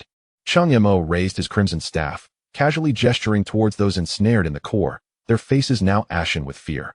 He issued his decree. Tear them apart. Chapter 58. The Joy of Collecting Corpses. Crack. The instant the command was given, the nearest skeletal warrior sprang into action. It made no superfluous movements. Instead, it simply stepped forward, its sharp bone blades slicing downward with a piercing whistle, aimed straight at a warrior still reeling from shock. The warrior instinctively raised his shield, attempting to block the impending strike. However, he was far too weak. Clang, accompanied by a sharp sound. The substandard iron shield splintered into fragments under the overwhelming might of the skeletal warrior, and the bone blade continued unabated, cleaving downwards and bisecting the warrior in two. Warm blood and entrails splattered across the ground, the pungent scent of blood exploding in an instant, overwhelming the senses of everyone present. This grisly scene became the final straw that broke the camel's back. Ah, monsters. They're all monsters. Run. Run for your lives. Don't block the way. Get out of the way. The instinct for survival eclipsed all else, and the once loose encirclement disintegrated in an instant. Over 50 professionals scurried away like ants whose nest had been disturbed, desperately attempting to escape through the gaps in the skeletal legion. Yet, they faced an iron cage composed of 139 instruments of death. Every effort they made seemed utterly futile. Dash! A rogue seized the moment, activating his skill as the skeletal warriors contracted. His body transformed into a blur, aiming to slip between two skeletal warriors. As the escape route drew nearer, a smile crept across the rogue's lips. Fool! Yet before he could savor his triumph, the two skeletons, almost as if sharing an unspoken bond, simultaneously turned towards him, their bone blades crossing in a deadly scissor motion. Thud! The rogue's momentum came to an abrupt halt, his upper body and lower body separating midair, blood splattering everywhere. Another archer witnessing this scene frantically shot arrows, attempting to slow the advance of the skeletal warriors. The iron-tipped arrows lodged into the skeletal frames merely sparked without hindering their progress even slightly. Just as he knocked another arrow, a skeletal warrior's bone blade swept across, cleaving him in two. How can a level 13 mage's summon be so powerful? The brawny man wielding the great axe shattered into despair. He could never have imagined that before the summons of a level 13 mage, they would be as helpless as fish on a chopping block, awaiting slaughter. It was even less effort than he had anticipated. Soon, his voice was drowned out by the sound of splintering bones. Cheng Mo stood atop a nearby hill, gazing down upon the tumultuous battlefield below. The effectiveness of his strategy was undeniable, yet allowing the skeletal warriors to claim all the glory felt somewhat wasteful. Instead, he thought, why not utilize this opportunity to refine my skills? A glimmer of intrigue flickered in Cheng Mo's eyes, and soon an invisible ripple began to emanate from him. Upon contact with the wave, a nearby mage apprentice was overwhelmed by the sheer force of Cheng Mo's mental impact, his body convulsing violently before collapsing to the ground. Eyes rolling back, foam spilling from his mouth, and silence engulfing him. But that was merely the beginning. With a flourish of his staff, Cheng Mo unleashed a slow curse, sending a flurry of black rings spiraling toward the combatants on the battlefield. One unfortunate warrior, attempting to thrust his shield against a skeleton, found his movements grotesquely impeded, his once fierce charge now appearing laughably sluggish. Helplessly, he could only watch as a bone blade loomed larger in his vision, unable to evade its approach. The mischievous smile never left Cheng Mo's face. With a flick of his left hand, he cast a spell. With his right, he replicated the action. As he unleashed his abilities, lives extinguished one after another. A low, dark chuckle escaped his throat, resonating discordantly amidst the cacophony of screams and wails that filled the slaughterhouse around him. Flee, flee. The more you struggle, the more exhilarated I become, he mused. His voice, though soft, penetrated the ears of every survivor, chilling them to the bone. A demon. This man is nothing short of a fiend. Spare me. I surrender. I am willing to be your hound. Mercy. Please, have mercy. We were forced into this by the Dynasty Guild, with no hope of escape. The remaining survivors, fewer than 10, surrendered completely, kneeling and weeping as they beseeched for clemency. They reasoned that as long as they survived, they could report the day's events to their guild, prompting them to send true high-level professionals to exact vengeance upon this demon. Cheng Mo strolled leisurely over to the trembling, gaunt archer who had led the group, now prostrate on the ground, shaking uncontrollably. Release you? Cheng Mo's voice was light, laced with curiosity. And then what? Shall I let you return to the Dynasty Guild in tears, embellishing tales of my deeds, only for them to dispatch a few level 50 or 60 soldiers to hunt me down? Is that the plan? The smile on Cheng Mo's face darkened further. The archer froze, disbelief etched across his features. How could he possibly know? Cheng Mo leaned down, the crimson tip of his staff gently tapping the archer's forehead. A smirk tinged with mockery emerging. Do you truly believe I would grant you the chance to enact such a farcical scene, reminiscent of a third-rate novel? His smile vanished, replaced by a cold indifference. I have read more novels than you have killed. The final screams soon erupted, only to be swiftly silenced. 10 minutes later, the wilderness returned to its usual tranquility. Apart from Cheng Mo and his skeletal legion, no one remained standing. The air hung heavy with the nauseating scent of blood. The ground littered with dismembered limbs, the scene resembling a hellscape. With a wave of his hand, all but the initial 10 skeletal warriors dissipated into dark mist. Vanishing into the ether, he began methodically scavenging the battlefield. Glimmering orbs, both large and small, emerged from the corpses, visible only to him. He reached out, collecting them into his storage space. Gained 500 gold. Gained 1 inferior leather armor. Gained 800 gold. Gained materials, 3 wolf fangs. Upon tallying the spoils, Cheng Mo could not suppress a grimace. With over 50 individuals, the total gold amassed barely exceeded 30,000, while the remainder consisted of worthless low-level materials and tattered equipment. Truly a gathering of paupers. Were it not for their numbers, even this meager bounty might not have been accomplished. His gaze fell upon the multitude of corpses. Leaving them as they were was not an option, although the Imperial law enforcement would not proactively investigate the fates of these outcasts. The proximity to the gates of Evernight City meant that such a large pile of bodies would undoubtedly stir a considerable uproar by morning. This would be no different from slapping the face of the Huaxia Empire. Such a course of action was decidedly unwise for him at this juncture. They had to be dealt with. Corpse explosion? No, that skill, while effective for disposing of bodies, created too much noise. Moreover, each use required a corpse. It would be wiser to conserve some for future encounters with elite monsters and bosses. An idea sparked in Cheng Mo's mind. These corpses could serve as an excellent strategic reserve.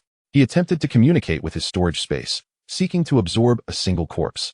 Warning: storage space cannot accommodate special items containing life energy. The attempt failed.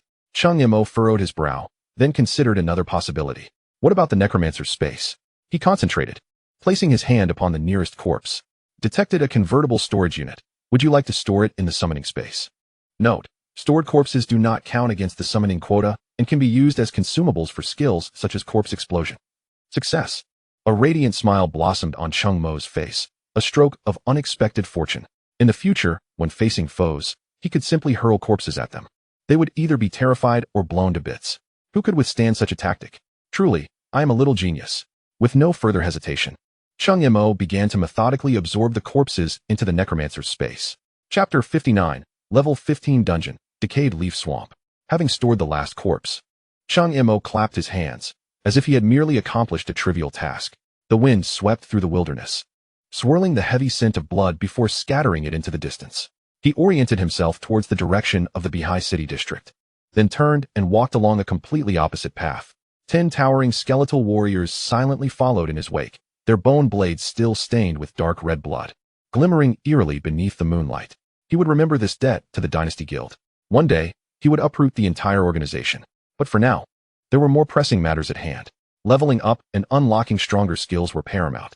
Opening the system map, Cheng Mo surveyed the dense array of markers and set his sights on a goal: to grind through the level 15 dungeon, Decayed Leaf Swamp. The journey from his current location to the dungeon entrance would be lengthy, but the wild beasts along the way would serve as excellent practice. Not far into his journey, a robust, raging boar burst forth from the thicket, its tusks dripping with saliva, snorting heavily. Cheng Mo did not even allow his skeletal warriors to engage. He simply raised his crimson staff and pointed delicately at the charging boar. Slow curse. A black ring instantly ensnared the wild boar, its previously formidable charge abruptly stalling. As if its hooves had become mired in tar, its movements rendered agonizingly slow. The fierce glint in its eyes transformed into a bewildered expression, unable to comprehend why its strength had suddenly waned. Before it could grasp the situation, its health points began to plummet at an alarming rate. Mere seconds later, this creature, a wild beast of over 10 levels, let out a mournful cry before collapsing heavily to the ground, lifeless. Cheng Mo did not spare it a glance. Continuing on his path, along the way, he had almost become a mobile source of curses. Any wild creature attempting to approach him would swiftly succumb to a slow curse. His proficiency in this skill surged rapidly amidst such efficient extermination. Alert! Your skill slow curse has leveled up to LV5. Cheng Mo paused momentarily, summoning his skill panel. Slow curse LV5 inflicts a curse upon the target, reducing its movement and attack speed by 50, while dealing 4,000 shadow damage per second for 20 seconds.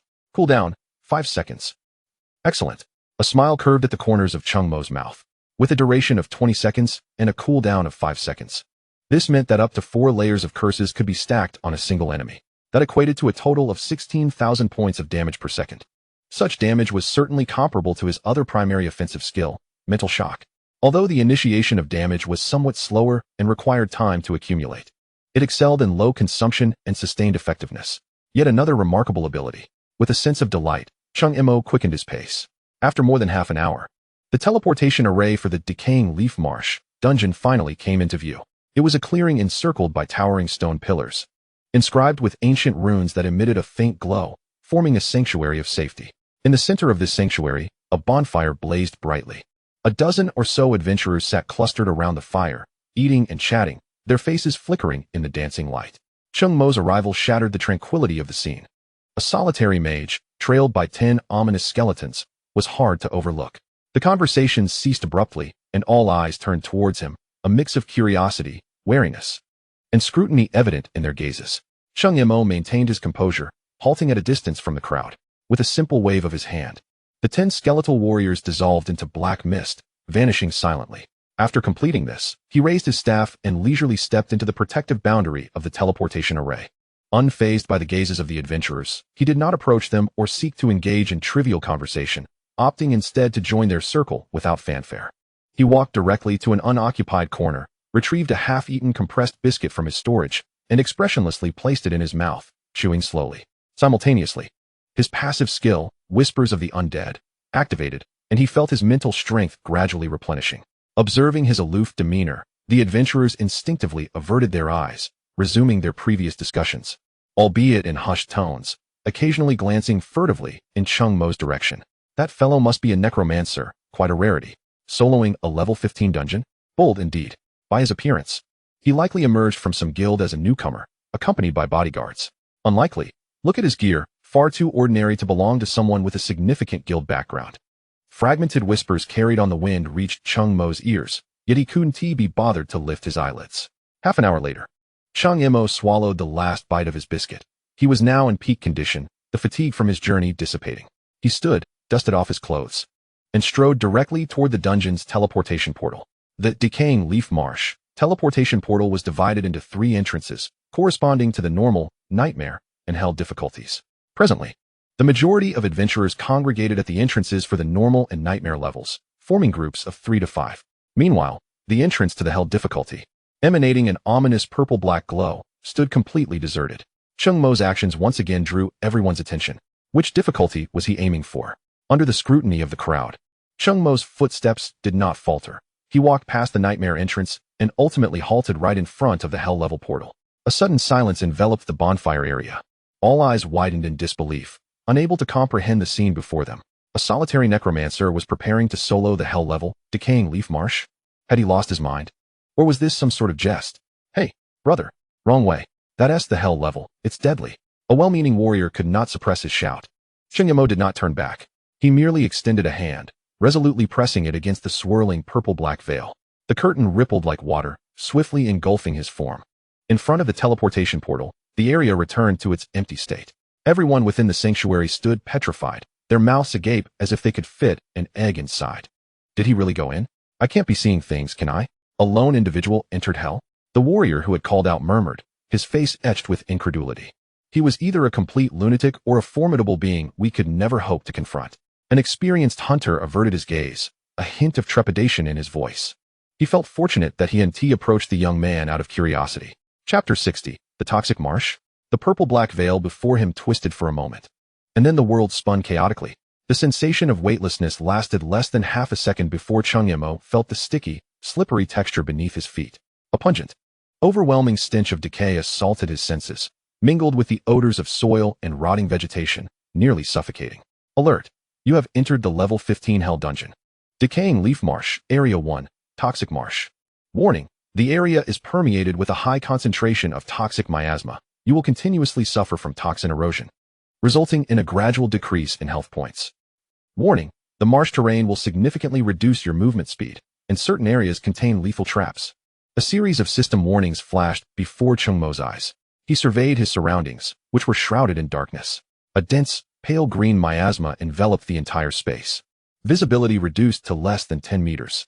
Beneath him lay a black mire of varying depths, bubbling ominously and exuding a malevolent aura. Twisted, grotesque dead trees emerged from the muck, their branches draped with slick moss and unfamiliar fungi. Cheng Mo regarded the toxic miasma, which would render ordinary adventurers immobile, with indifference. With the presence of damage transfer, he felt no tangible harm.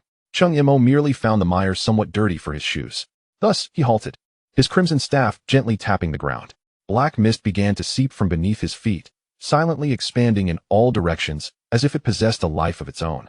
1 skeleton, 2, 10, 100, 139 skeletal warriors emerged from the mist, the fires of souls burning brightly within their hollow eye sockets. The skeletal army silently manifested in this desolate marsh, forming a protective circle around him. The sound of bones grinding against each other resonated with unsettling clarity in this oppressive environment. Cheng Mo casually pointed to the nearest skeletal warrior. The skeletal warrior immediately understood, kneeling on one knee and forming a rudimentary step with its broad, bony palm. Cheng Mo stepped up without hesitation, while another skeletal warrior approached from behind, securely supporting his body and allowing him to sit directly upon its shoulder. His field of vision widened significantly. Commence. With a single command, the colossal skeletal army began to mobilize.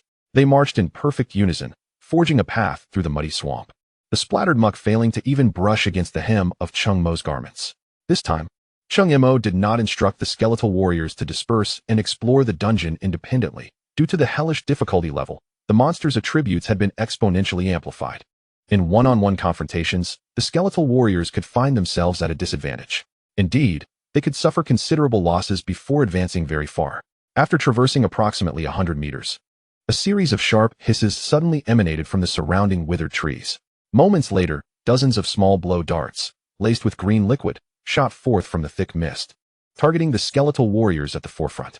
Clang, clang. The darts struck the hard bones, most of them deflecting away, while only a few lodged into the bone seams. Their accompanying paralysis effect momentarily hindering the movements of several skeletal warriors. The system announced the appearance of a common monster, Sharp Claw Scout. Hearing the system's broadcast, Cheng Mo remained unfazed. These scouts would raise an alarm upon detecting enemies, drawing their kin to them, saving him the trouble of seeking them out himself. With the scout's alarm echoing through the swamp, the once tranquil surface erupted into splashes of water. Dozens of lizardmen, their skin blending seamlessly with the environment. Leapt from the mire, their small frames armed with sharp claws and mouths slick with slime, lunging fiercely at the skeletal warrior's leg bones. Several skeletal warriors had their leg bones bitten off, collapsing into the swamp, where they were torn to shreds. These were the ordinary monsters, swamp ambushers. Drawn in by the scouts. Utilizing their superior agility, they darted through the swamp, successfully evading several of the skeletal warriors' pursuits. In fact, due to being separated from the main army, they fell prey to the ambushers. But this was not the end. A deep, resonant roar suddenly reverberated from the mist not far away, causing the ground to tremble. A colossal shadow, over 10 meters in length, materialized from the fog, appearing on the flank of the skeletal army. An elite monster, swamp giant lizard. Its body was cloaked in thick, dark green scales, caked with mud and water plants, and its massive tail lashed out like a steel whip. Boom, boom, boom. 7 or 8 skeletal warriors were sent flying by this tremendous force, their bones scattering across the air. The giant lizard opened its cavernous maw, unleashing a torrent of yellow-green venom that splattered onto the ground, creating a hissing, corrosive area. Skeletal warriors caught off guard who stepped onto it found their bones immediately eroded into a pockmarked ruin. In the blink of an eye, Cheng Mo's skeletal army was surrounded by monsters emerging from all directions. Scouts loomed in the trees, ambushers lurked in the mud, and in front stood the tough-skinned elite lizard. Should an ordinary team find themselves ensnared in such a three-dimensional trap, they would likely suffer immediate casualties, overwhelmed and devoured by the monsters. Yet Cheng Mo was not in the slightest bit flustered. Rather, he felt a surge of exhilaration. This method of farming monsters was far more efficient than seeking them out individually. Bone Spike Assault. With Cheng Mo's command, the skeletal warriors plunged their bone daggers into the ground. In the next instant, an extraordinary phenomenon unfolded. The entire swamp began to tremble slightly, the bubbling surface becoming increasingly agitated. Suddenly, countless pale bone spikes erupted from the mire without warning. Thwack, thwack, thwack. The sound of blades piercing flesh resonated intensely, forming a cacophony. Those swamp ambushers that had just leapt from the mire, unprepared for a second assault, were impaled by the spikes surging from beneath their feet, pinned in midair like skewers. Even the scouts concealed in the withered trees were not spared. The sharp bone spikes pierced through the trunks, nailing them firmly in place. Green blood trickling down the bark. Even that once formidable swamp giant lizard was not immune, as dozens of robust bone spikes punctured its soft underbelly, breaking through its heavy scales. With a final, reluctant wail, its massive body was lifted high before falling silent. In that moment, the entire world seemed to transform into a chilling realm of stark, white bones. Within a radius of several hundred meters, not a single living creature remained. Cheng Mo's field of vision was inundated with a flurry of kill notifications and experience points. Killed LV-15 Sharp Claw Scout, gained 3,000 experience points. Killed LV-15 Swamp Ambusher, gained 4,000 experience points. Killed LV-16 Swamp Giant Lizard, Elite, gained 8,000 experience points. After a prolonged period of inactivity, the experience bar surged forward at a visible pace. Cheng Mo was thoroughly satisfied with this cleaning efficiency. He waved his hand, and the menacing bone spikes slowly sank back into the mire, as if they had never existed. All that remained was a chaotic array of monster corpses, slowly sinking into the swamp. The skeletal army reassembled, stepping over the scattered bones of their fallen comrades, and continued to advance. Chapter 61. The Tactics of the Lizardman. For hours later, Cheng Mo finally emerged from the nauseating mire. Prompt. You have passed through the first area, Decayed Leaf Poison Marsh, and are about to enter the second area, Scaled Kin Nest. Ding. Congratulations. You have leveled up to LV-14. As the system notification echoed in his mind, a golden light enveloped Cheng Mo. The long-lost warmth coursed through his body, dispelling all traces of fatigue accumulated from monster grinding. He glanced at his experience bar, nodding in satisfaction. The experience points from this hellish dungeon were indeed bountiful. In less than half a day, he had leveled up. At this rate, he might reach level 15 within 3 days in the next dungeon. He lifted his gaze toward the front, and the scene before him was in stark contrast to the previous swamp. It was a primitive passageway constructed haphazardly from enormous dead trees, mud, and the bones of unknown beasts. The interior of the passage was shrouded in darkness, illuminated only by patches of phosphorescent moss that cast an eerie green glow, illuminating the blood-painted tribal totems that adorned the walls with a ghostly ambience. The ground beneath his feet was treacherously slippery, coated with a thick layer of slime that emitted squelching sounds as he walked. The air was thick with the stench of blood and an indescribable foulness, more repugnant than the poisonous miasma outside. On either side of the passage hung strings of desiccated bones, some still attached to gnawed remnants of flesh, clearly trophies of the nest's inhabitants. Cheng Mo grimaced in disgust, but did not halt his advance. The skeletal army forged ahead, the rhythmic sound of their bones scraping together echoed starkly within the narrow passage. Not long after, the heavy sounds of breathing and the scraping of weapons against the ground echoed from ahead. A dozen stout lizard folk emerged into view, clad in rudimentary bone armor. In one hand, they wielded crude stone axes, while the other brandished heavy bone shields, effectively blocking the passageway. Detected ordinary creature, scaled warrior, present. These scaled warriors were evidently the guardians of the lair. Upon sighting the skeletal legion, they emitted a guttural roar and charged forth, brandishing their weapons. Their defensive capabilities surpassed those of the lurking foes outside. The skeletal warriors' bone knives struck against their shields, producing only a series of dull thuds, leaving behind faint white scratches. Adding to the predicament, two massive swamp lizards followed behind these warriors, each bearing a slightly smaller lizard folk atop their backs. These riders brandished bone whips, urging the colossal reptiles to charge ahead. Detected elite creature, Razorclaw Beastmaster, present. The combination of elite and ordinary creatures was a common configuration within the dungeon. Cheng Mo was already accustomed to such encounters. He merely gestured for the skeletal legion to engage head-on. In an instant, battle erupted. The noise of clashing weapons and monstrous roars filling the air. The skeletal warriors fought valiantly, leveraging their numerical superiority to entangle the lizard folk. Just as the tide of battle seemed to stagnate, a searing fireball suddenly soared from the rear of the lizard folk's line, slicing through the dim passage and targeting Cheng Mo, who was encircled by the skeletons. The speed and angle of the projectile left no time for reaction.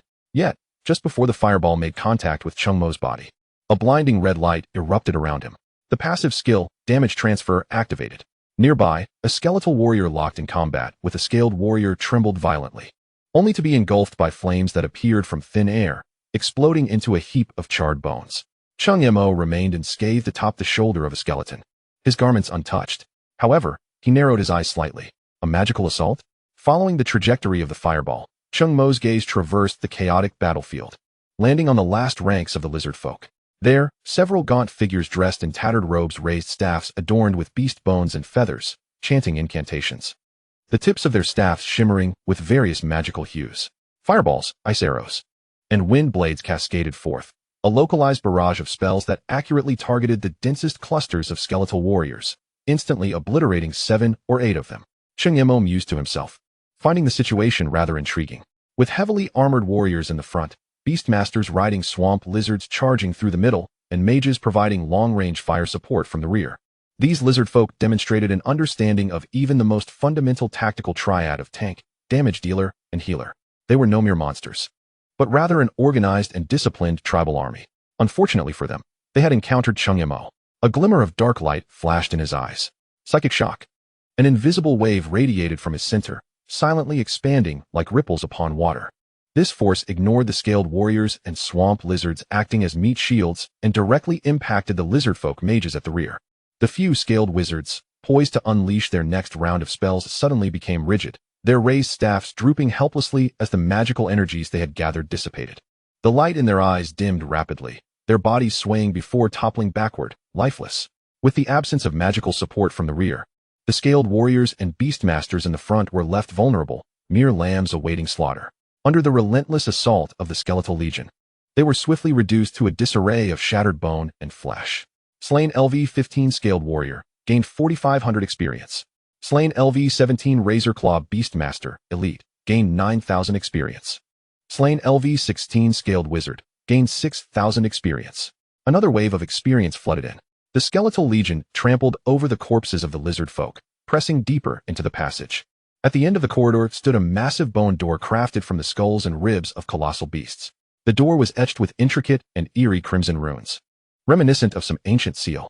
Just as Cheng Mo's skeletal army approached within 10 meters of the bone door, the previously still crimson runes flared to life, emanating an ominous scarlet glow.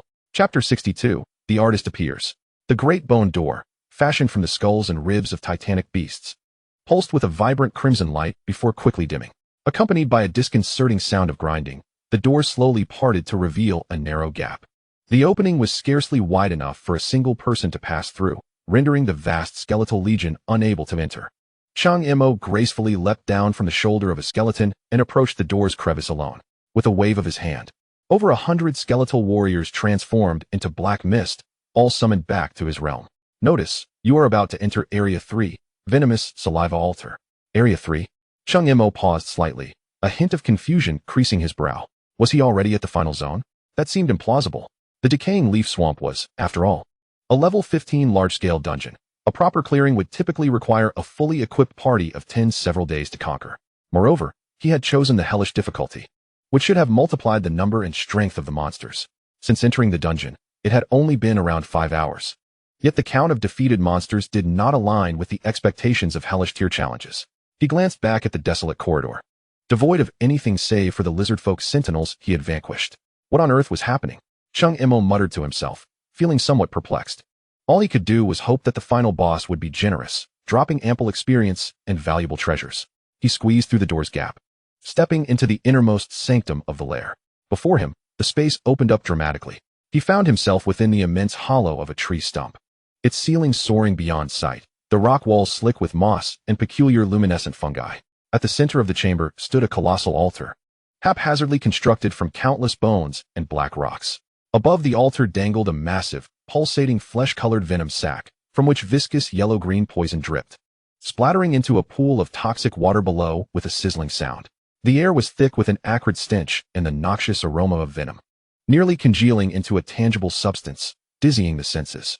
Cheng Mo stood atop a high rock at the entrance, surveying the entirety of the altar. Atop the altar sat an exceptionally conspicuous figure. This creature towered above all the lizard folk he had previously encountered, its body encased in heavy, ghastly white bone plating, with sharp bone spines protruding from its shoulders and back. In its grasp was a massive bone hammer embedded with small venom sacs, its eyes gleaming with a fervent and cruel green light, while its skin continuously oozed a thick, viscous poison. Surrounding it knelt hundreds of lizard folk, a complete array from warriors to wizards, all motionless, as if partaking in some bizarre ritual. Razorclaw Chieftain, Hell-level boss. Level, 17. Strength, 9,000. Spirit, 7,000. Constitution, 90,000. Agility, 7,000. Skills, Venomous Blessing, Swift Heavy Strike, Bloodline Summoning. Cheng Mo gazed down at the scene below, finally grasping the situation. No wonder there were so few monsters outside. They were all gathered here for a conference. How convenient, saving him the trouble of searching. He recalled the spoils he had casually collected earlier, 50 unfortunate bodies of fallen adventurers, which could now be put to good use. Standing atop a height, he raised his arm and, akin to discarding refuse, summoned forth the 50 corpses from the realm of summoning, casting them into the throng of lizardmen below like petals scattered by a celestial maiden. Thud! Thud! The bodies plummeted into the mass of monsters, provoking a minor commotion. The lizardmen, fervently kneeling in worship, were momentarily bewildered by the unexpected descent, lifting their heads to emit confused hisses. Yet, they had no time to ascertain the situation. A cold smirk curled at the corners of Cheng Mo's mouth as a thought flashed through his mind. Corpse explosion. Boom. One of the adventurers' corpses instantly swelled, then detonated with a resounding blast. The frenzied energy, mingled with fragments of flesh, surged outward in all directions, obliterating several nearby lizardmen in an instant. This was merely the beginning. The explosion was contagious. As the first explosion echoed, the freshly slain lizardmen corpses became the next explosives. Cheng Mo stood upon the platform like a masterful artist, orchestrating a symphony of destruction with every movement of his staff. Boom, boom, boom. A series of explosions erupted in rapid succession, resembling a grand concert. The entire altar was engulfed in flames and a mist of blood. The shockwaves piled upon one another, amplifying their ferocity exponentially. Countless screams, barely audible, were drowned out by the intensifying detonations. Flesh and limbs flew asunder. The entire clearing process transpired in less than 3 seconds. As the smoke and blood mist began to dissipate, the altar, once crowded with monsters, lay barren, leaving only a morass of indistinct blood and gore. Only the chief of the Sharp Claw, seated forlornly at the center of the altar, remained. The shockwave from the explosions had left numerous cracks in its heavy bone armor, and it was thoroughly disheveled, its health visibly diminished by nearly a third. It seemed still stunned by the recent turmoil, gazing vacantly at the now empty surroundings, before abruptly raising its head to unleash a deafening roar of fury. Roar! Cheng Mo dusted off non-existent debris from his hands, leaping down from the rock to firmly land at the edge of the altar. He did not hasten to summon skeleton warriors, although the leader appeared formidable. It had just suffered considerable damage from the chain explosions and was in a weakened state. He deemed himself more than sufficient to deal with it in such a condition. Meeting the furious gaze of the colossal beast, Cheng Mo ambled towards it at a leisurely pace. Chapter 63. If the BOSS takes 2 steps, I concede. The roar of the sharp claw chief threatened to shake the very heavens. Its murky green eyes reflected only Cheng Mo's solitary form, its boundless wrath transforming into primal intent to kill. The ground trembled slightly as the enormous creature charged forth with immense force, each step cracking the stone beneath it. Its massive bone hammer, embedded with venom sacs, raised high. The hammerhead traced a heavy arc in the air. The pressure of the wind it generated causing Cheng Mo's garments to flutter. Swift, heavy strike. The hammer glowed with a vibrant green light. A putrid gust of poison swirling towards him. Should this strike connect, not even a piece of solid steel would remain unscathed, let alone flesh.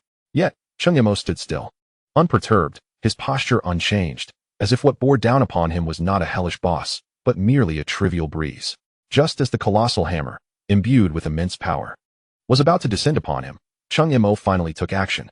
He did not even raise his staff. A mere thought flickered through his mind. Mental shock. Buzz. An invisible wave of energy radiated instantly.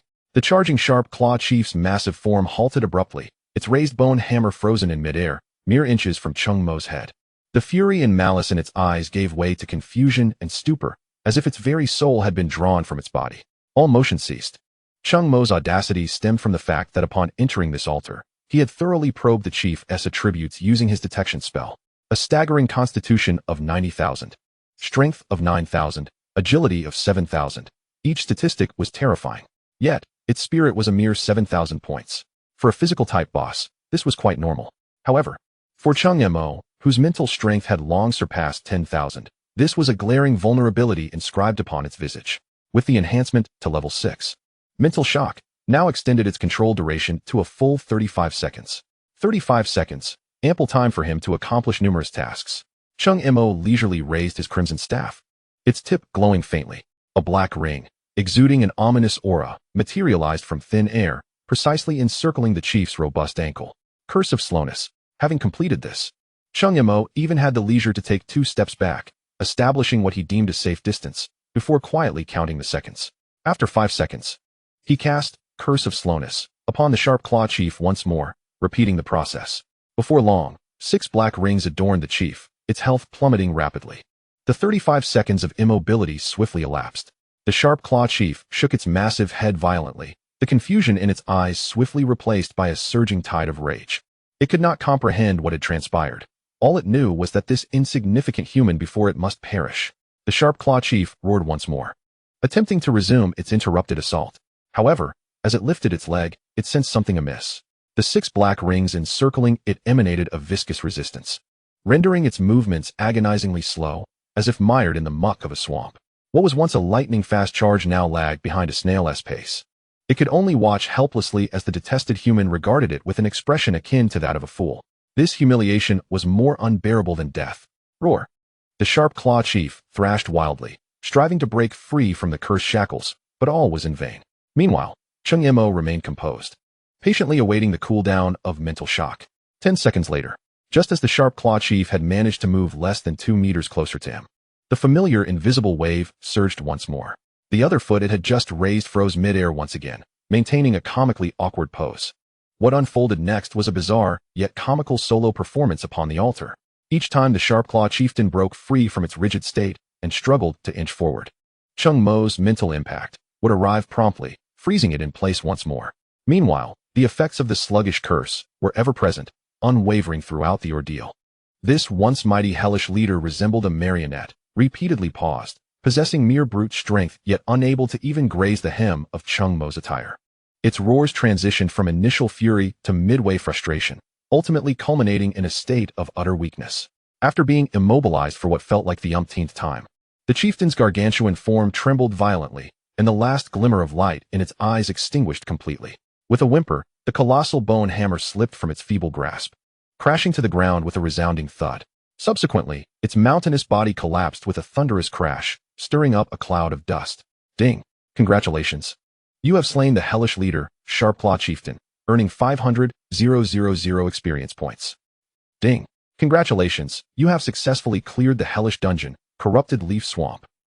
A series of system notifications echoed in his mind.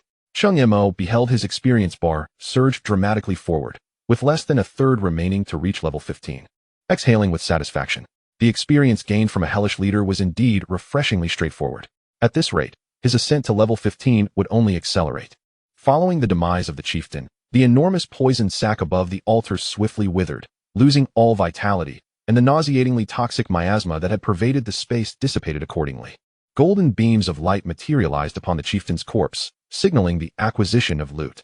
Cheng Mo stepped forward, collecting the spoils one by one.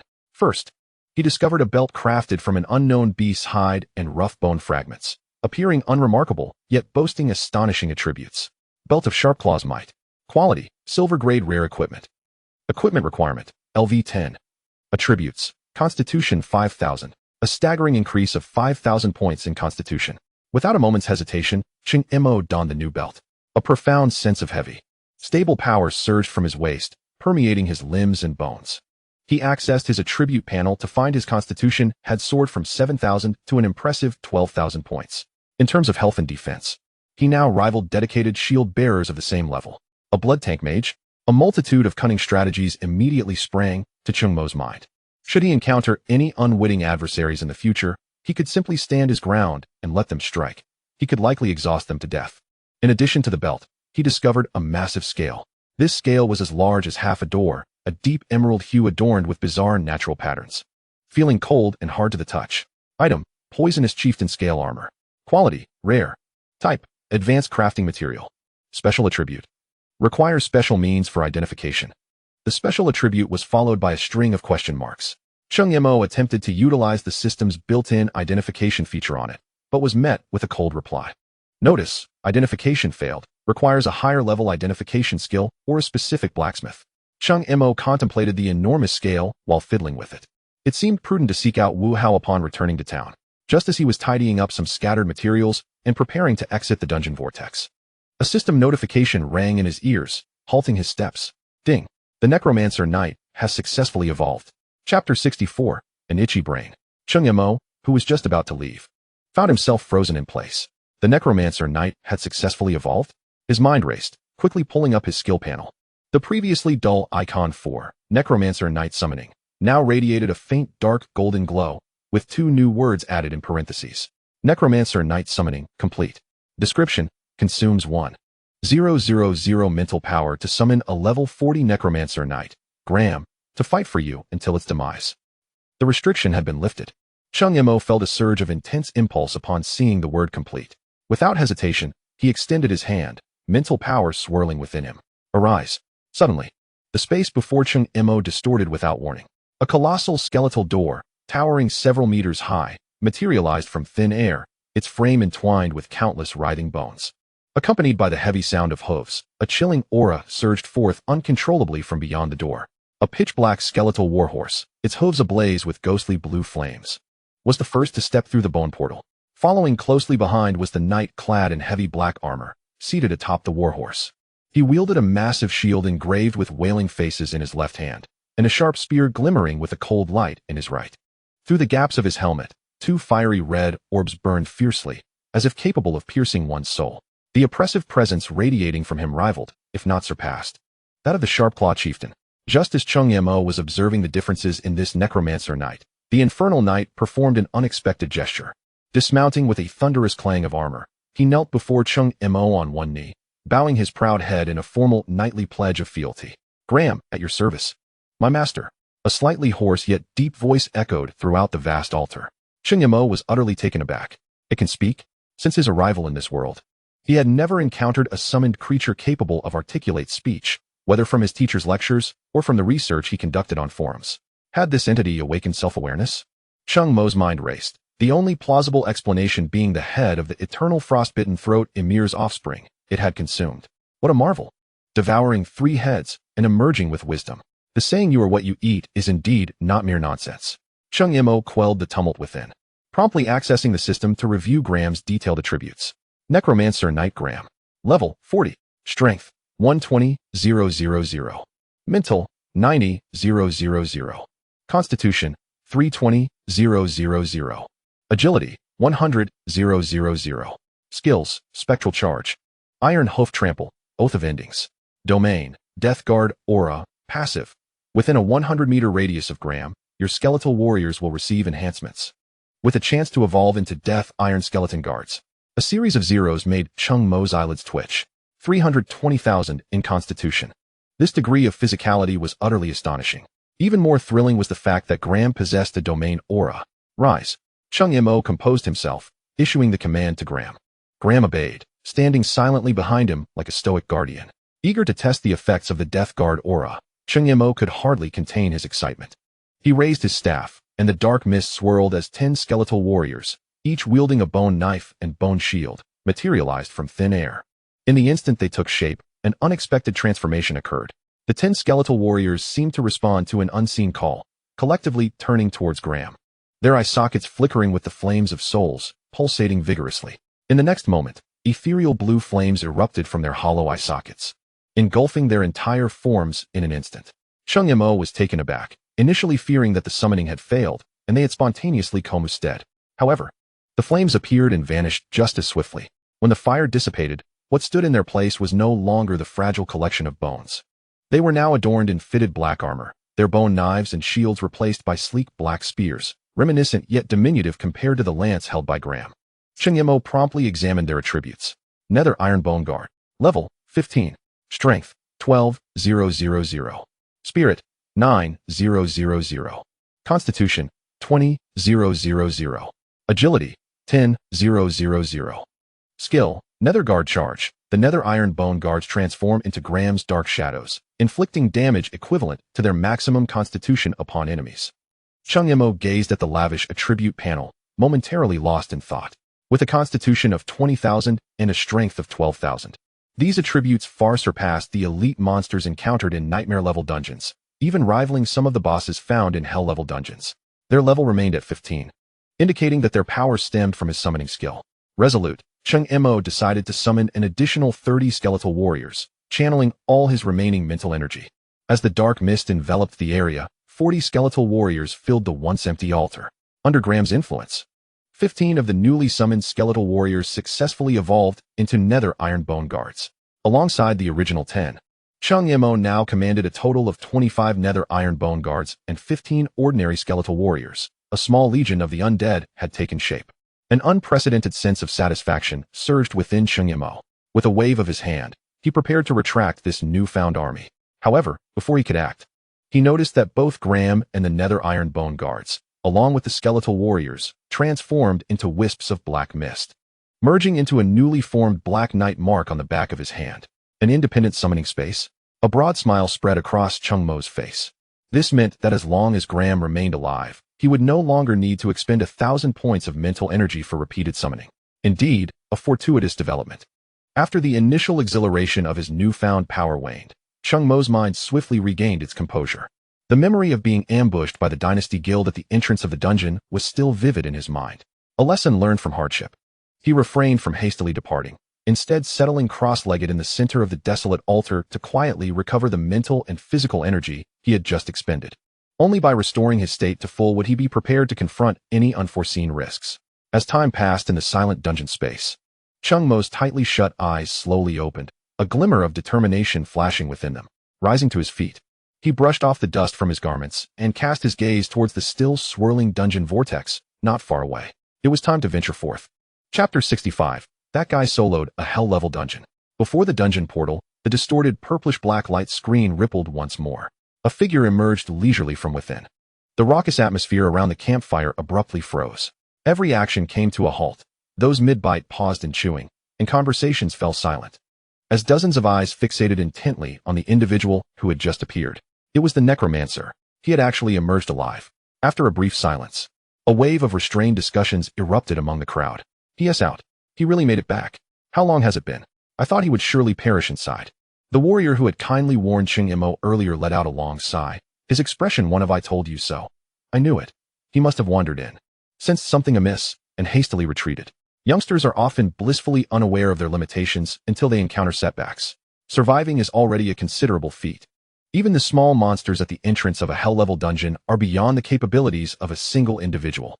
Several others chimed in, their words laced with a sense of superiority, as if they had seen it all before. Their gazes towards Cheng Mo shifted from suspicion and scrutiny to a patronizing pity. Cheng Mo paid no heed to the murmurs surrounding him. He didn't even spare a glance towards the campfire, as though the living beings there were merely figments of the air. With steady strides, he traversed the open space of the sanctuary, his demeanor calm and unruffled. As he passed the campfire, illuminated by the flickering flames, the seasoned hunter suddenly narrowed his eyes. His gaze fixated intensely on Cheng Mo's waist. There, he noticed a dark crimson metal belt, rugged in design, adorned with 3 sharp, claw-like beast fangs that emitted a faint sanguine glow. Wait a moment. The hunter's voice was low, yet it resonated like a stone dropped into a still pond. The surrounding chatter abruptly ceased. Oldly, what's wrong? A companion queried. Puzzled, the hunter offered no reply. He merely continued to stare at the retreating figure of Cheng Mo, his throat bobbing, voice slightly hoarse. Look at his belt. The crowd followed his gaze. It's just a belt. What's so remarkable about it? Wait a second, an astute mage suddenly exclaimed, his voice rising in pitch. That's the Razorclaw Brutality Belt. Razorclaw Brutality Belt. The 6 words detonated in everyone's ears like a thunderclap. The sanctuary was once again enveloped in a profound silence. The sound of a pin dropping could be distinctly heard. No one present was a novice. Everyone understood the significance of the Razorclaw Brutality Belt. It was a silver-grade equipment that dropped with a minuscule probability from the final boss, the Razorclaw Chieftain, in the level 15 Hell-level dungeon, Decayed Leaf Swamp. Impossible, absolutely impossible. The previously concerned warrior murmured in disbelief, his expression frozen in shock. How could he possibly defeat the Razorclaw Chieftain alone? The luminescence of silver equipment could not be deceived. A thief's voice trembled, and those 3 beast fangs, they matched the ones in the illustration perfectly. Everyone's minds buzzed with disbelief. A solitary necromancer had entered a hell-level dungeon alone. In less than half an hour, he not only emerged alive, but also bore the spoils from the final boss. The implications were unmistakable. He hadn't retreated in fear. He had soloed the entire hell-level dungeon. A chill coursed through everyone, reaching the very core of their beings. As they gazed upon the figure that was nearly out of the sanctuary's reach, their perceptions had irrevocably shifted. He was no longer an ignorant novice, but a being they could hardly comprehend, a true monster. Reflecting on the self-righteous discussions and evaluations from earlier, an overwhelming sense of embarrassment washed over everyone, akin to receiving a stinging slap across the face. Particularly, the warrior felt an intense desire to find a crevice in the ground to vanish into. Cheng Mo, unaware of the intricate psychological turmoil behind him, approached the edge of the shelter and halted his steps, once again opening the system map. After confirming the location of his next target, he folded the map away without a trace of nostalgia, his figure swiftly melding into the dense cloak of night, disappearing from sight. In the Dynasty Guild's private training ground, Lu Shenmao stood bare-chested, beads of sweat cascading down the chiseled contours of his muscles, leaving dark imprints on the luxurious, shock-absorbent flooring. He had just concluded a session of high-intensity combat drills, the air still charged with the uniquely sulphurous, frenzied energy of the dragon's blood berserker. The female steward entered briskly once more. While her demeanor remained respectful, an unmistakable panic had replaced her previous urgency. She dared not lift her gaze to meet Lu Shenmao's eyes, instead presenting a freshly printed report with both hands. Young master, we have results from the southern wilderness, she announced. Lu Shenmao accepted the report, his eyes scanning its contents. The report was succinct. Target, Cheng Mo. Our personnel, 50. Status, all signals interrupted.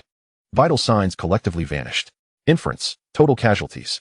Lu Shenmao's expression revealed no surprise upon finishing the document. He casually crumpled the thin sheet of paper, and with a flash of violent energy from his palm, the paper disintegrated into ash. A soft chuckle escaped his chest. 50 useless individuals, finally proving somewhat useful. The female steward bowed her head, hardly daring to breathe. She could not fathom the young master's perspective. 50 lives, albeit belonging to those of questionable legality, represented significant resources expended by the guild to cultivate these enforcers. Now they were gone without a trace, and rather than anger, the young master seemed amused by the turn of events. It appeared she had underestimated him. Lu Shenmao picked up a towel, leisurely wiping the sweat from his brow.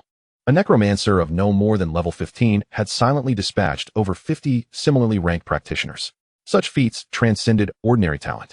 Tossing the towel aside, he turned toward the changing room, contemplating that if such a being were allowed to mature unchecked, he could become a significant threat to the Dynasty Guild. The female steward's heart raced. Was the young master intending to personally intervene? Relay my orders. Lu Shenmao's voice resonated from the changing room, imbued with an unmistakable authority. Summon the vulture. The steward froze in place. The moniker was well known to her, It represented one of the guild's true trump cards. An elite force nurtured at great expense, a level 50 golden practitioner. Understanding the rarity of prowess above level 40 in an city, let alone 50.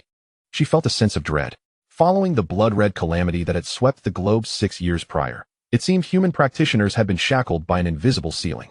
Aside from a few 70-level beings residing at the Empire's core, those above level 50 were the pinnacle of public admiration.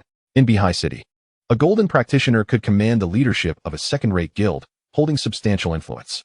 The notion that the young master would mobilize such a formidable force for a mere level 15 student bewildered her. It was akin to deploying an entire army to swat a mosquito. The steward felt her throat dry as she summoned her courage, cautiously confirming, "Young master, are you instructing the vulture to deal with Cheng Mo? Is there a problem?" Lu Shenmao emerged from the changing room clad in a perfectly tailored black combat suit. A cruel delight playing upon his features. "I initially intended to squash that insect myself, but I have changed my mind." He leaned closer to the steward, speaking in a tone meant for only the two of them. "I wish to ensure he does not meet an easy demise. I want the entirety of an city to witness the fate that befalls those who dare to challenge the authority of the Dynasty Guild. What I seek is not merely his life, but a public execution that serves as a spectacle." A shiver ran down the steward's spine as she comprehended his intent. The young master was not intimidated by Cheng Mo's strength. Rather, he relished the process. He aimed to utilize the most absolute, overwhelming, and unreasonable force to obliterate the student named Cheng Mo, thereby declaring the Dynasty Guild's dominance and might. This was a manifestation of ultimate arrogance, coupled with an extreme form of humiliation. "I understand," the steward's voice trembled. "Go ahead." Lu Shenmao waved his hand dismissively, as though swatting away a fly. "Inform the vulture that I want him alive. I will personally dismantle his bones, piece by piece." Chapter 66. The Rusted Mine and the Iron-Eating Worm Nest. As night faded and the first light of dawn broke, on the outskirts of an city lay an abandoned industrial area. Towering chimneys stood in silence, while rusted factories and pipes recounted a history long forgotten. The air was thick with a peculiar blend of machine oil and metal. Here was the entrance to the Rusted Mine and Iron-Eating Worm Nest. Unlike the resplendent portals of other dungeons, the entrance here resembled a grotesque scar. The space had been torn open into an irregular hole, its edges shedding rust-colored shards of light, like a metal vortex on the brink of collapse. Cheng Mo stood before the entrance, glancing at the timer displayed on the system interface. There were still 4 days until the college entrance examination. Time was ample. The Rusted Mine and Iron-Eating Worm Nest, a level 17 large dungeon, was referenced by the system as requiring a well-equipped 10-person team at least 2 days to complete, even on normal difficulty. Cheng Mo's gaze swept over the difficulty options. Normal, hard, hell, 3 choices laid out in a row. "Kid, have you come alone?" A rough voice interrupted from nearby. A team making final preparations halted their activity. The speaker was their captain, a burly shield warrior clad in heavy alloy armor, marked with scratches of varying depths. He regarded Cheng Mo's slender form with a frown. "This dungeon doesn't take kindly to weaklings. Even the environmental corrosion can melt your equipment and health away. If you're looking to farm materials, you best find a team instead of walking in to meet your demise." The shield warrior's tone was not particularly friendly, yet lacked malice, more of a routine warning. Cheng Mo merely glanced at them without replying, his gaze lingering on the team for half a second. "The equipment is commendable, and the personnel arrangement appears to be quite reasonable, suggesting they are poised to tackle the formidable challenges of a high-difficulty professional team." Noticing Cheng Mo's indifference, the ranger beside the shield warrior scoffed slightly. "Boss, let us not bother with him. There are always newcomers who can't seem to think straight. I bet he has heard someone say that a recipe for corrosion resistance potion can be found here and is hoping to strike it rich.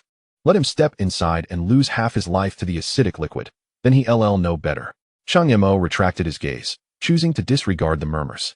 He raised his hand, his fingertips tracing an arc through the air, pointing directly at the ominous entrance radiating a sinister red glow, a sight of utter decay and distortion. Hell level. A piercing metallic screech emanated from the portal, enveloping Cheng Mo's figure. The sensation of vertigo flared momentarily. A nauseating stench surged into Cheng Mo's nostrils. An amalgamation of rust, acid, and the putrid odor of decaying organic matter, forming an aggressively pungent aroma. Cheng Mo found himself standing within a deep, abandoned mine shaft. The walls, floor, and even the metallic supports above him were cloaked in a thick, viscous layer of dark red rust that continuously dripped a liquid exuding white smoke. Drip, drip. The liquid splashed into the puddles on the ground, producing a faint sizzling sound. Visibility was exceedingly low, with only a few flickering, partially functional mining lamps in the distance casting a dim light. System notification: You have entered a high-corrosion environment. Your equipment's durability is gradually declining, and you will continuously suffer minor corrosion damage. Cheng Mo glanced at his health bar, noting the occasional damage number of 1 appearing. However, for someone with a health pool of 10,000, this was hardly of concern. Furthermore, his equipment was of silver grade, boasting high corrosion resistance, meaning its durability would not diminish significantly. At this moment, Cheng Mo could practically traverse a level 20 hell difficulty dungeon with ease. He did not rush forward, but instead raised his hand, summoning forth a billowing black mist. 50 pallid skeletal warriors emerged, the sound of their bones clattering echoing sharply in the silent mine shaft. They automatically formed a basic defensive formation around Cheng Mo. Once this was accomplished, he proceeded to walk at a leisurely pace deeper into the mine. After traversing approximately 100 meters, a cacophony of fragmented and dense noises assaulted his ears from all directions, akin to countless fine needles scraping against metal. The sound crescendoed, growing clearer as it approached. They were coming.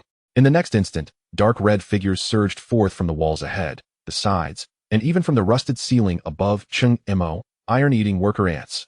Each of these creatures was the size of a hunting dog, their exoskeletons resembling rusted metal, with 6 sharp and powerful limbs and a pair of enormous mandibles that clicked ominously. Their numbers were overwhelming, quickly converging into a crimson tide of insects rushing in from all sides. The skeletal warriors immediately engaged. The clash of white bones against the crimson carapaces was fierce.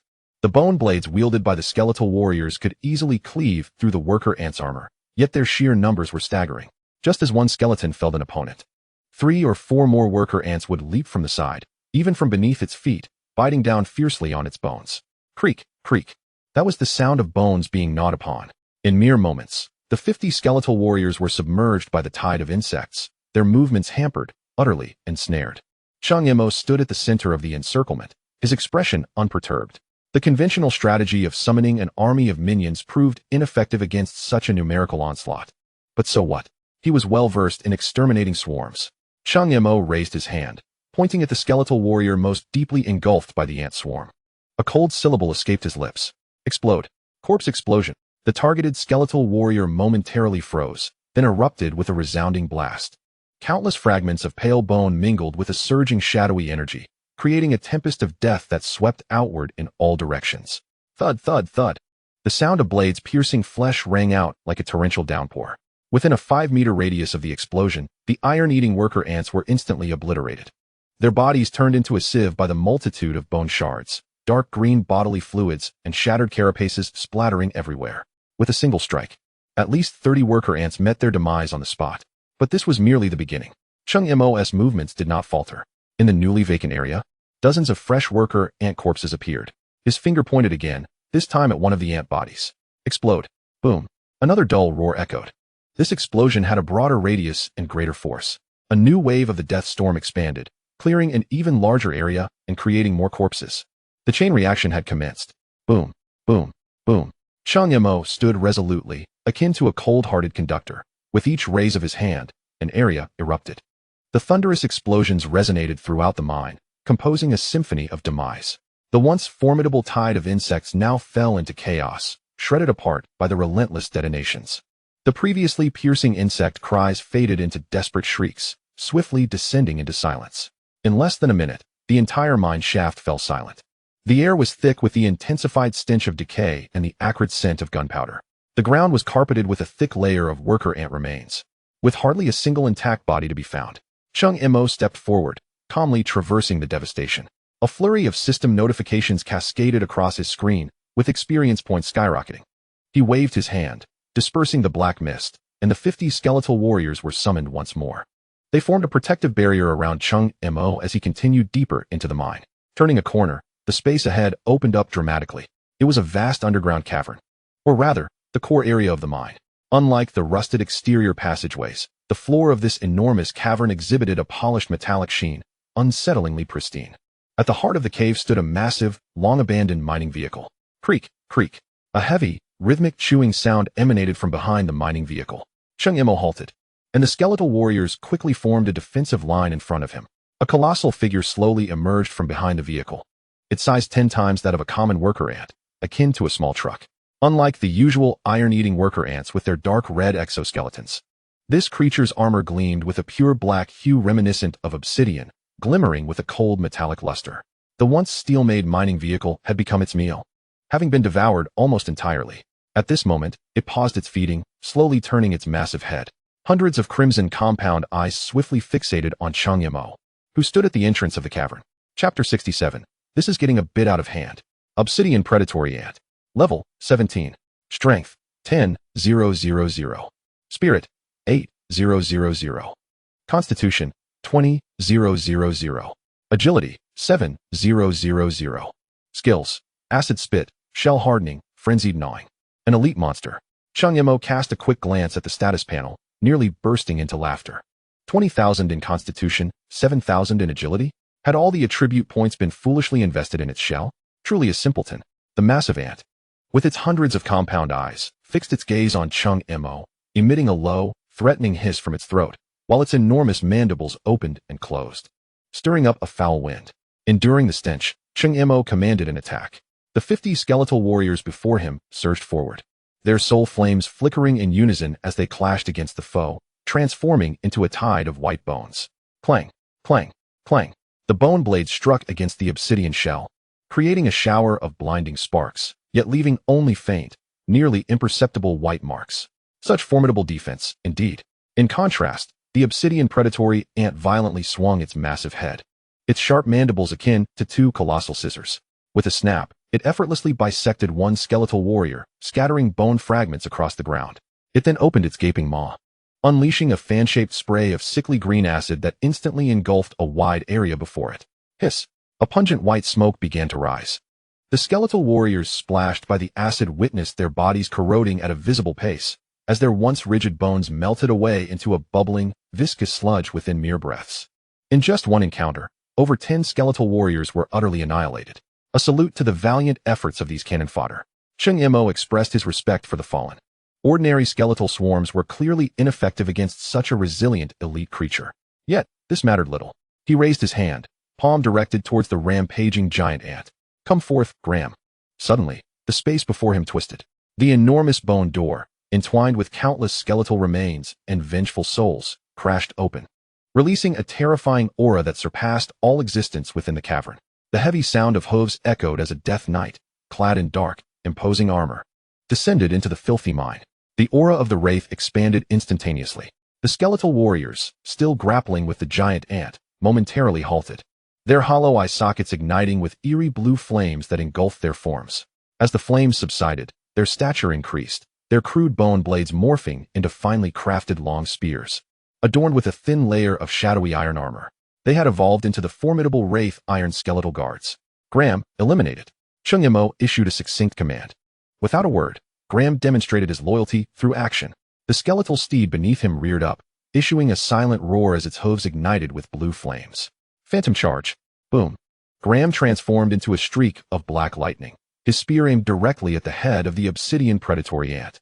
The ant, sensing the imminent threat, displayed fear in its myriad eyes, instinctively curling its body in an attempt to shield itself with its hardened exoskeleton.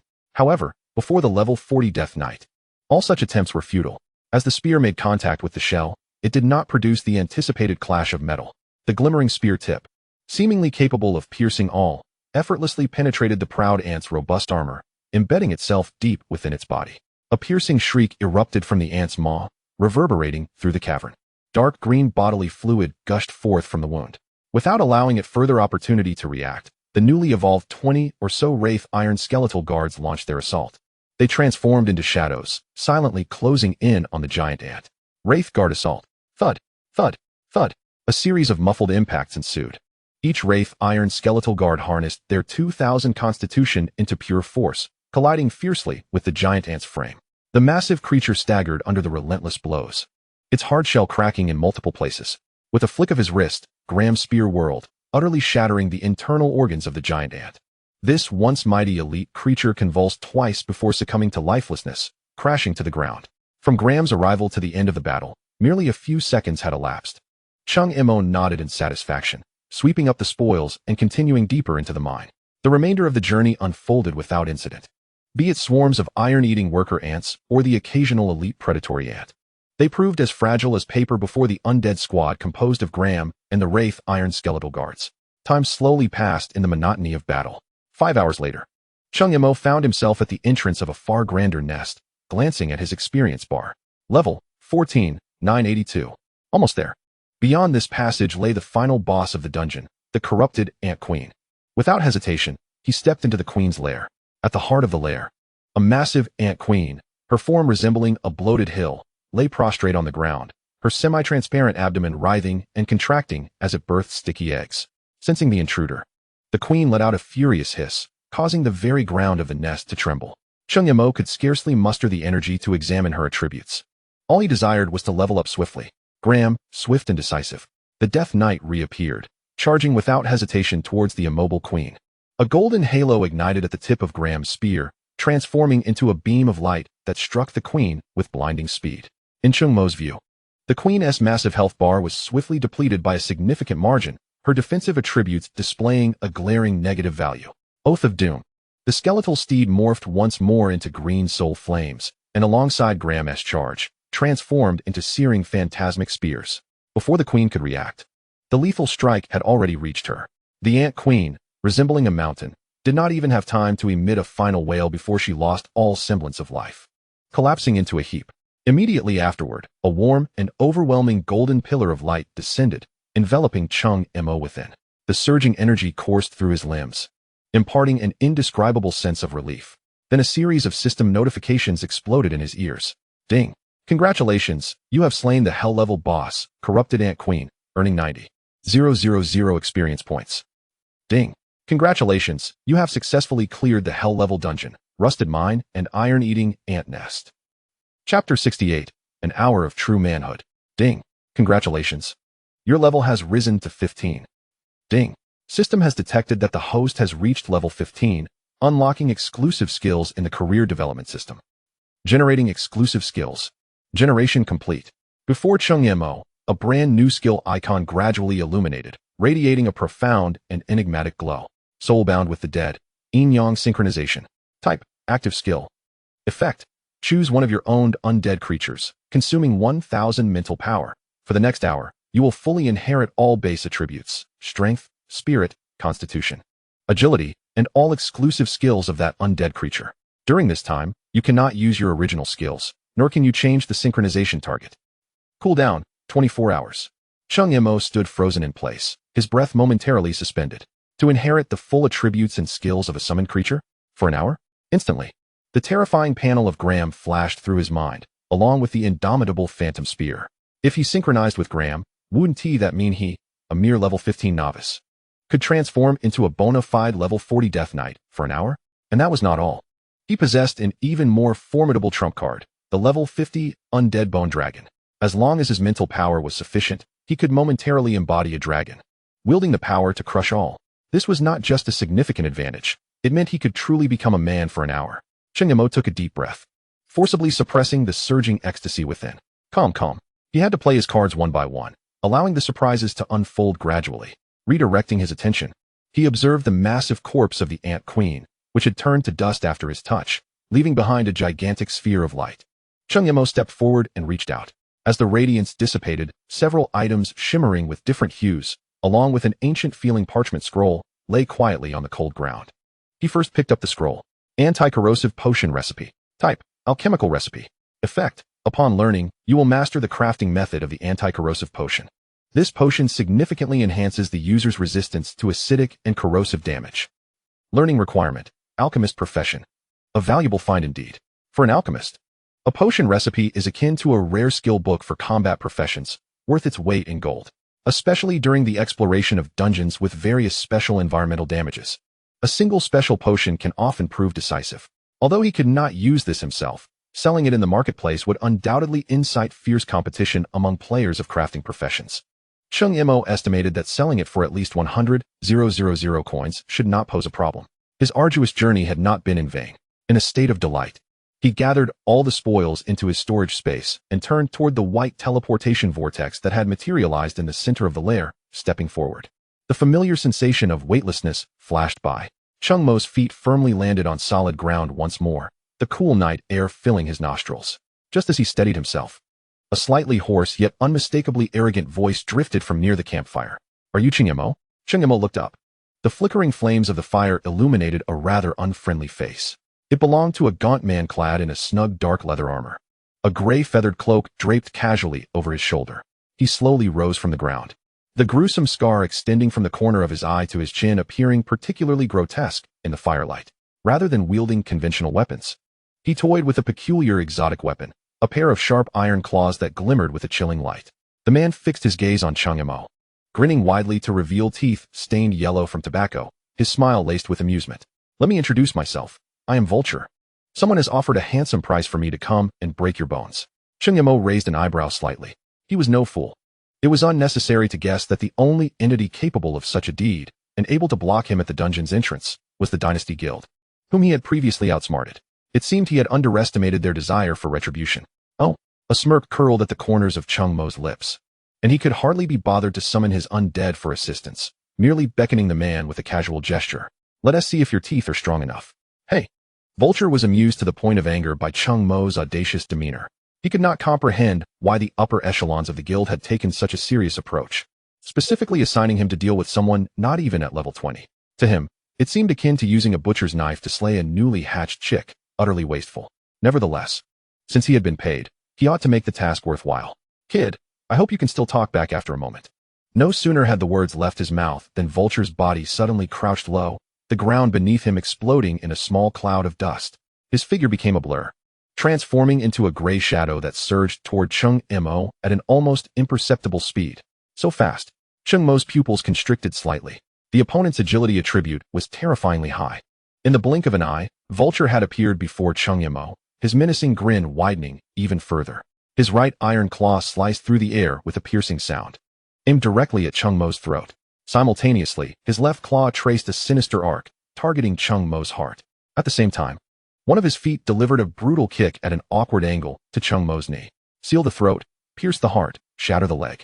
The three actions flowed seamlessly, too swift for a mere mortal to react. This was the assassin-esque combo, designed for a swift kill. In Vulture's eyes, the task was already as good as done. He believed that a fragile mage unable to even activate a shield stood no chance against his explosive assault. Boom, boom, boom. Three heavy impacts resonated almost simultaneously. Vulture's attacks landed squarely on Cheng Mo. However, the anticipated scene of blood splattering did not materialize. Just as the iron claws and knee strike connected, three dazzling scarlet lights erupted from Cheng Mo's body. Damage transfer, almost simultaneously, within the hidden realm of undead summoning that was inaccessible to outsiders.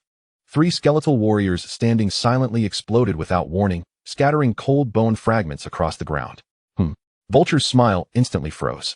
A powerful recoil surged from his claws and foot, causing him to stumble backward several steps before he could regain his balance. Although Cheng Mo, who had been struck, suffered no tangible harm, the massive force of the impact still sent him hurtling backward, rolling twice on the ground before coming to a halt. Coughing, Cheng Mo rose from the ground, dusting himself off, his face revealing not an ounce of panic. Vulture shook his somewhat numb wrist, fixating his gaze on Cheng Mo, a grave expression finally surfacing in his eyes. Interesting. He licked the sharp edge of his claws, his tone turning chillingly cold. Is that a substitute-type skill? Is it yet another advanced damage reduction scroll? Kid, I must concede that you possess some skill. However, I wonder how many times you can rely on such a life-saving card.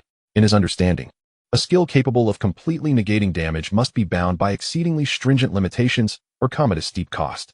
How much mental energy can a level 15 mage truly muster? As long as I continue to apply pressure and exhaust him, the outcome will remain unchanged. After all, he is merely a mage who has yet to complete his second advancement, while I am a top-tier assassin honed in the crucible of bloodshed. This hunt is merely a matter of employing a bit more cunning. With this thought, the Vulture's murderous intent surged once more. The game must come to an end. He let out a low growl, his body transforming into a streak of gray lightning, this time faster and more ferocious than before. Chapter 69. Even if you plead for mercy, I shall not spare you. The gray shadow once again tore through the air, emitting a piercing howl. The Vulture's assault was more vicious than before, his iron claws slicing through the air, nearly sealing off all of Cheng Mo's avenues for evasion. He seemed certain that Cheng Mo's peculiar life-saving technique could not be employed continuously. This time, he aimed to utterly shred this reckless kid into pieces. Yet, in the face of this tempestuous onslaught, Cheng Mo harbored no thoughts of retreat. He merely stood silently in place, displaying a hint of impatience. Again and again. It was never-ending. The members of the Dynasty Guild were indeed as bothersome as flies. Initially, he had intended to save this trump card for a potentially grand spectacle in the future. However, it appeared unnecessary now. He would utilize you to christen my newly unlocked toy. Cheng Mo's consciousness sank into the system space, his fingertips gently tapping on the newly emanating skill icon, glowing with an otherworldly light. Soulbound harmony of the departed. Activate. A hum resonated as an indescribable agony erupted from the depths of his soul. It felt as though billions of searing steel needles simultaneously pierced every cell of his body and every inch of his nerves. Ugh! Cheng Mo could no longer maintain his standing posture, a suppressed groan of anguish escaping his throat as he collapsed to his knees. Beads of cold sweat poured from his forehead, instantly soaking the strands of hair at the front. His body convulsed violently, as if subjected to some unspeakable torture. This sudden turn of events startled the vulture, who had charged forward. He abruptly halted, 3 steps away from Cheng Mo, his face a mask of bewilderment and confusion. What was happening? Did this kid have epilepsy? He hadn't even touched him yet he had already fallen? Was it the side effect of that substitute skill? Was the cost truly so great? Numerous thoughts flashed through the vulture's mind, but they all coalesced into a cruel sneer. Regardless of the reason, a chance presented itself, and one does not simply let it slip away. Kid, your charade must come to an end. The vulture hesitated no longer. His right iron claw rose once more, aimed at Cheng Mo's vulnerable back, and he struck down with ferocity. Yet, just as his claw was about to make contact with Cheng Mo's clothing, an unexpected phenomenon occurred. Hiss, hiss, hiss. A searing white mist suddenly erupted from Cheng Mo's form. It was the cold sweat on his skin, instantly vaporized upon encountering some terrifyingly high temperature. Following that, hundreds, if not thousands, of ethereal blue flames surged forth from within Cheng Mo, dancing wildly around him, igniting every inch of his skin. The flames bore no heat, yet they twisted the surrounding air and exuded a chilling aura from the depths of the underworld. The vulture's iron claw halted barely half an inch from the blue flames, unable to advance another fraction. An indescribable oppressive sensation emanated from the kneeling figure before him, causing even this level 50 A-class professional to experience a moment of trepidation. He instinctively took a step back, the cruel smile on his face vanished, replaced by an unprecedented vigilance. As smoke swirled and ghostly flames soared, the kneeling figure slowly rose. Crack, crack. The disconcerting sound of grinding bones echoed. Cheng Mo's body was undergoing a profound transformation. An ivory bone armor erupted from beneath his skin, swiftly enveloping his limbs and torso, forming a grotesque, yet magnificent skeletal battle armor. From the top of his head, 2 massive, spiral dragon horns burst forth, reaching for the heavens. At his back, flesh was torn asunder, and a pair of immense wings, composed of countless bones, unfurled, stirring up a tempest that flickered the nearby campfire. When the ethereal blue flames and white mist dissipated, the figure that appeared before the vulture was no longer the graceful young mage clad in robes. Instead, it was a terrifying creature towering over 2 meters, fully clad in bone armor, with wings sprouting from its back, exuding an aura of regal dominance. What is this? The vulture's voice trembled, utterly incomprehending the scene before him. How could a mage possibly transform? Furthermore, this aura, which seemed capable of freezing souls, was undeniably beyond the capabilities of a mere level 15 player. This power was even more terrifying than that of any guild leader he had encountered. Cheng Mo slowly lifted his head, his eye sockets ablaze with 2 orbs of ghostly blue flame, coldly regarding the vulture before him. He raised a hand encased in bone armor, pointing gently at his adversary. Even if you were to kneel and beg for mercy now, I shall not spare you. Cackling. His voice became deep and hoarse, imbued with an inhuman quality, as if it were emanating from the depths of hell. The incessant provocations had utterly drained his patience. Did the Dynasty Guild truly believe themselves to be malleable, easily reshaped at will? The moment his words fell, the dozens of ghostly flames floating around Cheng Mo surged forth like a swarm responding to a command, issuing a shrill wail as they descended upon the vulture. Damn it! The vulture's pupils constricted, and the instincts of a killer propelled him to his utmost speed, his body transforming into a blur of afterimages as he desperately dodged between the fireballs. Yet, the sheer number of fireballs was overwhelming, their angles too cunning. Thud. Ultimately, he was a moment too late. A wisp of ethereal blue flame grazed his left shoulder, igniting his leather armor in an instant. More terrifying still, the flame seemed to burrow into his very flesh, disregarding all physical defenses and beginning to scorch his blood and life force. A vivid red damage number of 12,000 floated above his head. Immediately following were 25,000, 90,000. The vulture was horrified to discover that his life points were plummeting at an astonishing rate. He exhausted every means at his disposal, be it slapping at the flames or employing his fighting spirit to disperse them, yet he could not extinguish that bizarre blue flame. In the grip of pain and terror, a cruel glint flashed in the vulture's eyes. His right iron claw gleamed with cold light as he unhesitatingly slashed down toward his own left arm.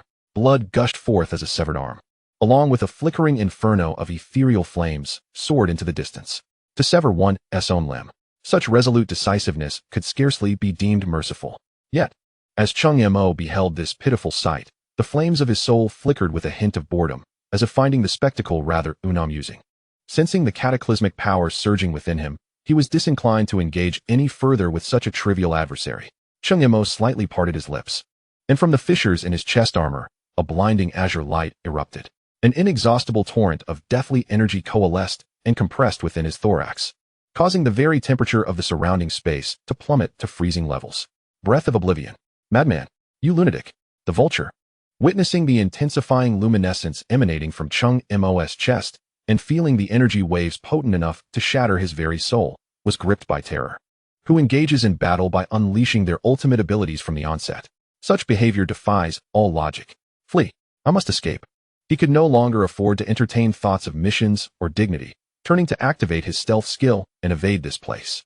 Yet, to his horror, the space around him seemed to solidify under the weight of that terrifying aura, rendering his body unbearably heavy, making even the slightest movement an arduous endeavor. In desperation, he could only howl, expending every last one of his life-saving tools and skills.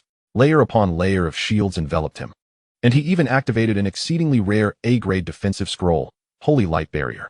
Yet, all of this appeared woefully inadequate in the face of absolute power. In the next moment, the surging death energy transformed into a colossal azure flame column, exceeding 3 meters in diameter, erupting from Cheng Mo's mouth. Boom! A deafening roar reverberated across the night sky. Everything in the path of the flame column, be it trees or rocks, was reduced to mere dust. The layers of shields surrounding the vulture evaporated before the flame column as if they were nothing more than paper, failing to endure even for a second, before being instantaneously vaporized. The only remnant of his existence in this world was a visage etched with terror and disbelief.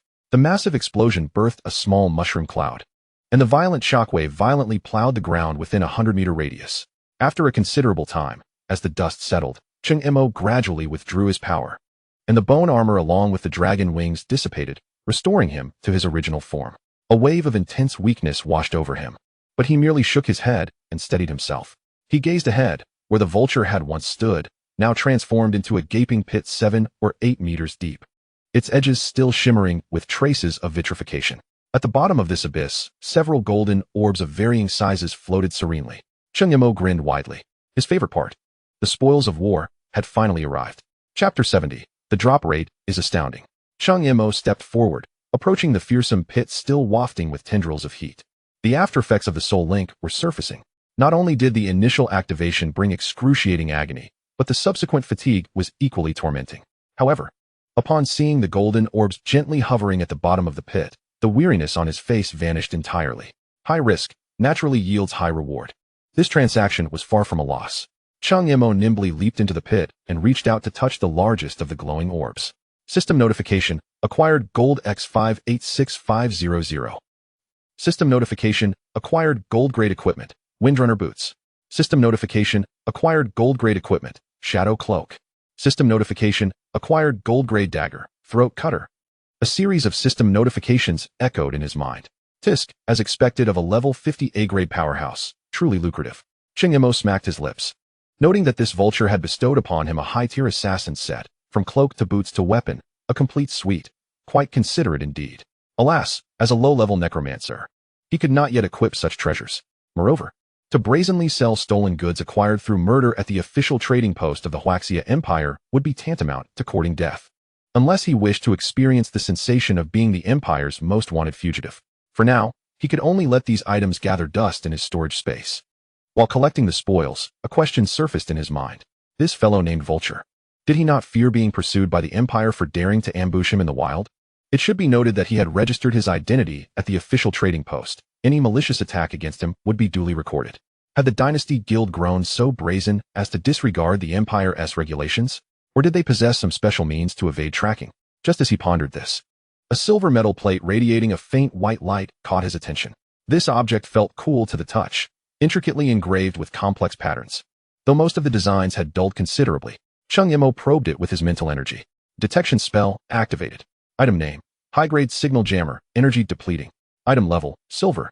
Item effect: upon activation, it creates a signal jamming field with a radius of 500 meters, blocking all conventional tracking and probing signals, including the Empire's official identification tracking. Remaining uses: 1. Manufacturer, engraver Master Chi.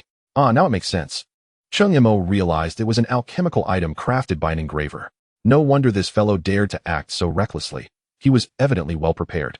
With this item, his ambush would leave no trace in the Empire's system records. A splendid find. Cheng Mo weighed the metal plate in his hand with satisfaction and casually tossed it into his storage space. Though it could only be used once more, this artifact for erasing traces after a crime could prove invaluable in a critical moment. Besides the equipment and this jammer, the remainder consisted of some high-grade monster materials and several vials of rare potions. Cheng Mo naturally accepted all these items without reservation, gathering them all into his possession. After tallying up the spoils, he glanced up at the sky. Calculating the time, the college entrance examination was the day after tomorrow. It was time for him to return and properly rest, making the final preparations for this crucial test that would shape his future. More importantly, the commotion from just now with Breath of Oblivion had been tremendous.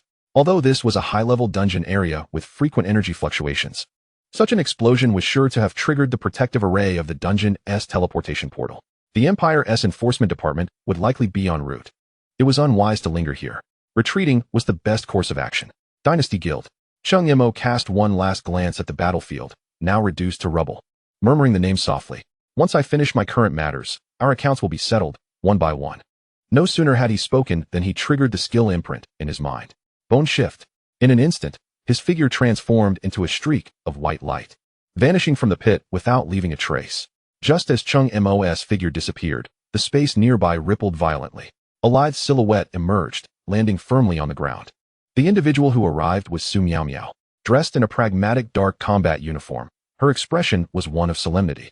However, upon witnessing the scene before her, she froze in place. The air was imbued with two distinctly contrasting energies. One was the cold, ruthless aura of the vulture, a formidable assassin's fighting spirit, which, though now faint, was all too familiar to her as the captain of the Imperial Enforcement Team. The other. Su Miao's gaze gradually shifted, ultimately fixating on a vast, over 30-meter-wide pit of glass-like substance, seemingly bottomless. A chilling sensation, emanating from the depths of her soul, surged from her feet to the crown of her head. This aura was wild, ominous, and replete with the essence of death, its intensity far surpassing her understanding of energy levels. What could this possibly be? Su Miao's throat felt parched as she hastened to the edge of the pit, gazing at the crystallized soil on the walls and the void left at the center after everything had been utterly vaporized, her mind a blank slate. The Dynasty Guild had gone so far as to deploy an A-class assassin, the Vulture, to eliminate a mere level 15 newcomer. Yet, that newcomer not only survived but had, in an unfathomable manner, obliterated the Vulture along with this very land. What manner of creature was he? A shiver coursed through Su Miao. To recruit and control Cheng Mo? Wasn't he that akin to courting disaster? Everyone had misjudged the situation. The entire city of Bihai had severely underestimated this youth named Cheng Mo. His concealed secrets were far more terrifying than anyone could imagine. Chapter 71. Some rejoice, others grieve. In the headquarters of the Dynasty Guild, atop the central landmark of Bihai City, a lavish office presented a breathtaking view of the city's dazzling nightscape through its floor-to-ceiling windows. Yet, the atmosphere within the room was stifling, suffocating. A stern-looking middle-aged man sat behind a grand ebony desk, silent, merely tapping his finger rhythmically against the surface of the table. Tap, tap, tap. Each strike resonated like a heavy hammer upon the hearts of the two other occupants. Lu Shenmao, the S-class dragon blood berserker, who appeared invincible before outsiders, now bowed his head, his muscles tense, not daring to exhale. Beside him stood the pale-faced Vulture, looking utterly feeble, his once menacing demeanor dissipated, replaced by the aura of one recently recovering from a grave illness. A level 15 newcomer. Finally, the man behind the desk spoke, his voice low yet imbued with an undeniable authority. He was Lu Shun, the president of the Dynasty Guild. You two, a level 50 A-class assassin and an S-class genius, have been completely outwitted by a mere boy who has only recently transitioned into his profession. Lucian's tone was eerily calm, devoid of rage or shouting. Yet this tranquility bore a weight more burdensome than any reprimand. Father, Lucian Mao began to explain, but a mere gesture from Lucian silenced him. Lucian's gaze shifted to the vulture. You speak. The vulture swallowed hard, his voice rasping. That boy, he is exceedingly strange. It's as if I recall something profoundly terrifying, and my body trembles involuntarily. My shadow strike and bone extraction could not harm him. All my attacks felt as though they were striking an unyielding iron plate. Strangest of all, he could transform, sprouting white bone armor and a pair of enormous wings, before unleashing a column of azure flames from his mouth. The vulture's voice dwindled, saturated with the dread of one who has narrowly escaped calamity. I could not evade that attack. In an instant, I knew nothing. Even now, he struggled to comprehend how a mere level 15 mage could unleash such cataclysmic energy, a force that should not belong to mortals. Listening to the vulture's account, Lucian Mao's countenance darkened further. He understood that the vulture was not lying. He lacked the audacity to deceive his father.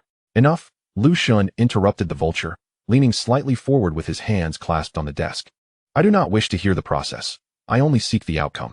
His gaze turned icy as it fell upon the vulture. The Dynasty Guild possesses only 5 slots for spirit resurrection each year.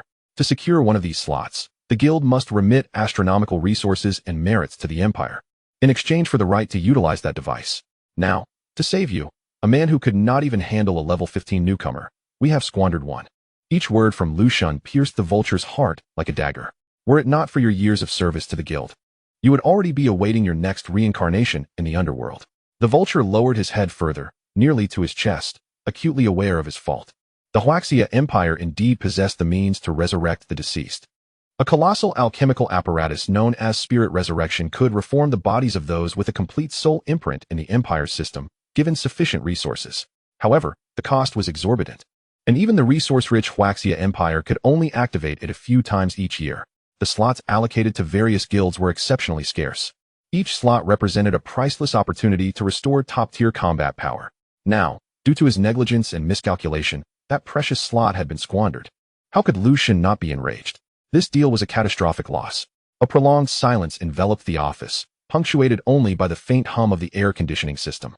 After what felt like an eternity, Lucian finally spoke again, his tone reverting to its earlier calmness. This matter ends here. Lucian Mao abruptly raised his head. Disbelief and indignation etched across his face. Father, are we simply going to let this slide? Silence. Lucian shot him a glance that silenced Lucian Mao instantly, compelling him to swallow his remaining words. That Cheng Mo, do not pursue him for the time being. I will have the bounty notice from the trading post rescinded. Why? Lucian Mao could not help but retort. He is but one person. Does the Dynasty Guild truly fear him? It is not fear, Lucian replied, reclining into his chair, his fingers gently tracing the dragon-shaped carvings on the armrest. It is unnecessary. A level 15 newcomer capable of dispatching an A-class assassin conceals something we have yet to comprehend. Until we ascertain his true nature, any rash actions would be foolish. The guild's resources can no longer bear the burden of your impulsiveness. Lucian Mao's face shifted between shades of green and white, his fists clenched tightly at his sides, knuckles whitening from the pressure. He felt a deep sense of injustice. Throughout his life, he had never failed to attain what he desired. Yet now, a mere upstart dared to provoke him repeatedly, even causing him such a significant loss. How could he swallow this humiliation? Yet, he dared not retort further.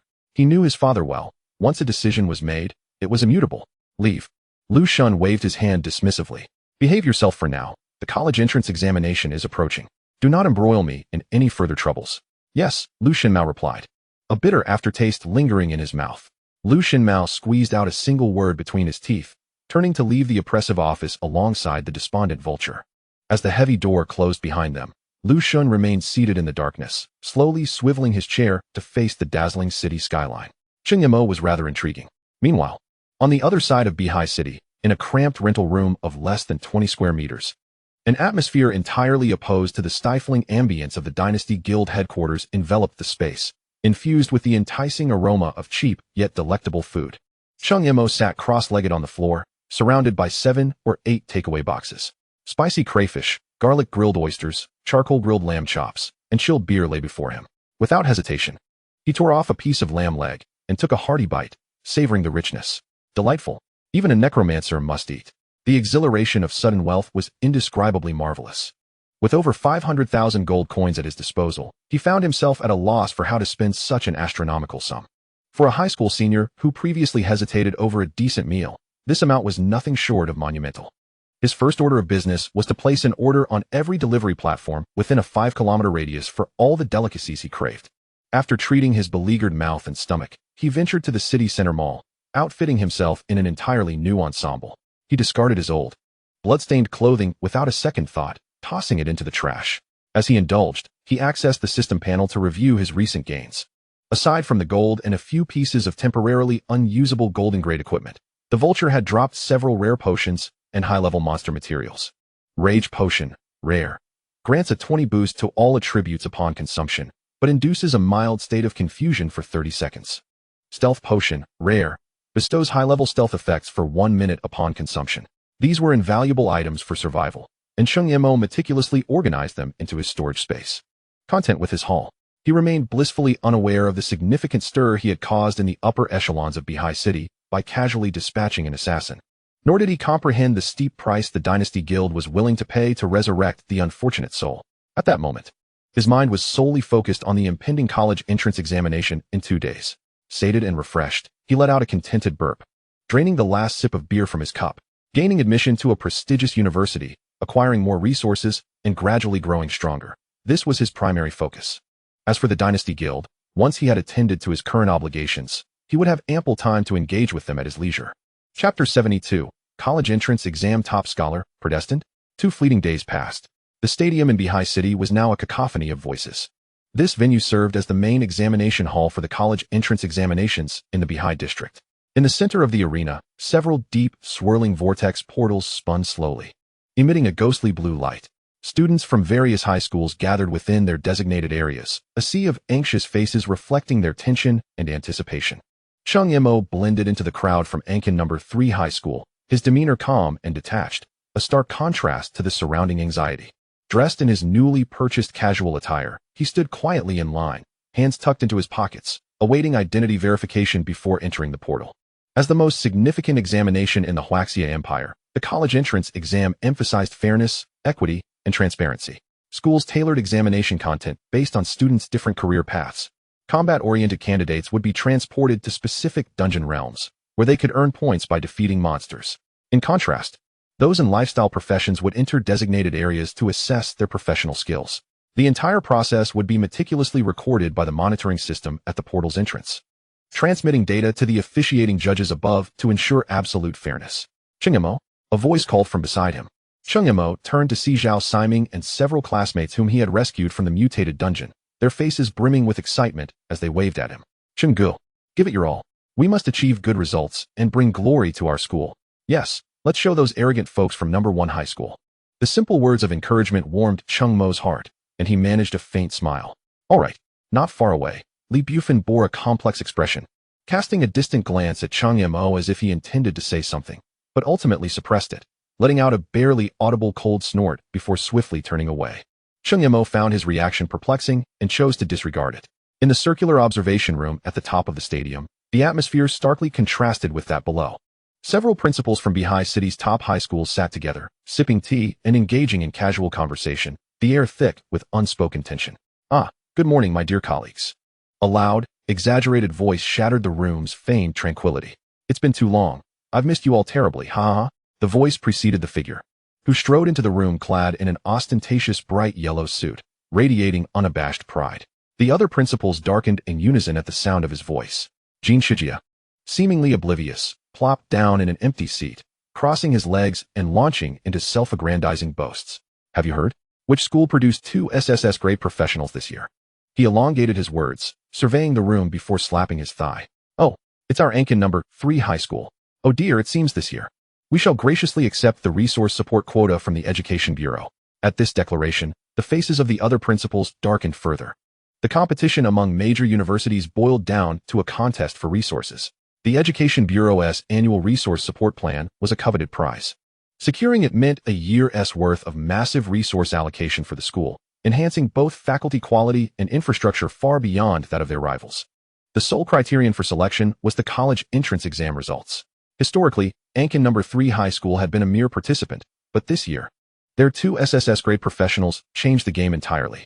Moreover, it was common knowledge that Jin Shijia enjoyed a close relationship with Director Chun of the Education Bureau. Should his students achieve commendable results, the allocation would be virtually assured. Finally, someone could no longer contain themselves. Principal Jin, don't speak so boastfully. What if they are just two SSS grades? Let us not forget that in the early stages, level suppression is far more significant than the rarity of the profession. It's not uncommon for high-ranking professionals to be overtaken by lower-ranking ones during the exam. Exactly, every year. There are instances of higher-tier professionals being surpassed by lower-tier ones in the entrance examination. If we only consider professional talent, should those of us below SSS just return home to farm? The crowd engaged in a spirited debate, attempting to diminish Jin Shijia's bravado. Just then, the door to the observation room swung open once more, and a tall, imposing man with a steady demeanor stepped inside. The principal of Beihai First High School, Gao Zhentian, entered the room, and the clamor of debate within subsided almost instantaneously. He cast a sidelong glance at Principal Jin Shijia, a subtle smirk gracing his lips. Principal Jin, has the tale of your two newly minted SSS-level prodigies already shot up to the heavens? If we follow your logic, this year I might as well soar straight out of Beihai City. The countenance of Jin Shijia darkened. For years, Ankin Third High School and Beihai First High School had been fierce rivals, each harboring disdain for the other. Gao Zhentian reveled in the silence that enveloped the room, clearing his throat before speaking softly, yet his voice resonated clearly in every ear. I trust everyone is aware that the heir of the Dynasty Guild, Cheng Mo, is currently enrolled at our institution. He paused, seemingly savoring the shifting expressions of the audience. Regrettably, just yesterday, he ascended to level 15. He deliberately emphasized the words level 15. At this proclamation, the room erupted in astonished murmurs. Level 15. At this juncture of the college entrance examination, the vast majority of candidates hovered between levels 10 and 12. Achieving level 15 signifies an overwhelming advantage in attributes, allowing for the acquisition of far more potent skills. Moreover, Cheng Mo had awakened the S-class skill, Dragon Blood Berserker, supported by a colossal entity like the Dynasty Guild, with resources piled upon him. One need not be a genius of S-class caliber. Even a mere pig could be nurtured into an elite entity. The audience was acutely aware that this year's top scorer in the Beihai City College entrance examinations was likely already predetermined. Those who had previously contested Jin Shijia's assertions donned expressions of sycophantic admiration. Congratulations, Principal Gao. Beihai First truly cultivates exceptional talent. Indeed, an S-class practitioner at level 15. It is indisputable that this year's champion shall be none other than young Master Lu. Your leadership is commendable, Principal Gao.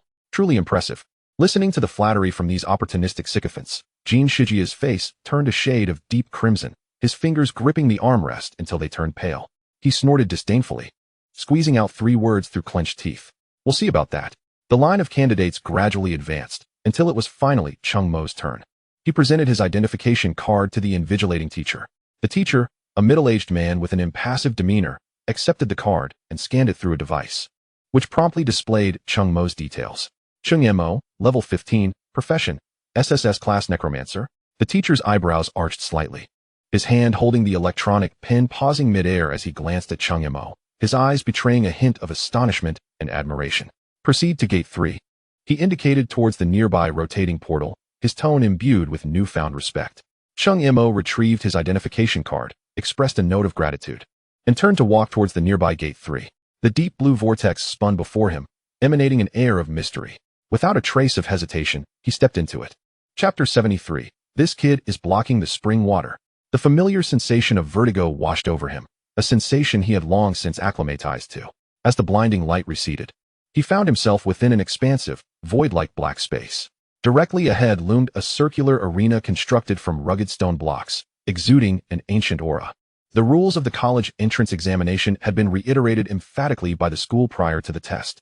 The total duration of the examination was 2 hours. During this period, monsters would continuously spawn within the arena. Once candidates eliminated a wave, the next wave would appear prematurely, with both level and intensity increasing until reaching the level cap of 15. The points earned from defeating monsters corresponded to their levels. Ultimately, the score would depend on the total number of monsters dispatched and their respective levels. Should a candidate fail to clear the arena and instead be knocked off by a monster, the examination would end immediately, and their score would be fixed. Cheng Mo's objective was clear: to gain eligibility for independent admission to Tianshu Academy. Candidates must not only reach level 15 but also achieve a score exceeding 2,000 points. He stepped onto the arena, and took his stance. The space before him began to warp, akin to ripples cascading across water. Moments later, several pitch-black, writhing, corrupted slimes were expelled, scattered across the arena. Cheng Mo scarcely felt inclined to move. With a mere thought, 50 skeletal warriors wielding bone blades materialized around him, forming a protective circle. Their stark white frames swiftly dispersed, each wielding a blade with precision and ferocity. Thud, thud. The low-level corrupted slimes were incapable of mounting any substantial resistance, swiftly cleaved in two by the razor-sharp bone blades, dissipating into clouds of black smoke. The space felt somewhat constricted. Cheng Mo felt a twinge of regret. If not for the limited area of the arena, he would have summoned all 150 skeletal warriors to create an impenetrable net. Nevertheless, 50 were more than sufficient to deal with these lowly monsters. The first wave of creatures was dispatched with alarming speed, and the space warped once more as the next wave silently approached. Outside the instance, at the registration area for Gate 3, the stoic middle-aged invigilator was preparing to verify the identity card of the next candidate. Suddenly, the monitoring device before him began to flash red frantically, indicating Cheng Mo's status. Beep, beep, beep. The jarring alarm caused his heart to leap. Each flash of red light signified the spawning of a new wave of monsters within the arena. Yet, the frequency of the flashes was more outrageous than his own heartbeat. The invigilator's initial thought was that the instance had encountered a bug. The monsters were spawning uncontrollably, exhibiting abnormal rampancy. This was dire. It must be noted that the individual inside was a rare SSS class practitioner. If something were to transpire within the examination arena, his minor role as an invigilator would scarcely suffice to compensate for the consequences. Cold sweat trickled down his temple as he frantically grasped the emergency communicator. Hello? This is the registration area for Gate 3. I have an urgent situation to report. Meanwhile, in the circular observation room at the pinnacle of the gymnasium, an elderly man with snow-white hair clad in examiner's attire was engaged in a casual conversation with a man in black clothing. The elderly gentleman, Imo, was the chief examiner for this college entrance examination, one of the most formidable A-class practitioners in the Huaxia Empire. I never imagined that you would be the one responsible for monitoring the instance's safety, Imo remarked, casually sipping his tea while observing the man opposite him. The man in black, nonchalantly smoking, had one foot propped up on the expensive monitoring equipment. Old man, you haven't retired yet? If it weren't for that last mutated instance causing such a stir, the Beihai city government wouldn't have insisted on taking this matter seriously. Such trivial affairs shouldn't require my intervention. Young Shun, you are eagerly anticipating my retirement, aren't you?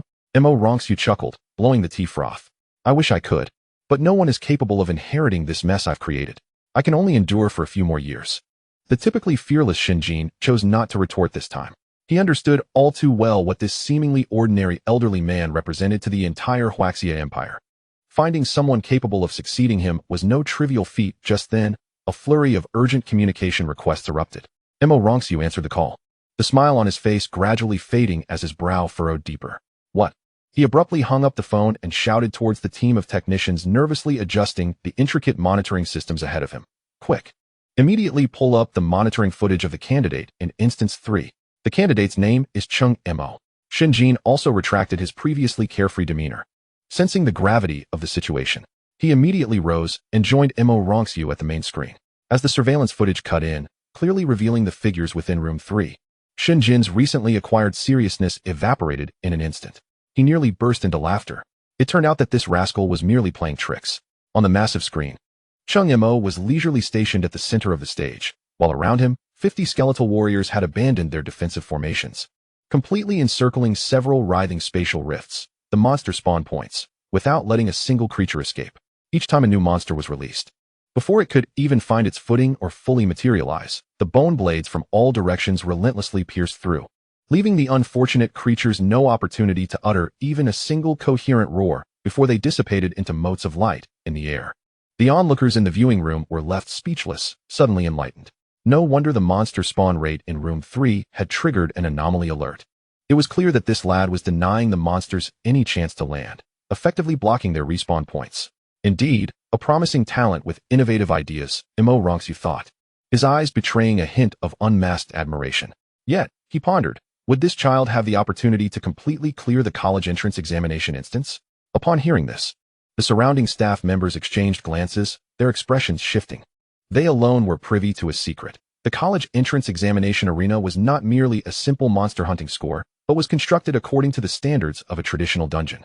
culminating in the presence of a hidden boss. Over the years, there had been very few candidates who could clear all the minor monsters within the designated time and force the boss to appear. Most were eccentric individuals who kept their achievements to themselves, preventing the secret from spreading. "Old man, you still underestimate this kid," Shinjin remarked, lighting another cigarette and exhaling a smoke ring leisurely. "Oh," Mo Rongsu raised an eyebrow, intrigued. Shinjin reminisced about that day when the young boy faced a world-class boss alone, a knowing smile gracing his lips. He slowly articulated a statement that rendered the entire viewing room silent. "Other candidates clear the dungeon because their strength meets the requirements. This boy clears the dungeon purely because there are only this many monsters in it." Was it strange? Shinjin's words lingered in the air, and an eerie silence enveloped the staff as they exchanged bewildered glances, desperately searching for some semblance of agreement in one another's expressions. But all they found was the same shock and confusion. The audacity of such a claim was staggering. Yet, it was uttered by Shinjin, the man who had once single-handedly subdued an S-rank aberration dungeon. His words were not to be taken lightly. Just as the crowd grappled with this bombshell of information, the scene in room 3 transformed once more. Cheng Mo yawned. The skeletal warriors dutifully guarded the spatial rifts. Yet it had been quite some time since a new monster had emerged. The stage felt desolate, with only him and his 50 minions exchanging glances. It was becoming rather dull. For Cheng Mo, the current level of monsters barely constituted a challenge. He began to ponder the autonomous recruitment instance of Tianshu Academy. It was rumored that this instance was constructed by the academy itself and changed annually, with difficulty and mechanics that were entirely unpredictable to outsiders.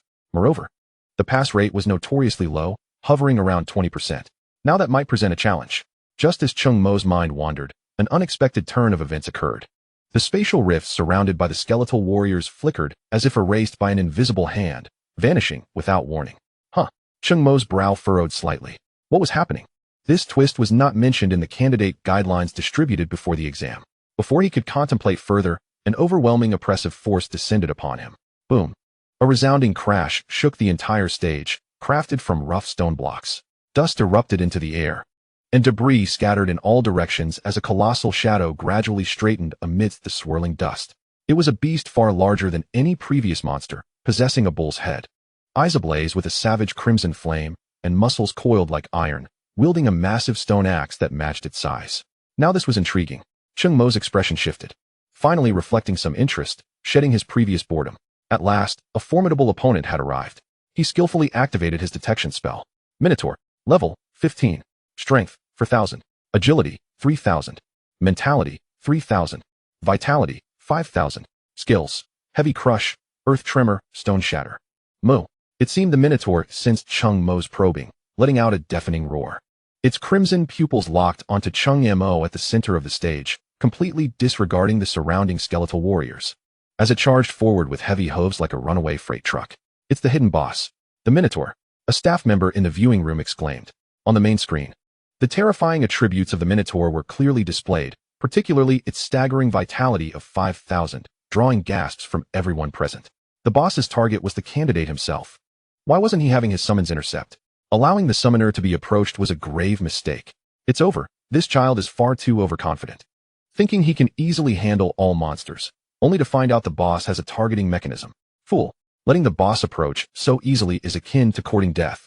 A chorus of doubts and lamentations erupted. In their eyes, once a summoner was cornered by a powerful warrior-type monster, their fragile physical form would be utterly defenseless. And failure was almost a foregone conclusion. Mo Rongsu's brow also furrowed slightly. While he appreciated Cheng Mo's strategy, this approach was indeed somewhat reckless. Only Shinjin remained detached, even taking a keen interest in observing how this young man would respond. On the surveillance footage, the Minotaur had already reached Cheng Mo, raising its massive axe high, the blade shimmering with an earthen hue, clearly unleashing the heavy crush skill. If that axe connected, not only would a frail mage be obliterated, but even a steel plate would be reduced to scrap. In the viewing room, many people gasped, seemingly already envisioning Cheng Mo triggering the examination's protective mechanism, resulting in his immediate transport out of the dungeon, thus ending the exam. However, in the next moment, everyone became entranced, watching the screen with bated breath. Faced with this thunderous blow, Cheng Mo did not even budge an inch. He leisurely raised his left hand. A dark ring of ink materialized silently in his palm, devoid of exaggerated energy fluctuations, simple and unadorned. Slow curse. Whoosh. The ring was released, rapidly expanding in midair, accurately ensnaring the approaching minotaur. It appeared as though the dark ring traversed through an illusion, effortlessly encircling the creature's massive form. Time seemed to freeze at that moment. The once ferocious minotaur, along with its raised stone axe, was suspended in midair. Then, under the astonished gazes of all present, its colossal body began to dissolve. Starting from the tips of its horns, transforming into the purest particles of light, scattering into the air. Not even a complete wail of despair escaped its lips. The entire process was eerily silent. In the viewing room, one could hear a pin drop. Those who had been vocally questioning moments before now stood with mouths agape, their expressions frozen in disbelief. Was it a one-hit kill? No matter how exaggerated Cheng Mo's earlier claims had been, they still fell within the realm of their understanding. If a summoner's creations were not formidable, it would be utterly inconceivable. Yet, they could hardly fathom that Cheng Mo possessed such a terrifying active skill. They hadn't even discerned what skill it was before the BOSS vanished. Did I just imagine that? A young staff member rubbed his eyes, his voice trembling. What kind of move could have wiped out the boss's health bar? What sheer power is this? This has never happened since the college entrance examination. The corners of Shin Jin's mouth curled wider. He had indeed not misjudged the young man. Old man, did you see that? Mo Ronxu stroked his beard. The frown that had previously creased his brow now relaxed, his eyes brimming with uncontainable admiration and satisfaction. Indeed, a promising talent. Chapter 75, College Entrance Examination Champion? The examination time, under the watchful gaze of countless individuals, finally drew to a close. In the center of the stadium, the numerous deep, swirling teleportation portals began to flicker unsteadily, emitting a series of buzzing sounds. They are coming out. They are coming out. Quickly, look at the leaderboard. Someone shouted, and instantly, all attention was drawn to the enormous virtual screen hovering above the stadium. The screen displayed a rapid scroll of names and scores, each refresh tugging at the anxious hearts of many. Several principals from elite high schools, no longer able to maintain their composure in the viewing room, had gathered near the teleportation portals, eagerly anticipating the results. Swish, swish, swish. Strands of white light illuminated one after another, as candidates with varied expressions were teleported out.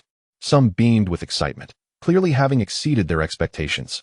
Others appeared dejected, seemingly dissatisfied with their performance, while some looked ashen, as if they had been thoroughly frightened by the monsters in the instance.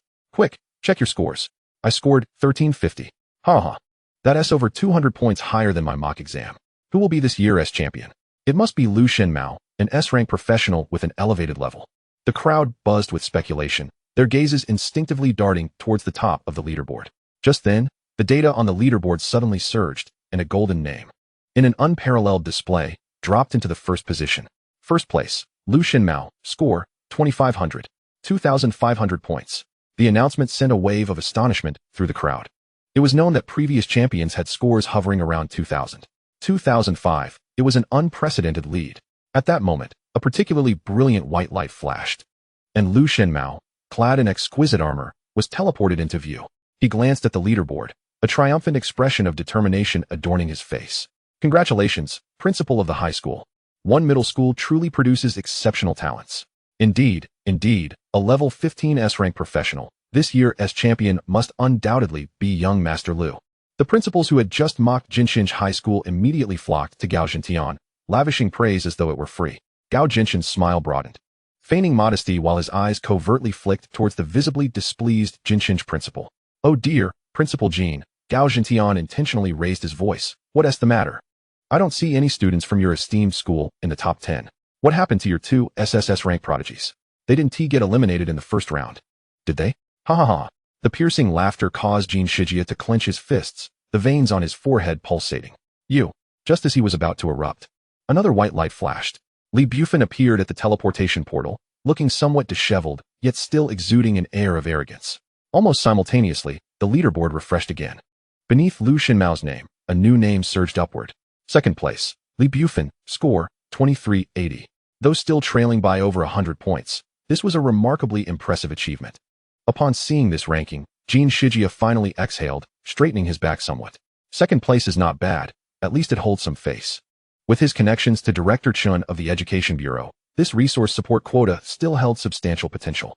Gao Jinshin's laughter abruptly ceased. He snorted, falling silent. Jin Shijia's mood slightly improved, but he soon furrowed his brow again. Where's Cheng Mo? Why hasn't he appeared yet?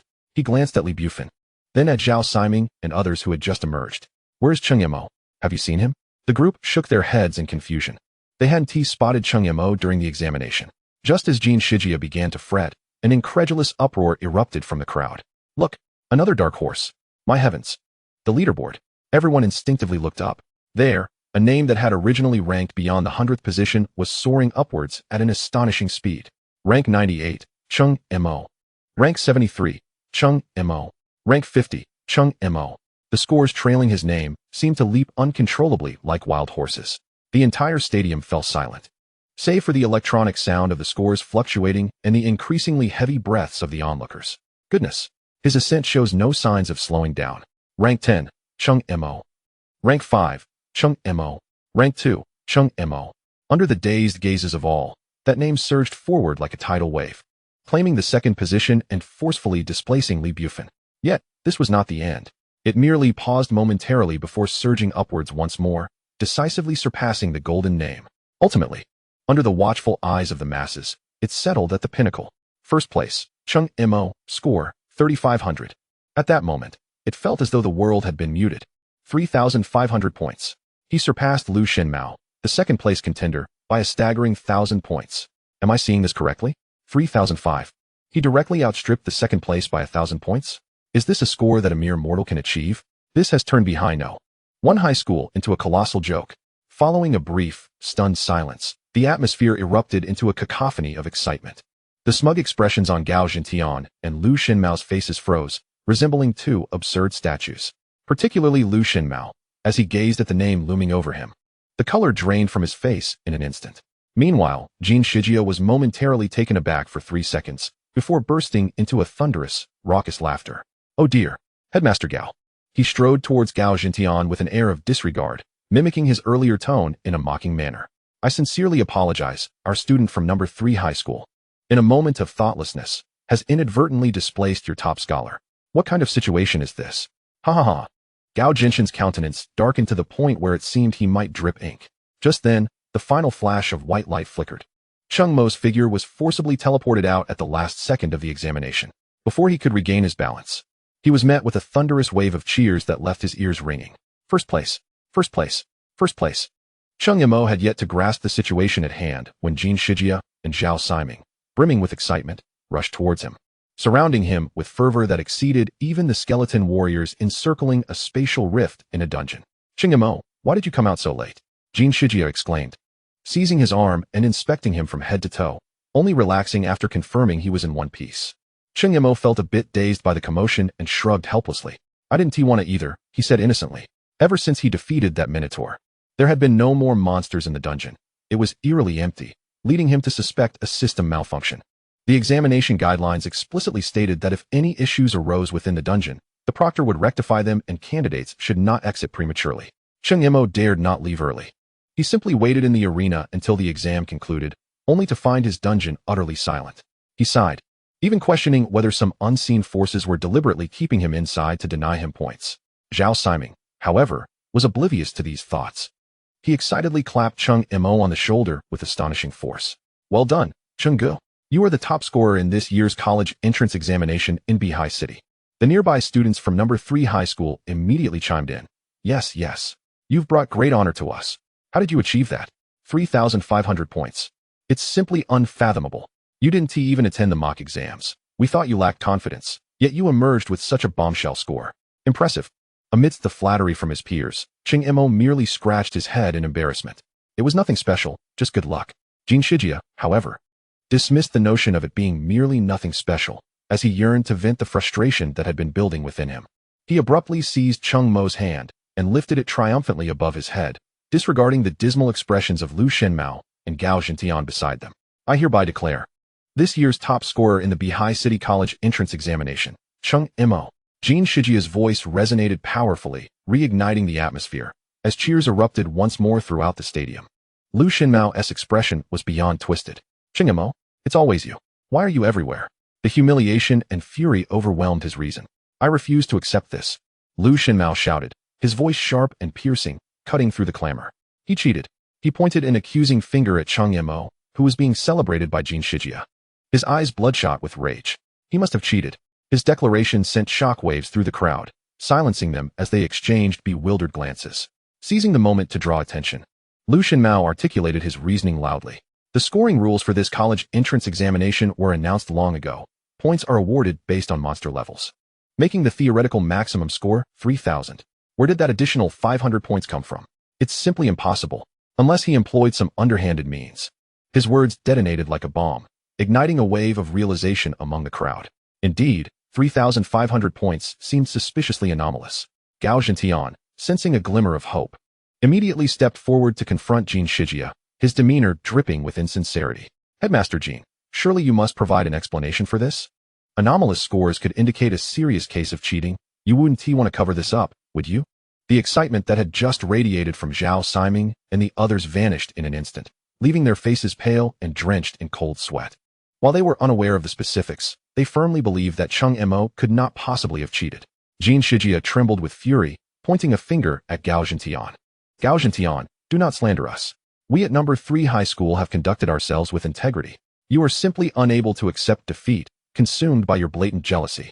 If you have the ability, let your student also achieve 3,500 points. The atmosphere descended into chaos, with voices raised in contention, teetering on the brink of chaos. At that moment, an elderly yet commanding voice sliced through the tumult. Silence. Mo Ronxiu, having stepped down from the proctor's seat, strolled calmly through the disordered throng, hands clasped behind his back. As he appeared, an invisible aura radiated from him, instantly quieting the once boisterous stadium. All eyes converged upon this chief examiner. Mo Ronxiu halted before Lu Shenmao, sporting a benevolent smile that sent a chill deep into Lu Shenmao's bones. What's this? Young lad, are you questioning the impartiality of our entire panel? His tone, though mild, carried an undeniable weight that bore down heavily on Lu Shenmao.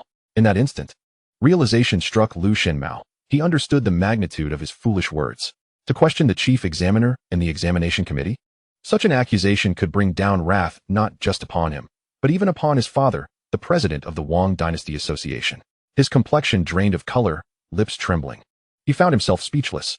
Seeing the situation deteriorate, Gao Zhentian rushed forward to smooth things over, plastering a sycophantic smile on his face. Oh dear, Mr. Mo, you've misunderstood.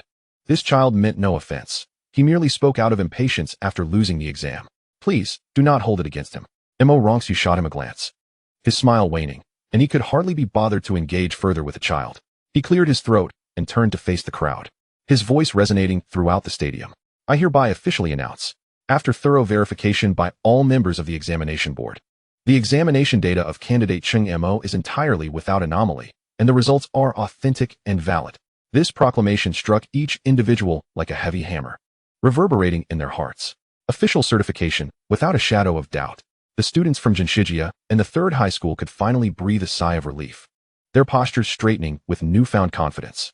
Meanwhile, Gao Zhentian and Lu Shenmao appeared as if all vitality had been drained from their bodies, their faces ashen.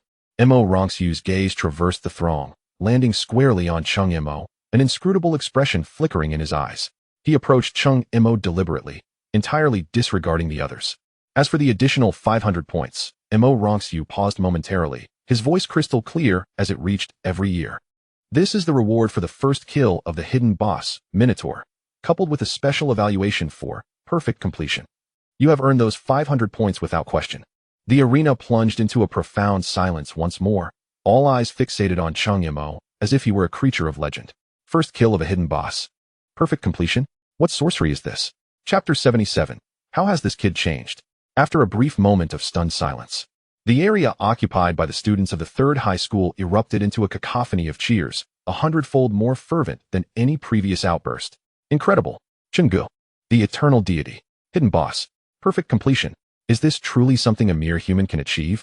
Zhao Siming, flushed with excitement, clutched an unfamiliar classmate and began jumping around like a madman. Jin Shijia's face was alight with glee, the corners of his mouth stretching into a triumphant grin that seemed to hold all his pride. He straightened his back and surveyed the crowd, especially directing a provocative glare toward the principal of the 1st high school, Gao Zhentian. Did you see that? This is our 3rd high school student. Are you impressed? At that moment, Gao Zhentian found himself utterly speechless. His face oscillated between shades of green and white, ultimately settling into a pallid hue. Hidden boss. Perfect completion? These terms struck him like a series of resounding slaps, searing with pain. All his previous accusations of score anomalies and examination malpractices now echoed like a grand jest. The truth was, the student had not cheated. He had surpassed all conceivable expectations. Beside him, Lu Xinmao was utterly defeated. His legs buckled, and he collapsed to the ground. His eyes vacant and muttering incoherently, "Impossible, this cannot be." His once prized talents, the resources bestowed by his family, and all his relentless efforts crumbled to dust in the face of Cheng Mo's first kill and perfect completion evaluation. The immense disparity and overwhelming sense of defeat shattered his spirit entirely. Mo Ronxu paid no further heed to these fallen souls. His focus remained steadfastly on Cheng Mo. This young man had exhibited an unsettling calmness throughout the ordeal, an unnatural tranquility in the face of roaring applause and adoration. Cheng Mo merely scratched his head, a hint of bashfulness and confusion gracing his features. He was still pondering the Minotaur's significance. So that was the hidden boss. No wonder it was so easily vanquished. As for the perfect completion, he was thoroughly bewildered. Had he not merely cleared the monsters and waited on the arena for an eternity? Was that truly enough to be deemed perfect? Just as all attention converged on Cheng Mo, a figure squeezed through the throng, appearing somewhat hesitant and awkward. It was Li Bufin. Dressed formally, he now seemed out of place, his gaze flitting nervously between the ground and Cheng Mo, unable to meet his eyes. A few affluent peers beside him regarded him with puzzled expressions, uncertain of his intentions. Under the scrutiny of the crowd, Li Bufin took a deep breath, as if resolving to undertake a monumental task, and hastily approached Cheng Mo. Cheng Mo regarded him with curiosity. Hadn't this fellow always looked down on him? Li Bufin bowed his head, producing a finely crafted silver pocket watch-like object from his pocket, cradling it in both hands as he extended it to Cheng Mo. His voice was barely audible, trembling ever so slightly. "Thank you for saving me in the mutated dungeon before." Cheng Mo was momentarily taken aback. "This is my token of gratitude. I intended to deliver it to your home, but you were never around." Li Bufin's head sank even lower. Cheng Mo then understood. He had been either grinding dungeons in the suburbs or en route to them, thus unable to be found. He glanced at the silver object and, without hesitation, accepted it. It felt cool to the touch, exuding exceptional quality. High-level dungeon reset device. Item grade, silver. Function, resets the cooldown time of a dungeon, usable up to 10 times. "Thank you," Cheng Mo smiled, tucking the item away. This was indeed a valuable asset, one that would serve him immensely. Upon seeing Cheng Mo accept the gift, Li Bufin appeared to exhale with relief, quickly adding, "This was crafted by my family's exclusive engraver. After use, you can visit the Tianyi engraving shop in the south of the city to restore its uses. Just mention my name, and it will be free of charge." Cheng Mo raised an eyebrow. He was well aware of the significance of such a gift. A reusable high-level reset device held immeasurable worth, especially for someone like him who needed to grind dungeons incessantly. For the Li family to offer this was a clear display of sincerity. Yet, he couldn't quite fathom how this proud young man had suddenly come to his senses and had the humility to express his gratitude. After presenting the gift, Li Bufin felt an inexplicable lightness wash over him. He lifted his head, finally daring to meet Cheng Mo's gaze. "In any case, thank you." With that, he turned and hastily retreated from the crowd, his back seemingly conveying a sense of escape. As he exited the stadium, the sun had dipped low on the horizon, casting elongated shadows in the warm, orange glow. Li Bufin glanced back at the still boisterous examination venue, his mind drifting to another day. It was after the incident in the mutated dungeon. He had been whisked away by his anxious father to the best medical facility, meticulously examined from head to toe multiple times. Only after confirming he was unscathed did his father finally relax. Yet, Li Bufin couldn't share in the relief. He locked himself in his room, silent and withdrawn. A profound sense of shame and helplessness enveloped him. He felt like a worthless being, a complete failure in need of rescue. That night, his father entered his room without a reprimand, simply sitting quietly beside him.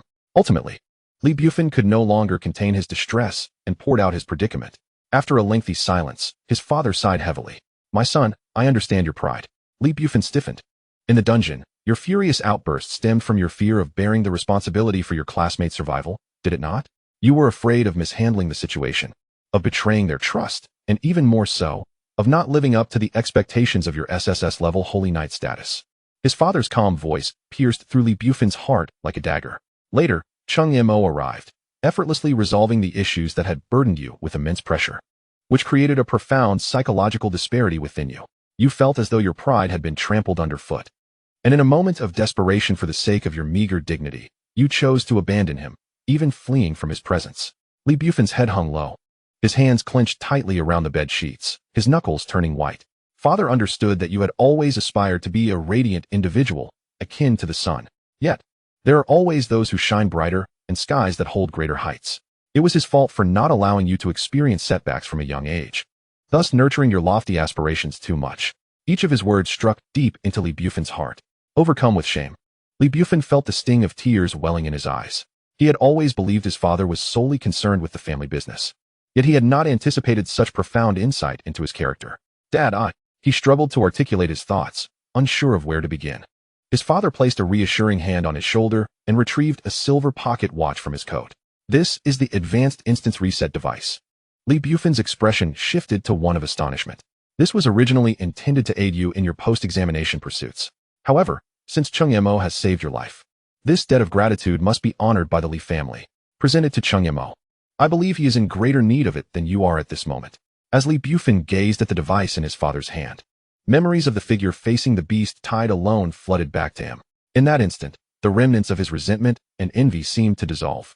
Indeed, someone had saved your life. What right did you have to sulk? He accepted the device with a firm nod, a hint of relief finally gracing his lips. Dad, I understand my mistakes. Chapter 78. Sending you off. The celebration banquet for Cheng Mo hosted by the third school was held in the most luxurious hotel in Beihai City. Jin Shijia and a throng of teachers and classmates surrounded the top scholar, showering him with warm wishes, the atmosphere reaching a fever pitch. Cheng Mo, come. Let me toast you once more. You are the prodigy we have not seen in a century. A head teacher squeezed through the crowd, his face beaming like a blooming chrysanthemum. Cheng Mo forced a smile, downing his glass of juice, utterly disinterested in navigating the flattery that surrounded him. Seizing an opportunity, he informed Jin Shijia that he had matters to attend to at home and departed amidst the collective disappointment of the gathering. Jin Shijia assumed his reticence was merely the disposition of youth, preferring solitude over the clamor, and cheerfully advised him to take care on his journey. Upon exiting the hotel, the evening breeze carried with it a lingering warmth. Cheng Mo veered into a bustling night market, where the aroma of grilled skewers mingled with the pungent scent of stinky tofu, suffusing the air with the essence of life. Gazing at the twinkling stars, Cheng Mo smacked his lips. On this dark and windy night, it is an opportune time for mischief. He navigated through the cacophony of voices, akin to a ghost that seemed out of place. In a hidden alley, shielded from surveillance, his silhouette momentarily twisted before vanishing entirely into the shadows. In the Fenglanwan Villa district of Beihai City, a gilded trophy was violently hurled against the wall, shattering into countless pieces. The inscription of Annual Rising Star cleaved in two. Lu Shenmao, disheveled and bloodshot-eyed, breathed heavily, his chest heaving with agitation. The room was in disarray. Nearly every object capable of being smashed lay in ruins. Damn it! Damn it! Damn it! He growled like a beast, kicking over a table in front of him. Cheng Mo, who do you think you are? The events that transpired in the stadium replayed in his mind like a brand burned into his consciousness. That peasant, that worthless individual he had never deemed worthy of notice, had audaciously claimed everything that should have belonged to him in front of an audience. The glory of being the top scholar, the admiration of the crowd, and the favor of the examiner. Mo Ronxiu. How could it be? He was the heir of the Dynasty Guild, an unparalleled S-rank, dragon blood berserker, destined to stand at the pinnacle of success. The overwhelming jealousy and hatred threatened to consume his reason entirely. At that moment, a shadow flitted past the window. Who? Lu Shenmao's muscles tensed, his voice sharp with command. This was his home. To ensure his safety, his father had practically acquired all the surrounding land, and the security was impenetrable. How could anyone infiltrate it silently? Just as he pondered this, the doorbell rang abruptly. Ding dong. Agitated, Lu Shenmao strode purposefully to the door and yanked it open with a fierce motion. The figure awaiting him caused his pupils to constrict in shock. It was Cheng Mo. After a brief, stunned silence, a twisted expression of mixed ecstasy and cruelty spread across Lu Shenmao's face. You dare come back to me? You must be tired of living. The power of dragon blood surged explosively within him, his right arm's muscles bulging as he unleashed a punch toward Cheng Mo's face. The wind from the strike creating a piercing whistle. Yet, Cheng Mo did not even lift his eyelids. Mental shock, a terrifying force manifested as invisible daggers, ruthlessly piercing into Lu Shenmao's mind. Lu Shenmao's fist halted midair, his body seemingly devoid of bones as he crumpled to the ground, clutching his head in agony. Blood seeping from his eyes, ears, mouth, and nose. His world spun chaotically, the excruciating pain within his brain rendering him incapable of even a scream. Cheng Mo stepped into the room, shutting the door behind him and casting a disdainful gaze upon Lu Shenmao. As he spoke, the air behind him shimmered, and several skeletal warriors wielding bone knives materialized silently, their ghastly forms glinting eerily under the opulence of the room's lighting. They marched in unison, raising their bone knives and plunging them toward the immobile Lu Shenmao. The terror of death seized Lu Shenmao's heart as he helplessly watched the sharp blade magnify within his vision, his body unresponsive due to the agony. Just as the bone knife was about to pierce his flesh, a shadow abruptly appeared, using its own chest to block the lethal strike of the skeletal warrior. The sound of bone meeting flesh resonating painfully. Cheng Mo's movement paused for a moment as he recognized the face of the newcomer, Vulture. Hadn't he been slain outside the instance by his own hand? What resurrection item had he employed? No matter, he could simply kill him again. Cheng Mo's murderous intent intensified rather than waned with the Vulture's arrival. In the blink of an eye, he prepared to strike once more. Fully aware that his conflict with the Dynasty Guild had reached a point of no return, having chosen to engage, he had no room for retreat. Vulture withstood the skeletal warrior's assault, a trickle of blood escaping from the corner of his mouth. He understood all too well the devious nature of Cheng Mo's powers, leaving no room for hesitation. Swiftly, he scooped up the incapacitated Lu Shenmao and turned to escape through the window. Cheng Mo's expression darkened. Trying to leave? Have you sought my permission? He immediately channeled his mental energy into that peculiar skill imprint in his mind. Soul of the departed, harmonized with the yellow springs. A suffocating domain expanded instantly, the air thickening as if it had transformed into a viscous swamp. The Vulture felt an abrupt weight descend upon him. His once lightning-fast speed now reduced to a crawl, slower than a mere mortal's run. He cursed under his breath, desperately summoning the power within him in a futile attempt to break free. Alas, it was too late. With a sudden burst, several ethereal blue flames ignited out of thin air, coalescing before him into an impenetrable wall of fire that sealed his escape. Fine beads of cold sweat emerged on the Vulture's forehead as he sensed the terrifying aura behind him, one that sent shivers through his very soul, rapidly coalescing. Behind him, a humanoid entity, imbued with draconic features, slowly straightened its form.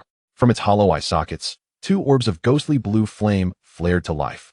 It parted its lips slightly, an inexhaustible reservoir of deathly energy gathering and compressing within its chest, reaching a horrifying critical point. At that moment, the temperature of the entire space seemed to plummet to freezing, as even the burning blue flames appeared to pause in their dance. Despair enveloped the faces of the Vulture and Lu Shenmao. Regret washed over them for having provoked such a harbinger of doom. Yet, at this juncture, even if they fell to their knees in supplication, they could not sway Cheng Mo's resolute intent to end their lives. They were rendered incapable of any meaningful resistance. Their faces illuminated by the blue radiance, a tapestry woven of regret and terror. With a fierce declaration, the entity unleashed its end-of-days breath. That thick, ethereal blue beam, imbued with the silence of annihilation, surged forth with ferocity. As the beam traversed the space, minute distortions rippled through the air. In an instant, the Vulture and Lu Shenmao were reduced to mere ash, dissipating into nothingness.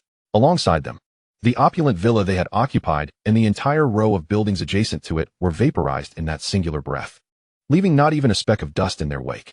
What remained was a vast, smooth, glassy crater. Ethereal blue ghost flames flickered quietly at the edges of the pit, casting an infernal glow upon the surrounding night. In the distance, the shrill wail of alarms finally pierced the night sky of Beihai City. The commotion was indeed considerable. Cheng Mo reverted to his original form, a smirk crossing his lips. In a flash, he vanished completely, leaving behind a cacophony of police sirens and an inexplicably immense chasm.